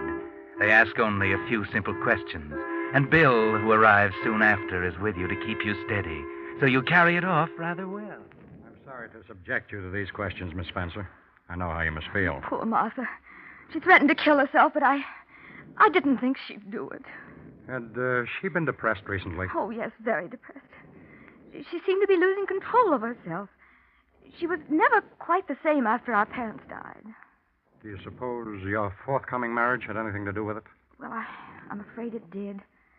You see, Martha and I were always very close to each other. She had no boyfriends. I couldn't understand it. She was very attractive. Yes, just as you are. Yes. But for some reason, no one ever became seriously interested in her. And then when Bill and I... Yes, I understand. By the way, Mr. Everett, did Martha Spencer say anything to you that might lead you to believe she contemplated suicide? Well, No, I can't say she did. It's all right, dear. You needn't spare me. I'm sure you must have noticed how strangely she'd been acting lately. Well, come to think of it, she didn't quite seem to be herself. I see. Well, I don't think we need to trouble you any further, Miss Spencer. These were just routine questions. The coroner's verdict was suicide. I'm satisfied. Then if you'll excuse me. Of course. I'll be running along. Oh, don't bother to show me out. I can find my way. Thank you. Goodbye, Inspector. Bye. Goodbye, and good luck. Well, Mona, I think I better be running along, too. I'll call you in the morning, huh? Must you go, Bill? I don't want to be alone for a while. Well, yes, I know, but... Well, see here, Mona, I thought perhaps in view of what's happened, you Well, you might want to postpone our marriage for a while. Oh, nonsense, Bill. I feel badly about poor Martha, of course. But we can't help her now. We may as well forget it and enjoy our own happiness. As you wish. Bill, Yeah? you haven't kissed me since Martha died. Oh, sorry.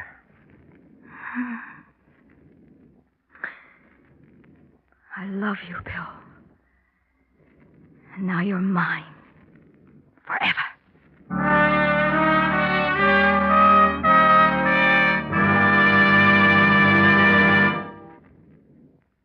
You are listening to The Whistler, brought to you by your friend, the Signal Oil Company, marketers of famous Signal gasoline, your best buy today. Remember to let every go signal remind you that you do go farther with Signal gasoline.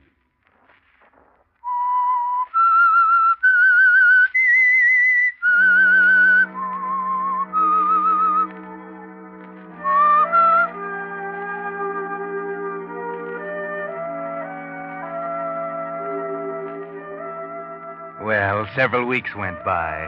Martha thought she'd better wait a little while to make certain that the cold-blooded murder of her sister was not suspected.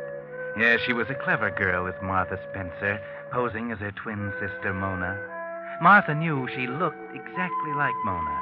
But did she talk exactly like her, and walk and act and make love exactly like Mona? At first, the possibility bothered her. Bill, kiss me. Hmm? Okay. There. Bill, Yeah? you sometimes act so cold. I haven't done anything to make you feel different. Oh, you know better than that. What's eating you, Mona? Nothing. I mean, I just wondered if I'd changed any. So much has happened. No, you haven't changed, Mona. You'll never change. Never in this world.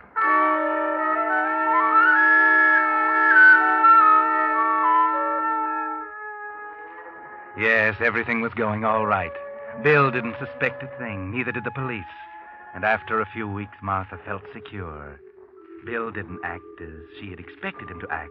There was a sort of a chilly detachment in his attitude toward her, but perhaps that was only because he was shy or reticent to show his feelings before they were married. So the thing to do was to hurry up the marriage. Bill, why should we wait? Why don't we go ahead and get married? Right away. Hmm? Okay, I suppose we might as well get it over with. That's a fine way to talk about our marriage. Okay, so we'll get married. We'll drive out to Raleigh tomorrow and get the license. Raleigh? Yes. Why drive way out to a little town like that to get it? Well, you know why as well as I do. Oh, yes. Of course, dear. Anything you say.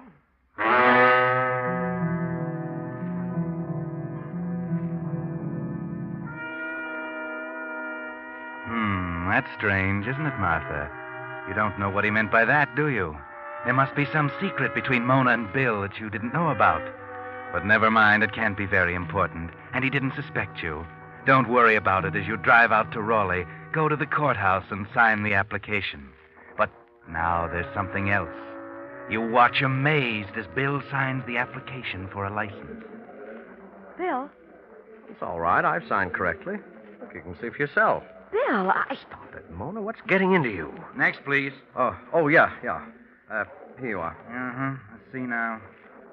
Seems to be all right. That'll be $2, please. There you are. Thank you. We'll have to wait 3 days, you know. Oh, well, better wait a moment now than later in a divorce court. Let's see, let me check these names here again. Miss Mona Spencer and Mr. George Garrett.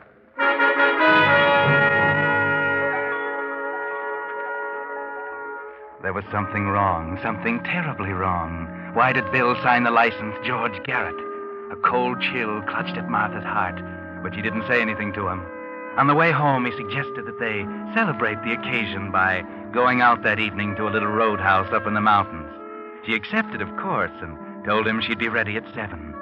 She left his car and went up the steps of her home. Yes, her home now, all hers. She opened the front door. And as she closed it, something on the stairs caught her attention. Oh! She looked at the top of the stairs. There was nothing there. She shrugged her shoulders and walked up. Just her imagination. Or was it? She paused at the top and looked at the rug.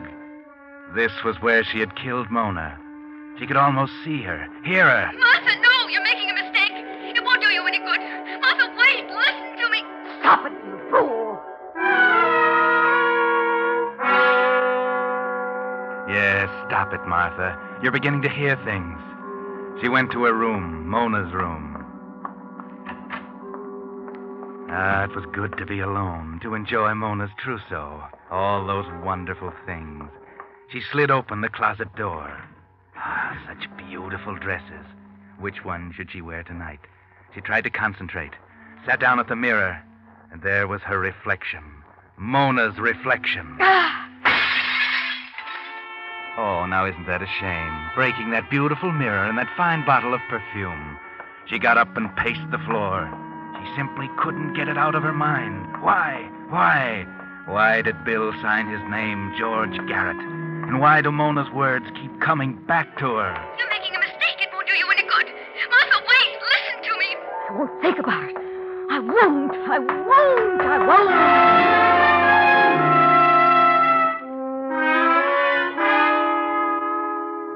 That's right, Martha. Don't think about it. Get dressed. Make yourself beautiful as Mona was. You should be happy tonight, Martha. In just 3 days, you'll be married to Bill. That's what you wanted, wasn't it? Well, then, be happy. Enjoy yourself tonight with Bill. Bill, Yeah? what's the matter? Matter? Nothing. Why? You've been so quiet. You've hardly spoken a word since we started. Oh, I'm sorry. Beautiful night, isn't it? That's no good, Bill. Something's wrong. What is it? Now, look, Mona, I don't remember that part of the bargain was catering to your whims. Bargain? Oh, never mind. Bill, there's something I don't understand. Yeah, what? About the name you signed on the marriage license. It's okay, I told you once. I signed my right name. Your right name? You saw it yourself. For heaven's sakes, Mona, will you cut it out? Yes, of course, Bill. I'm sorry. Sorry. That's a hot one. Bill, Yeah? you don't love me, do you? Oh, why go into that? Because I want to know. Okay. I love you. Do you have to keep hammering at me? Sorry, Bill. Please don't shout at me. Bill, Well, what is it now? where are we going? I told you once, to a little roadhouse. Well, I don't seem to recognize this road. Where are we? Well, we're up in the mountains. We'll be at the top soon. Bill, You have to talk, Mona. Aren't you satisfied? You've had your own way. What more do you want? I want to know why you don't love me. I do love you. I'm crazy about you. Now leave me alone, will you? I'm not a fool, Bill. I want the truth. Oh, you do? Well, just be patient, Mona. We're almost there. Almost where? At the top. Yeah. Just around this curve.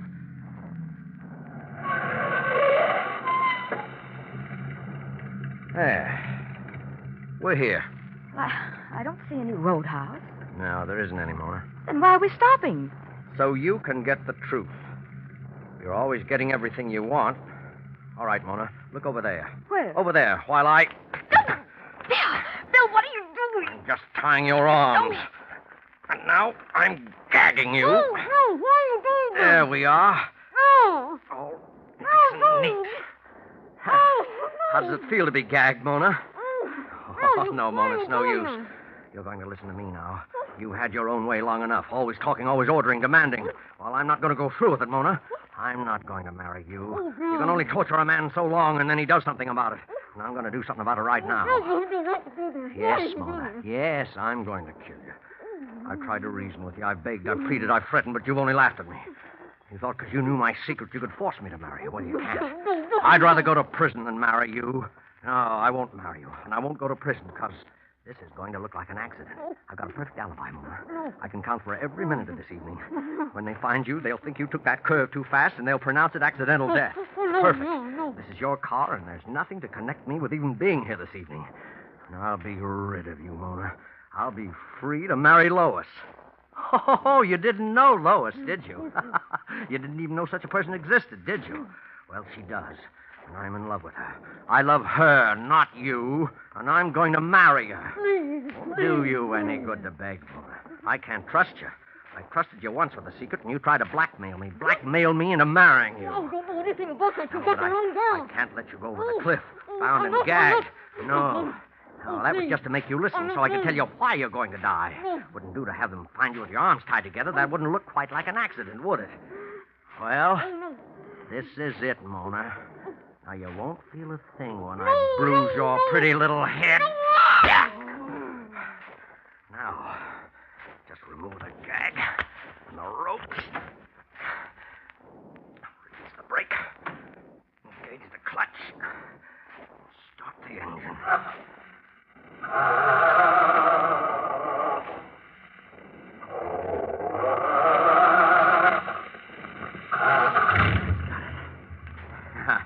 Goodbye, Mona. Pleasant dreams.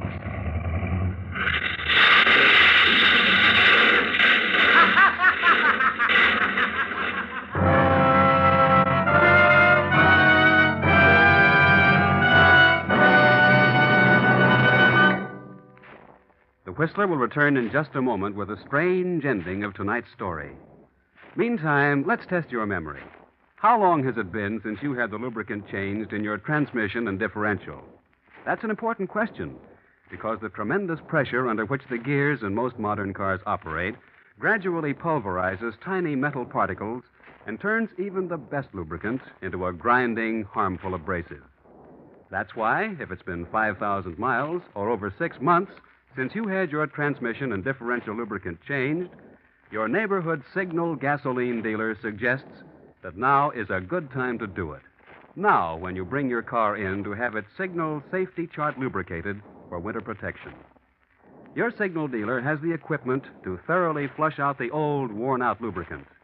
And his Signal safety chart shows the exact type of scientific high-pressure gear lubricant prescribed by the maker of your car. It's just another part of your neighborhood Signal gasoline dealer's complete, conscientious service to help your car go farther. And now, back to the Whistler.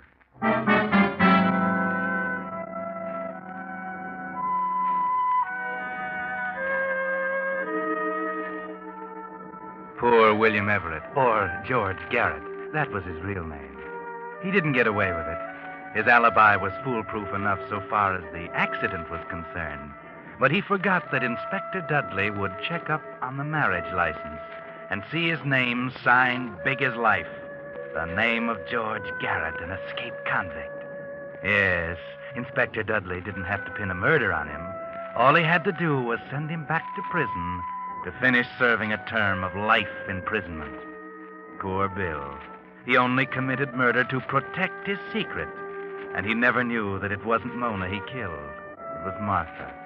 And Martha hadn't the slightest idea that he had a secret, so she would never have given him away.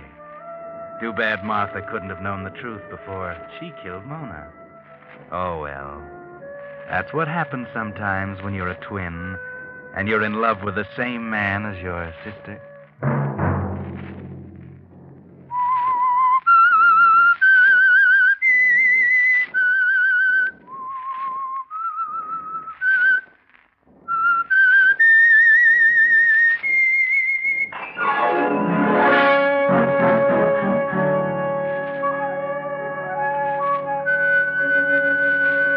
Next Monday at 9 o'clock, the Signal Oil program will bring you another strange tale by the Whistler.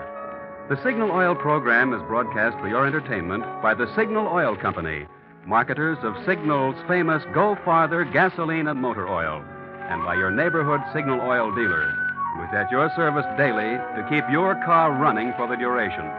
The Signal Oil program, produced and directed by George W. Allen, with story by Ralph Rose and music by Wilbur Hatch, is transmitted to our troops overseas by the Armed Forces Radio Service.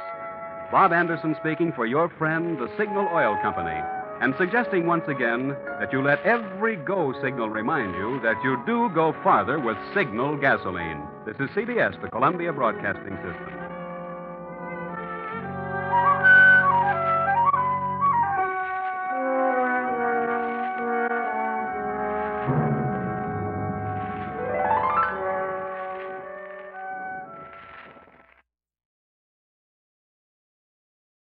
And now stay tuned for the program that is rated tops in popularity for a longer period of time than any other West Coast program in radio history. The Signal Oil program, The Whistler.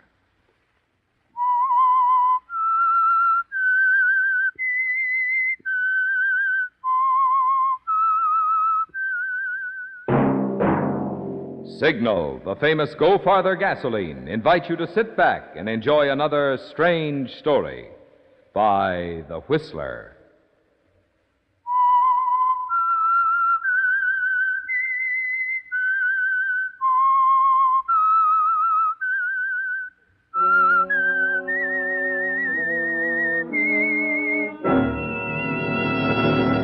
I am the Whistler, and I know many things, for I walk by night. I know many strange tales hidden in the hearts of men and women who have stepped into the shadows. Yes, I know the nameless terrors of which they dare not speak. And now for the Signal Oil Company, The Whistler's strange story, Element X.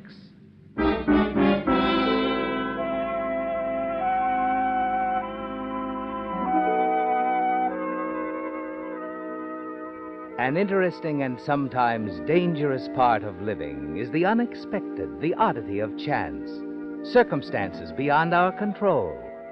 It was chance that brought Grant Forbes out of a downtown building at almost the same time that his friend Lieutenant Driscoll of Homicide was passing by. Yes, Grant, chance brought you two together that day, didn't it? And as the two of you continued along the sidewalk, neither of you had any thought of the sudden violent action that was to burst forth as you rounded a certain street corner. But as you did so... Help, bro, shoot! What is it? Get back, Grant. Back against the wall. Come on. Get over here. All right. It's a robbery. Looks like one of our patrolmen winged somebody.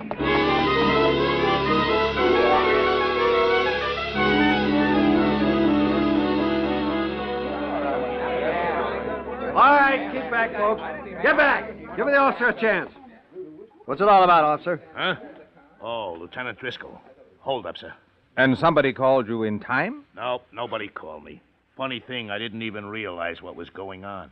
Just happened to wander into Mr. Reynolds' store to get some cigarettes.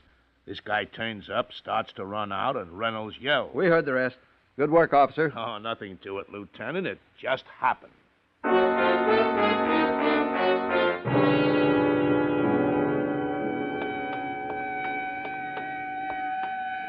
You know, it's a funny thing, Grant. What's that? I don't know if it happens in your law cases, but the way that hold-up artist got caught, I call it Element X. How do you mean? Element X, the unexpected, the surprise. Like the way that cop walked in on him. Exactly.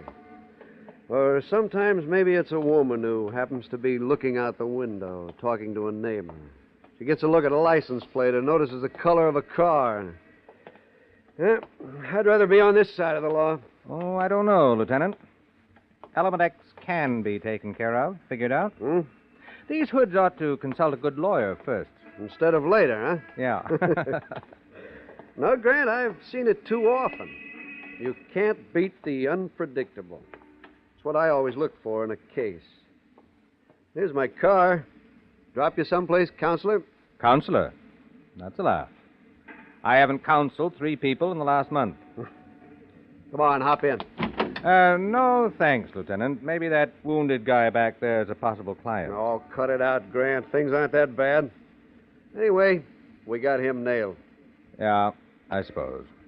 Okay, Lieutenant. I'll let you drop me off at my so-called office. Good. You know, you may be right about your Element X at that. Hmm? Now what? I wasn't expecting a ride. Okay, have your fun. But I still say there's a lot to it.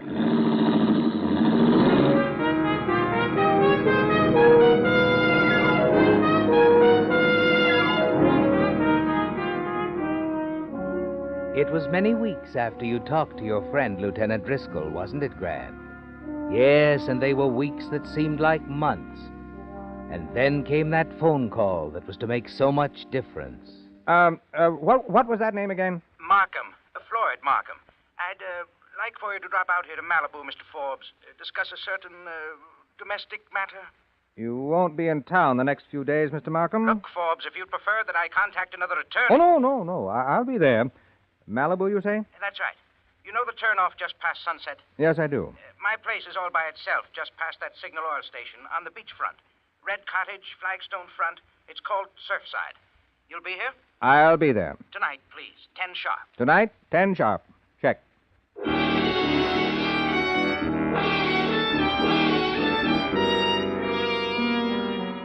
You've little choice, have you, Grant? Too few of your clients believe in paying their bills on time. And Floyd Markham sounds like a man with a problem and a man with money. That night, you're right on time and approaching his secluded cottage on the waterfront. When you see someone slipping out of a side door, a woman, you step back in the shadows as she runs past you to a parked car. Then you hurry into the cottage. Lydia. Mr. Markham. Lydia, please.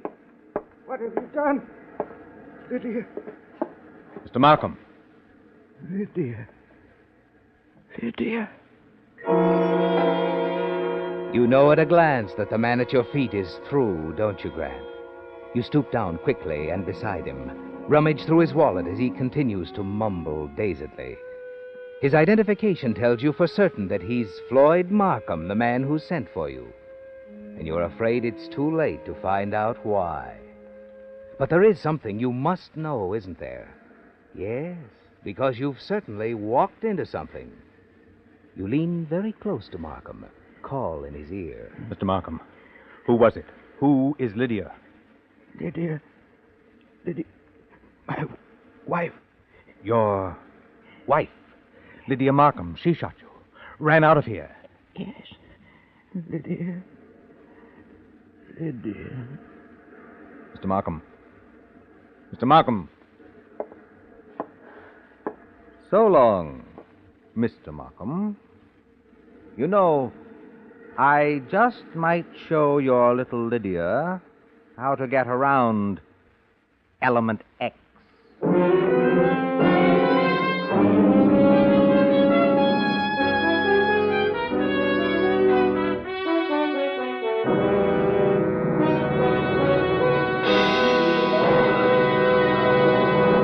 Are you a missing driver?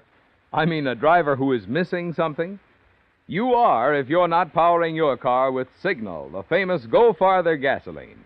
One thing you're missing is that good mileage, which has made Signal gasoline known throughout 7 western states as the Go Farther gasoline.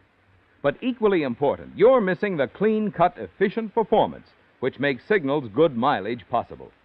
You see, such good mileage is only possible because Signal gasoline helps your engine run so efficiently, you save gasoline 3 ways. 1, you save gasoline with Signal's quick starting. 2, you save gasoline with Signal's smooth, obedient pickup, free from balking and hesitation. 3, you save gasoline with Signal's lively power that gets you into high gear fast, helps you stay there with a minimum of shifting on hills or in traffic. So you see, there's no need to go on missing either economical mileage or satisfying performance. They're like birds of a feather. They go together. You can enjoy both by filling up with Signal, the famous Go Farther gasoline.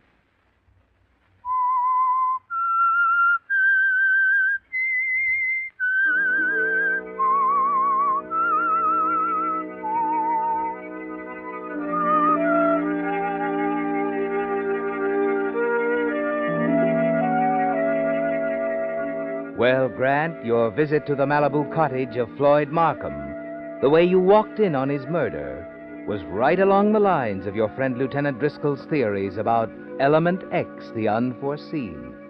The surprise that so often goes against criminals, murderers. It would go very badly now for Lydia Markham, too, wouldn't it? If you decided to play on the side of the lieutenant. But you haven't decided it that way, have you?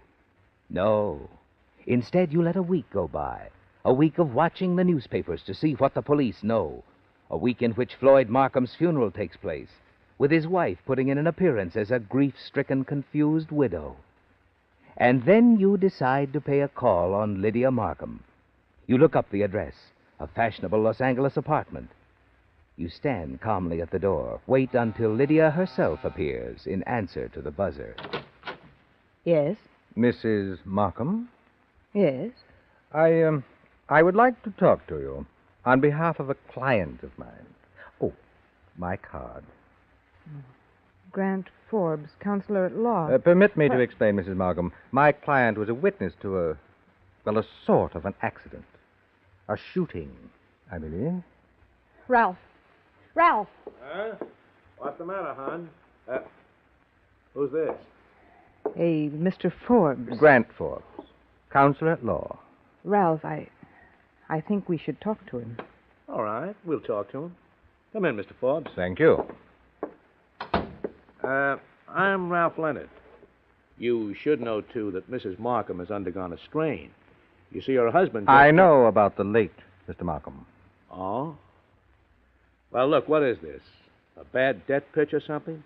I've heard about this sort of thing when a man dies. And I would prefer to talk to Mrs. Markham in private, if it's agreeable. No, it isn't agreeable. Ralph, Mr. Leonard was my husband's closest friend. You can say whatever you have to say to both of us. You understand? Yes, I do understand. However, under the circumstances, Mrs. Markham... Get to the point, Forbes. You're quite certain, Mrs. Markham, that under no matter what the situation might be, you don't mind, Mr. Leonard? She's quite certain. I'm asking Mrs. Markham. Really, Mr. Forbes, this all seems, well, most unusual, to say the least. It is. Most unusual, to say the least. Well? Whatever you have to say, Ralph can hear it, too. All right. Mrs. Markham, Mr. Leonard, my client, who must at the moment be nameless, he observed some interesting things on a certain night about 10 days ago.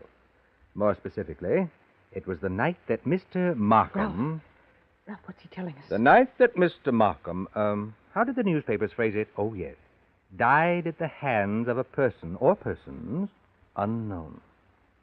Your client, counselor, he thinks this should have been phrased differently? He would only change the one word. Unknown. Uh-huh. Ralph. Take it easy, Lydia. Okay, counselor. Okay? You mean that if my client should require a slight fee for his silence... I mean, get out of here. Oh, you're making a mistake, Mr. Leonard. You're making a mistake if you don't get out. You haven't any client. You're just a cheap, low shyster. Lower than a murderess, Mr. Leonard? Supposing I told you there's a half a dozen witnesses who'd swear your client was wrong, lying. Money buys many things, Mr. Leonard. In Mrs. Markham's interests, I would say it might be less expensive to buy one closed mouth rather than 6 perjured ones. I'll decide what's best for Mrs. Markham's interest. Very well.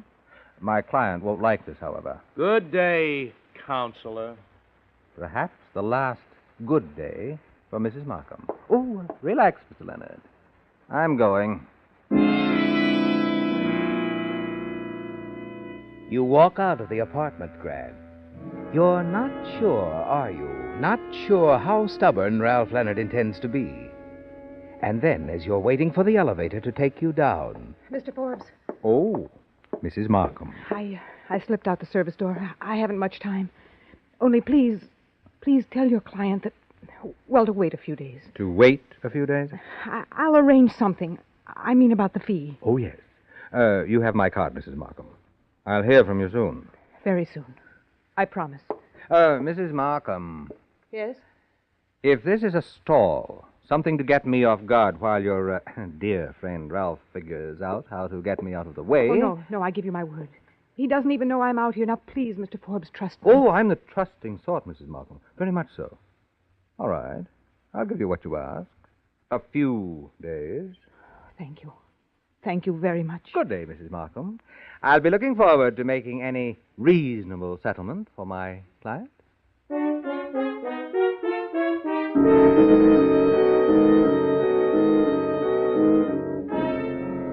Riding down in the elevator, you feel better about it, don't you, Grant? Ralph Leonard is a little on the rough side and rather impulsive. You find out exactly how impulsive early that evening as you park your car and start down the street toward your apartment. The shots spatter into the building wall beside you. You fall quickly to the ground. As you look up, a car with Ralph Leonard at the wheel swerves wildly around the corner.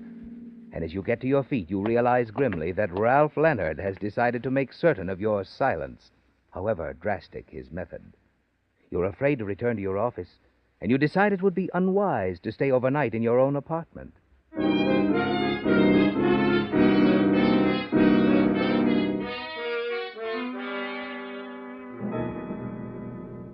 Room, sir? Yes, for just a couple of days. $3, sir. Did you sign? Yes. Tom Anderson. Uh-huh. Your key, Mr. Anderson. Room 406. Thanks.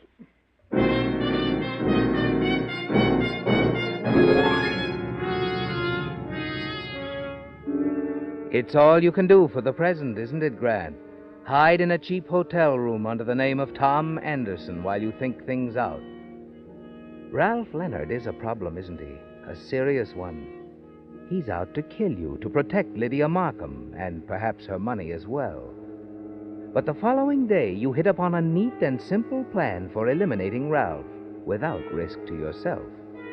You're unaware, of course, as you go about locating Ralph Leonard's telephone number, that at a point some 200 miles upstate, Element X is starting on its way toward you.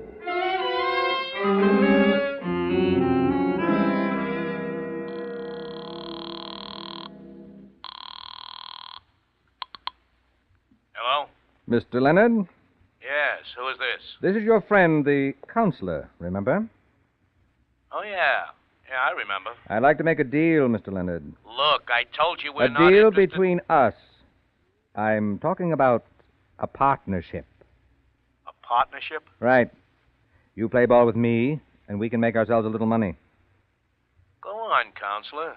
You interest me. Mrs. Markham need never know your part in it, Want me to make things easy for you, is that it?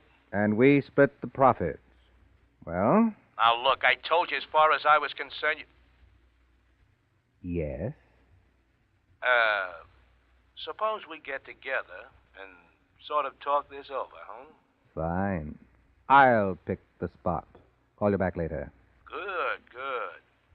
I'll be here at my apartment, counselor. You smile, don't you, Grant, as you hang up the receiver? You know what Ralph Leonard is thinking, what he's planning. Because he believes you're stupid enough to meet him at a quiet rendezvous where he can do his talking with a gun. You hurry out of the hotel room, get into your car, and drive to Lydia Markham's apartment.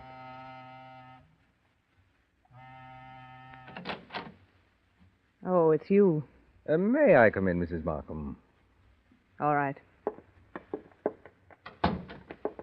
I asked you to give me a few more days. I know, but I suddenly discovered I have some rather pressing financial obligations to meet, and You or your client, Mr. Forbes?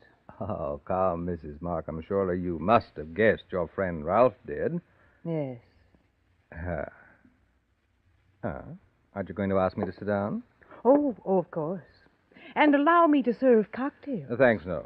Bit too early in the day yet. Now, as I was saying... You're pressed financially. I am indeed, Mrs. Markham.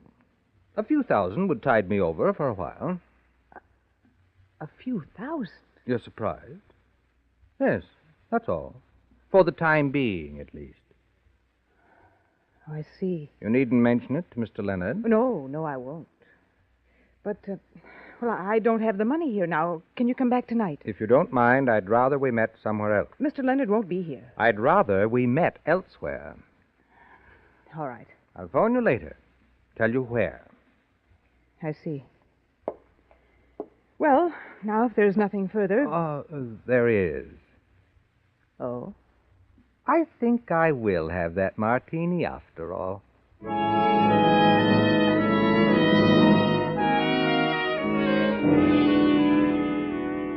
You've completed the second step of your plan, haven't you, Grant? Yes. And now you must select the scene of the crime. After you leave Mrs. Markham's apartment, you drive back downtown. And only a few blocks from your hotel, you find the perfect setup. A dark, quiet street in the factory and warehouse district. Still unaware that Element X, moving relentlessly toward you, is now less than 50 miles away.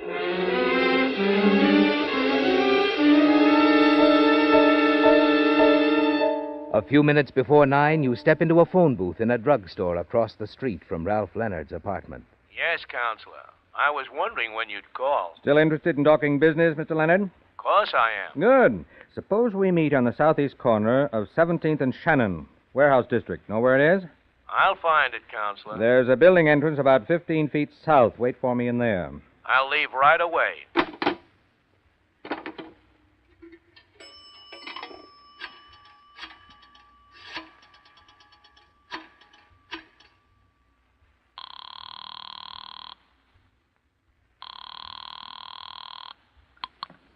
Hello? This is Grant Forbes, Mrs. Markham. Oh, I have the money, 3,000. I'm afraid that's not enough. What?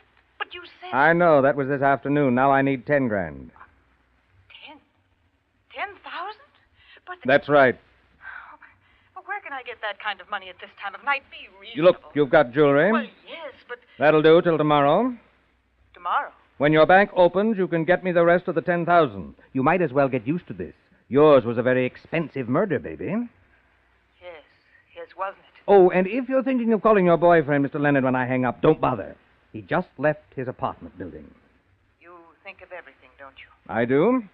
He thinks he's got a date to meet me. While he's waiting up in Hollywood for me to show, you'll be meeting me somewhere else. Oh, please listen to me. Give me a break. I'm sorry. But please. Save it, sweetheart. Meet me in half an hour, or I'll write a little letter to the police. No, don't do that. Half hour. That's all you have. I'll be waiting at the southeast corner of 17th and Shannon. There's a building entrance about 15 feet south of the corner. I'll be standing in there. You've played the part perfectly, haven't you, Grant? Yes, and the trap is set. Mrs. Markham is desperate now, isn't she? Yes, she's killed before, and you're certain you've driven her to the point where she'll kill again. You hurry to your car, start toward the scene of the rendezvous.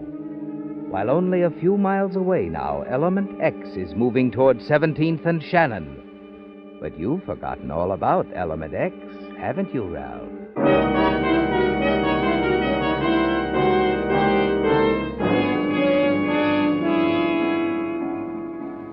20 minutes later, you park your car down the block, move along the darkened street swiftly. Move as close to the corner as you dare. See Ralph Leonard standing in the shadows of the building entrance.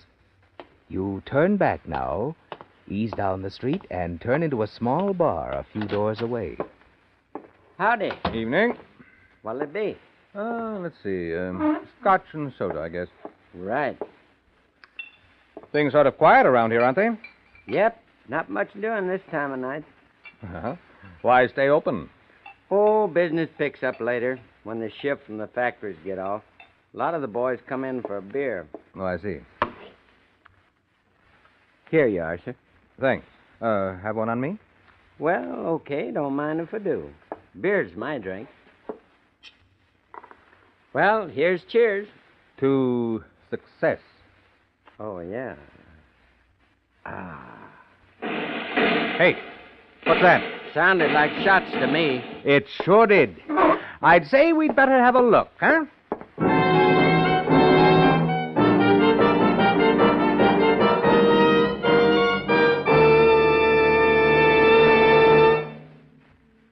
Stop squeaks! Stop squeaks! Signal lubrication stop squeaks! Signal lubrication stop squeaks is the promise on that sign you've been seeing outside signal service stations. But stopping squeaks is just one of the ways that scientific signal lubrication helps your car. In addition, you enjoy a more comfortable rocking chair ride and lower maintenance costs, all because of the extra steps, extra care that goes into a signal lube job. You see, when a signal dealer lubricates your car, he doesn't take chances on memory to locate the many lubrication points. Instead, he follows Signal's lubrication guide, in which the manufacturer of your car clearly shows every lubrication point and clearly specifies which of Signal's scientifically engineered oils and greases each point needs for longest trouble-free service. Finally, before delivering your car to you, Mr. Signal Dealer checks each point again, just to make double sure not a single part is ever overlooked. That's why we say if you want your car protected by lubrication you can really have confidence in, get your next lube job where you see that sign. Signal lubrication stops squeaks. Stop squeaks. Stop squeaks.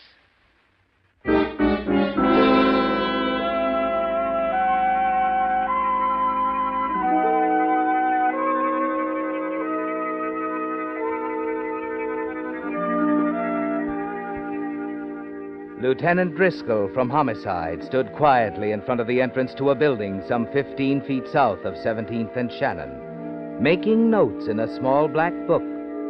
And from time to time, he glanced down at the bullet-riddled body of Ralph Leonard.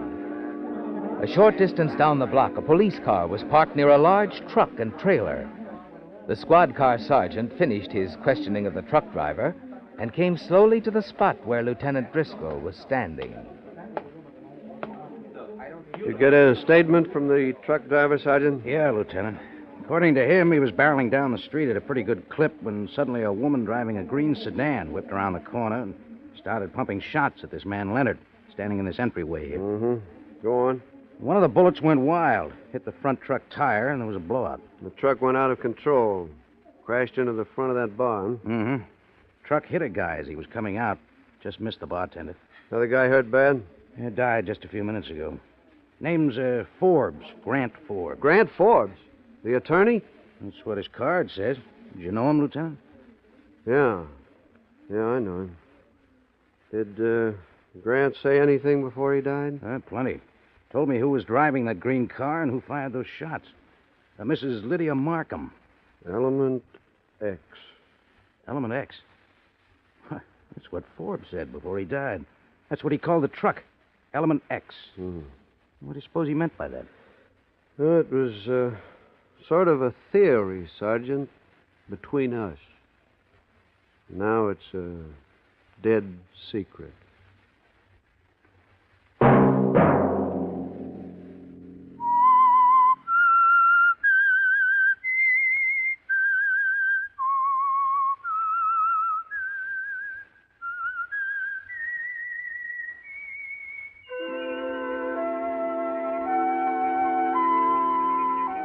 Let that whistle be your signal for the Signal Oil program, The Whistler, each Sunday night at the same time. Meantime, Signal Oil Company and the friendly independent dealers who help you go farther with Signal gasoline hope you'll remember. Regardless of what gasoline you use, you'll enjoy more miles of happy driving if you drive at sensible speeds, obey traffic regulations, and avoid taking chances. You may even save a life, possibly your own.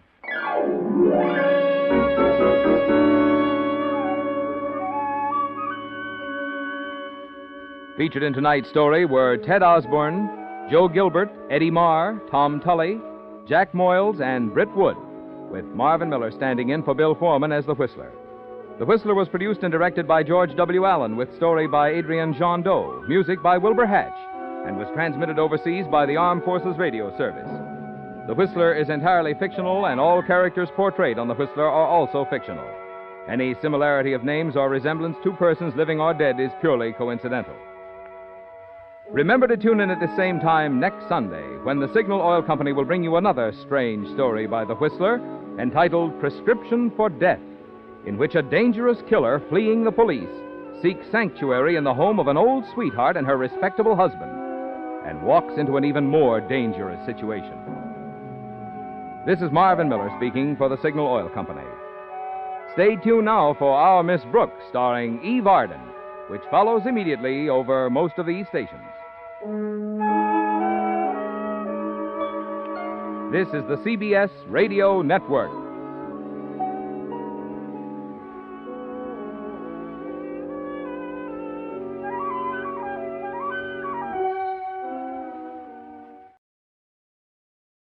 Have you heard the strange tales of the Whistler?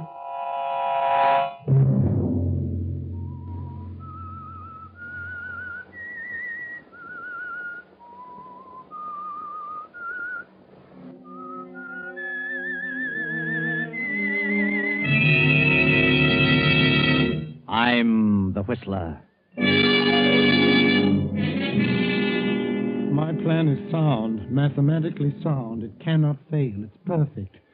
3 months from now, I will be worth $50,000, independent for life.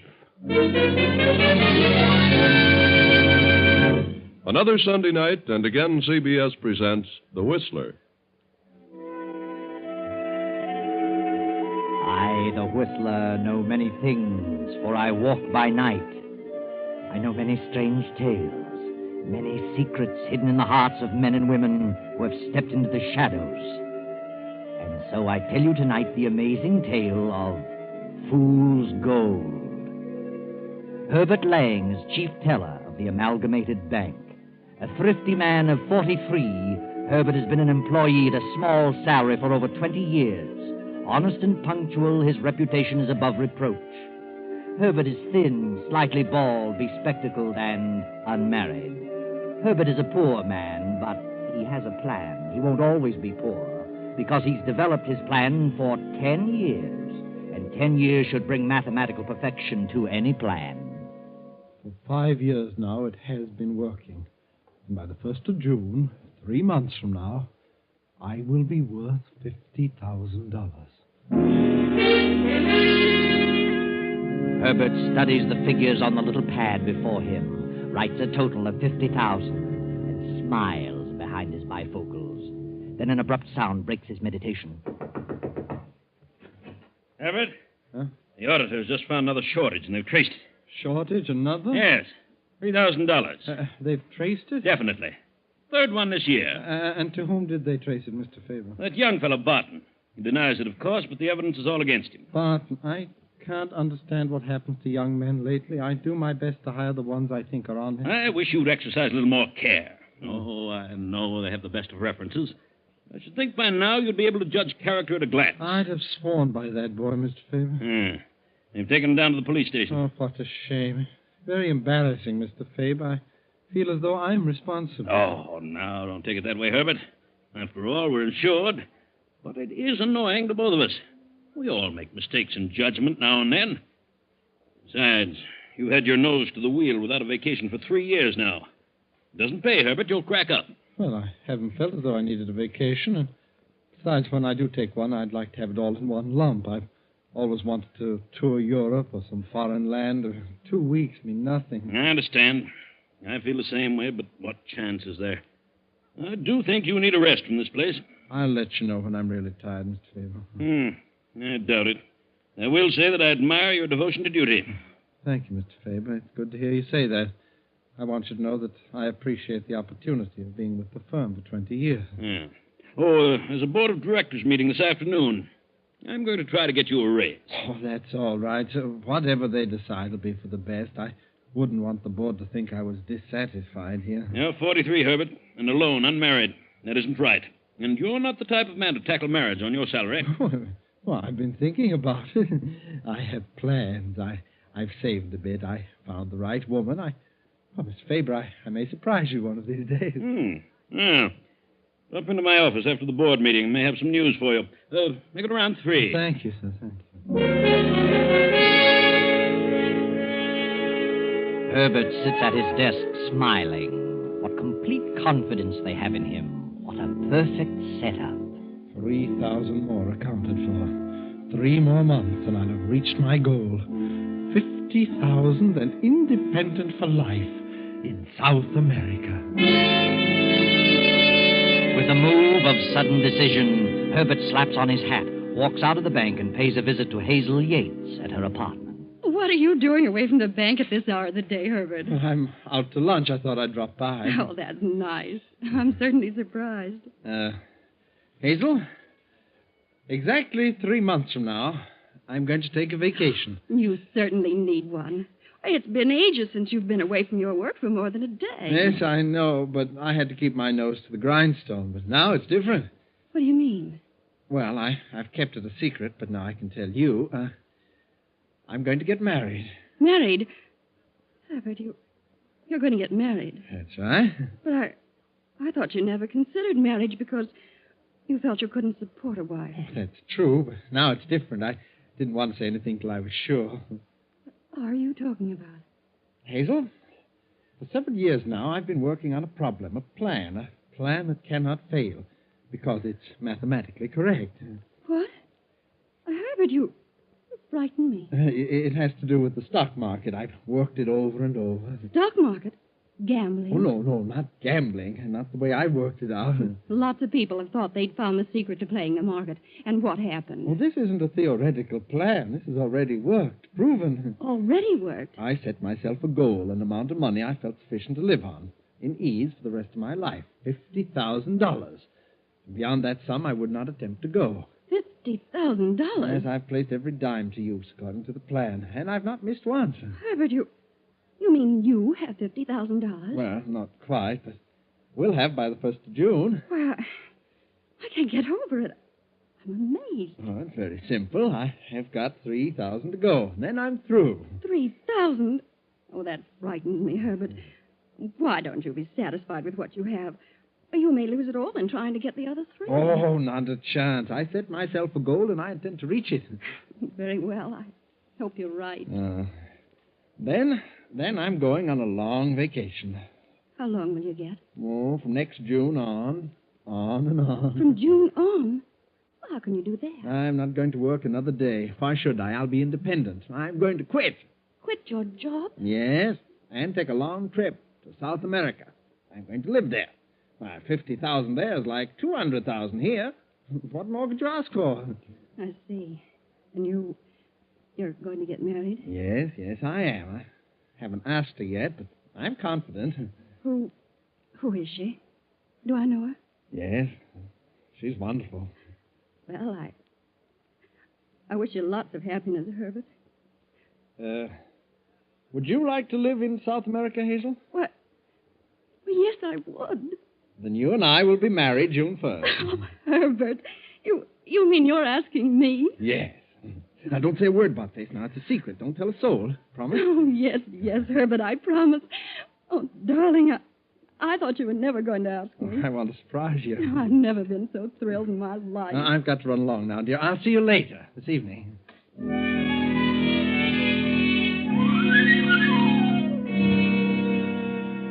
Yes, everything is working perfectly for Herbert Lang. A 10-year plan just cannot fail. A few months from now, and he will be independent. Hazel, 50,000, and South America. It's after 3 now. The board meeting is over. Herbert steps confidently to the president's office. Well, I see the meeting's over, Mr. Faber. Yes. Come in, Herbert. I talked it over with the board. They didn't seem to agree with me. Oh. No raise? Sorry, Herbert. Board members are rather a cold group of individuals. Oh, that's all right, Mr. Faber. I've gotten used to it after all these years.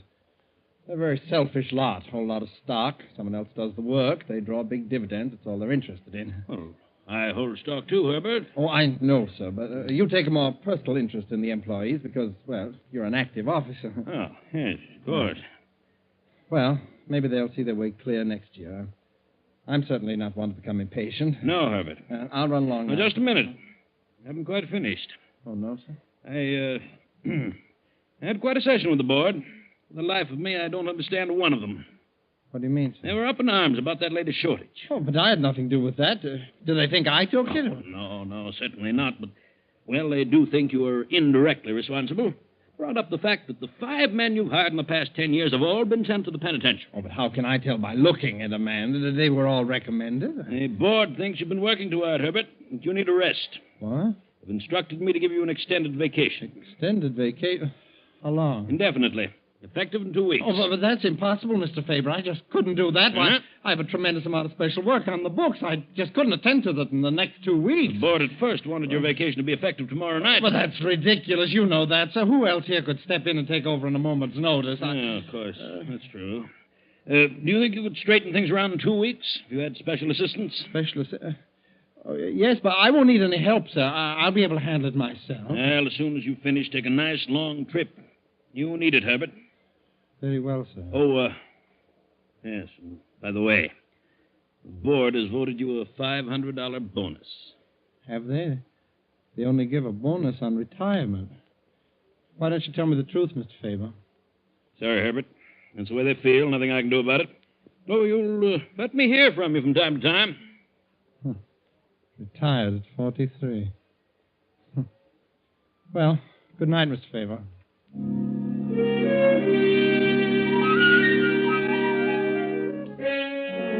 moment Herbert steps out of Faber's office, fear, a strangling, clutching fear grips him. 2 weeks, 2 short weeks. It wasn't part of Herbert's plan. This is something he hadn't counted on. He's 2,000 short of his 50,000 goal. He'll have to let it go at that and be satisfied. And only 2 weeks to fix the books to cover the new $1,000 shortage. Night and day he works alone, works feverishly. Then on the 10th day, he has accomplished his plan. The book's balanced. Everything is perfect. Things worked out sooner than I expected, Hazel. We needn't wait till June. We can be married tomorrow and sail the next day. I've arranged passage. Why so soon, Herbert? I thought we could have a regular wedding. No, I think we better leave now. Sooner the better. Oh, all right, Herbert. Whatever you say.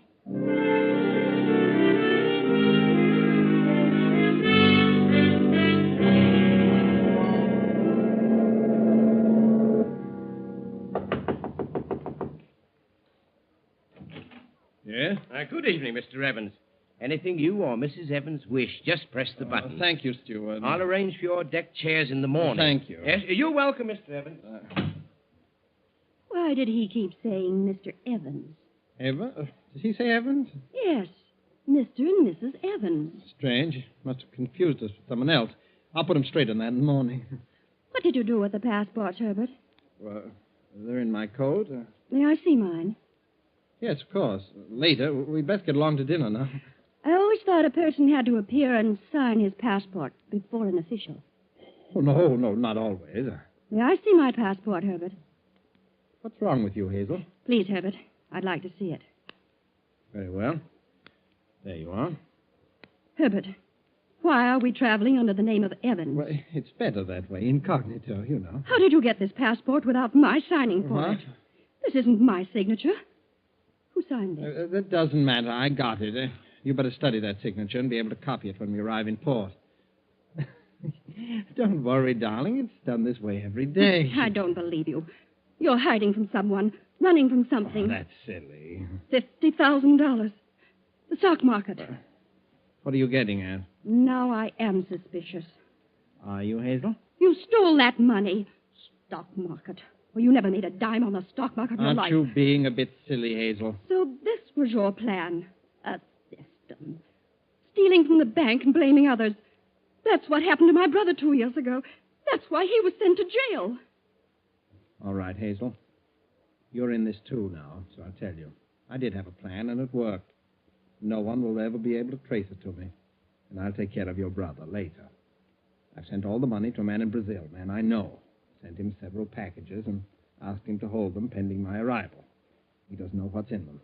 What man? Well, his name is Pedro Gonzalez, big coffee plant outside of Rio de Janeiro. I see.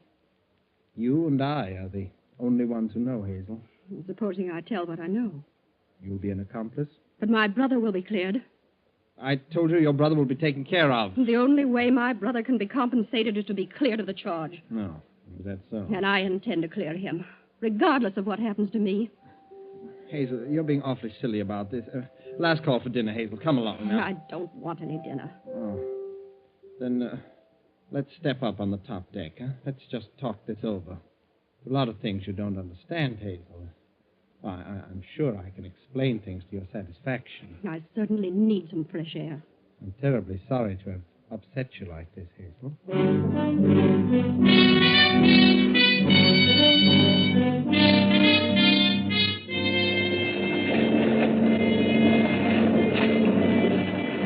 The tossing liner plows on through the darkness. The wind sings mournfully through the masts and cables. Herbert cannot sleep. Herbert is worried. His plan worked. It was perfect. They'll never trace the money to him. But Hazel presents another problem.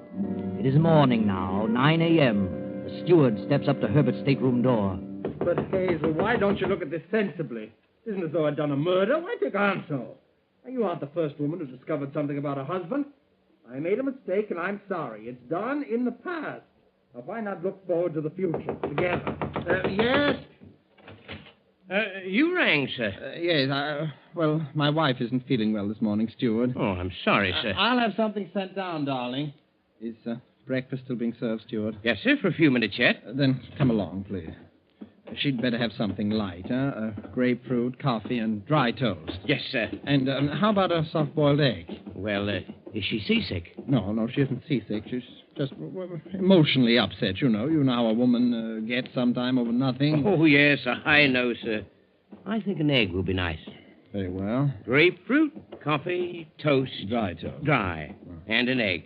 Take about 15 minutes or so. Here's the coffee shop, sir. You'll get quicker service here. Oh, thanks, Stuart. And good luck, sir. What? What do you mean? Well, I married myself, and I know how it is. Women are just naturally suspicious creatures and jealous of everyone. Jealous of your past and your future. Yes, I know. And how long have you been married, sir? Not long. Well, she'll get over it. Be sorry. Get over what? Well, I just couldn't help hearing when I came to your door just now. You pardon me. I better get my order in. Oh, yes, it's after 9. By the way, if you're in the mood, there'll be games and contests on the afterdeck topside starting now. Horse races. 50 cents a ticket if you care to gamble. I know, but I don't gamble. Oh, well, then you'll find plenty of other things to keep your mind off your troubles. See you later, Stuart. Herbert steps into the coffee shop, orders his breakfast. But try as he might, he can't keep his mind off his troubles. His troubles and Hazel. He ponders over the thousands of dollars in the cork-lined waterproof package hidden in his trunk in the stateroom. Wonders if Pedro Gonzalez will meet the ship outside the harbor as planned. 20 minutes pass. Then... Mr. Evans!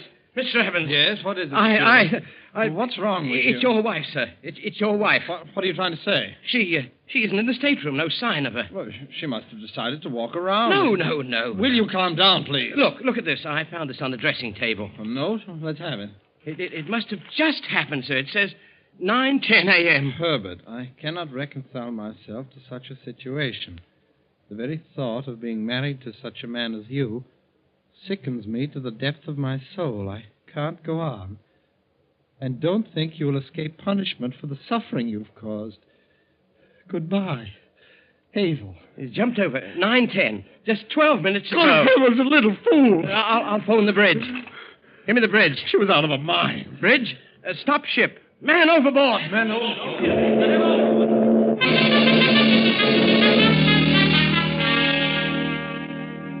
The ship leans over and puts about. They scour the choppy seas for over an hour, circling and circling. Herbert stands beside the captain, peering wild-eyed into the water. Finally, the captain gives up hope, orders the ship to resume its course, and invites Herbert to his quarters. Sit down, Mr. Evans. Thank you. Come in, steward. Yes, sir. Well, we've certainly done our best, Mr. Evans. No one can deny that. Yes, Captain, I know it, and I appreciate your effort, but the sea is very choppy. It would be hard to find anyone. As you know, we'll have to ask a few questions. Yes, I understand. This note was written by your wife at 9:10 this morning. Yes, sir. Do you recognize it as her writing? Well, of course. It's hers, all right, Captain. I checked with her passport signature. Mr. Evans, how long have you been married? Just a few days. We were on our honeymoon. The tone of this note indicates that your wife was terribly upset about something she had discovered. That's right. I tried to reason with her, but she refused to see my side of it, I guess. What was she referring to in the note? I can answer that. I'm not asking you, steward. Oh. What was she referring to, Mr. Evans? Well, she was referring to another woman. She'd found out about another woman, a woman I'd known previous to our marriage. Did your wife threaten you? No. Did you threaten her? Certainly not. When did you see her last? Well, it was at 9 o'clock this morning. She was so upset she didn't want to go up to breakfast. I decided to go alone. I rang for the steward to bring her something to the room. That right, steward? Yes, sir. After the steward left, did you go on deck with your wife? Well, no, I left with the steward, went to the coffee shop. That's where the steward found me and showed me the note. Yes, sir.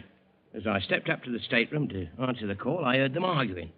I heard Mr. Evans asking her to forget about the past and think of the future. Yes? And he told her he'd have me bring something down. Him and me walked along the corridor up to the coffee shop. He told me what to bring her, and I got it. When I returned to the room, she wasn't there. I found a note on the table and ran for Mr. Evans. Then I phoned the bridge. And you didn't leave the coffee shop, Evans? I did not. Ask the coffee shop steward. Are you trying to infer that I pushed my wife over? Certainly not. We just want all the facts. We're on the high seas, you know. And this represents a court of inquiry. Coroner's jury, so to speak. I see. Mr. Goodman, my first officer here, the ship's doctor, and I will make a decision. What's your opinion, gentlemen?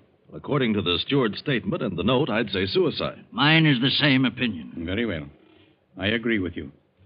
It's quite obvious that she committed suicide. Enter the findings in that manner, Mr. Goodman. Yes, sir. I'm very sorry about this, Mr. Evans. Please accept my condolences. That'll be all, gentlemen.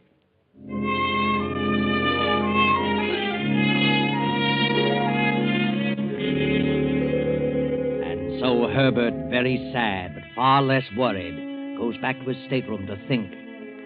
Then, days later, the sleek liner checks speed and prepares to stand off outside Rio de Janeiro, awaiting the arrival of the pilot. Dusk has fallen. The ship barely creeps along. Herbert stands at the aft port rail, a package in his hand, a cork-lined waterproof package. Many small boats bob about on the surface, moving at a snail's pace. As the first officer moves forward, Herbert speaks to him. Why are we stopping out here? Well, we always stop at this first light to wait for the harbor pilot. How much longer before we get in? Oh, we'll tie up in about an hour. Stand here for about 10 minutes. Pilot's on his way out now. I see. What's the name of this first light here? Oh, it's called the Cordoba light. Thank you. Why don't you come up forward? There's nothing to see from back here.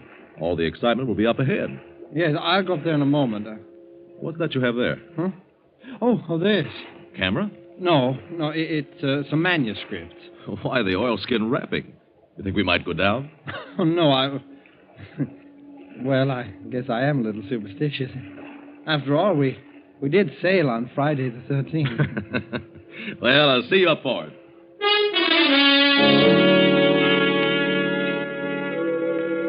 The ship comes to a dead stop, and Herbert peers over the port rail into the dusk. He scrutinizes each small craft, waiting, watching for the signal from Pedro Gonzalez. Then, after several minutes, a tiny launch approaches the ship very slowly, and just as it reaches the port quarter, a tiny red light flashes on and off. Herbert cups his hands around his eyes and focuses on the one man in the little boat. The light signals again, Pedro Gonzalez. Herbert looks up and down the deck. He grabs a little flash lamp from his pocket and gives the answering signal. Suddenly, with a swing of his arm, he tosses the waterproof package down to the water.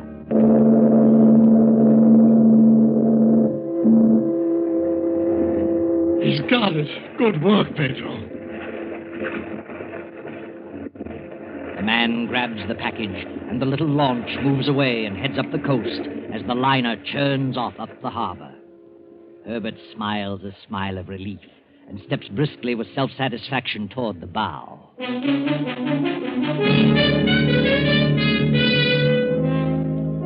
And now, 3 hours after docking, Herbert waits in a little waterfront cafe, waits impatiently for Pedro Gonzalez to keep the rendezvous.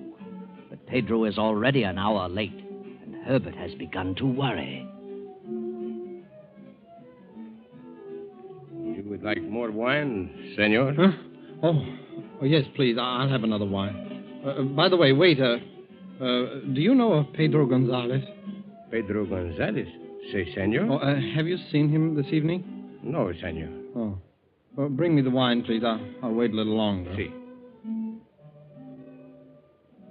Buenas noches, senor. Huh? Pedro, where the devil have you been? I've been on my way. You got the package all right? Si, I got it, Herbert. I'm sorry I'm so late. Oh, I was beginning to think you'd run out on me. Where have you been? Run out on you? How could you think such a thing? I'm sorry, Pedro. I was just upset. Well, I knew you would be worried, but there was nothing else I could do. I was worried, too. What do you mean? I was followed by another boat. What?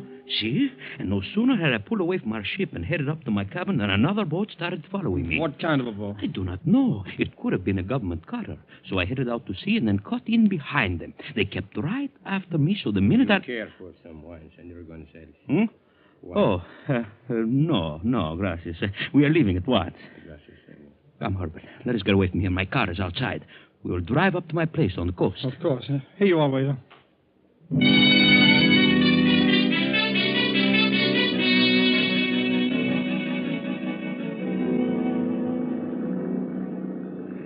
I bought this shack on the beach I told you about for this purpose. A fisherman's shack. Do you know what I call it? Casa Dinero. House of money, eh? I have done a little fishing, but only as an excuse for having the boat. Well, how is everything in New York, eh? I always liked New York. Did you? Perhaps next year I will go back there for a visit and live in style, eh? Of course, you will have to stay down here for quite a while until this blows over. Maybe not. They can't trace anything to me. How much did you get? Well, according to our agreement, your share should be $5,000. $5,000. Beautiful, wonderful. But look, I want to know about this boat that follows you. Well, I was plenty worried, so instead of landing at my place, I landed half a mile up on the beach. The second I got out, I picked the spot and buried the package in the sand. I was afraid they would follow me to the shack. Oh, but you agreed that you'd hide it under the floor in a gas can. I ask you, Herbert, what would you have done? I was not taking any chances. Oh, and just where did you bury it, Pedro? Oh, it is easy to find. A half mile up the beach and 50 feet from a small... What is it, Pedro? What's the matter? There is a car following us. What? Maybe the police. Police? Step on it, Pedro. Why should the police follow us? Hurry, Pedro. They're gaining on us faster. It is wide open. Ah, they have turned left. It was not the police. Pedro, look out, those kids! Eh? What? Going on the road!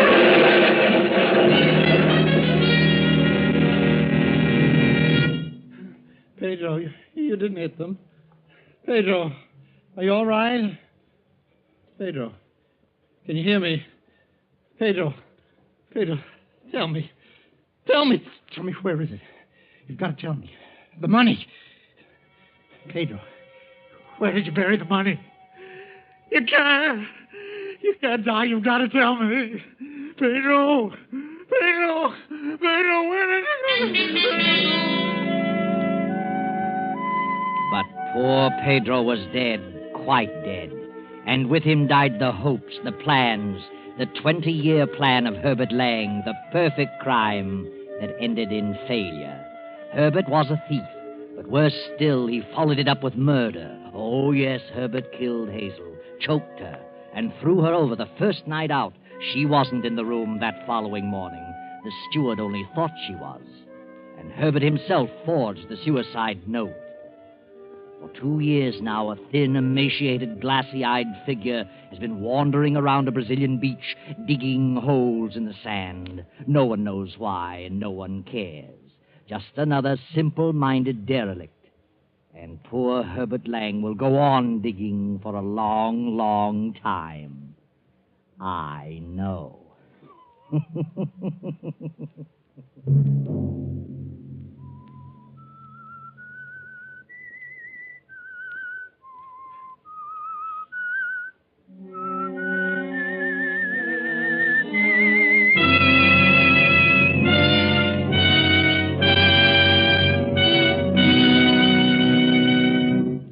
CBS has presented The Whistler.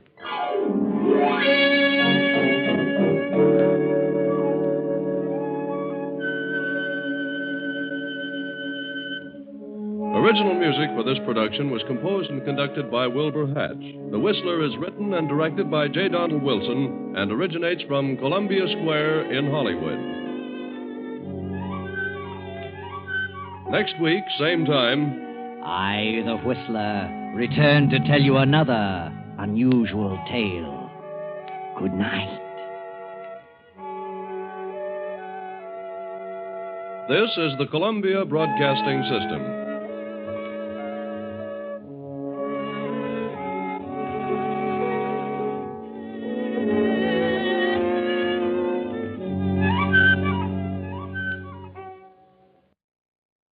Let every go signal remind you that you do go farther with Signal gasoline.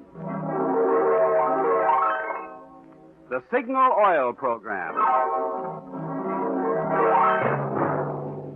The Signal Oil Company and your neighborhood signal dealer bring you another curious story by The Whistler.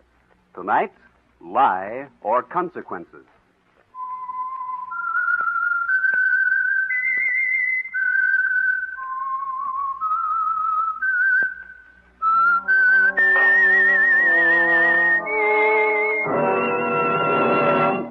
I am the Whistler, and I know many things, for I walk by night. I know many strange tales, many secrets hidden in the hearts of men and women who have stepped into the shadows. Presently I'll tell you of nameless terrors of which they dare not speak.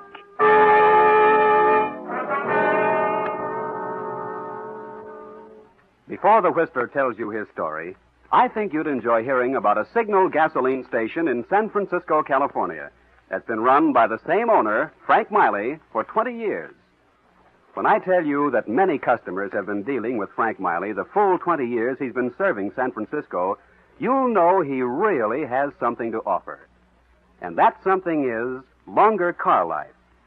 You see, Frank Miley, like all Signal gasoline dealers, has made his customers' cars his life's business. He knows cars thoroughly, and the little tricks that keep them running smooth and long.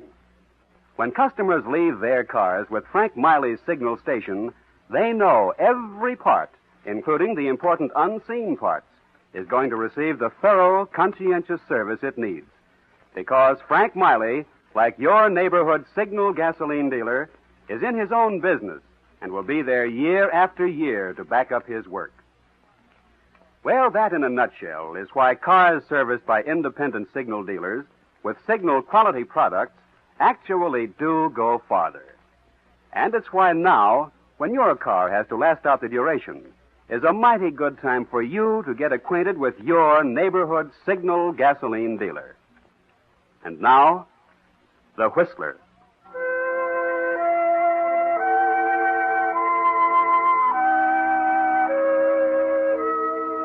To the men who live by matching wits with the hardened criminals who deal in narcotics, the threat of violence is always present. But sometimes that violence has unexpected consequences. Witness the experience of Mark Hoskins, veteran detective of the narcotics detail. It was late one fall evening that Mark, with his fellow officer Red Andrews, was making his way down a blackened alley toward the hideout of two criminals prominent in the dope trade.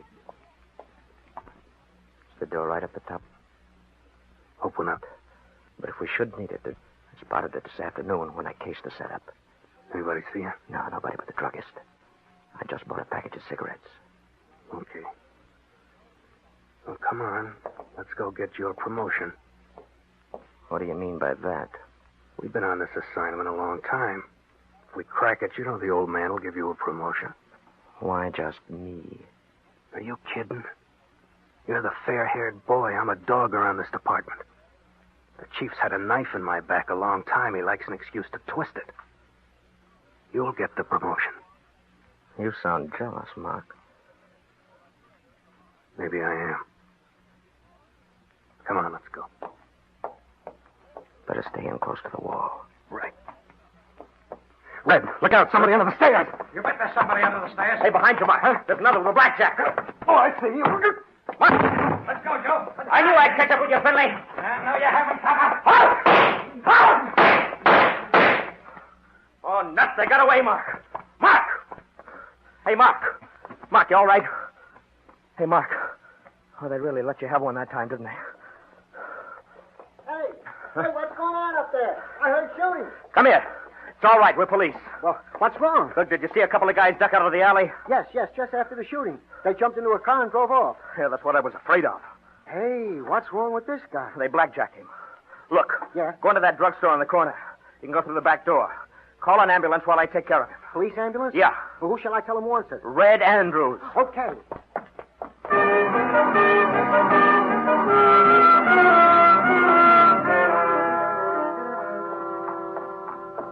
Hey, where did you come from? The alley. I came in the back door. Look, there's a cop out there hurt. Looks like it may be fatal. And the other one asked me to call an ambulance. What were they doing? Well, after some crooks, I guess. Can I use your phone? Sure, go ahead. Thanks. Let's see. Oh, there's the police department number.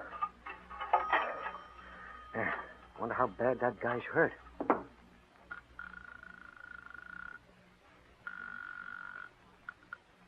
Hello, police department. Say, there's been an accident. Location, please. Behind Small's drugstore, 18th and Hunter. Two of your men tangled with some crooks. Yeah? Well, one of your men is out cold, and the other asked me to call an ambulance. My name is Peters. What about the crooks? Oh, they got away, both of them. Our man badly hurt? Yes. The other one said his name was Red Andrews, asked me to hurry in here and phone. He was working over the one that was out. Okay, we'll get a car right over. Thanks. Goodbye. Say, did I hear another shot while I was in there? Sounded like it. Well, I better go see, I guess. I'd go with you, only I'm alone here. Can't leave my store unattended, you know. I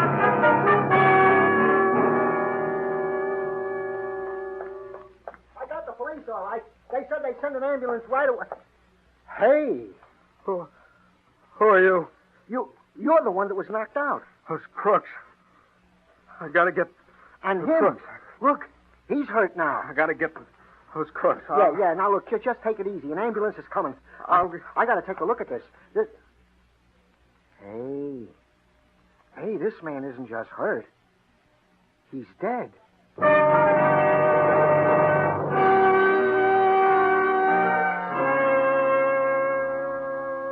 Sorry to have to bring you down to the station, Peters, but you understand. You're the nearest thing we have to a witness. I understand. I think I've told you everything I know. Yeah, there's just one thing I don't get. Red Andrews was shot. He must have been dead when you called for an ambulance. No, I don't think so. He's the one who asked me to call. Oh. It was the other guy who was out. Mm-hmm. Andrews was kneeling down over him. But, well, when I got back, Andrews was dead, and the other guy was up. He was walking around kind of like he was in a daze. Yeah, I see. Well, we're not going to hold you, of course, but we'd like to be sure you stay in town. Oh, of course. Well, all right, that's all for now. I want to get over to the hospital and see Hoskins.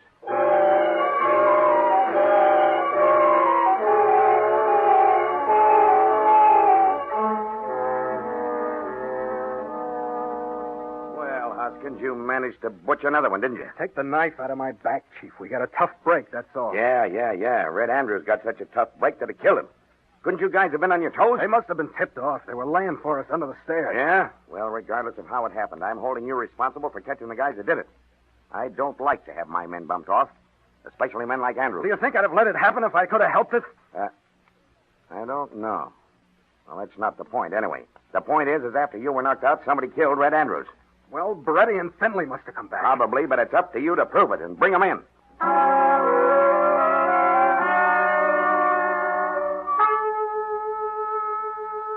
Well, Mark, some rather startling developments took place while you were unconscious. You and Red Andrews exchanged positions in a most peculiar manner, and the chief's putting you on the spot to explain it. Well, now that you're out of the hospital, you better do some checking up. First thing will be to locate Beretti and Finley again. Better check your gun first, though. They're desperate characters, you know. Oh, how do you explain that, Mark? You don't remember firing your gun last night, do you? They knocked you out before you even drew your gun, and yet your gun has been fired. At least there's one round missing. And now, back at the scene of the crime, you've found another clue. An empty shell from your gun. Some shells from Andrew's gun, too, but they were fired after you were knocked out. So your gun had been fired, and now you know where. At the spot where Red was shot. Does that suggest anything to you, Mark?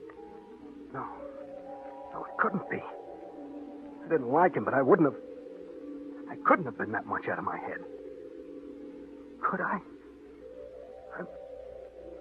I've got to find out more about this.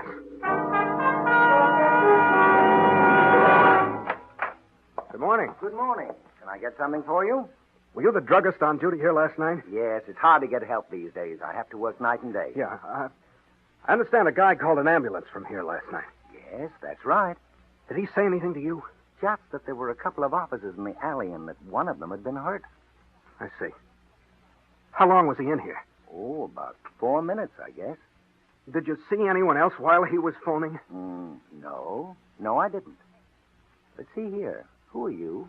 I'm the guy that was knocked out. Oh. Well, you seem to have recovered. Yeah, outside of a lump on the back of my head. Well, the fellow didn't tell me anything other than the report he made to the police. Okay. Thanks.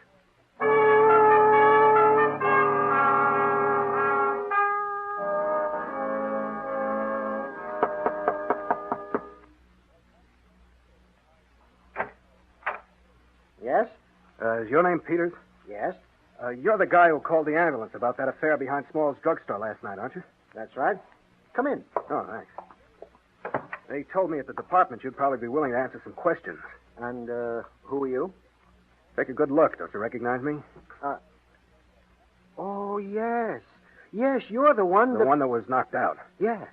I believe you reported to the chief that Red Andrews was kneeling down working over me when you left to call the ambulance. Is that right? Yes, that's what I told him. And the report also states that as you entered the alley after hearing the shot, you saw two men run out of the alley, jump into a car, and drive off. Yes, that's what I saw. Good. Now listen carefully. Were you in the drugstore long enough for those men to drive around the block, enter the alley from the other end, kill Red Andrews, and make a getaway before you got back? Oh, let me see.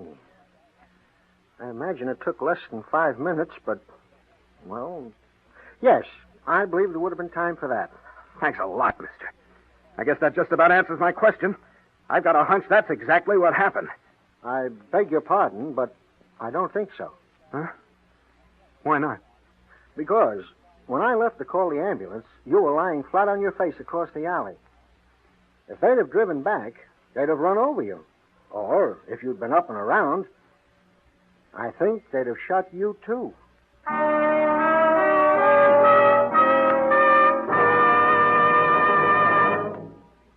You are listening to The Whistler, brought to you by your friend, the Signal Oil Company, marketers of famous Signal gasoline, your best buy today. Remember to let every go signal remind you, you do go farther with Signal gasoline.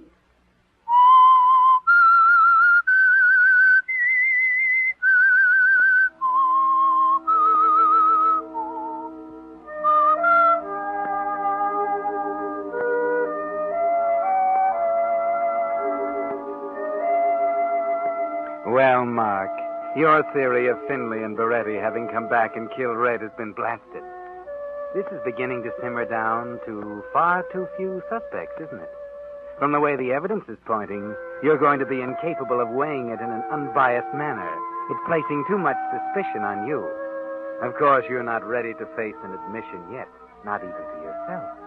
But if you won't admit killing Red, you'd better find out who did. You know that Red fired several shots after you were knocked out.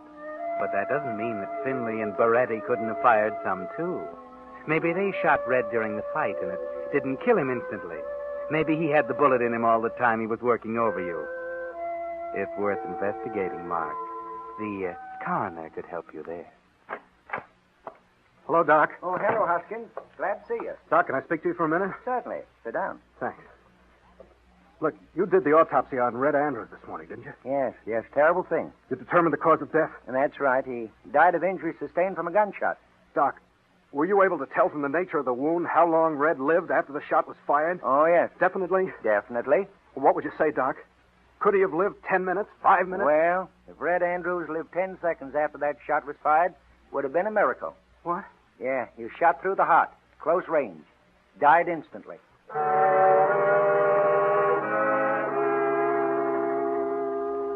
Well, there goes another theory. Red couldn't have been shot by the crooks at the start of the fight. And they couldn't have driven back in the alley without running over you. But who else could have done it? Who else had the opportunity? Silly, isn't it, to suspect yourself?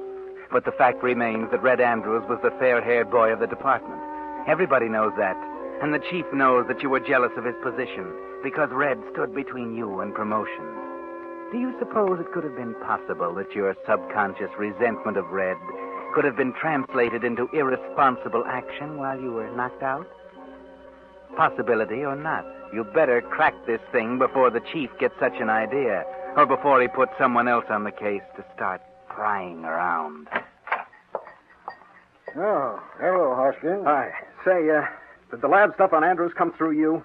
Yes, I did the analysis. You handled the ballistics report, huh? Yes, a bullet was fired at close range from a .38 service pistol. Oh, was, huh? Yes, probably by a gun that had been stolen from some officer. Probably. Did you retrieve the bullet? Yes. Mind if I have a look at it? Oh, sure. I have it right here. Here you are. Would it be all right if I borrowed it? Huh? The chief's assigned me to the case. I want to make a comparison, okay? Oh. Well, I guess it's all right. If you'll be personally responsible for it. Yeah, sure. Yeah. But you'll be sure to take good care of it, all right.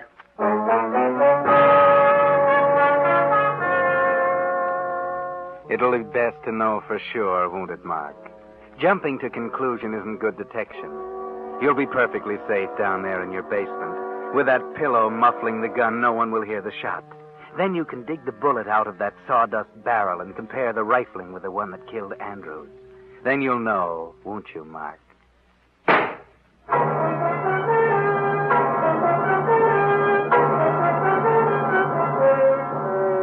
Well, now there can be no doubt. The riflings are the same. The bullet that killed Red Andrews was fired from your gun, Mark. Looks as though you'd solved the murder beyond a reasonable doubt.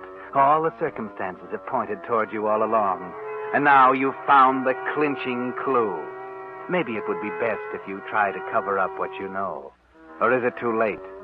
Does the chief know something, too? Could that be why he's sent for you? Hoskins, I don't understand it. Here we got a clear-cut case of first-degree murder. Motive, opportunity, corpus electi, everything. And yet you stammer around about the proof. Well? Well, it seems obvious who killed Red. Does it? Certainly. The crooks you were after. So bring him in.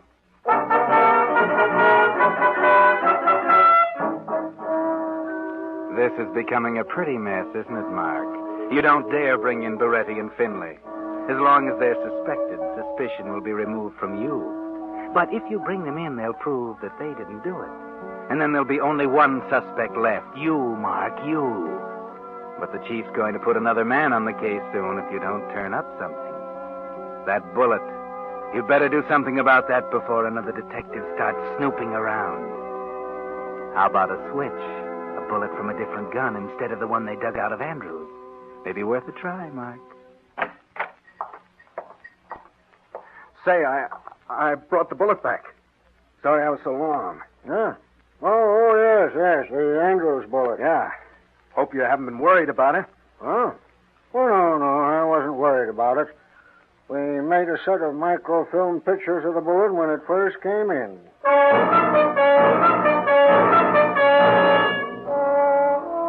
Pictures of the right bullet. And now you've substituted another. That'll look mighty bad for you, Mark. You're getting in deeper and deeper, aren't you, Mark? First, your own deduction has stamped you as a criminal, guilty of manslaughter. Now your efforts to cover up are going to make it look like premeditated murder. You're wasting precious time now, Mark. 3 days pass, and then there's something else. What does this mean, Mark? A note asking you to see Ben Tolan, one of the best detectives on the force. The sergeant gave me your message, Ben. Oh, yes, Hoskins. Come in. I want to talk to you. You know what's happened? Oh, I don't think I do. Well, a couple of days ago, the chief assigned me to the Andrews case. Oh. I know what it'll mean to you to crack this case, and I didn't intend to get in your way. But it's a funny thing, Mark. I just did some routine checking in order to look busy, but I ran into a mighty strange thing. Oh? Yeah. I went to the lab, and they told me that you'd borrowed the bullet. Yes, I wanted to check it. Yeah, I know. And the trouble is, you got mixed up. The bullet you returned isn't the right one, Mark. What do you mean? They made a microfilm of the right one, and the one you brought back doesn't fit. Doesn't it? No. Why did you switch it, Mark? What makes you think I switched it?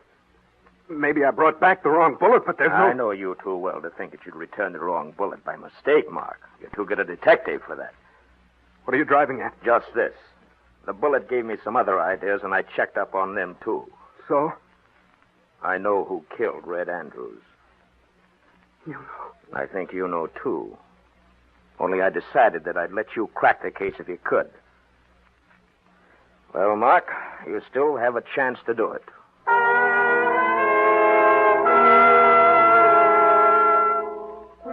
So Ben Tolan knows. He's found out about you, hasn't he, Mark? But it would seem that he's still trying to give you a chance to confess. He thinks it might be easier on you that way, doesn't he, Mark? But he's wrong. It won't be simply a matter of a few years for manslaughter. They'll hang you, Mark. And that's what you're thinking while pacing back and forth in your room. Looks like you're trapped. The only way out doesn't make sense. Or does it? If Tolan is found dead, he can't tell. Yes. Then again, only you would know. That's a well-isolated house where Tolan lives, isn't it? Well, there he sits, Mark, completely unaware of the danger. Why don't you pull the trigger, Mark? You think it might be better to let Tolan know why he's going to die. You could take him by surprise. He hasn't a gun in sight. Tolan? What? Oh, you, Hoskins. Yeah. Surprised? Mark, what are you doing here? I've been trying to get a hold of you. What's the idea of the gun? I came to settle something with you, Tolan. What's the matter with you? You're acting screwy. You've been acting funny for days. Funny, have I? Well, maybe it's funny to you. You're not in my spot. You wouldn't be in such a spot if you'd keep your head. Although I suppose the blow you received... Sure. But I'm not taking a chance on trying to prove that. What are you talking about? You're not turning in that evidence you collected, Mr. Tolan. I'm sorry, Mark, but I waited as long as I could. What do you mean? I left a complete report after work tonight. It'll be on the chief's desk tomorrow morning. So he beat you to it, Mark. No use to kill Tolan now. Then you'd be facing 2 raps. But wait. Yes. You're going to hang anyway.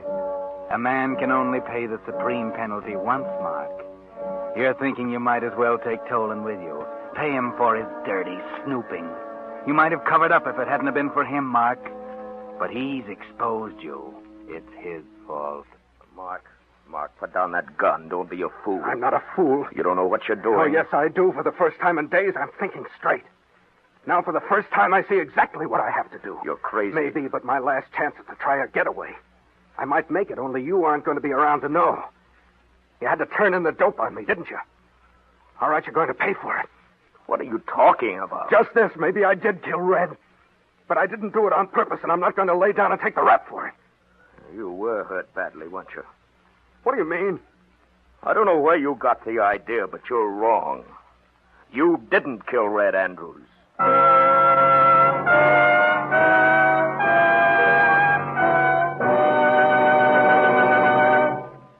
The Whistler will return in just a moment with a strange ending of tonight's tale. Meantime, here are 2 tips for making your gas ration coupons go farther. 1, accelerate gradually. Never force your motor by stepping down hard on the gas pedal. You're sure to save precious gasoline in this way. And here's the second tip. Use the gasoline that's scientifically engineered to give you maximum miles per gallon. Signal's famous Go Farther gasoline. For years, more and more Western drivers who keep careful record of mileage have been switching to Signal gasoline. Even today, although certain gasoline ingredients have gone to war, and no gasoline can give you the brilliant performance of pre-war Signal gasoline, the Signal Oil Company is still producing the finest gasoline that can be made today. And Signal still places the emphasis on miles. So the next time you trade one of your ration coupons for gasoline, remember, your best buy today is Signal Go Farther gasoline. And the place to get it is your neighborhood Signal gasoline dealer. And now, back to the Whistler.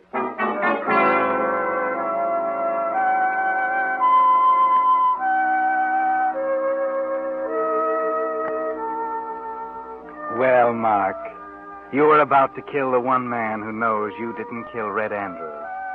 But how can this be? You're a good detective, and all the evidence pointed unquestionably toward you. How could Tolan have discovered something you overlooked? And yet he's told you that you didn't do it. What? I didn't kill Red? No, look, I'll tell you. There was a very obvious clue. You'd have caught it if you hadn't been so busy covering up for yourself. I saw it immediately. Go on, keep talking. You cornered these crooks in an alley behind the drugstore. And they were trafficking in illegal sale of drugs. Get it? Drugs, drugstore. Well, all I did was to go on from there. Well, where did that take you? To the druggist. He was the brains of a dope ring. Now, when you and Red traced the peddlers that close to his store, he figured that you had the dope on him, too. So when Peters went into the phone booth, the druggist slipped out the back door and into the alley. Red was bending down facing her. The druggist went to help him. He bent down, jerked his gun from the holster, and he shot Red. He was back in the store by the time Peters came out of the phone booth. Yeah, he had my gun. Why didn't he kill me, too? Peters had told him that your injury looked fatal, that he didn't have time to check closely, but he figured that he'd taken care of both the cops who had anything on him, but he didn't. And if you haven't been fool enough to obliterate his fingerprints on your gun, I'm pretty sure that'll cinch it.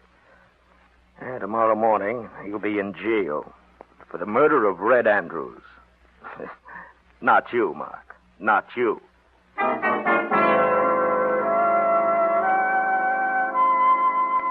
Well, Mark, you almost convicted yourself of murder, didn't you? From now on, you'd better be careful whom you decide to kill. You almost shot Tolan, and Tolan is the one who saved your hide from yourself, Mark.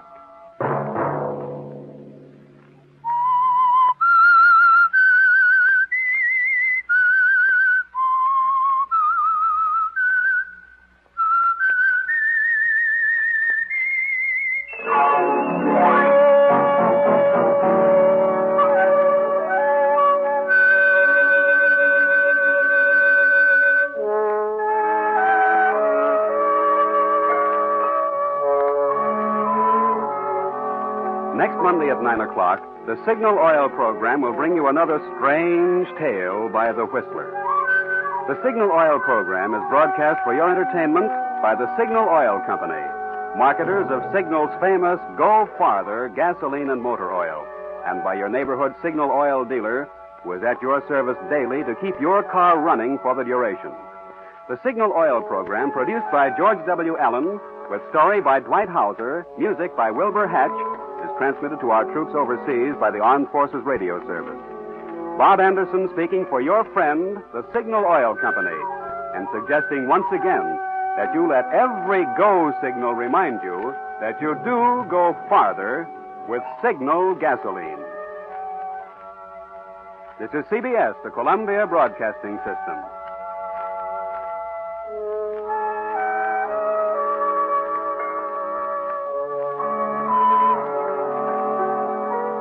And now, stay tuned for the mystery program that is unique among all mystery programs.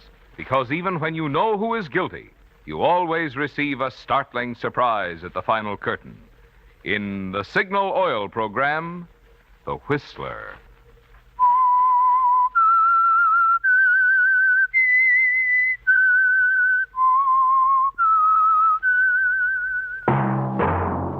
Signal, the famous Go Farther gasoline, invites you to sit back and enjoy another strange story by The Whistler.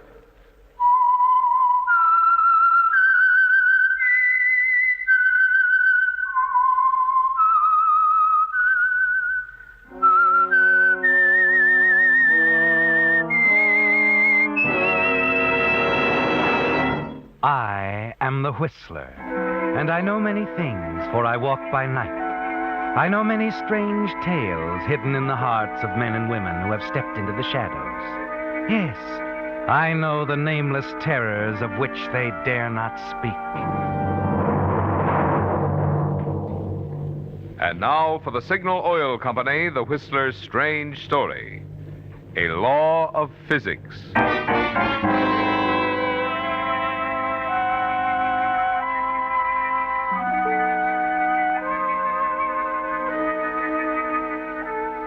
The narrow, twisting road that hugged the canyon wall was precarious at best. But at the height of a driving rainstorm, it became a treacherous, uncharted course. And Ross Warren's car was literally out of control as he tried to steer it safely down the canyon. The headlights were of little help as the rain washed across the windshield in great sheets that obscured his vision. The older man seated next to Ross, his hands braced against the panel, peering tensely through its windshield, was Dexter Brand, important client of the Ross Warren Advertising Agency. Suddenly, in between the waves of rain, Ross could see the road ahead of him quite clearly for just an instant, a split second. The car was headed for the far side of the road, and a sheer drop of several hundred feet. With one tremendous effort, Ross turned sharply, applied the wet brakes, and careened headlong toward the mountain. Come on, Ross! Look out! Look out!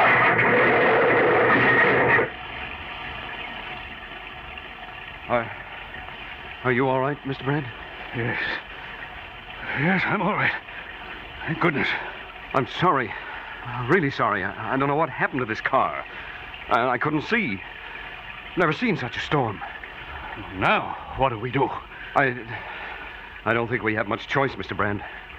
You know, there aren't many cars on this road, even in good weather. Come on, I guess we'll have to walk. At least as far as the Edgley place. Of course, that's a good mile down the canyon from here, but they've got a phone. All right, but... Well, I'll be... What is it, Mr. Brand? Another car coming around the curve ahead of us. Hey, you there! Give us a hand, will you? Well, looks like you need it. Anybody hurt? No, not hurt. Can you take us back to town? Sure, pile in. I'll get the bags. Need any help with them? No. I've got them okay. I'll just put them in the back seat here. I don't know who you are, young man, but you're a friend of mine. My name's Brand. Dexter Brand. Glad to know you, Mr. Brand. I'm Bob Turner. Oh, and this is Ross Warren, Mr. Turner. How do you do? I think if you'll drive ahead for about a quarter of a mile, you'll find a place wide enough to turn around in, Mr. Turner. Okay, thanks. Yeah, but what about your car? We'd better call the garage, hadn't we? It's a good idea, but hadn't we better wait till we get to a phone? We don't have to, Mr. Warren. I've got a phone here in the car. You have? Well, I've heard of them. Oh, it's a wonderful gadget, believe me. I wouldn't be without one. They've just installed service in this area. What's the name of your garage in town? Hoffman's. Phone number's Lawton 3264. Well, this store might give us some trouble on the call, but it's worth a try. Only trick is this button. You push it down to talk, release it to listen. Mm-hmm. This is your mobile operator. This is WJ65383. I want Lawton 3264. One moment, please.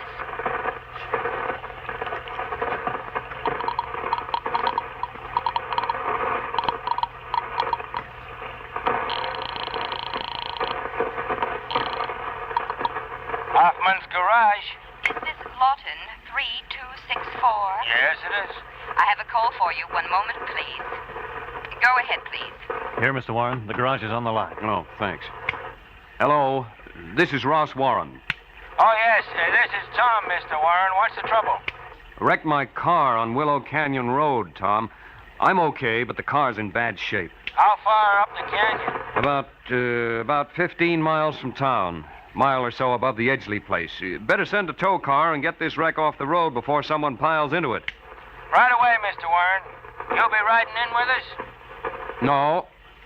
No, I've got a ride, Tom. Do the best you can, huh? And let me know when you get through looking her over. You bet, Mr. Warren. Goodbye, Tom. And thanks.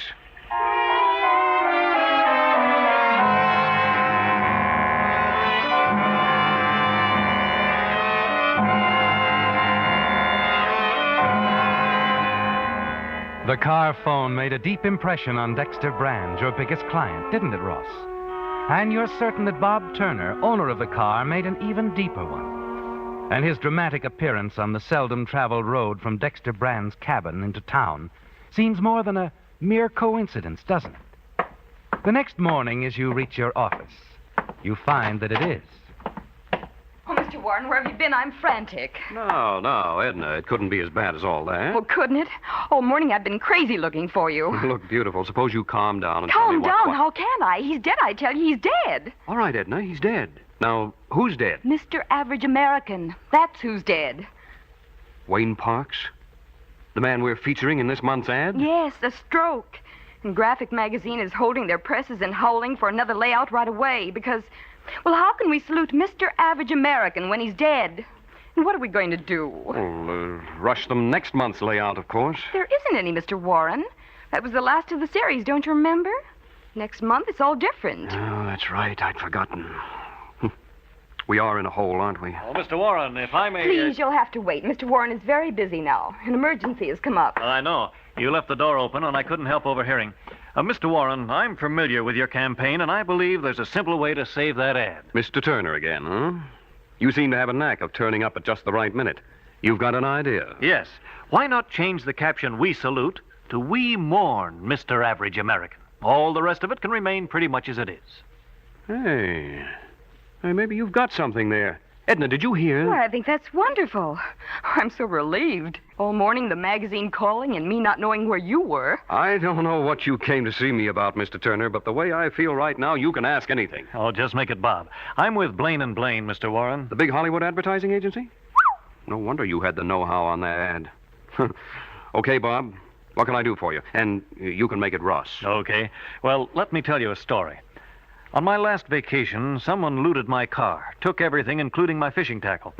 So, passing through Lake Town here on my way to the lake, I bought some new gear, made by a manufacturer here in town. The man you met last night, Mr. Brand. I handle his advertising. I know. Well, his gear's wonderful. But later, when I tried to get more of it in some of the eastern cities, why, nobody had ever heard of Brand fishing equipment. He only sells in the western states. That's what I don't get. How come? Why, if he advertised more... Is that what you're here for? Don't get me wrong. I'm not trying to chisel your account. Just the opposite. You see, I'm fed up with my job, and I've got a little money put by, and I thought of starting my own agency, maybe in some place like Lake Town here. Oh? Competition, huh? Not if you don't want it. This is a manufacturing town. I figure there must be lots of local men who could triple their business if they went in for wider advertising. Now, you've got a nice setup here. If I can sell some of them on the idea, could you and I maybe talk partnership? Partnership? Say on any new accounts I bring in, and any hikes on old ones.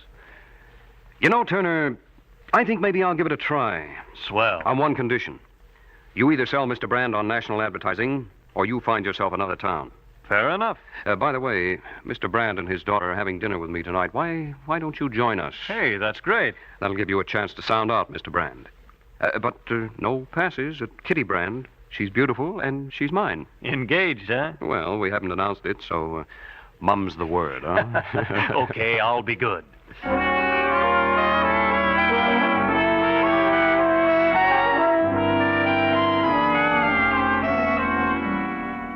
You thought you did that rather well, didn't you, Ross?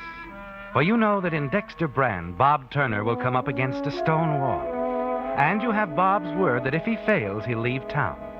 Yes, Ross, he'll leave, never knowing you lied about being engaged to Kitty. You couldn't know, could you, that by inviting him to dinner with the Brands, you were inviting disaster? I'll tell you why I'm being so hard-headed. You see, I hate manufacturing. Got into it in spite of myself. I couldn't get the kind of fishing rod I wanted, so I went ahead and made one. Friends saw it. I had to make another, then another and another. First thing I know, I'm manufacturing all kinds of fishing tackle. That's why I hate it. Doesn't leave me enough time to fish. If I were to expand, it would leave me even less. And I love fishing. I don't believe it. I beg your pardon? I said, sir, that I don't think you give a hoot about fishing. Look here, young man. Are you trying to tell me that... I'm afraid you read the wrong line that time, Bob. Yes, young man. I wish you'd explain that remark. Well, you said yourself, sir, that you made rods for your friends. And why? Because you wanted them to have the best so they could enjoy their fishing as you enjoyed yours. Of course, which proves just... Well, think of the thousands of Isaac Waltons whose vacations will be spoiled for lack of Brand equipment. Huh? Why, every time a good one gets away from a faulty hook or snaps an inferior rod, you, Mr. Brand, are directly responsible. By Jove, that's the best argument I've heard yet. Ross, you ought to take this conniver on as a partner. You really think so, sir? He will, sir, if you'll expand your coverage. Oh, so it's a plot. Well, Ross, it looks like I'm stuck with more advertising and you're stuck with a partner. And if I were you, I'd look out. He's likely to take over your whole business.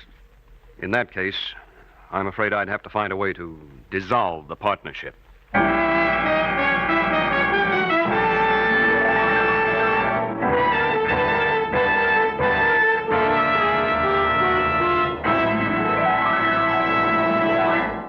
If a shiny new car doesn't happen to fit within your budget this year, no need to envy the other guy. After all, it's easy to enjoy the next best thing. And what's that? Why, any car, your car, powered with Signal Ethyl, the premium grade of Signal's famous Go Farther gasoline. Yes, this super powerful super fuel is scientifically engineered to bring out the best in cars of any age. And when I say best, I mean the kind of performance many drivers never thought their cars capable of. I mean pickup, the kind that carries with it that satisfying feeling when the back of the seat comes up and nudges you gently forward. And I mean power, the kind that rockets you easily, smoothly over hills, steep hills that used to call for shifting. Don't get the idea, of course, that Signal Ethel's going to let you step away from all new cars. After all, smart new car drivers use Signal Ethel, too, to bring out all the exciting performance that's built into today's power-packed high-compression motors. But of this you can be sure. The next best thing to a new car is your car, powered with Signal Ethyl gasoline.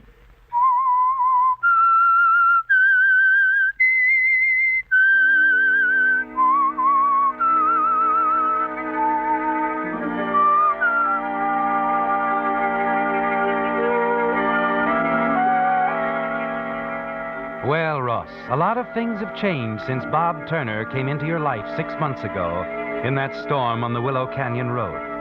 He's become a full-fledged partner in your advertising agency after selling Dexter Brand on the idea of a national campaign. And other accounts have followed Brand's lead until your business has nearly tripled. Bob sold you, too, hasn't he, Ross? True, you work harder and longer than you ever have. But you've acquired a great many things you've wanted. A healthy bank account. A big new car with all the extras.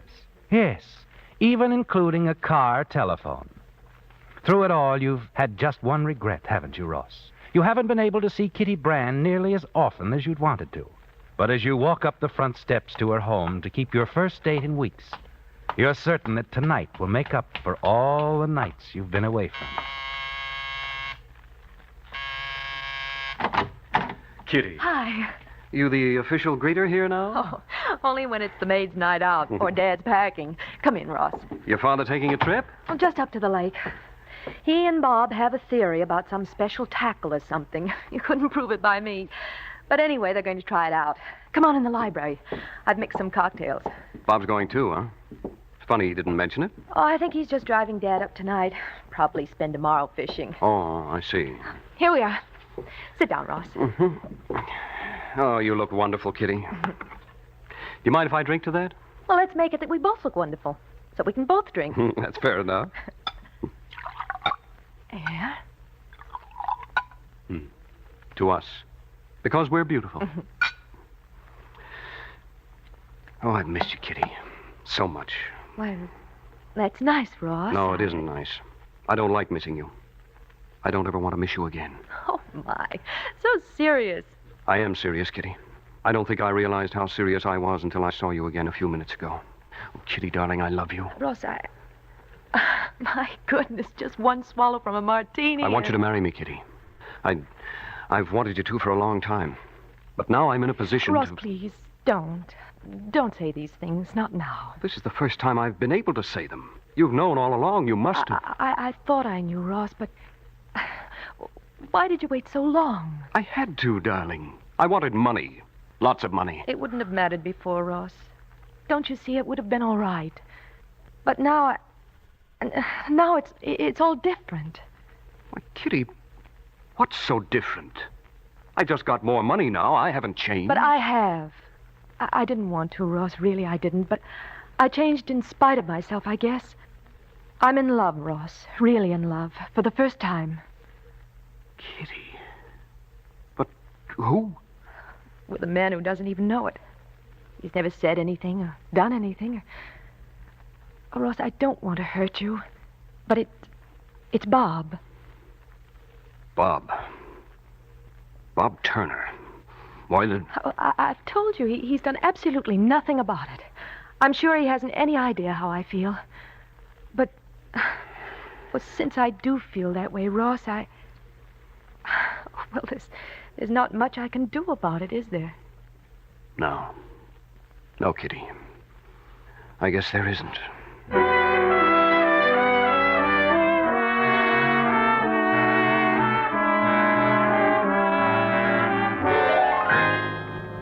Kitty and Bob. It's quite a shock, isn't it, Ross? Not at all the way you planned. You realize you'll have to do something about Bob, because you're determined that no one can have Kitty but you. You're still searching for a solution shortly before midnight as you enter your apartment to find the phone ringing. Hello. Ross, this is Bob. Didn't wake you, did I? No. Just got in. Where are you calling from? I'm up at Mr. Brand's cabin. Going to spend the night here. Do some fishing tomorrow, but I'm driving back to town tomorrow night. Oh, I see. I'd like to see you tomorrow night if you can make it, Ross. I've got some things to talk over with you. Okay, Bob. But if you're off on a little fishing junket, forget about business. Oh, I don't want to see you about business, Ross. Well, I just want to talk with you a while. I'd prefer to do it in person. Fine. Suppose we meet at your apartment, whenever you say. Oh, good. I'll leave here at 7:30. That should get me back to town about 9. How does that sound? 9 it is. Tomorrow night. I'll see you then. Good night. Goodbye, Bob. Your solution came suddenly, didn't it, Ross? And Bob gave it to you himself. A little after 8 the next evening, you park your car in the heavy woods at the foot of a well-known slide area on Willow Canyon Road. In a matter of minutes, you roll several boulders into the middle of the road. And then as you hear a car approaching, you rush back to your own car, completely hidden from sight. You peer through the thick trees, see Bob's car approaching. He suddenly swings to miss the boulders, balances precariously on the drop side of the road. And then the car miraculously rights itself, hugs the road again, and moves past the boulders to a safe stop.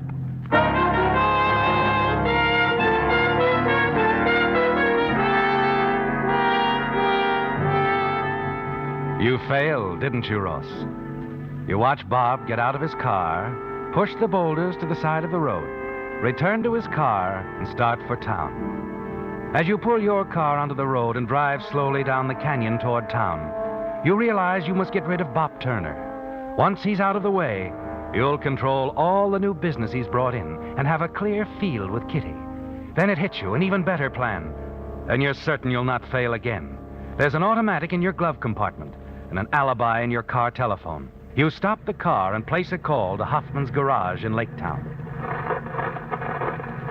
Hoffman's Garage, Tom speaking. This is Ross Warren, Tom. Afraid I need your tow car again. Uh-oh. Don't tell me you're stranded on Willow Canyon Road again. Well, not this time, Tom. I'm about 20 miles out on the Merrilton Road. Car went out of control just by those bluffs. You know the spot? Sure.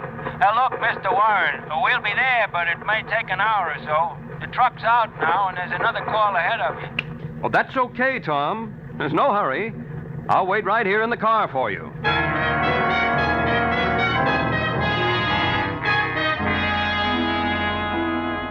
It's a break, isn't it, Ross? An hour will give you ample time to get to town, take care of Bob Turner, and drive out to the bluffs on the Merrilton Road. You'll wreck your car there and make certain of a perfect alibi in the bargain.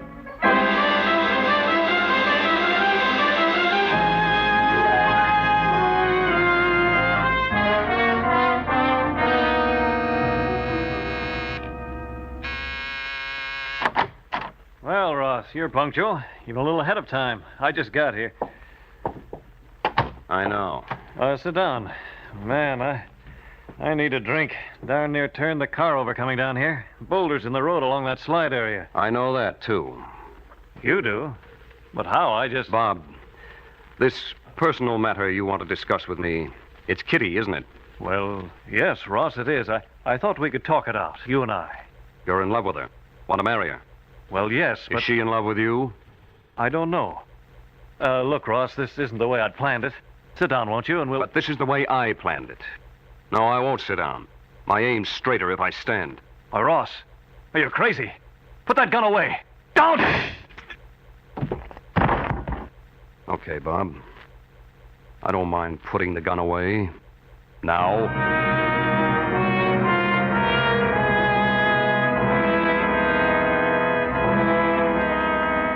He's dead, isn't he, Ross?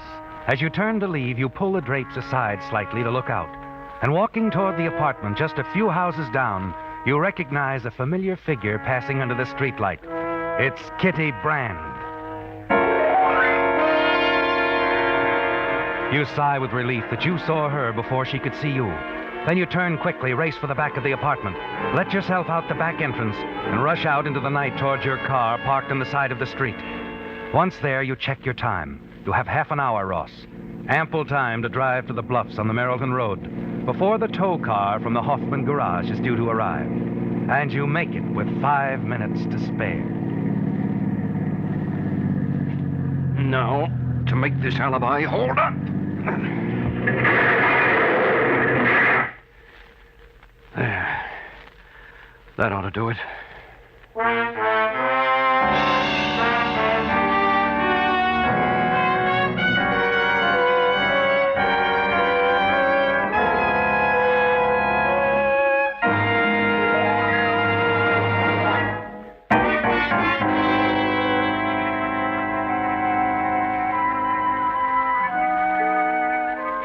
Well, Ross, you're pleased with the way things worked out, aren't you? You bashed in the front of your car right by the bluffs just as you planned. And before the tow car arrived from town, you had time to bury the automatic that killed Bob Turner. You're confident now, aren't you, Ross?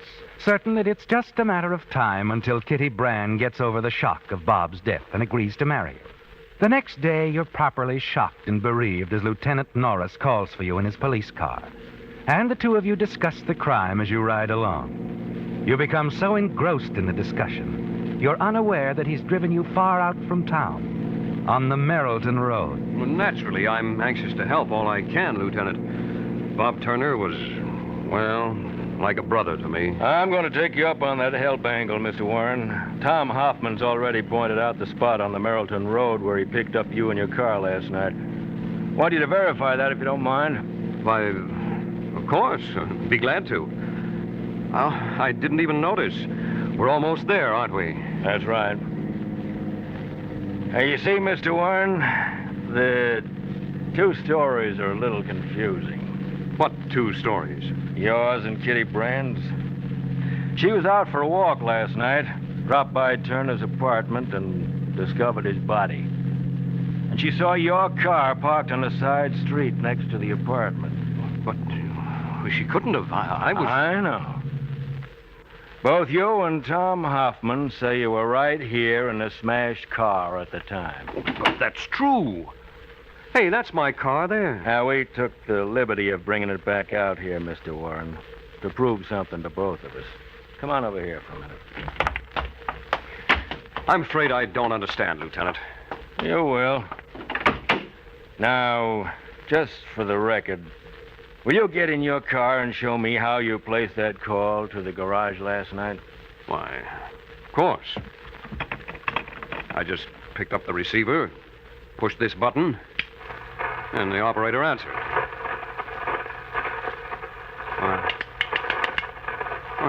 That's funny. Something's wrong with his phone. No, Warren, there's something wrong with your story. Now, see here. Tom Hoffman picked me up right here at the same time Kitty Brand found Turner dead 20 miles away. In case you don't know it, Lieutenant, there's a law of physics that says no body can occupy two places at the same time. Now, that's right. And there's a law of electronics that says you couldn't possibly have made the phone call to Hoffman's garage from this spot, Warren. What do you mean I couldn't? Just that nobody can make or receive calls from here. Because this whole stretch of road is an absolute dead spot for radio.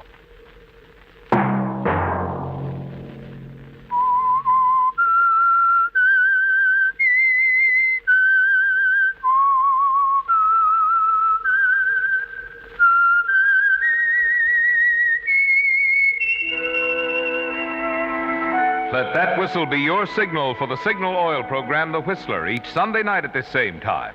Signal dealers are so proud of the good mileage of their famous Go Farther gasoline.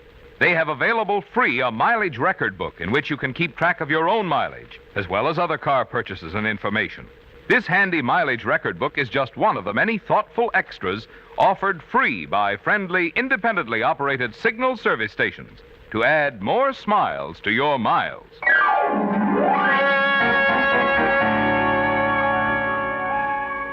Featured in tonight's story were Bill Foreman, Les Tremaine, Gene Bates, Bob Bruce, Elizabeth Root, Herb Butterfield, and Charles Seal. The Whistler was produced and directed by George W. Allen, with story by George Asness, music by Wilbur Hatch, and was transmitted to our troops overseas by the Armed Forces Radio Service. The Whistler is entirely fictional, and all characters portrayed on The Whistler are also fictional. Any similarity of names or resemblance to persons living or dead is purely coincidental. Remember to tune in at this same time next Sunday when the Signal Oil Company will bring you another strange story by the Whistler, entitled The Man in the Trench Coat, in which a top coat belonging to another man leads the wearer to the unmasking of a blackmailer and murder. Marvin Miller speaking for the Signal Oil Company. Stay tuned now for Our Miss Brooks, starring Eve Arden, which follows immediately over most of these stations. This is CBS, the Columbia Broadcasting System.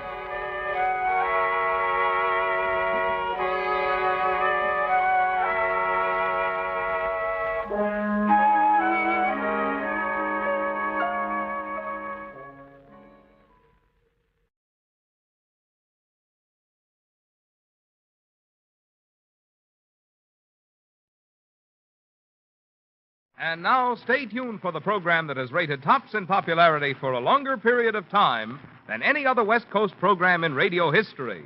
The Signal Oil program, The Whistler.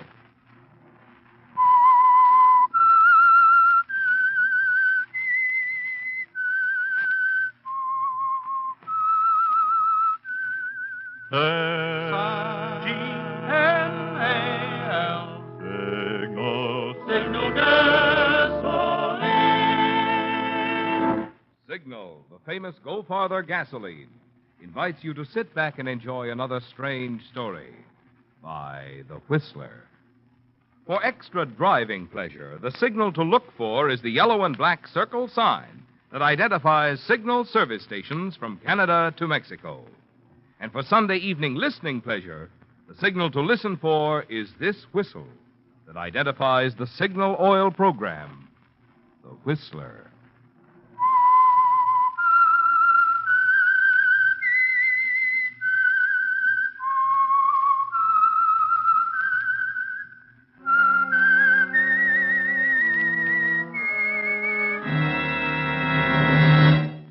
I am the Whistler, and I know many things, for I walk by night. I know many strange tales hidden in the hearts of men and women who have stepped into the shadows. Yes, I know the nameless terrors of which they dare not speak. And now, The Whistler's strange story. Brief pause for murder. He couldn't recall the exact moment when it ceased to be a thrill to beam brightly at a microphone and announce, "This is Roger Wixon speaking, and inviting you to tune in next week at this same time." He was sure now, though, that the glamour and magic of radio had gone out of his life the moment he'd married Tisha. Yes, and she'd taken a lot of other things out of his life, too. Things like pride and confidence and self-respect. And Roger couldn't recall either the precise instant he decided to kill Tisha, when the helpless, frustrated hate for her blotted out any pangs of conscience, left him frankly admitting to himself that all he wanted were the moment and the means. Of course, there was no plan in his mind on the night of the dance at the country club. No plan, just a decision. He'd come home first after leaving her there with Trent Crandall, and had sat alone in the living room, patiently waiting for her. It was after 2 when the door opened, and she called back to Trent. Good night, Trent, darling. Thanks for the buggy ride. Oh, Roger, you waited up for me. How sweet of you. Not at all. I was just catching up on my reading here. Trent's new book. He'd be so flattered, darling. I had to fall back on something simple. I started on the Rover Boys, but I got stuck on the big words. That's why you waited up, isn't it? You thought up a clever remark all by yourself, and you wanted me to hear it. I only want to tell you, Tisha, that I think you're being very stupid. You mean about Trent? Right. It makes no difference to me if you want to play footy with San Francisco's most distinguished visitor. But our fellow citizens have a way of talking, you know. If you're implying that Trent... I'm not implying anything. Why don't you join us some evening? Play chaperone. Trent Crandall is a celebrity, Tisha. Whatever he does is news. If it got back to his wife, she might possibly misinterpret. She just might assume there was more to your association with Trent than a healthy interest in his books. There is. I love him. And it doesn't concern Mrs. Crandall. At the moment, she's on her way to Reno. I see. And of course, it doesn't concern me either. It shouldn't. When his divorce is granted, I'll be leaving you, naturally. There it is again. What? Facial expression number 2A, the inscrutable smile.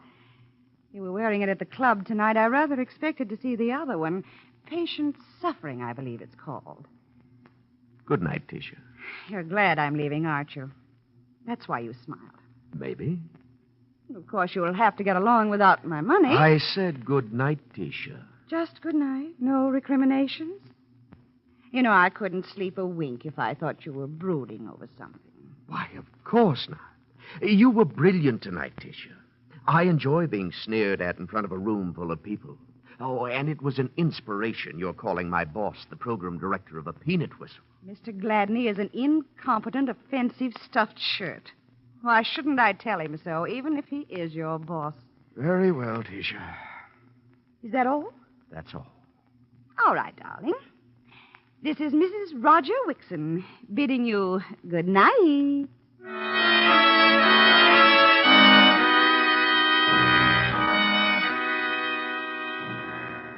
So Tisha leaves, and you sit alone in the living room thinking. You've discovered a very important thing, haven't you, Roger? The reason you'd given yourself for wanting to kill her is gone. She's going to leave you of her own accord and marry Trent Crandall. But it doesn't seem to make any difference, does it? Nothing matters, not even her money. You're going to kill her because you hate her. That's all the reason you need. But how, Roger? How? The next morning, shortly after you arrive at the station, you run into another announcer in the corridor. Jerry. How was the thing at the club? Oh, all right. I hated to miss it. That's funny. I thought I saw you there. Probably heard me. I had the dance remote last night from the Cedars. Oh, yeah, that's right. I heard you. We tuned in over at the club. Very simple. On the air from the Cedars, can't be at the club. At the club, can't be on the air from the Cedars. Conclusion, Jerry wasn't there. Guy can't be in two places at the same time. Get it? Yeah. Yeah, Jerry. I get it.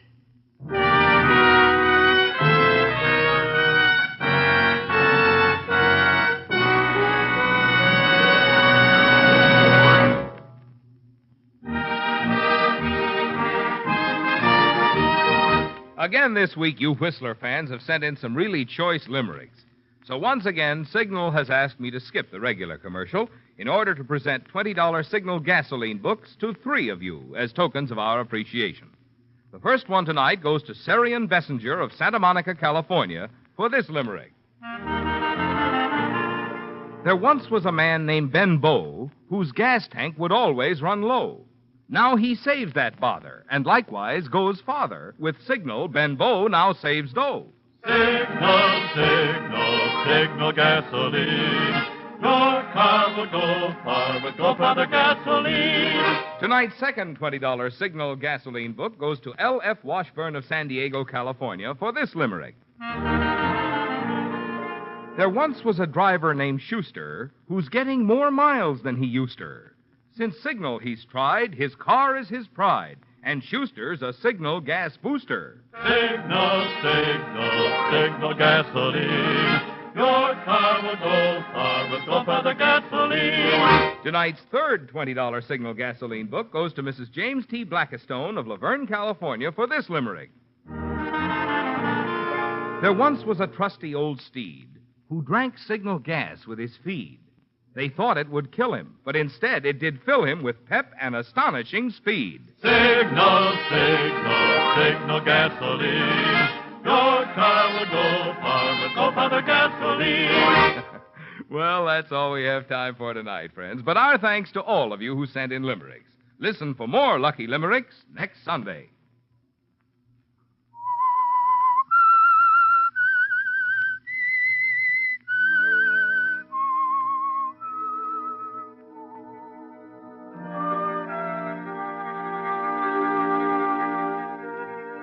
Well, Roger, it doesn't matter that Tisha plans to leave you, does it? The decision to kill her has been part of you for so long that nothing she does will ever change it. So you don't think of the why of it anymore, just the how, and part of the how took shape in your mind when Jerry Edwards explained that it was impossible for him to be both on the air from the Cedars and at the country club at the same time. Something to think about, isn't it, Roger? And that evening, as you're doing your news broadcast, you'll find something else to think about. And so it seems halfway with this through the deduction, show, someone they should hands go a you a long late way bulletin towards with a solving the local housing dateline. problem. Here's a late bulletin. Police in this city went on 24-hour duty tonight, launching an all-out effort to capture the so-called whipcord strangler who claimed his third victim last night. The crime followed the grimly familiar pattern. Mrs. Dorothea Eckler was found dead in her apartment early this morning.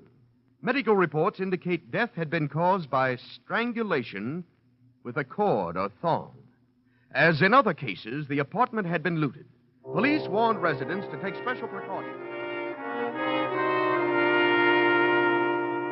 You hope your listeners will attribute that catch in your voice to revulsion at the horrible crime. But it's something quite different, isn't it, Roger? Another part of the how. You've decided now that Tisha will die in a way that will point to the whipcord strangler as the only suspect. At the very moment that you are broadcasting from the studio. It'll have to be a recording, of course. So there's another big problem. How can you get one of the station engineers to play a recording of your voice at the right time? And to keep his mouth shut no matter what happens? That stops you, doesn't it, Roger? For 3 more days it stops you. Then fate steps in again. Mr. Gladney, the program director, stops you in the hall and calls you over to meet a new employee. Want you to meet our new engineer, Wixon, Vern Cummings. Hello. How do you do? Be working with you on the night shift. Say, I've seen you somewhere before, haven't I? Why, I don't think so. Your name is Cummings? Yeah, that's right. Cummings. Well, I've got to run along. Explain the setup to Cummings, will you, Wixon? Oh, you bet, Mr. Gladney. You know, I'd swear I've seen you somewhere before. Must have been a couple of other guys. Haven't you got a station break coming up? Oh, yeah. Let's do it.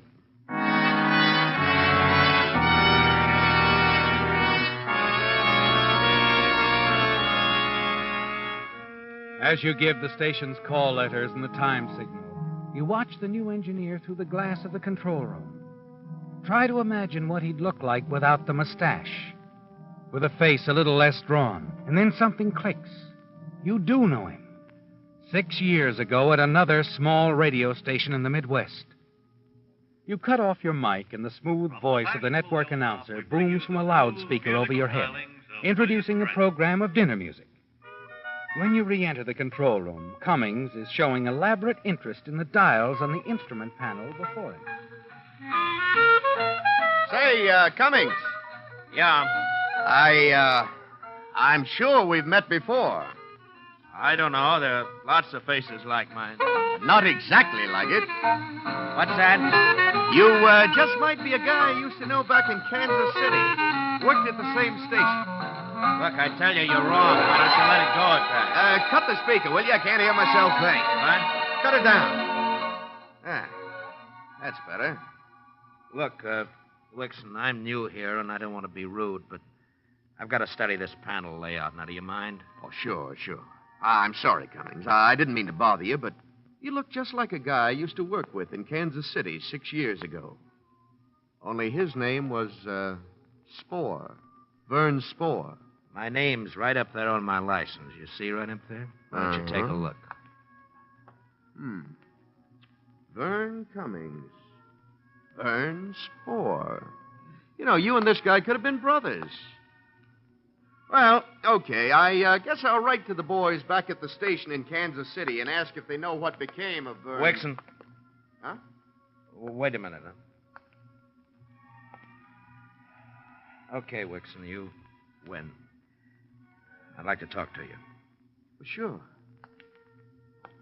Look, you were always a pretty good guy. How about forgetting you ever knew me, huh? I don't see why not. After all, it's your business. You probably heard about that jam I got into. It was after you left. What happened? Well, I needed some dough, and there was some beat-up equipment around the station. I figured the stuff would be good for a few bucks, and I made a deal with the guy. We got caught. Well, that was tough. You're in the clink. Had to change my name when I got out. What about the license? A friend of mine fixed it up. I see. You, won't say anything. Why should I? Thanks, Wixon. Gosh, when you walked in tonight, I thought I'd die. If Gladney ever found out about my record... Sure. And if there's anything I can ever do... Sure, Vern. Don't worry. I'll call on you.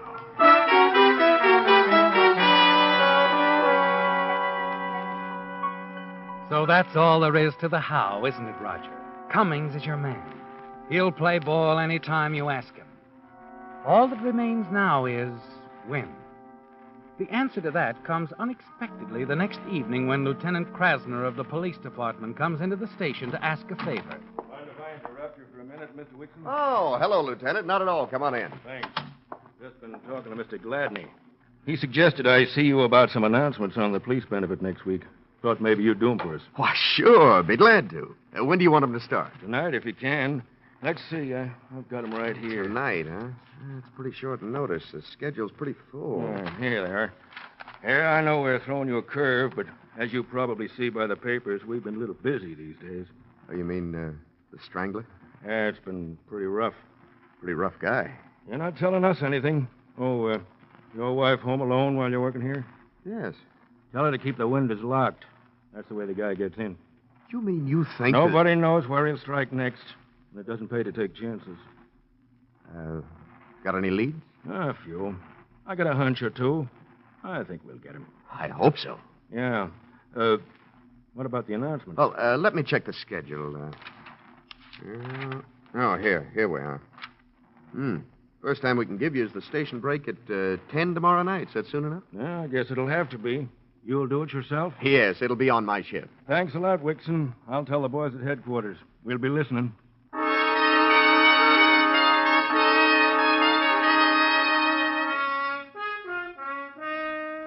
And that does it, Roger. The when is complete, too. Police Lieutenant Krasner is going to hear you read that announcement tomorrow night at 10 o'clock, along with his friends down at headquarters. And who could ask for a better alibi than that?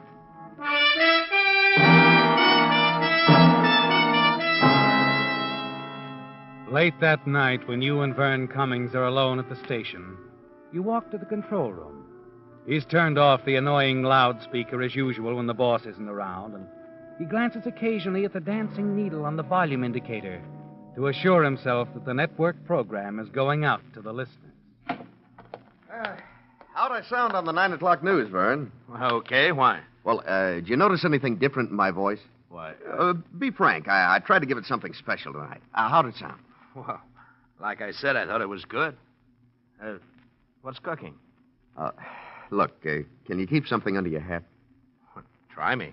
Well, I'd hate to have the old man find out, but I got a chance to go to Hollywood. Go to Hollywood? Yeah. A friend of mine with an agency down there thinks he could use me. Well, I'll make more dough on one broadcast than I make in a week here. Oh, that's great. That's just great. You're going big time, huh? Well, it's not definite yet. That's why I don't want anything said about it around here, anybody around here to know. Yeah. You're the only one I've told. I just got a wire from the guy. He's flying in from the east tomorrow night. Only be in town for a few hours. If I didn't have to work, I could drive out to the airport and talk to him, but... Well, I gotta work. Well, why not trade shifts tomorrow night with one of the other boys? Well, I'd have to say why, and I don't want anyone else to get wind of it. Oh. Want the guy come up here, drive in from the airport? Oh, you don't ask guys like that to drive in from airports. No, I guess I'm sunk. After all, you can't be in two places at once. It's pretty important you meet this guy, huh? Oh, sure. It might be big time. And... Oh, forget it. No, wait a minute. What time's he get in? Well, his plane arrives at 9:55. 9:55. Let's see. 9:45, we got a band on the net from Hollywood. 10, we take Murder Manor from New York. Yeah, but there's a station break at 10 and that police announcement and the time signal. I'm sunk because I got to be in front of the mic for 30 seconds. What are you talking about? Let's record it. Huh? Sure, we can do it tonight, right here in the studio. You give the call letters, the time signal, your announcement. I'll play the record for you tomorrow night at 10. That means that you can leave here at 9:45 and you won't have to be back until the 10:30 break. It gives you 45 minutes. What do you think, it'd work? Well, why not? Yeah, but suppose Gladney finds out I left the station. I'd get canned. How's he going to find out? We'll be alone here, and after I play the record, I'll destroy it. Vern, you're a genius.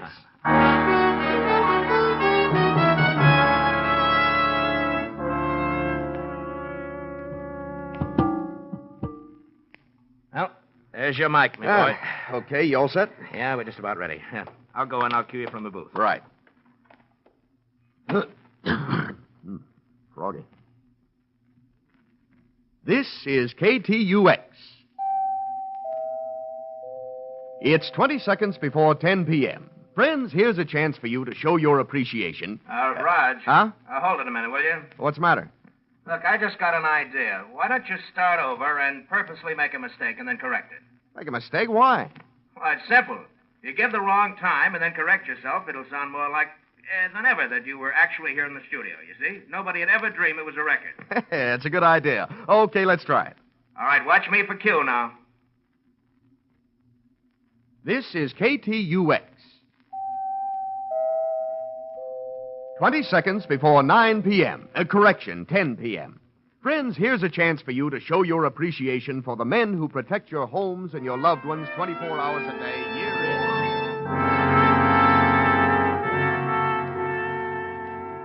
It's done, isn't it, Roger? The record is made, ready to go. And you know you can count on Vern Cummings to come through for you. The next day is the big one, but you manage to go through your normal routine at home during the morning and early afternoon. As usual, you don't say much to Tisha, only enough to discover that since Trent Crandall has left for Hollywood, she'll be home all evening, alone. 9:30 that night at the station, you call Lieutenant Crandall. I just thought I'd remind you, Lieutenant, your announcement goes on in half an hour. Yeah, I think it'll do the job all right.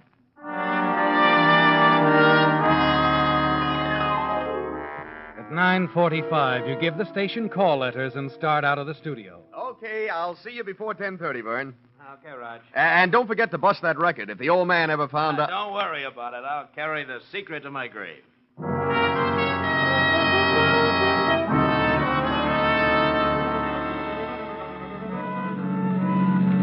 You're careful to take the back streets home, keeping well within the speed limit. There's only one person in the world who'll know you're going to be in two places at the same time tonight. And you know Vern Cummings won't talk, no matter what he suspects. It wouldn't be healthy for a man with a prison record to expose himself to suspicion as a possible accomplice. 10 minutes later, you've left your car in an alley and walk up to the back door of your apartment. You reach into your coat pocket. Yes. The leather thong is still there.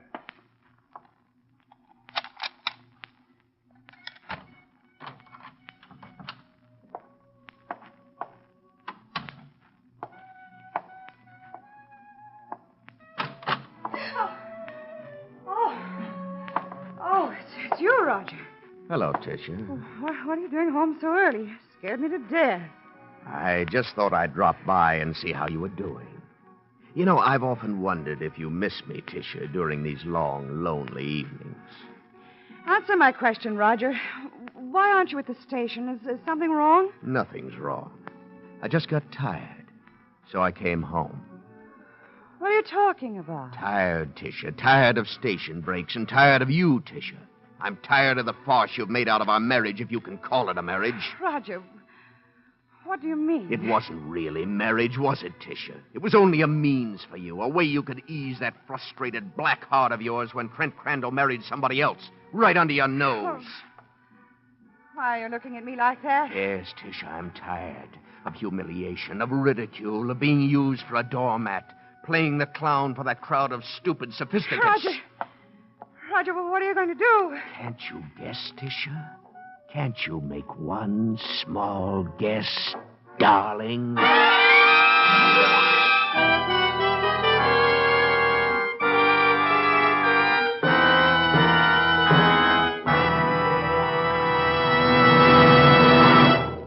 If you've done any mountain driving during the recent warm spell, you've no doubt seen a lot of cars that had overheated and were stopped to cool off. When this happens, most drivers worry principally about the water that has boiled out of their radiators. What they should worry about is the oil in their expensive engines. The reason: many motor oils break down under extreme heat and form harmful gum, varnish, and carbon. Fortunately, however, this type of damage is something you won't ever have to worry about if your motor is protected by Signal Premium Compounded Motor Oil. That's because, in addition to its 100% pure paraffin base, Signal Premium is fortified with scientific compounds that do important things for your motor, which oil alone cannot do. For instance, the oxidation inhibitor in Signal Premium Compounded Motor Oil specifically prevents the formation of gum and varnish. The detergent compound actually removes harmful carbon. And the viscosity index protector preserves Signal Premium's rich body even when the temperature goes up, up, up. In other words, Signal Premium does a lot more than just lubricate. So if you want to keep repairs down and performance up, remember to make your next oil change a change to Signal Premium Compounded Motor Oil. Remember where to get it: at Signal service stations. Well, Roger, it's over now, isn't it? Tisha is dead and you're free. With half an hour to get back to the station. You leave her there on the floor, put on a pair of gloves, and move quickly about the apartment, dumping the contents of drawers all over the room. Then into the bedroom where you open the window. Yes, Roger, it must look like a typical whipcord strangler crime with robbery the obvious motive. The dance music coming over the radio covers any noise that you might make. But then suddenly the music stops. You hear the announcer interrupt and begin reading a bulletin. Flash from the police department. A suspect arrested early this afternoon has confessed to the whipcord stranglings of 3 women in the city during the past month. What? Nearly half the No. loot stolen from his victims No, it has can't been be. recovered.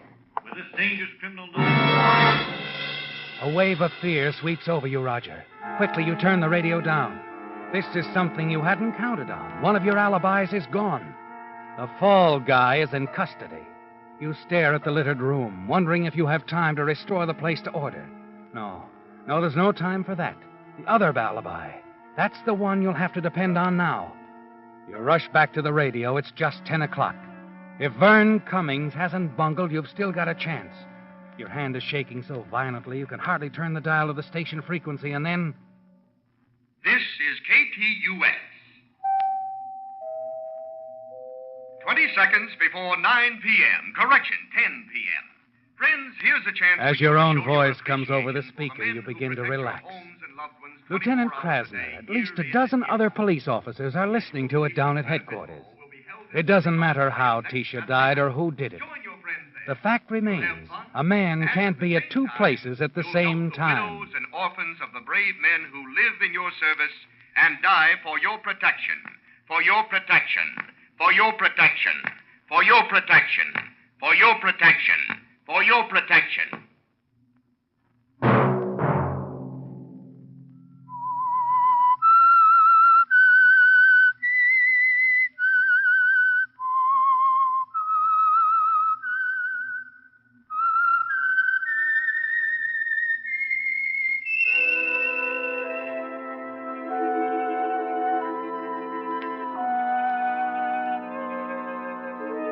Let that whistle be your signal for the Signal Oil program, The Whistler, each Sunday night at this same time. Brought to you by the Signal Oil Company, marketers of Signal gasoline and motor oil and fine quality automotive accessories. Remember, if you would like the fun of having your friends hear a limerick of yours on The Whistler, the address to which to send it is Signal Oil Company, Los Angeles 55, California. All limericks become the property of Signal Oil Company. Those selected for use on The Whistler will be chosen by our advertising representatives on the basis of humor, suitability, and originality. So, of course, they must be your own composition.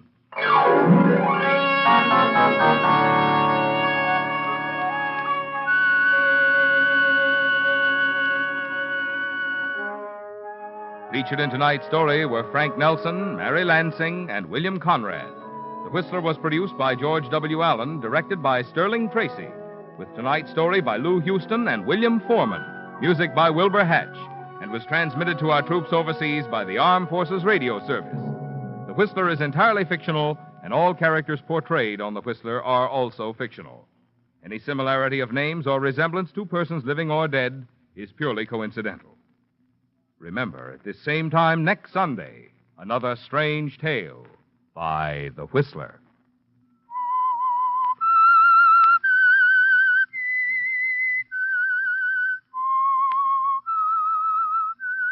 S-I-G-N-A-L. Signal gasoline. Marvin Miller speaking. This is CBS, the Columbia Broadcasting System. Signal gasoline. Let every traffic signal remind you, you do go farther with Signal gasoline. Yes, you do go farther with Signal.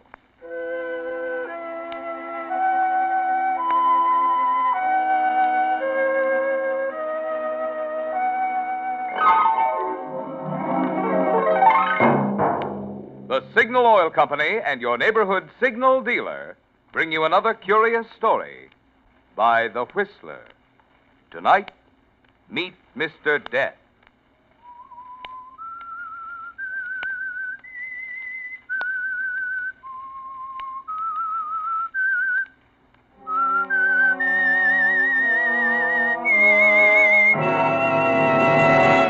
I am the Whistler, and I know many things, for I walk by night. I know many strange tales hidden in the hearts of men and women who have stepped into the shadows. Yes, I know the nameless terrors of which they dare not speak.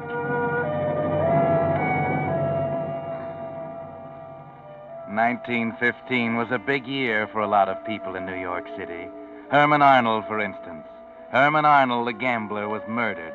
And because of that, it was a big year for Jerry Mason, drugstore clerk.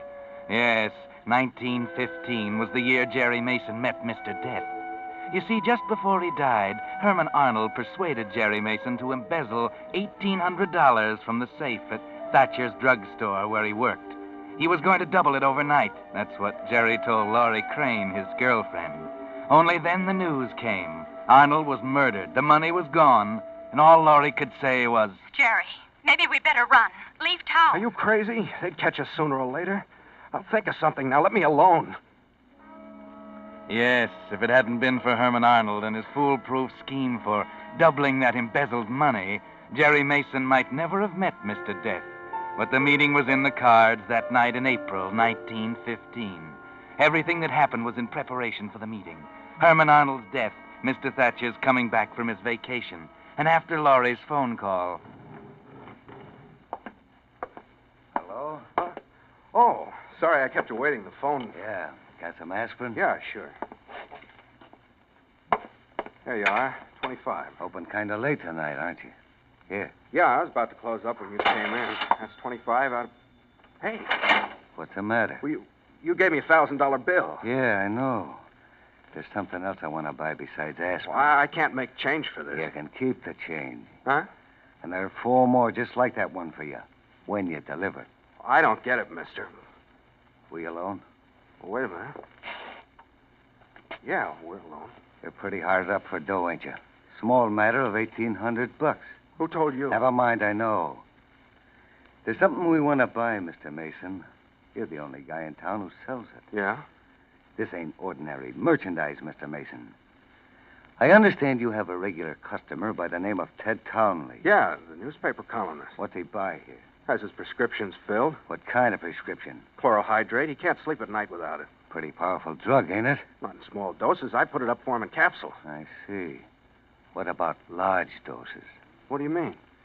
I mean, if he was accidentally to take a capsule, well, it was loaded with maybe 3 times as much as usual. Oh, well, that wouldn't happen. I'm very careful. 8 grains is all Suppose you accidentally loaded one of them capsules, Mr. Mason.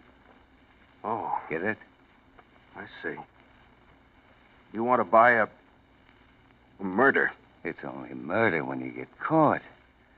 Now, if Mr. Townley was to be found the next morning dead with an overdose of chloral hydrate in him, what would you say? That is, if you was holding the post-mortem. Well, I'd check the rest of the capsules in the box. Uh-huh. And suppose you found them all kosher. Then I'd say he took more than one on purpose. Is it worth $5,000? I don't know. $5,000 just to load one capsule and slip it in his next prescription? All right, I'll do it. You're smart, Mr. Mason. I'll have the other $4,000 for you within an hour after Mr. Townley wakes up dead. Good night, Mr. Mason. $5,000. I'm okay. I better close up now. Pardon me. How'd you get in here? Well, I came in through the side door. I've been looking at the magazines over there behind the rack. I'd like to purchase this How long issue. have you been here? Oh, half an hour or more. I hope you don't mind. That man who just left? Yes, I saw him. I didn't want to interrupt. You both seem to be so interested. You heard what we were saying? Oh, I didn't pay much attention. You see, I'm quite excited. I'm going on a trip to Europe. I'll take this issue of travel, if you don't mind. It has a remarkable article on Syria. Have you ever been to Europe, Mr. Mason? How'd you know my name? Oh, I happened to hear that gentleman call you Mr. Mason. Is that all you heard? Well, what's the matter, Mr. Mason? I'm dreadfully sorry if I eavesdropped, but it was entirely unintentional. I see. Magazine's 25 cents. Yes, there you are. Thanks. I'm so excited about my trip I can hardly close my eyes at night. It's a good thing I don't do this very often. They say this will be the first time in my life I've left New York State, except for a trip or two to Jersey City, of course. No wonder I'm excited, eh? When are you leaving? May 1st. Oh, say, I wonder if you'd do me a favor. What? Well, the next issue of Travel has an article on English inns. I wonder if you'd be kind enough to put one aside for me. Okay, I'll save you one. Oh, I'll come in for it. Should be a week or so, shouldn't it? Well, just before the 1st of May. Thank you. Thank you so much. I'll be going. Oh, I'm sorry about being so touchy. You know, that other customer, he kind of had me on edge, kept talking in riddles. You hear what he was telling me? Oh, just a word now and then. Enough to... To what? To know it was none of my business. Good night, Mr. Mason. I'll be back on April 30th for the magazine.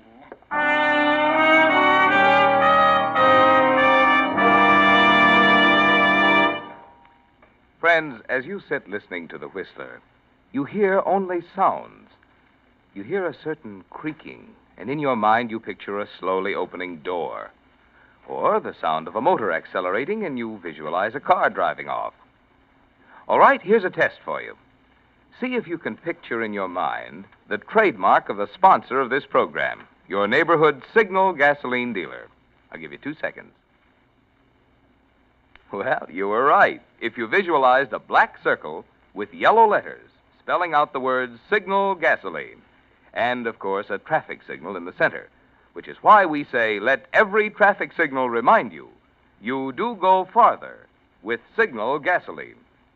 What's more, that's a mighty good sign to look for these days, because there you'll find not only Signal's famous Go Farther gasoline, but the full line of Signal's specialized lubricants.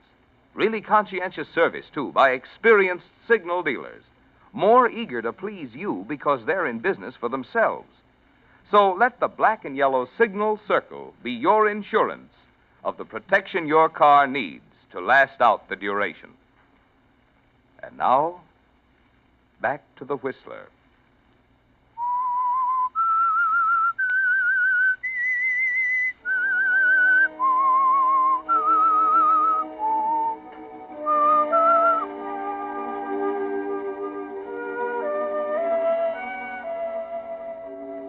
So Jerry Mason didn't close the store that night after the little man had left with his travel magazine.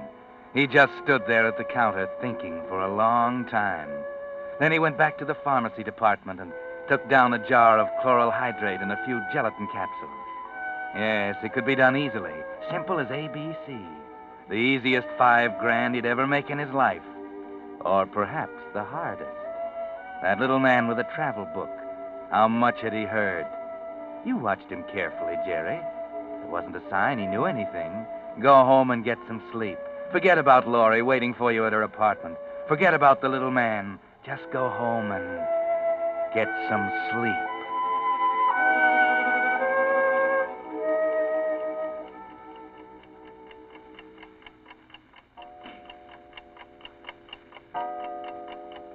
Two o'clock. Forget about the little man, Jerry. Just an innocent old fuddy-duddy who happened to stroll in that side door at the wrong time. Go on, get some sleep.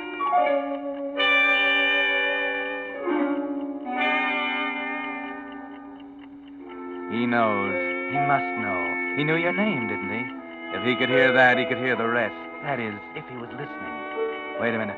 Get hold of yourself. Are you going to toss over $5,000 because of a crazy hunch and go to prison for embezzlement when Thatcher starts looking for that 1800? Are you yellow? Don't be stupid. Get some sleep. Yes, get some sleep.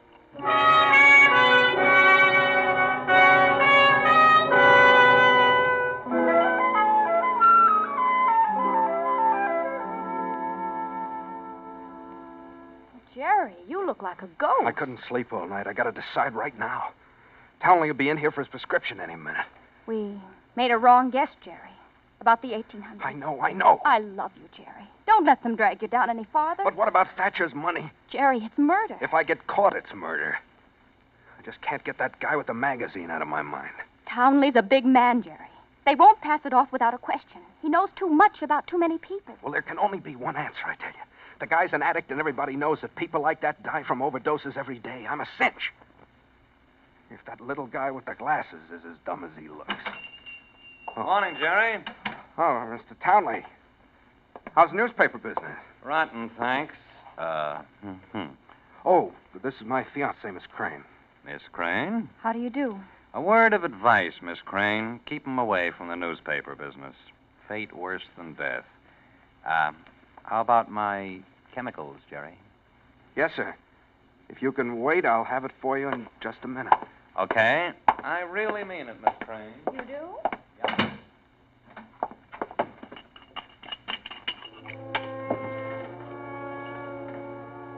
Maybe she's right, Jerry. Maybe you'd better forget the whole mess. And yes, throw away $5,000. More money than you'll ever have if you live to be 100. Townley's a nice guy. Be ashamed to bump him off. Maybe Thatcher will listen to reason about the discrepancy. Let you off easy. Yes. Take that capsule out and look at it for a minute. $5,000. Right in the palm of my hand. 5,000. All right, Mr. Townley. There's one for good measure.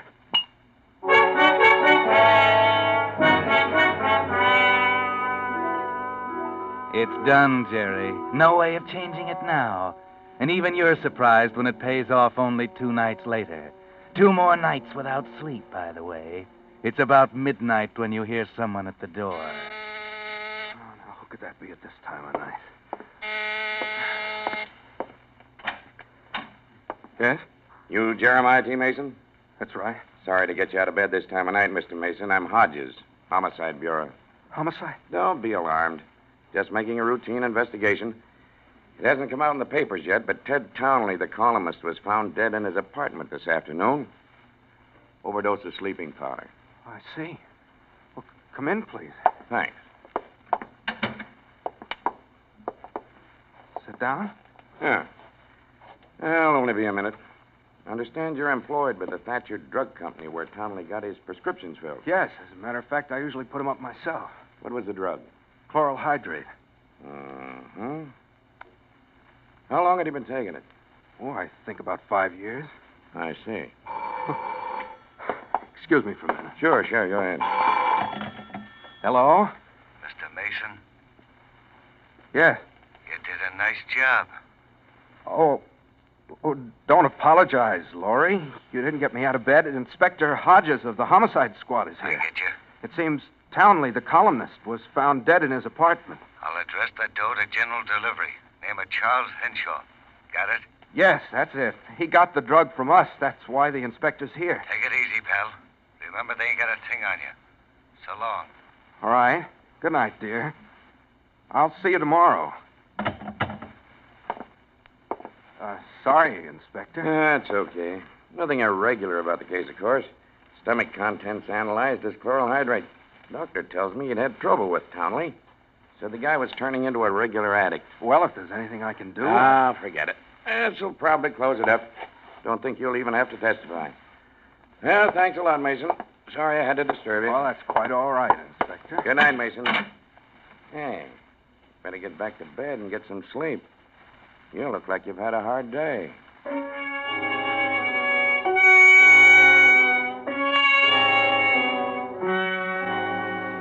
Yes, try and sleep, Jerry. You're exhausted. Your arms and legs ache with fatigue, and your brain keeps spinning like a top. It's there every time you close your eyes. Black and white circles, like a whirling rifle target, with a little man in glasses grinning at the center. Sleep, Jerry. Sleep. Sleep.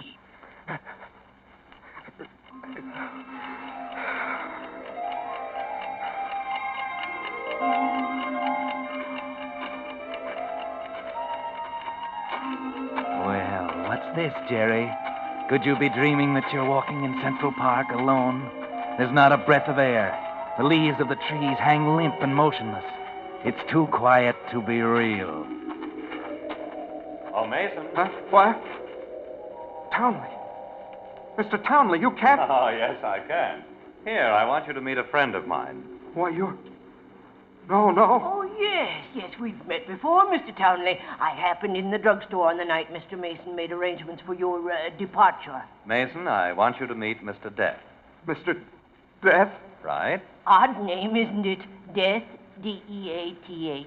You see, I've retained Mr. Death to handle my case. He specializes in cases of this kind. You know, double crosses, cold-blooded murders, that sort of thing. He's a man of exceptional ability. I was lucky to get him. What do you mean? Mr. Death is what you might call a retributionist. Precisely. A retributionist. Deal in retribution, evening up old scores. Rather uncommon practice. Yes. You see, Mr. Mason, we operate on the premise that it's still murder, even if you don't get caught. No. Now, relax, Mr. Mason. You haven't a thing to worry about. Everything is taken care of. All the details can be worked out before I leave on my trip. You've seen this issue of Traveler, Mr. Mason. Remarkable article on Syria. No, you're wrong. I had nothing to do with it. We're not angry at you, Mason. For that matter, you did me a favor. I much prefer this to the newspaper business. There's no reason why we can't handle this matter of retribution as a nice, friendly little deal. Of course we will. Now, let's talk about your trip. My trip? My one passion is travel, Mr. Mason, and I suspect you have hidden leanings toward it yourself.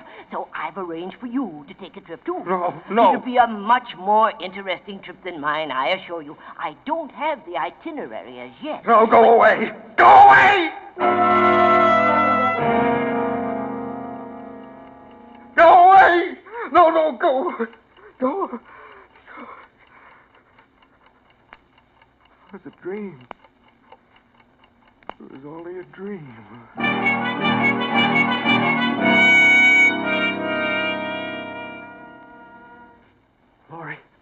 Laurie, you have no idea what it was like. They both grinned at me and talked about retribution and a long trip. Well... What? I shouldn't say I told you so, I guess. There was no other way out, Laurie. I know. I suppose I'm as guilty as you are. You just aren't a murderer, Jerry. You haven't got the right kind of a mind. This was so real. You've got to get hold of yourself. It's done, and there's nothing we can do to change it. Now, where's the money? Here. I picked it up at the post office this morning. Small bill. Good. I'll return it to the safe. Mr. Thatcher might get in early. You'll have it all ready for him. And I'll be back later this afternoon. Now, you've got to get some sleep. I know, but every time I close my eyes, I see him. Forget him, will you? I told you, it's only your imagination. All right. I'll go to sleep. Oh, before you go, fix me another bromide, will you?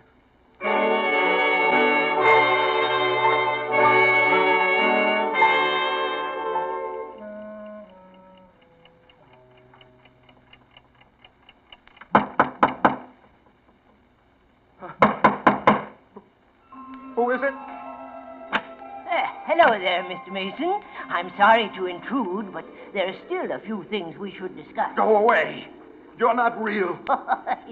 You're just like all the others. The others? Yes, I suppose it's just one of the problems every retributionist has to put up with. Nobody believes he's real. Purely a philosophical problem, of course. What? Depends on what you mean by real. But that isn't getting us anywhere, is it? Now, let's see. Mr. Townley left me several instructions here. Oh, by the way, he sends his apologies. He wasn't able to come this afternoon. What do you mean, instructions? Oh, of course. I haven't had a chance to explain how retributionists operate, have I? No. Well, we're like architects, Mr. Mason. Architect? Precisely. You see, we get a general picture of the client's needs, then we present a plan.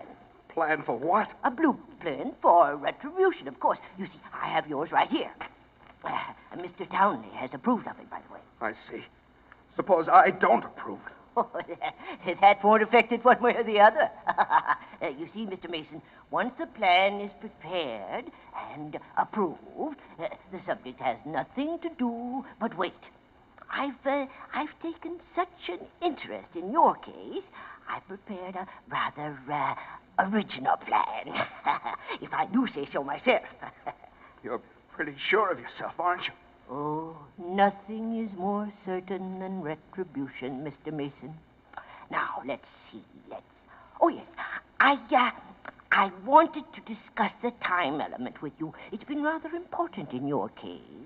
We usually work over a period of years, but it happens that I want to take advantage of an unusual opportunity. Your date has been set at April 30th. That's tomorrow. Yes. The blueprint. Let me see it. Oh, I'm sorry. I'm very sorry. That's out of the question. Oh, it's not a plan at all. It's a travel magazine. Give it to me. I said you can't touch it, Mr. Mason. Oh, no. All right. Try. What? You see, you can't touch the plan, Mr. Mason. All you can do is wait. Just wait.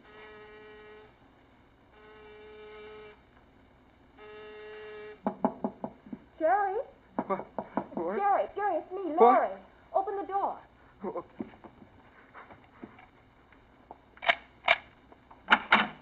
Jerry, Mr. Thatcher's back. About an hour after I put the money in the safe. I told him you were sick. April 30th, he said. Tomorrow. Well, what's the matter? Nothing to do but wait, huh? Tomorrow, he's coming back for that travel magazine, the one I saved for him. Well, you're out of your mind. I'm okay. Listen, go back and tell Thatcher I'm going to work all day tomorrow. Tell him to stay home and unpack anything. What are you going to do? I got a date, Laurie. A date with Mr. Death.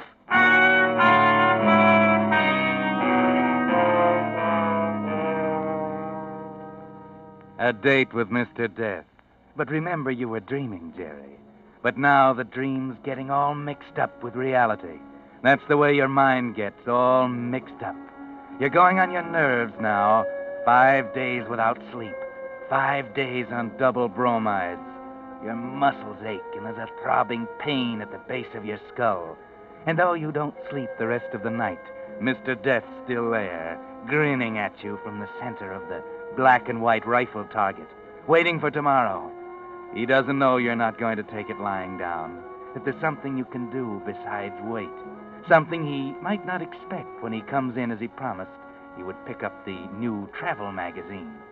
You stagger through the next day, and finally, just as before, the door opens at about closing time. Hello there, Mr. Mason. Oh, it's you. I hope you remembered about the travel magazine. Yes, I remembered. Here you are.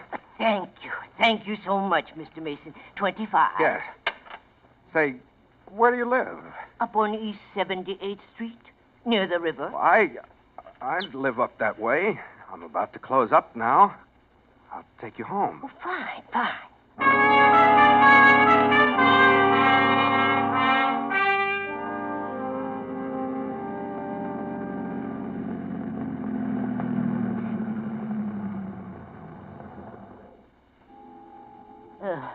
Why are you stopping here by the river, Mr. Mason? All right, Mr. Death. It's April 30th. What do you mean? You heard what we were talking about that night, didn't you? Got the whole works. Lean back and wait, huh? Just sit around and wait for you to spring the works on the cops. Tell them I killed Ted Townley. Did you have that in mind for April 30th, huh? Tonight, maybe? I didn't. Oh, yes, you did, Mr. Death. Retribution, huh? Well, maybe this is something you forgot to put in your blueprint. No, Master.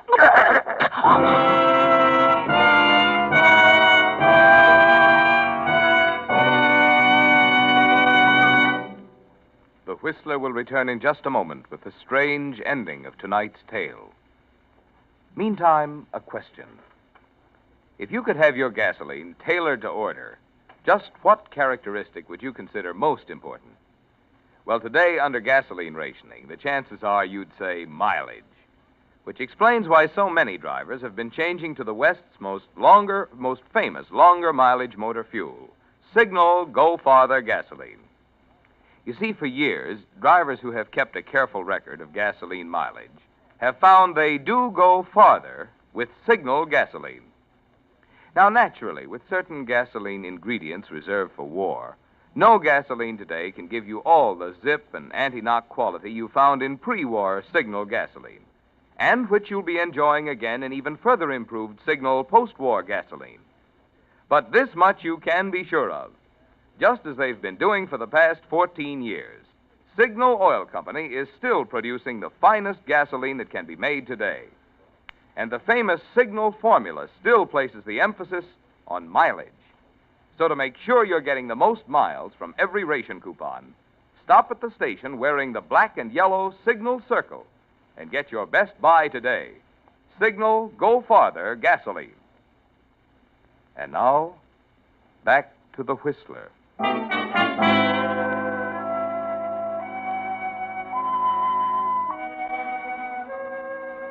There's nothing to worry about now, Jerry.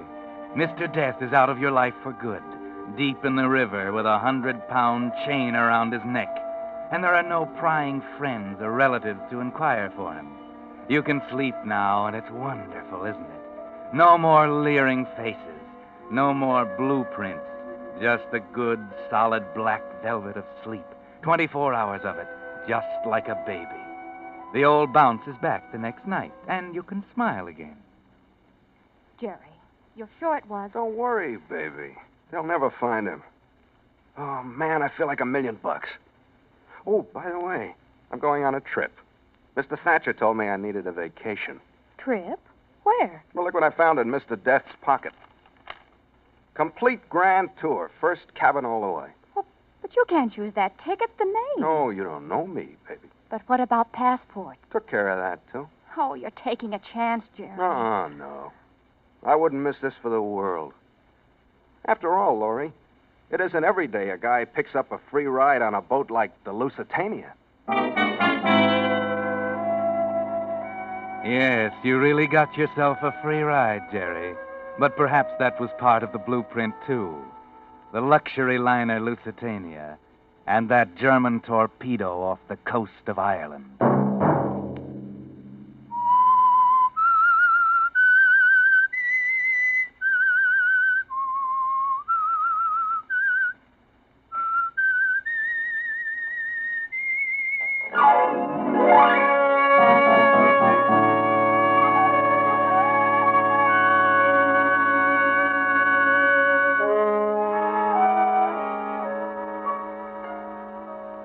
Next Monday at 9 o'clock, The Whistler will bring you another strange tale. The Whistler is broadcast for your entertainment by the marketers of Signal gasoline and motor oil and fine quality automotive accessories, and by your neighborhood Signal dealer. This program, directed by George W. Allen, with tonight's story by Harold Swanton, music by Wilbur Hatch, is transmitted to our troops overseas by the Armed Forces Radio Service. This is Marvin Miller speaking, and suggesting that you let every traffic signal remind you that you do go farther with Signal gasoline. Yes, you do go farther with Signal. This is CBS, the Columbia Broadcasting System.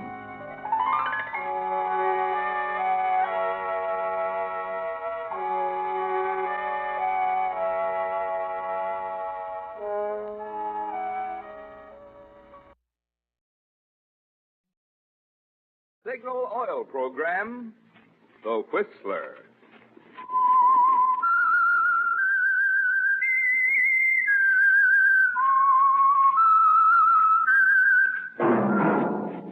That whistle is your signal for the Signal Oil program, The Whistler.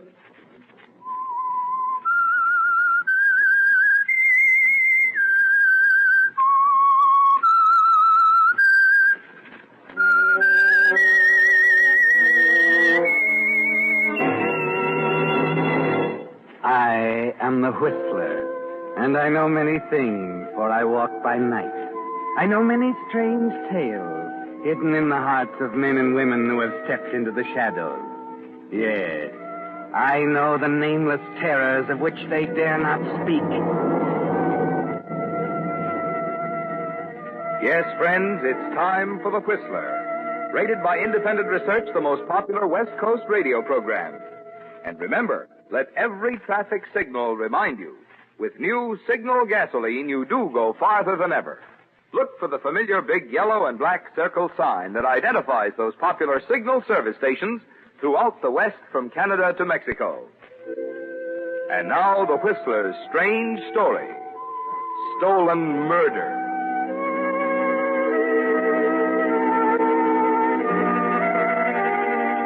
Ken Broderick and Tom Barton had grown up together and were fast friends until Ken married Helen Johnson. Helen had never liked Tom, not only because he was pasty-faced and sickly, but principally because of his influence in keeping her husband Ken in St. Augustine, Florida. According to Tom, they were going to write great American novels and bring the world humbly to their door. But Helen had other ideas. A letter to her brother, who was an important literary agent in New York, and she wangled a job for Ken as copywriter in a small Manhattan advertising agency. And so on that night of February 23rd, they were ready to say goodbye to Florida and to Tom Barton. Thank heavens, Ken, this is the last time we'll drive down this street. Look at it. 11 o'clock and everybody, absolutely everybody in bed. Yeah, I suppose. But you know, we're liable to miss this old town after we've been in New York a while, don't you? Oh, Ken, that again, for heaven's sake. I can't help it. If Tom would only go along with us, it'd be different. Tom, will you do me a favor and forget Tom? When we got married, we were going to travel and meet people and do exciting things. Well, this is our chance. Sure, this is our chance. Okay, here we are. We say goodbye to Tom, and that's that. Well, I'll be glad to get this over. Well, coming with me, aren't you? Do I have to? It's the least you can do, Helen. All right. If it'll make you feel any better.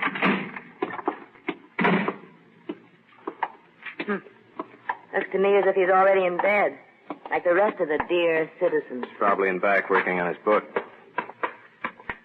Look, Helen, try to be halfway decent to him, will you? Of course. Funny, I don't hear him. Helen. What? Suppose he had one of his attacks? He's probably only sleeping. I don't know. Door's unlocked. Tom? Hey, Tommy! Tom! Helen, I don't like this. Wait a minute before you wake up the neighbors. Look, coming up the walk. Huh? Oh, Tommy. Hey, we were beginning to worry about you. Ken. Helen. What are you doing here? Oh, why do you like that? We leave tomorrow, and you ask me... Tomorrow? Oh, I forgot. Tom. Hey, what's the matter with you? Oh, it's... Helen, going to get some water, quick. Hey. Here, you better sit down on the step. I'm sorry, Ken. I'm all right now. Oh, the devil, you're all right. Tom, this is crazy. What you need is a good specialist. You can't go on like this. Now, if you'd only use your head and come to New York with us. New York? Well, sure, there's plenty of room in the car. We could get a good doctor for you and find out what this is all about. Yeah. How is he? I guess you're right, Ken. You are right. I will go with you tomorrow. You will? Oh, that a boy. Helen, did you hear that? Tom's going with us. Yes, I heard. Here, drink your water.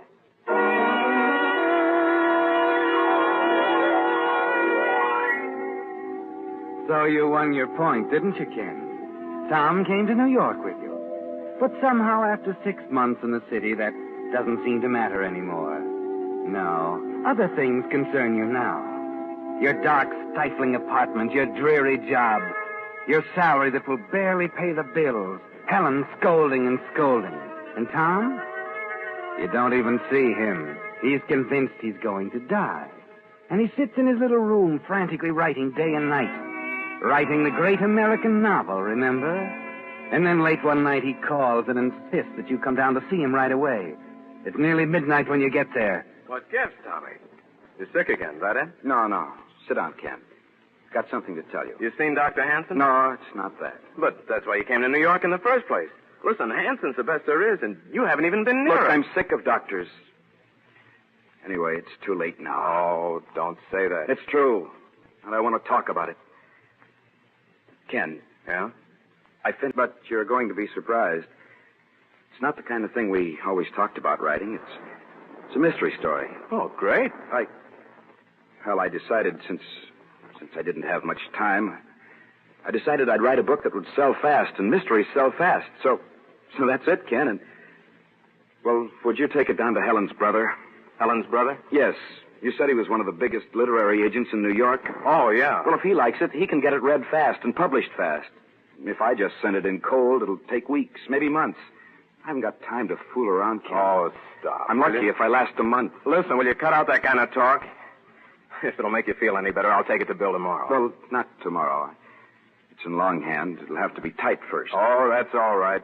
Listen, I know where I can get a rush job done. Oh, swell. Now, listen, kid. You take care of yourself and just leave it to me. Oh, thanks, Ken. Thanks a million.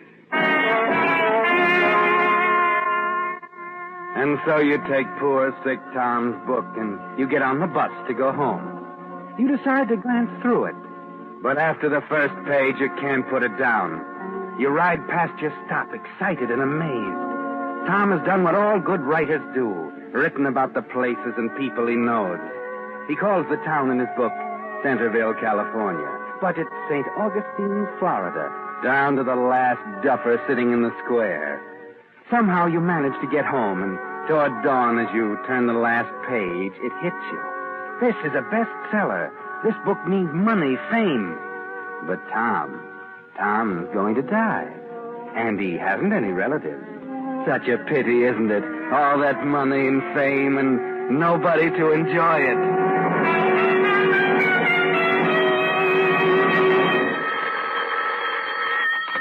Hello? Ken, that you? Oh, yeah. Hello, Tom. How are you? I'm all right. Haven't you heard from Bill yet about the book? It's been 3 weeks. Well, yeah, I was going to call you. Bill liked the book quite well, but he thinks you should do a little rewrite. Rewrite? I haven't time. I feel terrible. I thought the book was good just as it stands. Oh, it is, except for a few minor points. Look, Tom, I've been thinking. You know that little cabin Helen and I rented in June up in Connecticut? Yeah, what about it? Well, I can get it for you cheap. It's kind of a dump, but it's way off by itself. If you get up there and spend a couple of weeks rewriting some spots and... Yeah, I gotta get out of New York anyway. That's an idea. Swell. Suppose I call the real estate agent right away, and then Saturday I'll drive you up. Oh, thanks. Thanks, Ken. I don't know why you do all these things for me. Oh, forget it. After all, what are friends for?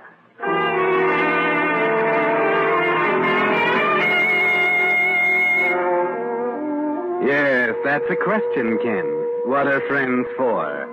Tom is grateful, of course, when you make all the arrangements and drive him up to Connecticut. He appreciates it when you spend the day helping him get comfortable in his new surroundings, and he doesn't suspect anything. But what would he say if he knew copies of his manuscript had gone to the publisher with your name on it as author? Yes. What would he say if he knew you had stolen his work, perhaps the last work of his lifetime? What would he say if he could see you now in the office with Helen's brother? $1,000, Ken, and that's just the advance. I don't know why the devil Helen never told me you could write like that. Well, it takes time to get going. You're going now, all right. I don't know if I ought to tell you this, but... what's up? Well, I sent copies of your story out to Hollywood, and I got a tip-off. It's just grapevine so far, but one of the studios is interested in the book for their biggest star. Pictures? Oh, my gosh, I never dreamed They thought the characterization of the victim DeWitt was out of this world. In fact, all the characters. Oh, gee, when will you know definitely? Probably tomorrow. Better stay by your phone because we want to close the deal quick. And if we get the answer I think we'll get, you're practically a rich man. Hello,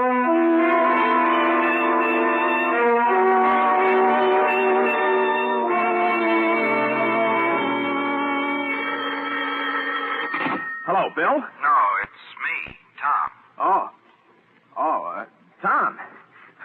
I was expecting a call from Bill on your book. Where are you, anyhow? I'm in Fairfield, Ken, and I've got news, terrific news. Huh? What do you mean? Well, maybe it's early to say yet, and I may be disappointed, but, well, Dr. Hanson seems so sure. Dr. Hanson? Tom, for the love of Mike, what are you talking about? Oh, I'm sorry, I'm excited. I'm trying to tell you that I came over here to Fairfield. I was going by this house out at the south end of town, and I saw a brass plate on the door. Huh? Dr. Frank Hanson. He lives out here. I remembered he was the specialist you were always talking about. Well, I took a chance. It's all an allergy, Ken. Certain foods, they poison me, And what, Tommy? And, well, don't you get it? Hanson says 6 months of rest out here and strict diet, and I'll be a new man. Oh, think of it, Ken. I'll probably outlive you after all.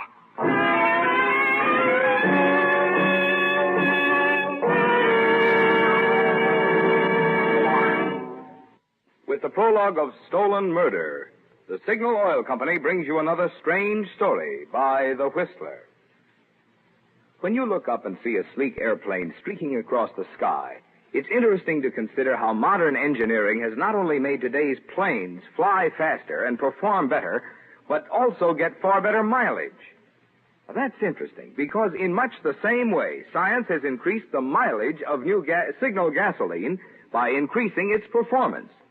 You see, when science rearranged the atoms in gasoline molecules to put improved performance into new Signal gasoline, they not only gave you quicker starting, faster pickup, and higher anti-knock, but by helping your motor perform more efficiently, they also made new Signal gasoline go farther than ever. Well, that's an important point to remember. It's the same qualities in gasoline that get extra driving pleasure from your motor that also get extra mileage. That's why Signal says look to your speedometer for the best proof of gasoline quality. It takes extra quality to go farther. And Signal is the famous Go Farther gasoline. And now, back to the Whistler.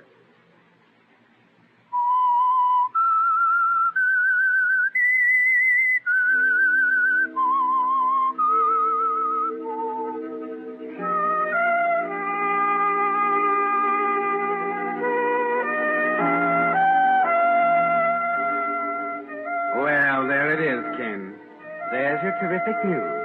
Tom is going to live. And now what happens to you? You've signed contracts. You've accepted money on the stolen book. Hollywood beckons. Or is it the penitentiary? Well, perhaps you can squeeze out of the hole with the law, but not with Helen's brother or with Helen. The disgrace, Ken, the scandal, the humiliation. You can almost hear Helen nagging you now as you hang on to the receiver half-dazed. Nagging, nagging. Ken, are you still there? Huh? Oh, sure, Tom, yeah. Oh, I thought you'd hung up. Well, no. It's just the news. I'm so happy for you, I don't know what to say. Listen, there's something else important. Another favor. Would you get my book back from Bill for me? Get your book back, Tom? Yes, I've changed my mind. I mean, after thinking it over, I know it's not ready for publication. I've written a lot of new material. No. I'm not sure I can get it. But it's important to me. I'm coming down tomorrow. I'll get it myself. No, you can't do... didn't the doctor tell you to stay there and rest? Well, yes. Well, then you can't start running all over the place right away. The noise of New York and all, Tommy. Listen, I'll bring the manuscript up to you myself on Saturday. Meanwhile, you stay right there. You're sure you can get the book back right away? Yes, I'll get it. Don't worry. Listen, I'll see you Saturday. Okay. And, Tom... Yes? We'll take today and celebrate the good news, huh? Maybe a little hunting?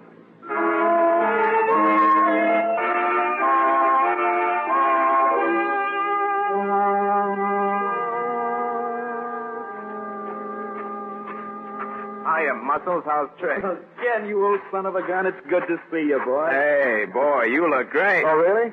I can hardly believe it, but I've gained 3 pounds already. 3 pounds? Yeah, well, come on in. Come in. Yeah. Hey, that 3 pounds on you looks good. I never felt better in my life. It's great.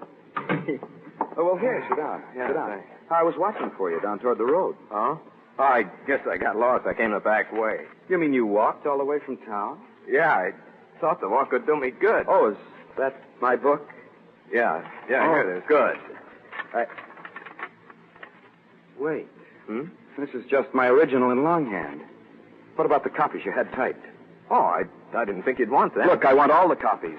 These revisions, Okay. I'll send them to you after I get back. Helen said to say hello. Oh? How is she, anyhow? Fine, just fine. Pete's been bothering her a little. In fact, I was glad for an excuse to get out of town myself. Then you are going to spend the day. Spend the day? Sure. We're going after rabbits, aren't we? Oh, you know, like sure. the good old days down in St. Augustine. Well, I don't know if we'll really find any rabbits. Don't remember seeing one since I've been up here. But no harm in looking. Swell. You've got your shotgun up here, haven't you? Uh-huh. It's on the mantel. I'll get it. Oh, unless you want to rest a while. No. Let's get it. Let's get all the fresh air we can. I don't get out much, you know. Okay. We can't go far, though. Doctor's orders. That's right. We won't go too far. Well, here's to old Betsy. Guess we're all set then. Ready? Sure. Been kind of warm up here the last couple of days. Well, walking up that road, I sure felt it. I bet. What do you say? This way, down by the meadow? No, let's go back in the woods. I saw some rabbits there in June when we were up. Okay. Ken. Yeah? Something the matter? Something on your mind? No, I was just thinking. Tommy, it's been a long time since we've done this, huh? Yeah. A lot's happened. Gun loaded, Tommy? No, not yet. Fine thing, hunting rabbits with an empty gun. You know, Ken, you don't look so well. No? You ought to give up that job and get one up here in the country Hey, where you... there's one over there. Yeah, I see him. Get a beat on him. Oh, you knocked him end over end. I sure did. Looks like a beauty. Yeah. Now, how's that for a shot? Good going. Nice and fat, too. Well, we'll have rabbit stew, Ken. In you go, old boy. Now, come on, Ken. If there's one rabbit around, there's bound to be a million more. Yeah, how about me taking the gun? Huh? I want to try my hand at knocking over a rabbit. Oh, sure. Here you are. Thanks. Tommy, listen to me. Now, listen to me close, kid. Tom, I want you to forgive me. Forgive you? What for? Tom, I'm going to kill you. Oh, no. Tom, I have to. It's your book, Tom. It's a great book, and they're publishing it. It's a bestseller. It'll make a fortune. And what are you saying? You said you got my book back. You said... I stole it. You stole it? I thought you were going to die. You thought so. You told me just a few weeks. Yes, And all that money, Tom, I couldn't resist it. I sold the book in my name. Look. And now you're going to live. But you can't. I can't help it, Tom. But I can't let you live. Ken, wait. Listen. You can't do it. You won't get away with it. Listen to me, Ken. You're sticking your neck out. Tom!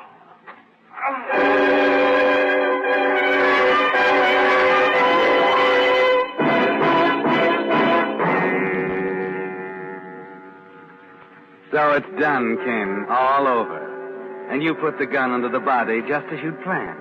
But you're weak in the knees, and you don't know if you can get back into town unseen or not. And then suddenly you find strength you didn't know you had. Because through the brambles there's a sound. Hey! And a voice. Hey! Who is it?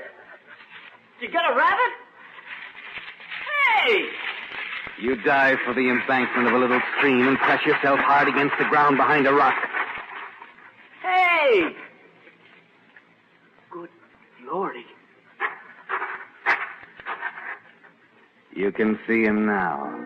A tall kid carrying a shotgun. And you hang onto your heart as he stops, looks at the body, and gazes slowly all around. Then he suddenly leans over, fumbles at Tom's jacket a moment, picks up the rabbit Tom shot, and sticking it under his belt, hurries off in the direction he came. And you, Ken, you lie there wondering if you'll ever breathe freely again.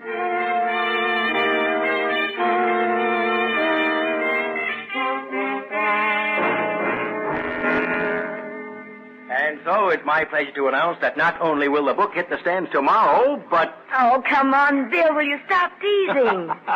but the contracts were finally signed in Hollywood yesterday. Ken, you're a rich man. Oh, Ken! $50,000. $50,000. $50,000 and not a care in the world. Yeah. Yeah, not a care in the world. And did you see the publicity in this morning's paper? What breaks we're getting. The lead column in the Times book section. No. Hey, that's wonderful. Haven't seen the papers yet, but well, I'd rather hoped you had. Well, Bill, what's the matter? I'd hoped that this wouldn't have to spoil the good news, but your friend Tom Barton... Tom? I might as well give it to you straight. He was killed by a shotgun out near Fairfield. Oh, no. They only found the body last night. Oh, Ken. Suicide? No, they thought that at first. Ill health. But a doctor out there says he was in good spirits. He had every chance of recovery. The doctor? Then an accident? Worse than that. From the position of the gun and the body, they suspect murder. No. But look, Jen, it's nothing for you to worry about. You don't want to let it spoil the success of your book.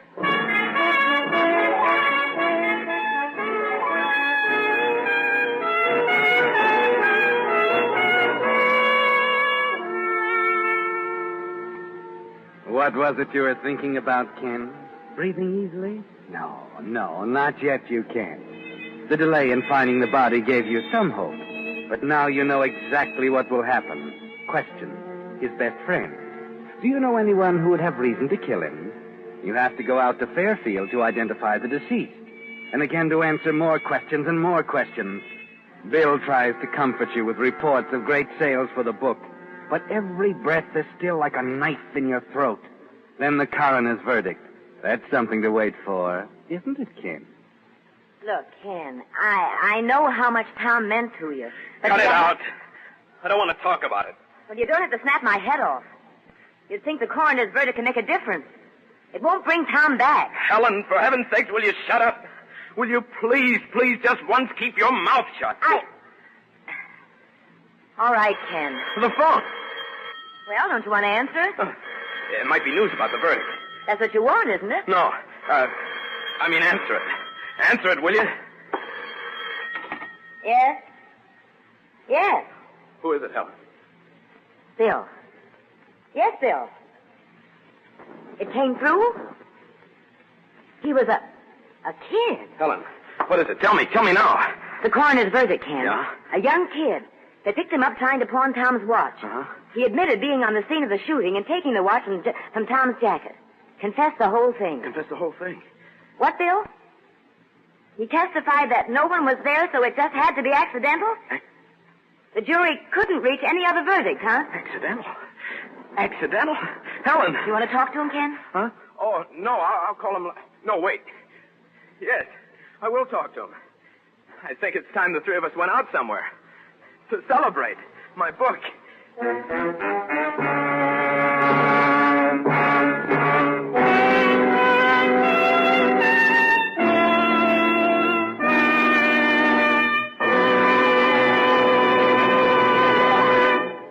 The Whistler will return in just a moment with the strange ending of tonight's story.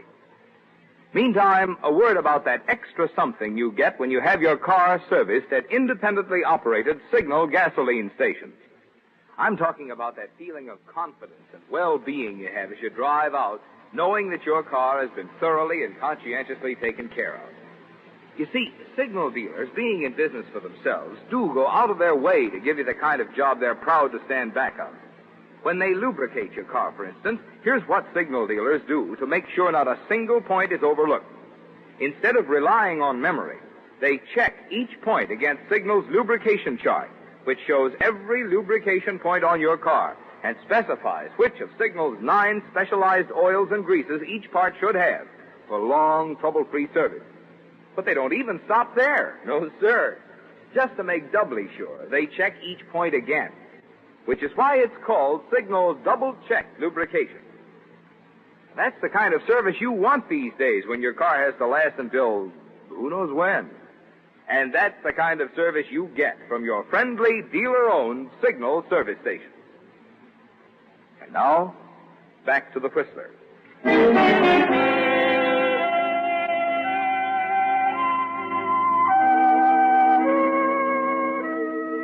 Well, Ken, it's all over. The whole chain of events that began on that night you left St. Augustine with Helen and Tom has come to an end. And as much as it surprises you, you find that you can breathe easily. You can breathe deeply the refreshing air of success and security, No more sleepless nights. No more prying. No more questions. Well, no more, that is, except from the publicity men who are eager to make the details of your life into interesting reading for their columns. Well, I think that should give you all you need, Mr. Doherty. Good writer can always make something out of nothing, can he? Oh, sure. Sure, of course, Mr. Broderick. But there are just a couple of details about your life in St. Augustine. Can't you give him that bill? I've got some work up. Well, no, Ken. He wants exact dates and, All right. What do you want? Well, let's see. You left St. Augustine about a year and a half ago. I don't suppose you remember the exact date. Matter of fact, I do. It was February 23rd, 1945. Uh-huh. Well, that's all I needed. That's the exact date that Donald Dewey, or Donald DeWitt, disappeared. Dewey? DeWitt? Say, what is all this? Ken, I might as well tell you now that Mr. Doherty isn't a publicity man. He's from the St. Augustine Police. Police? Look, if this is somebody's idea of a joke. Joke? Not quite, Mr. Broderick. The minute someone called your book to our attention, we recognized the locale as St. Augustine, Florida, not Centerville, California. Well, what about it? We recognized the murder victim as Donald Dewey, not Donald DeWitt. We followed the directions in the book down to the last detail, and it led us straight to Dewey's missing body. Only the actual murderer, the author of that book, could have known where it was hidden. Murderer? Oh, no. So that's why he changed his mind about leaving Florida. That's why he didn't want the book. Look, Ken, you'd better not say any more until we get you an attorney. But for the life of me, I'll never know why you did this. To sit down and write about an actual murder, like the confession of a dying man. Like the confession of a dying man? Oh, that's funny, Bill. What you just said is very funny.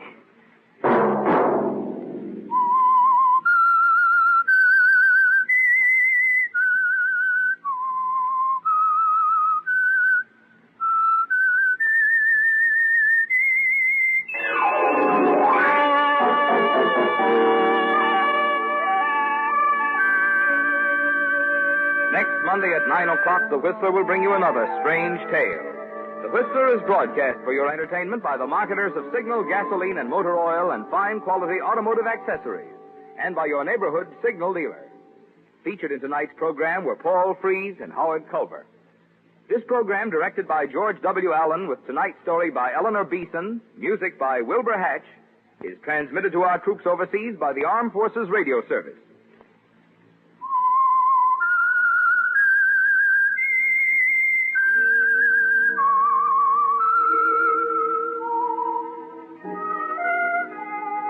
That whistle is your signal for the Signal Oil program, The Whistler. This is Marvin Miller speaking, reminding you to look for those familiar yellow and black circle signs that identify those popular Signal Oil stations throughout the West from Canada to Mexico. This is CBS, the Columbia Broadcasting System.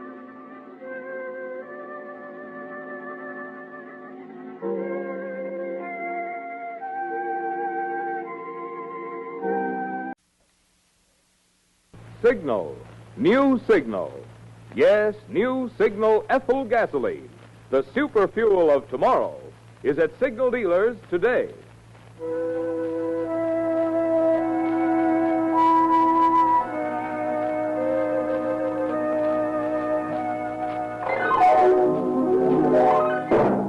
The Signal Oil Company and your neighborhood Signal dealer bring you another curious story by The Whistler. Tonight, Ambition Perilous.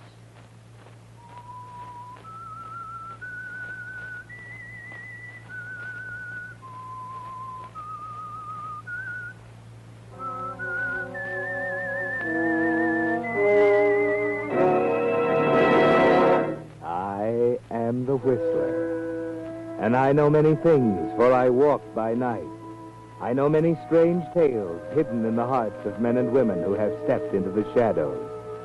Yes, I know the nameless terrors of which they dare not speak.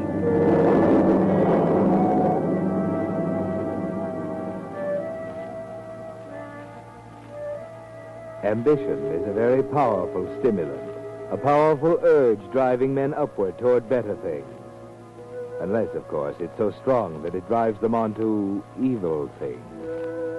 That's the aspect that Fred Conrad forgot about. Fred was ambitious, very much so, and his great hopes had carried him far.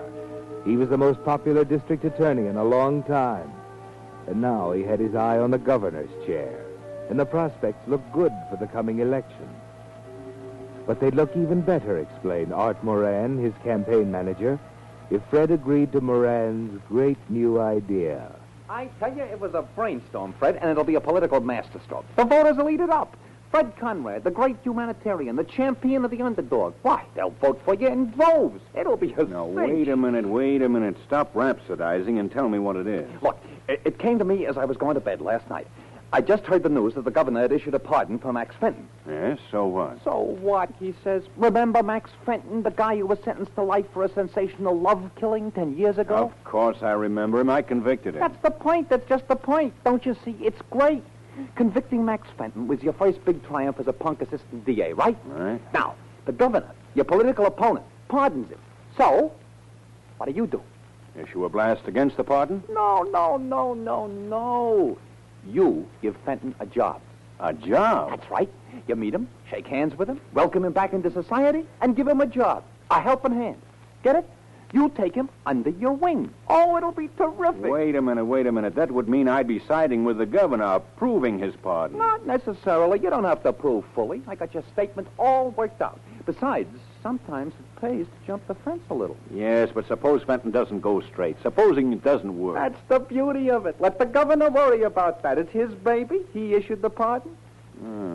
Well... now don't you worry about a thing. I've worked everything out. Talked to the parole board this morning. Got the arrangements all made. Here's the statement. You look at it while I phone the paper. Not yet now. Wait till I read it. Okay. While I cannot agree with Governor Dawes on the wisdom of pardoning Max Fenton, a convicted murderer, the decision has been made, and I, as a good citizen, will abide by it. Furthermore, I believe it my duty to give whatever assistance I am able to Fenton in his readjustment to the society to which he has paid his debt.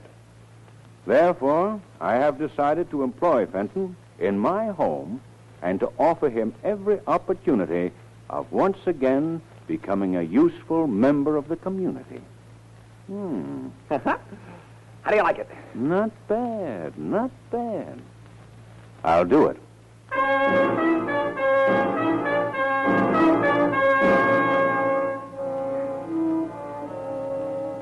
Well, that's very decent of you, isn't it, Fred Conrad? That is, it would be if you were doing it for a sincere motive, but you aren't. No, it's only your selfish interest you have at heart. Even when you meet Fenton at the gates and shake hands with him and he thanks you with tears in his eyes, even then it's the newspaper photographer you're watching. And you're thinking about the stories that will appear, Noble Decision, the human side of Fred Conrad, district attorney, editorials lauding you to the skies. You're thinking of Governor Dawes up at the State House, who's wondering what's behind it, getting nervous about your new political popularity. It all comes true, of course. The newspapers, the governor. But publicity can attract attention lots of places, Fred Conrad, places you'd forgotten about. For instance, at the bar of the Club Saint Moritz. Hiya, Millie. What'll it be? Make it the same, Barney, but double. Double? Coming up, bourbon straight. Thanks. Something bothering you, Millie? Why? Why do you ask that? Just curious. You never ordered the double before. Oh. Yeah. Something's bothering me. Now, that ain't right. A good-looking doll like you. A swell singer. You knocked him with that last number. That guy down at the end of the bar there, for instance. He sat there with his mouth hanging open like he hadn't seen a good-looking woman in years. Yeah? He's not bad himself. If you like the type. Anyway, he likes yours. He's sure been staring at you. Know who he is? No, you want us to find out? You know better than that. The boss blows his top if I got guys hanging around here. Okay. Fill it up again, Barney. You mean another double? That's right. Yeah. Yeah, you really are stewing. You want to tell old Barney about it? It might help. It might. Barney, did you ever hate a person so bad that all you wanted to do was hurt them? Somehow, anyway, hurt them? Well, now, I don't Well, know. I have. Sort of eats you up inside. But you don't do anything. You keep it all inside of you. And one day, this person does something. And he's a big hero, talk of the town, great guy. Maybe he'll get elected to something. You wouldn't mean Conrad, would I'm you? not saying who I mean. But he's no hero, and I can prove it. He's a heel. Suddenly, all this you got inside you has to bust loose. You feel like you got to get it out, get your revenge, or else. What are you going to do, Millie? I'm not sure yet, Barney. But I got a feeling that a certain hero in this town is going to be sorry I'm alive before very long.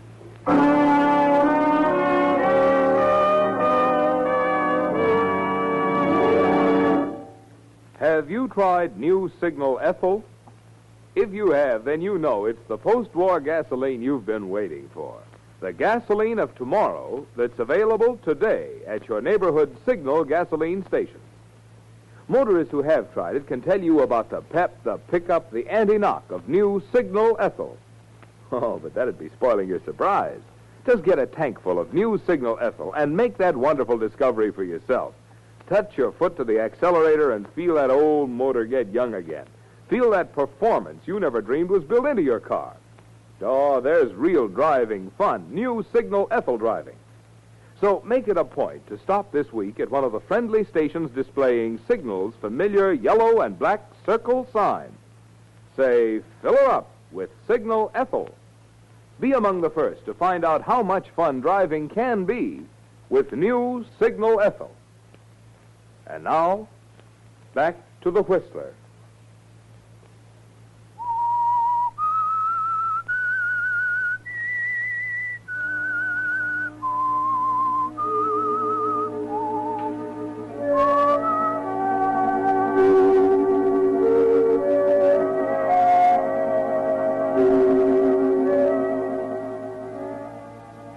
Frederick Conrad, public benefactor, great humanitarian. Too bad that opinion isn't shared by everyone. Of course, one person couldn't keep you out of the governor's chair. Or could she? Better get a grip on yourself, Fred Conrad, while you sit at your desk talking to Mrs. Christie, your housekeeper, as she cleans the room. Yes, sir. It's as certain as I'm here in this room, you'll be in the governor's mansion in 2 months. Well, thank you, Mrs. Christie, but, well, we'll take things as they come, eh? And believe me, those who've helped me, stood by me through the lean years, won't be forgotten. The little people who've served so faithfully, like you, Mrs. Christie. Oh, if that isn't just like you, Mr. Conrad, always thinking of others before yourself. Land's sake, you're always doing someone a good turn. All those prodigies, for instance, like Mr. Fenton. Protégés, Mrs. Christie. Oh, yes, of course. Well, that's just my little hobby. You might call me a speculator. I invest in people, and the dividends are well worth it. Probably one of your investments to make another touch. Are you in? Yes. And before you open the door, get rid of that dust mop, will you please? Yes, sir. I'd like to see Mr. Conrad, please. Just a minute, now I'll ask if he'll see you. Mr. Conrad, it's a young Never lady. mind announcing me. He'll see me all right. Well, I never. Hello, Mr. Conrad. Remember me? Millie. It's Millie, all right. And I'm no ghost. Mind if I sit down? Oh, no, please do. Good Lord. This isn't possible. All right, put your eyes back in. I told you I'm no ghost. I'm little Millie, Mildred's daughter. Remember me, Uncle Fred? Little Millie? Mildred's little girl? Well, of course, Millicent. Yes, Millicent. Now that we've got that settled, suppose you close the door. I'm here to talk business. Well, oh, of course. You may go, Mrs. Christie. Well, now, where have you been keeping yourself? Did you say something about Talking business? Yes. And I don't like snoopy housekeepers. The whole thing. There. Well, my friend, you've done all right for yourself now. District attorney, next governor. At least I know you won't be satisfied until you are. You seem to know me pretty well. I ought to. Do you think I've forgotten what you did to my mother? You please, killed please. her. Just as surely as if you'd stuck a knife in her heart. Millie. She committed suicide because of you. Yes, governor. I know the real Fred Conrad. And I've got an idea there are a few other people in this state who might like to know the Fred Conrad I know. That letter in your hand. Looks familiar, doesn't it? Hands off. I've managed to keep this nice and clean ever since Mother died. I don't want to get it all smudged up. But I just wanted to compare it. You wanted to compare the stationery to that letter on your desk? Oh, no wonder you looked scared. Still using the same personal stationery, same letterhead, Frederick Conrad, same thick gold engraving. I hope you're smart enough now not to write love letters on that paper. What are you getting at? Ever hear of a smear campaign? Sometimes it takes a lot of big guys with a lot of pressure to blot out someone's career. And sometimes it just takes a girl with a letter or two. You're threatening me with blackmail. My mother was a rich widow. You took her for every cent she had. You were going to invest it for her. But I was. Could I help That it if wasn't things enough. didn't go... You told her you loved her, promised to marry her. I've got a complete record of your crooked, worthless promises in the letter I've got. Even when she had a chance to marry someone else, you ruined that. Listen to this. My darling, I must see you before you take this rash step. You know I love you, and I don't intend to let anyone come between us. Please... Stop! I don't want to hear any more. That was the night she jumped in the water at Cypress Point. Nobody ever knew you were there that night. Except me. How much do you want for that letter? Well, let's say $30,000. Isn't that about what you took from Mother? Are you out of your mind? I don't have that much money in the world. Okay, I'll take it on the installment plan. And we'll start with $5,000 by next Wednesday. Oh, you cheap little blackmailer. Cheap is hardly the word. I think you'll find me rather expensive before I'm through with you. Wait. Who's there? Me, Mr. Conrad. I brought the car. Oh, I'm sorry. I didn't know you had company. It's all right, Max. Well, what's the matter with you two? I'm sorry. Well, hello. I remember you. You were at the bar at the Samaritz the other night. Yes, I suppose I should apologize for staring as I did. You two know each other? Well, not really. You might introduce us, Uncle Fred. Oh, well, yes, of course. Millicent, this is Max Fenton. Not the Max Fenton. Yes. I'd better be going now. I just brought the car out. Well, it's all right, Max. I won't be needing it. You can go. No, wait. I was just going. If you don't mind, Uncle Fred, Mr. Fenton can drive me home. Oh, yes, if he's not busy. No, I'd be very happy to. Good. Then we can go right now. But, Millie... Our business is all finished. I'm sure we understand each other, don't we, Uncle Fred? And I'm sure you'll make the necessary arrangements by, shall we say, tomorrow night.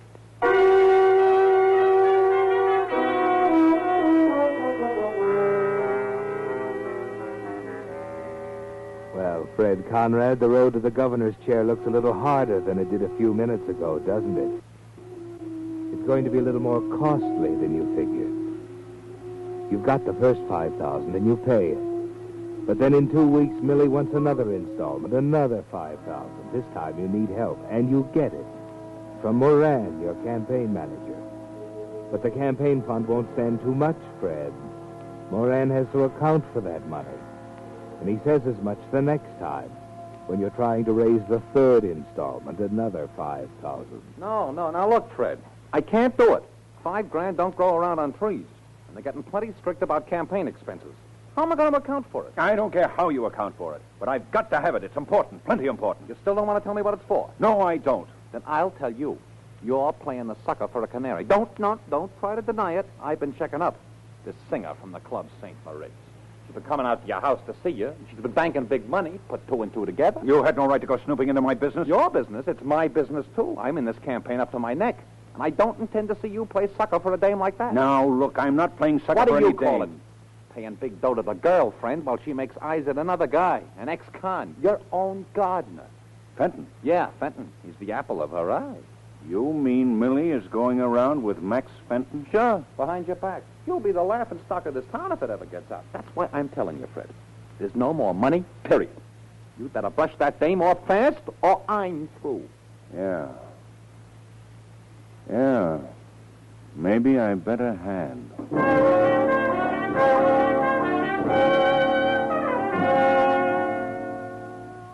Now, Fred, what's going through your mind?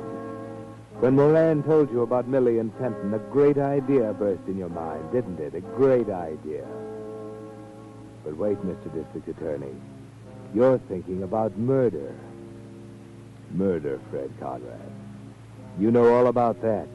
You know what happens to murderers. You've sent them there many times yourself. So if you're going in for anything like that, you'll have to be careful, plenty careful. Set it up carefully, Fred. Well, Max, you certainly have the green thumb. The roses haven't bloomed like this in years. Just what I've been telling them, Mr. Conrad. Would you look at this basket of Cecil Brunner's? My, aren't they beautiful? Where'd you learn so much about flowers, Max? I took care of the garden. You know where. Oh, yes. Yes, I see. We'll have to hurry if you want some of the zinnias, Mrs. Christie. It won't be light much longer. Why, it'll be light for another 2 hours. What's your hurry, Max? Now, Mr. Conrad, it'll take him a good 2 hours to get cleaned up for his date tonight. How'd you know I had a date? Oh, I may be dumb, but I'm not blind and deaf. Neither's Mr. Conrad. That's right, Max. Oh, now, don't look so sheepish, man. You've got a fine girl in Millie. And a mighty good looker. Yes, sir. There are plenty of young swains who'll testify to that. What do you mean by that? Well, Max, I do believe you're jealous. Just look at his face, Mr. Conrad. A regular thunder Give me that cloud. basket. I'll get you zinnias. Why, land sakes, the man must be silly in the head to get so upset over a little thing like that. Oh, I was a fool to make that remark. Not at all. It wasn't your fault. The man is just crazy jealous, that's all. You're right, Mrs. Christie. It's very obvious. I just hope I haven't made a mistake. Why, what do you mean, Mr. Conrad? Oh, nothing except, you remember why Max Fenton went to prison? Why, yes, it was... Yeah. He killed his girlfriend in a jealous rage. Oh, no. I only hope I haven't made a mistake.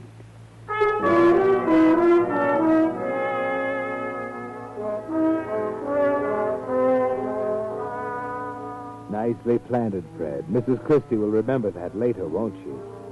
The rest of the plan is taking shape in your mind, too. It's so simple. Max Fenton once killed a girl he loved in a fit of jealous rage. Why can't he do it again? Well, of course, it's too much to expect that you could drive him to it. But it wouldn't be hard to make people believe it if Millie were found dead, would it? Not hard at all. Of course, that means that you personally must do the job. But, well, ambition has carried you far, Fred, and you're not going to give it up now. No, not Fred Conrad. Now all you have to do is set up the scene. And Max Fenton helps you with that when he comes in to apologize. I just wanted to apologize for that scene in the garden, Mr. Conrad. I don't know what came over me. I guess I acted pretty stupid. Oh, don't worry about it, Max. A man isn't responsible for anything in this heat. I don't know what's wrong with me. It's just that when a man's gone through what I have, his past just won't let him be. I guess sometimes I'm afraid of myself. Does that sound crazy to you? No, it doesn't, Max. But you've got to exercise some control over yourself, man. Snap out of these neurotic fears. You're a free man. You've paid for your crime. Face the future with courage. You'll need it. What do you mean? Just this. Unless you're prepared to face things as they are, you're licked. Men will always be attracted to beautiful girls. And just because you've fallen in love with one, you can't keep her like Peter's wife locked in a pumpkin shell. Oh, I know it. Unless... Unless what? Unless you just take the bull by the horns and ask her to marry you. That should end it once and for all. You'd be married and you could be sure. How Yes, you're right. I've wanted to. But do you think I should? I mean, after all I've been through, Of course, man. Now, look, you call her right up. Make a date to see her tonight, take her to some quiet, secluded spot, and ask her and get it over with. By golly, Mr. Conrad, you're a brick. You make me feel like a new man. I'll do it. I'll go out and get the engagement ring and make a date to meet her at Cypress Point tonight after she gets off work. Thanks, Mr. Conrad. Thanks a lot.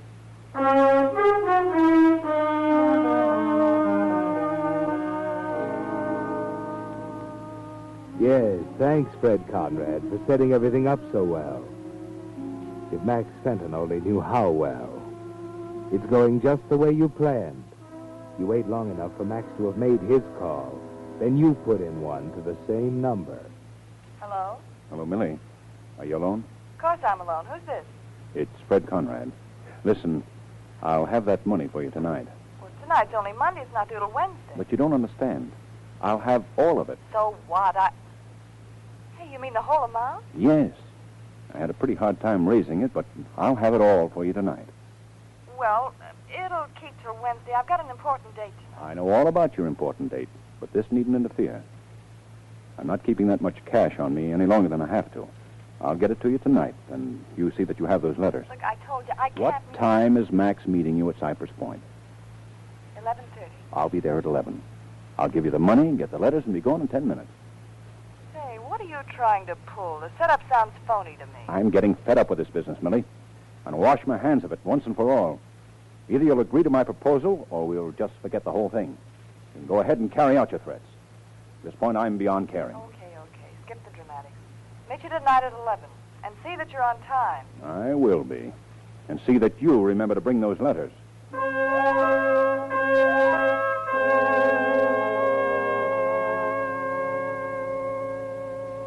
So far, so good. The plan is thoroughly formulated in Fred's precise legal mind. And as the time for action approaches, he carefully reviews each step in the plot. By 10:30, Mrs. Christie will be asleep. He can slip out without her ever knowing. The trip by automobile will take 20 minutes each way. And the lethal business to be transacted at Cypress Point, 10 or 15 minutes. The whole job done in less than an hour. And as for evidence, Fred permits himself a satisfied smile at this thought. Any number of people can bear witness to the fact that Sam and Millie had been meeting at Cypress Point. Mrs. Christie, for one. Yes, it will be an open and shut case. That's what Fred keeps telling himself as he makes his last-minute preparations before getting the car out of the garage. He stuffs the envelope with paper. That's all he'll need for the final payment. Everything's set now, Fred. So you drive out to the point in exactly 20 minutes, park carefully behind a row of shrubs, and climb up the incline to the little park overlooking the water. It's very quiet and lonely looking. There doesn't seem to be anyone here. Until suddenly you see her, lying on the ground. Millie! Good Lord. She's dead.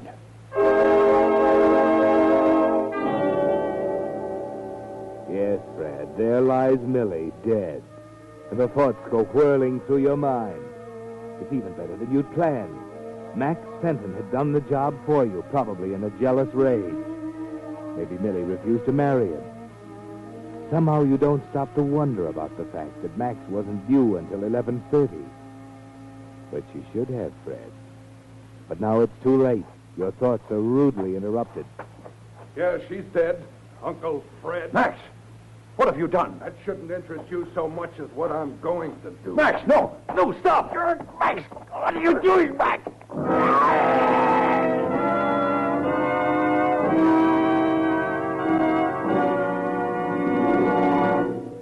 The Whistler will return in just a moment with the strange ending of tonight's story. Meantime, a word about the gasoline you've been using this week. Has it had quicker starting, faster pickup, higher anti-knock than any gasoline you've ever tried? It has, if it's been new Signal Ethyl. For Signal Ethyl is that new post-war gasoline drivers are buzzing about, as superior to pre-war gasoline as the jet plane is to propeller power. Yes, no matter what year that car is you're driving, it'll seem years younger when it takes its first power-packed draft of new Signal Ethyl. Oh, but wait a minute. You needn't take my word for this superior performance. There's a better way.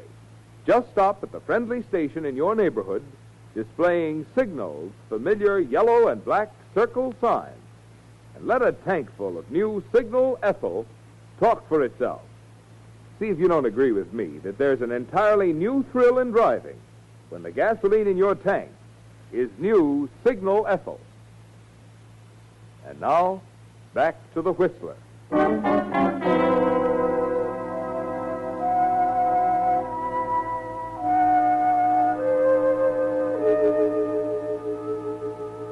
Well, Fred Conrad, it didn't turn out the way you planned, did it? And as you gasped out your last breath, you still didn't know why. You didn't reckon on several important things, Fred. One, that love is impatient. That Max Fenton, anxious to meet his future wife and give her the engagement ring, had arrived early at the point. But why had he killed her then? You might have had the answer to that if you could have seen the letter he held in his hand as he walked away from the point to give himself up to the police. A letter he didn't give Millie a chance to explain. It was a letter on your stationery in your handwriting. Your letter, Fred. My darling, I must see you before you take this rash step. You know, I love you. I don't intend to let anyone come between us. Please meet me at Cypress Point tonight. Just for a few minutes. I know we can straighten everything out. Your loving friend.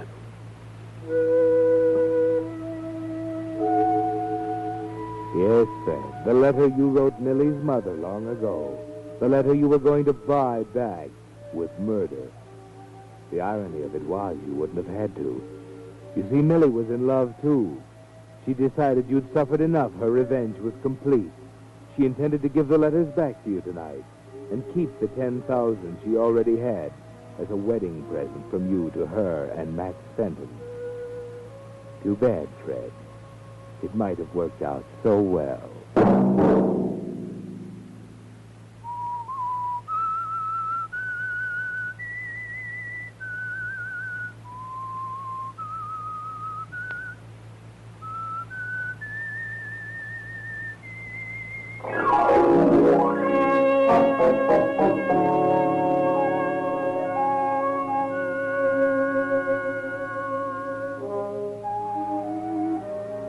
Next Monday at 9 o'clock, The Whistler will bring you another strange tale. The Whistler is broadcast for your entertainment by the marketers of Signal gasoline and motor oil and fine quality automotive accessories, and by your neighborhood Signal dealer. This program, directed by George W. Allen, with tonight's story by Harriet Ray, music by Wilbur Hatch, is transmitted to our troops overseas by the Armed Forces Radio Service. This is Marvin Miller speaking, and reminding you that new Signal Ethyl gasoline, the super fuel of tomorrow, is at Signal dealers today. Yes, you do go farther with Signal. This is CBS, the Columbia Broadcasting System.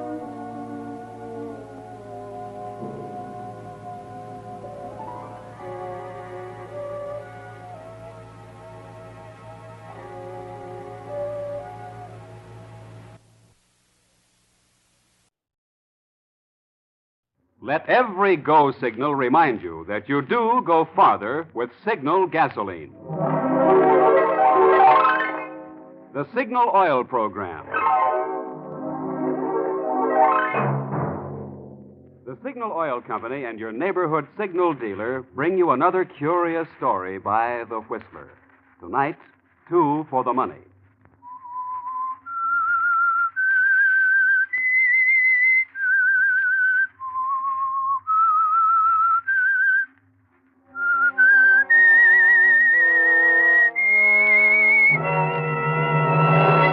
I am the Whistler, and I know many things, for I walk by night. I know many strange tales, many secrets hidden in the hearts of men and women who have stepped into the shadows. Presently I'll tell you of nameless terrors of which they dare not speak.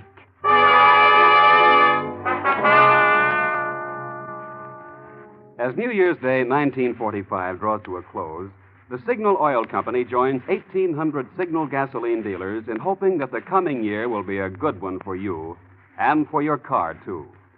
During 1944, you know, 150,000 cars wore out each month, 1 out of every 12 on the road. So yours has been a pretty lucky car so far. But it'll take more than luck alone to make today's cars last out the duration. It'll take thorough, conscientious servicing of every part. And no one gives more conscientious service than your neighborhood Signal gasoline dealer. Being in business for himself, he naturally has more incentive to do a better job, the kind of job that will keep you his satisfied customer. Later in the program, I want to tell you about several outstanding Signal services. For each one is designed to do for your car the thing you want most today, to help it go farther. But now, the Whistler.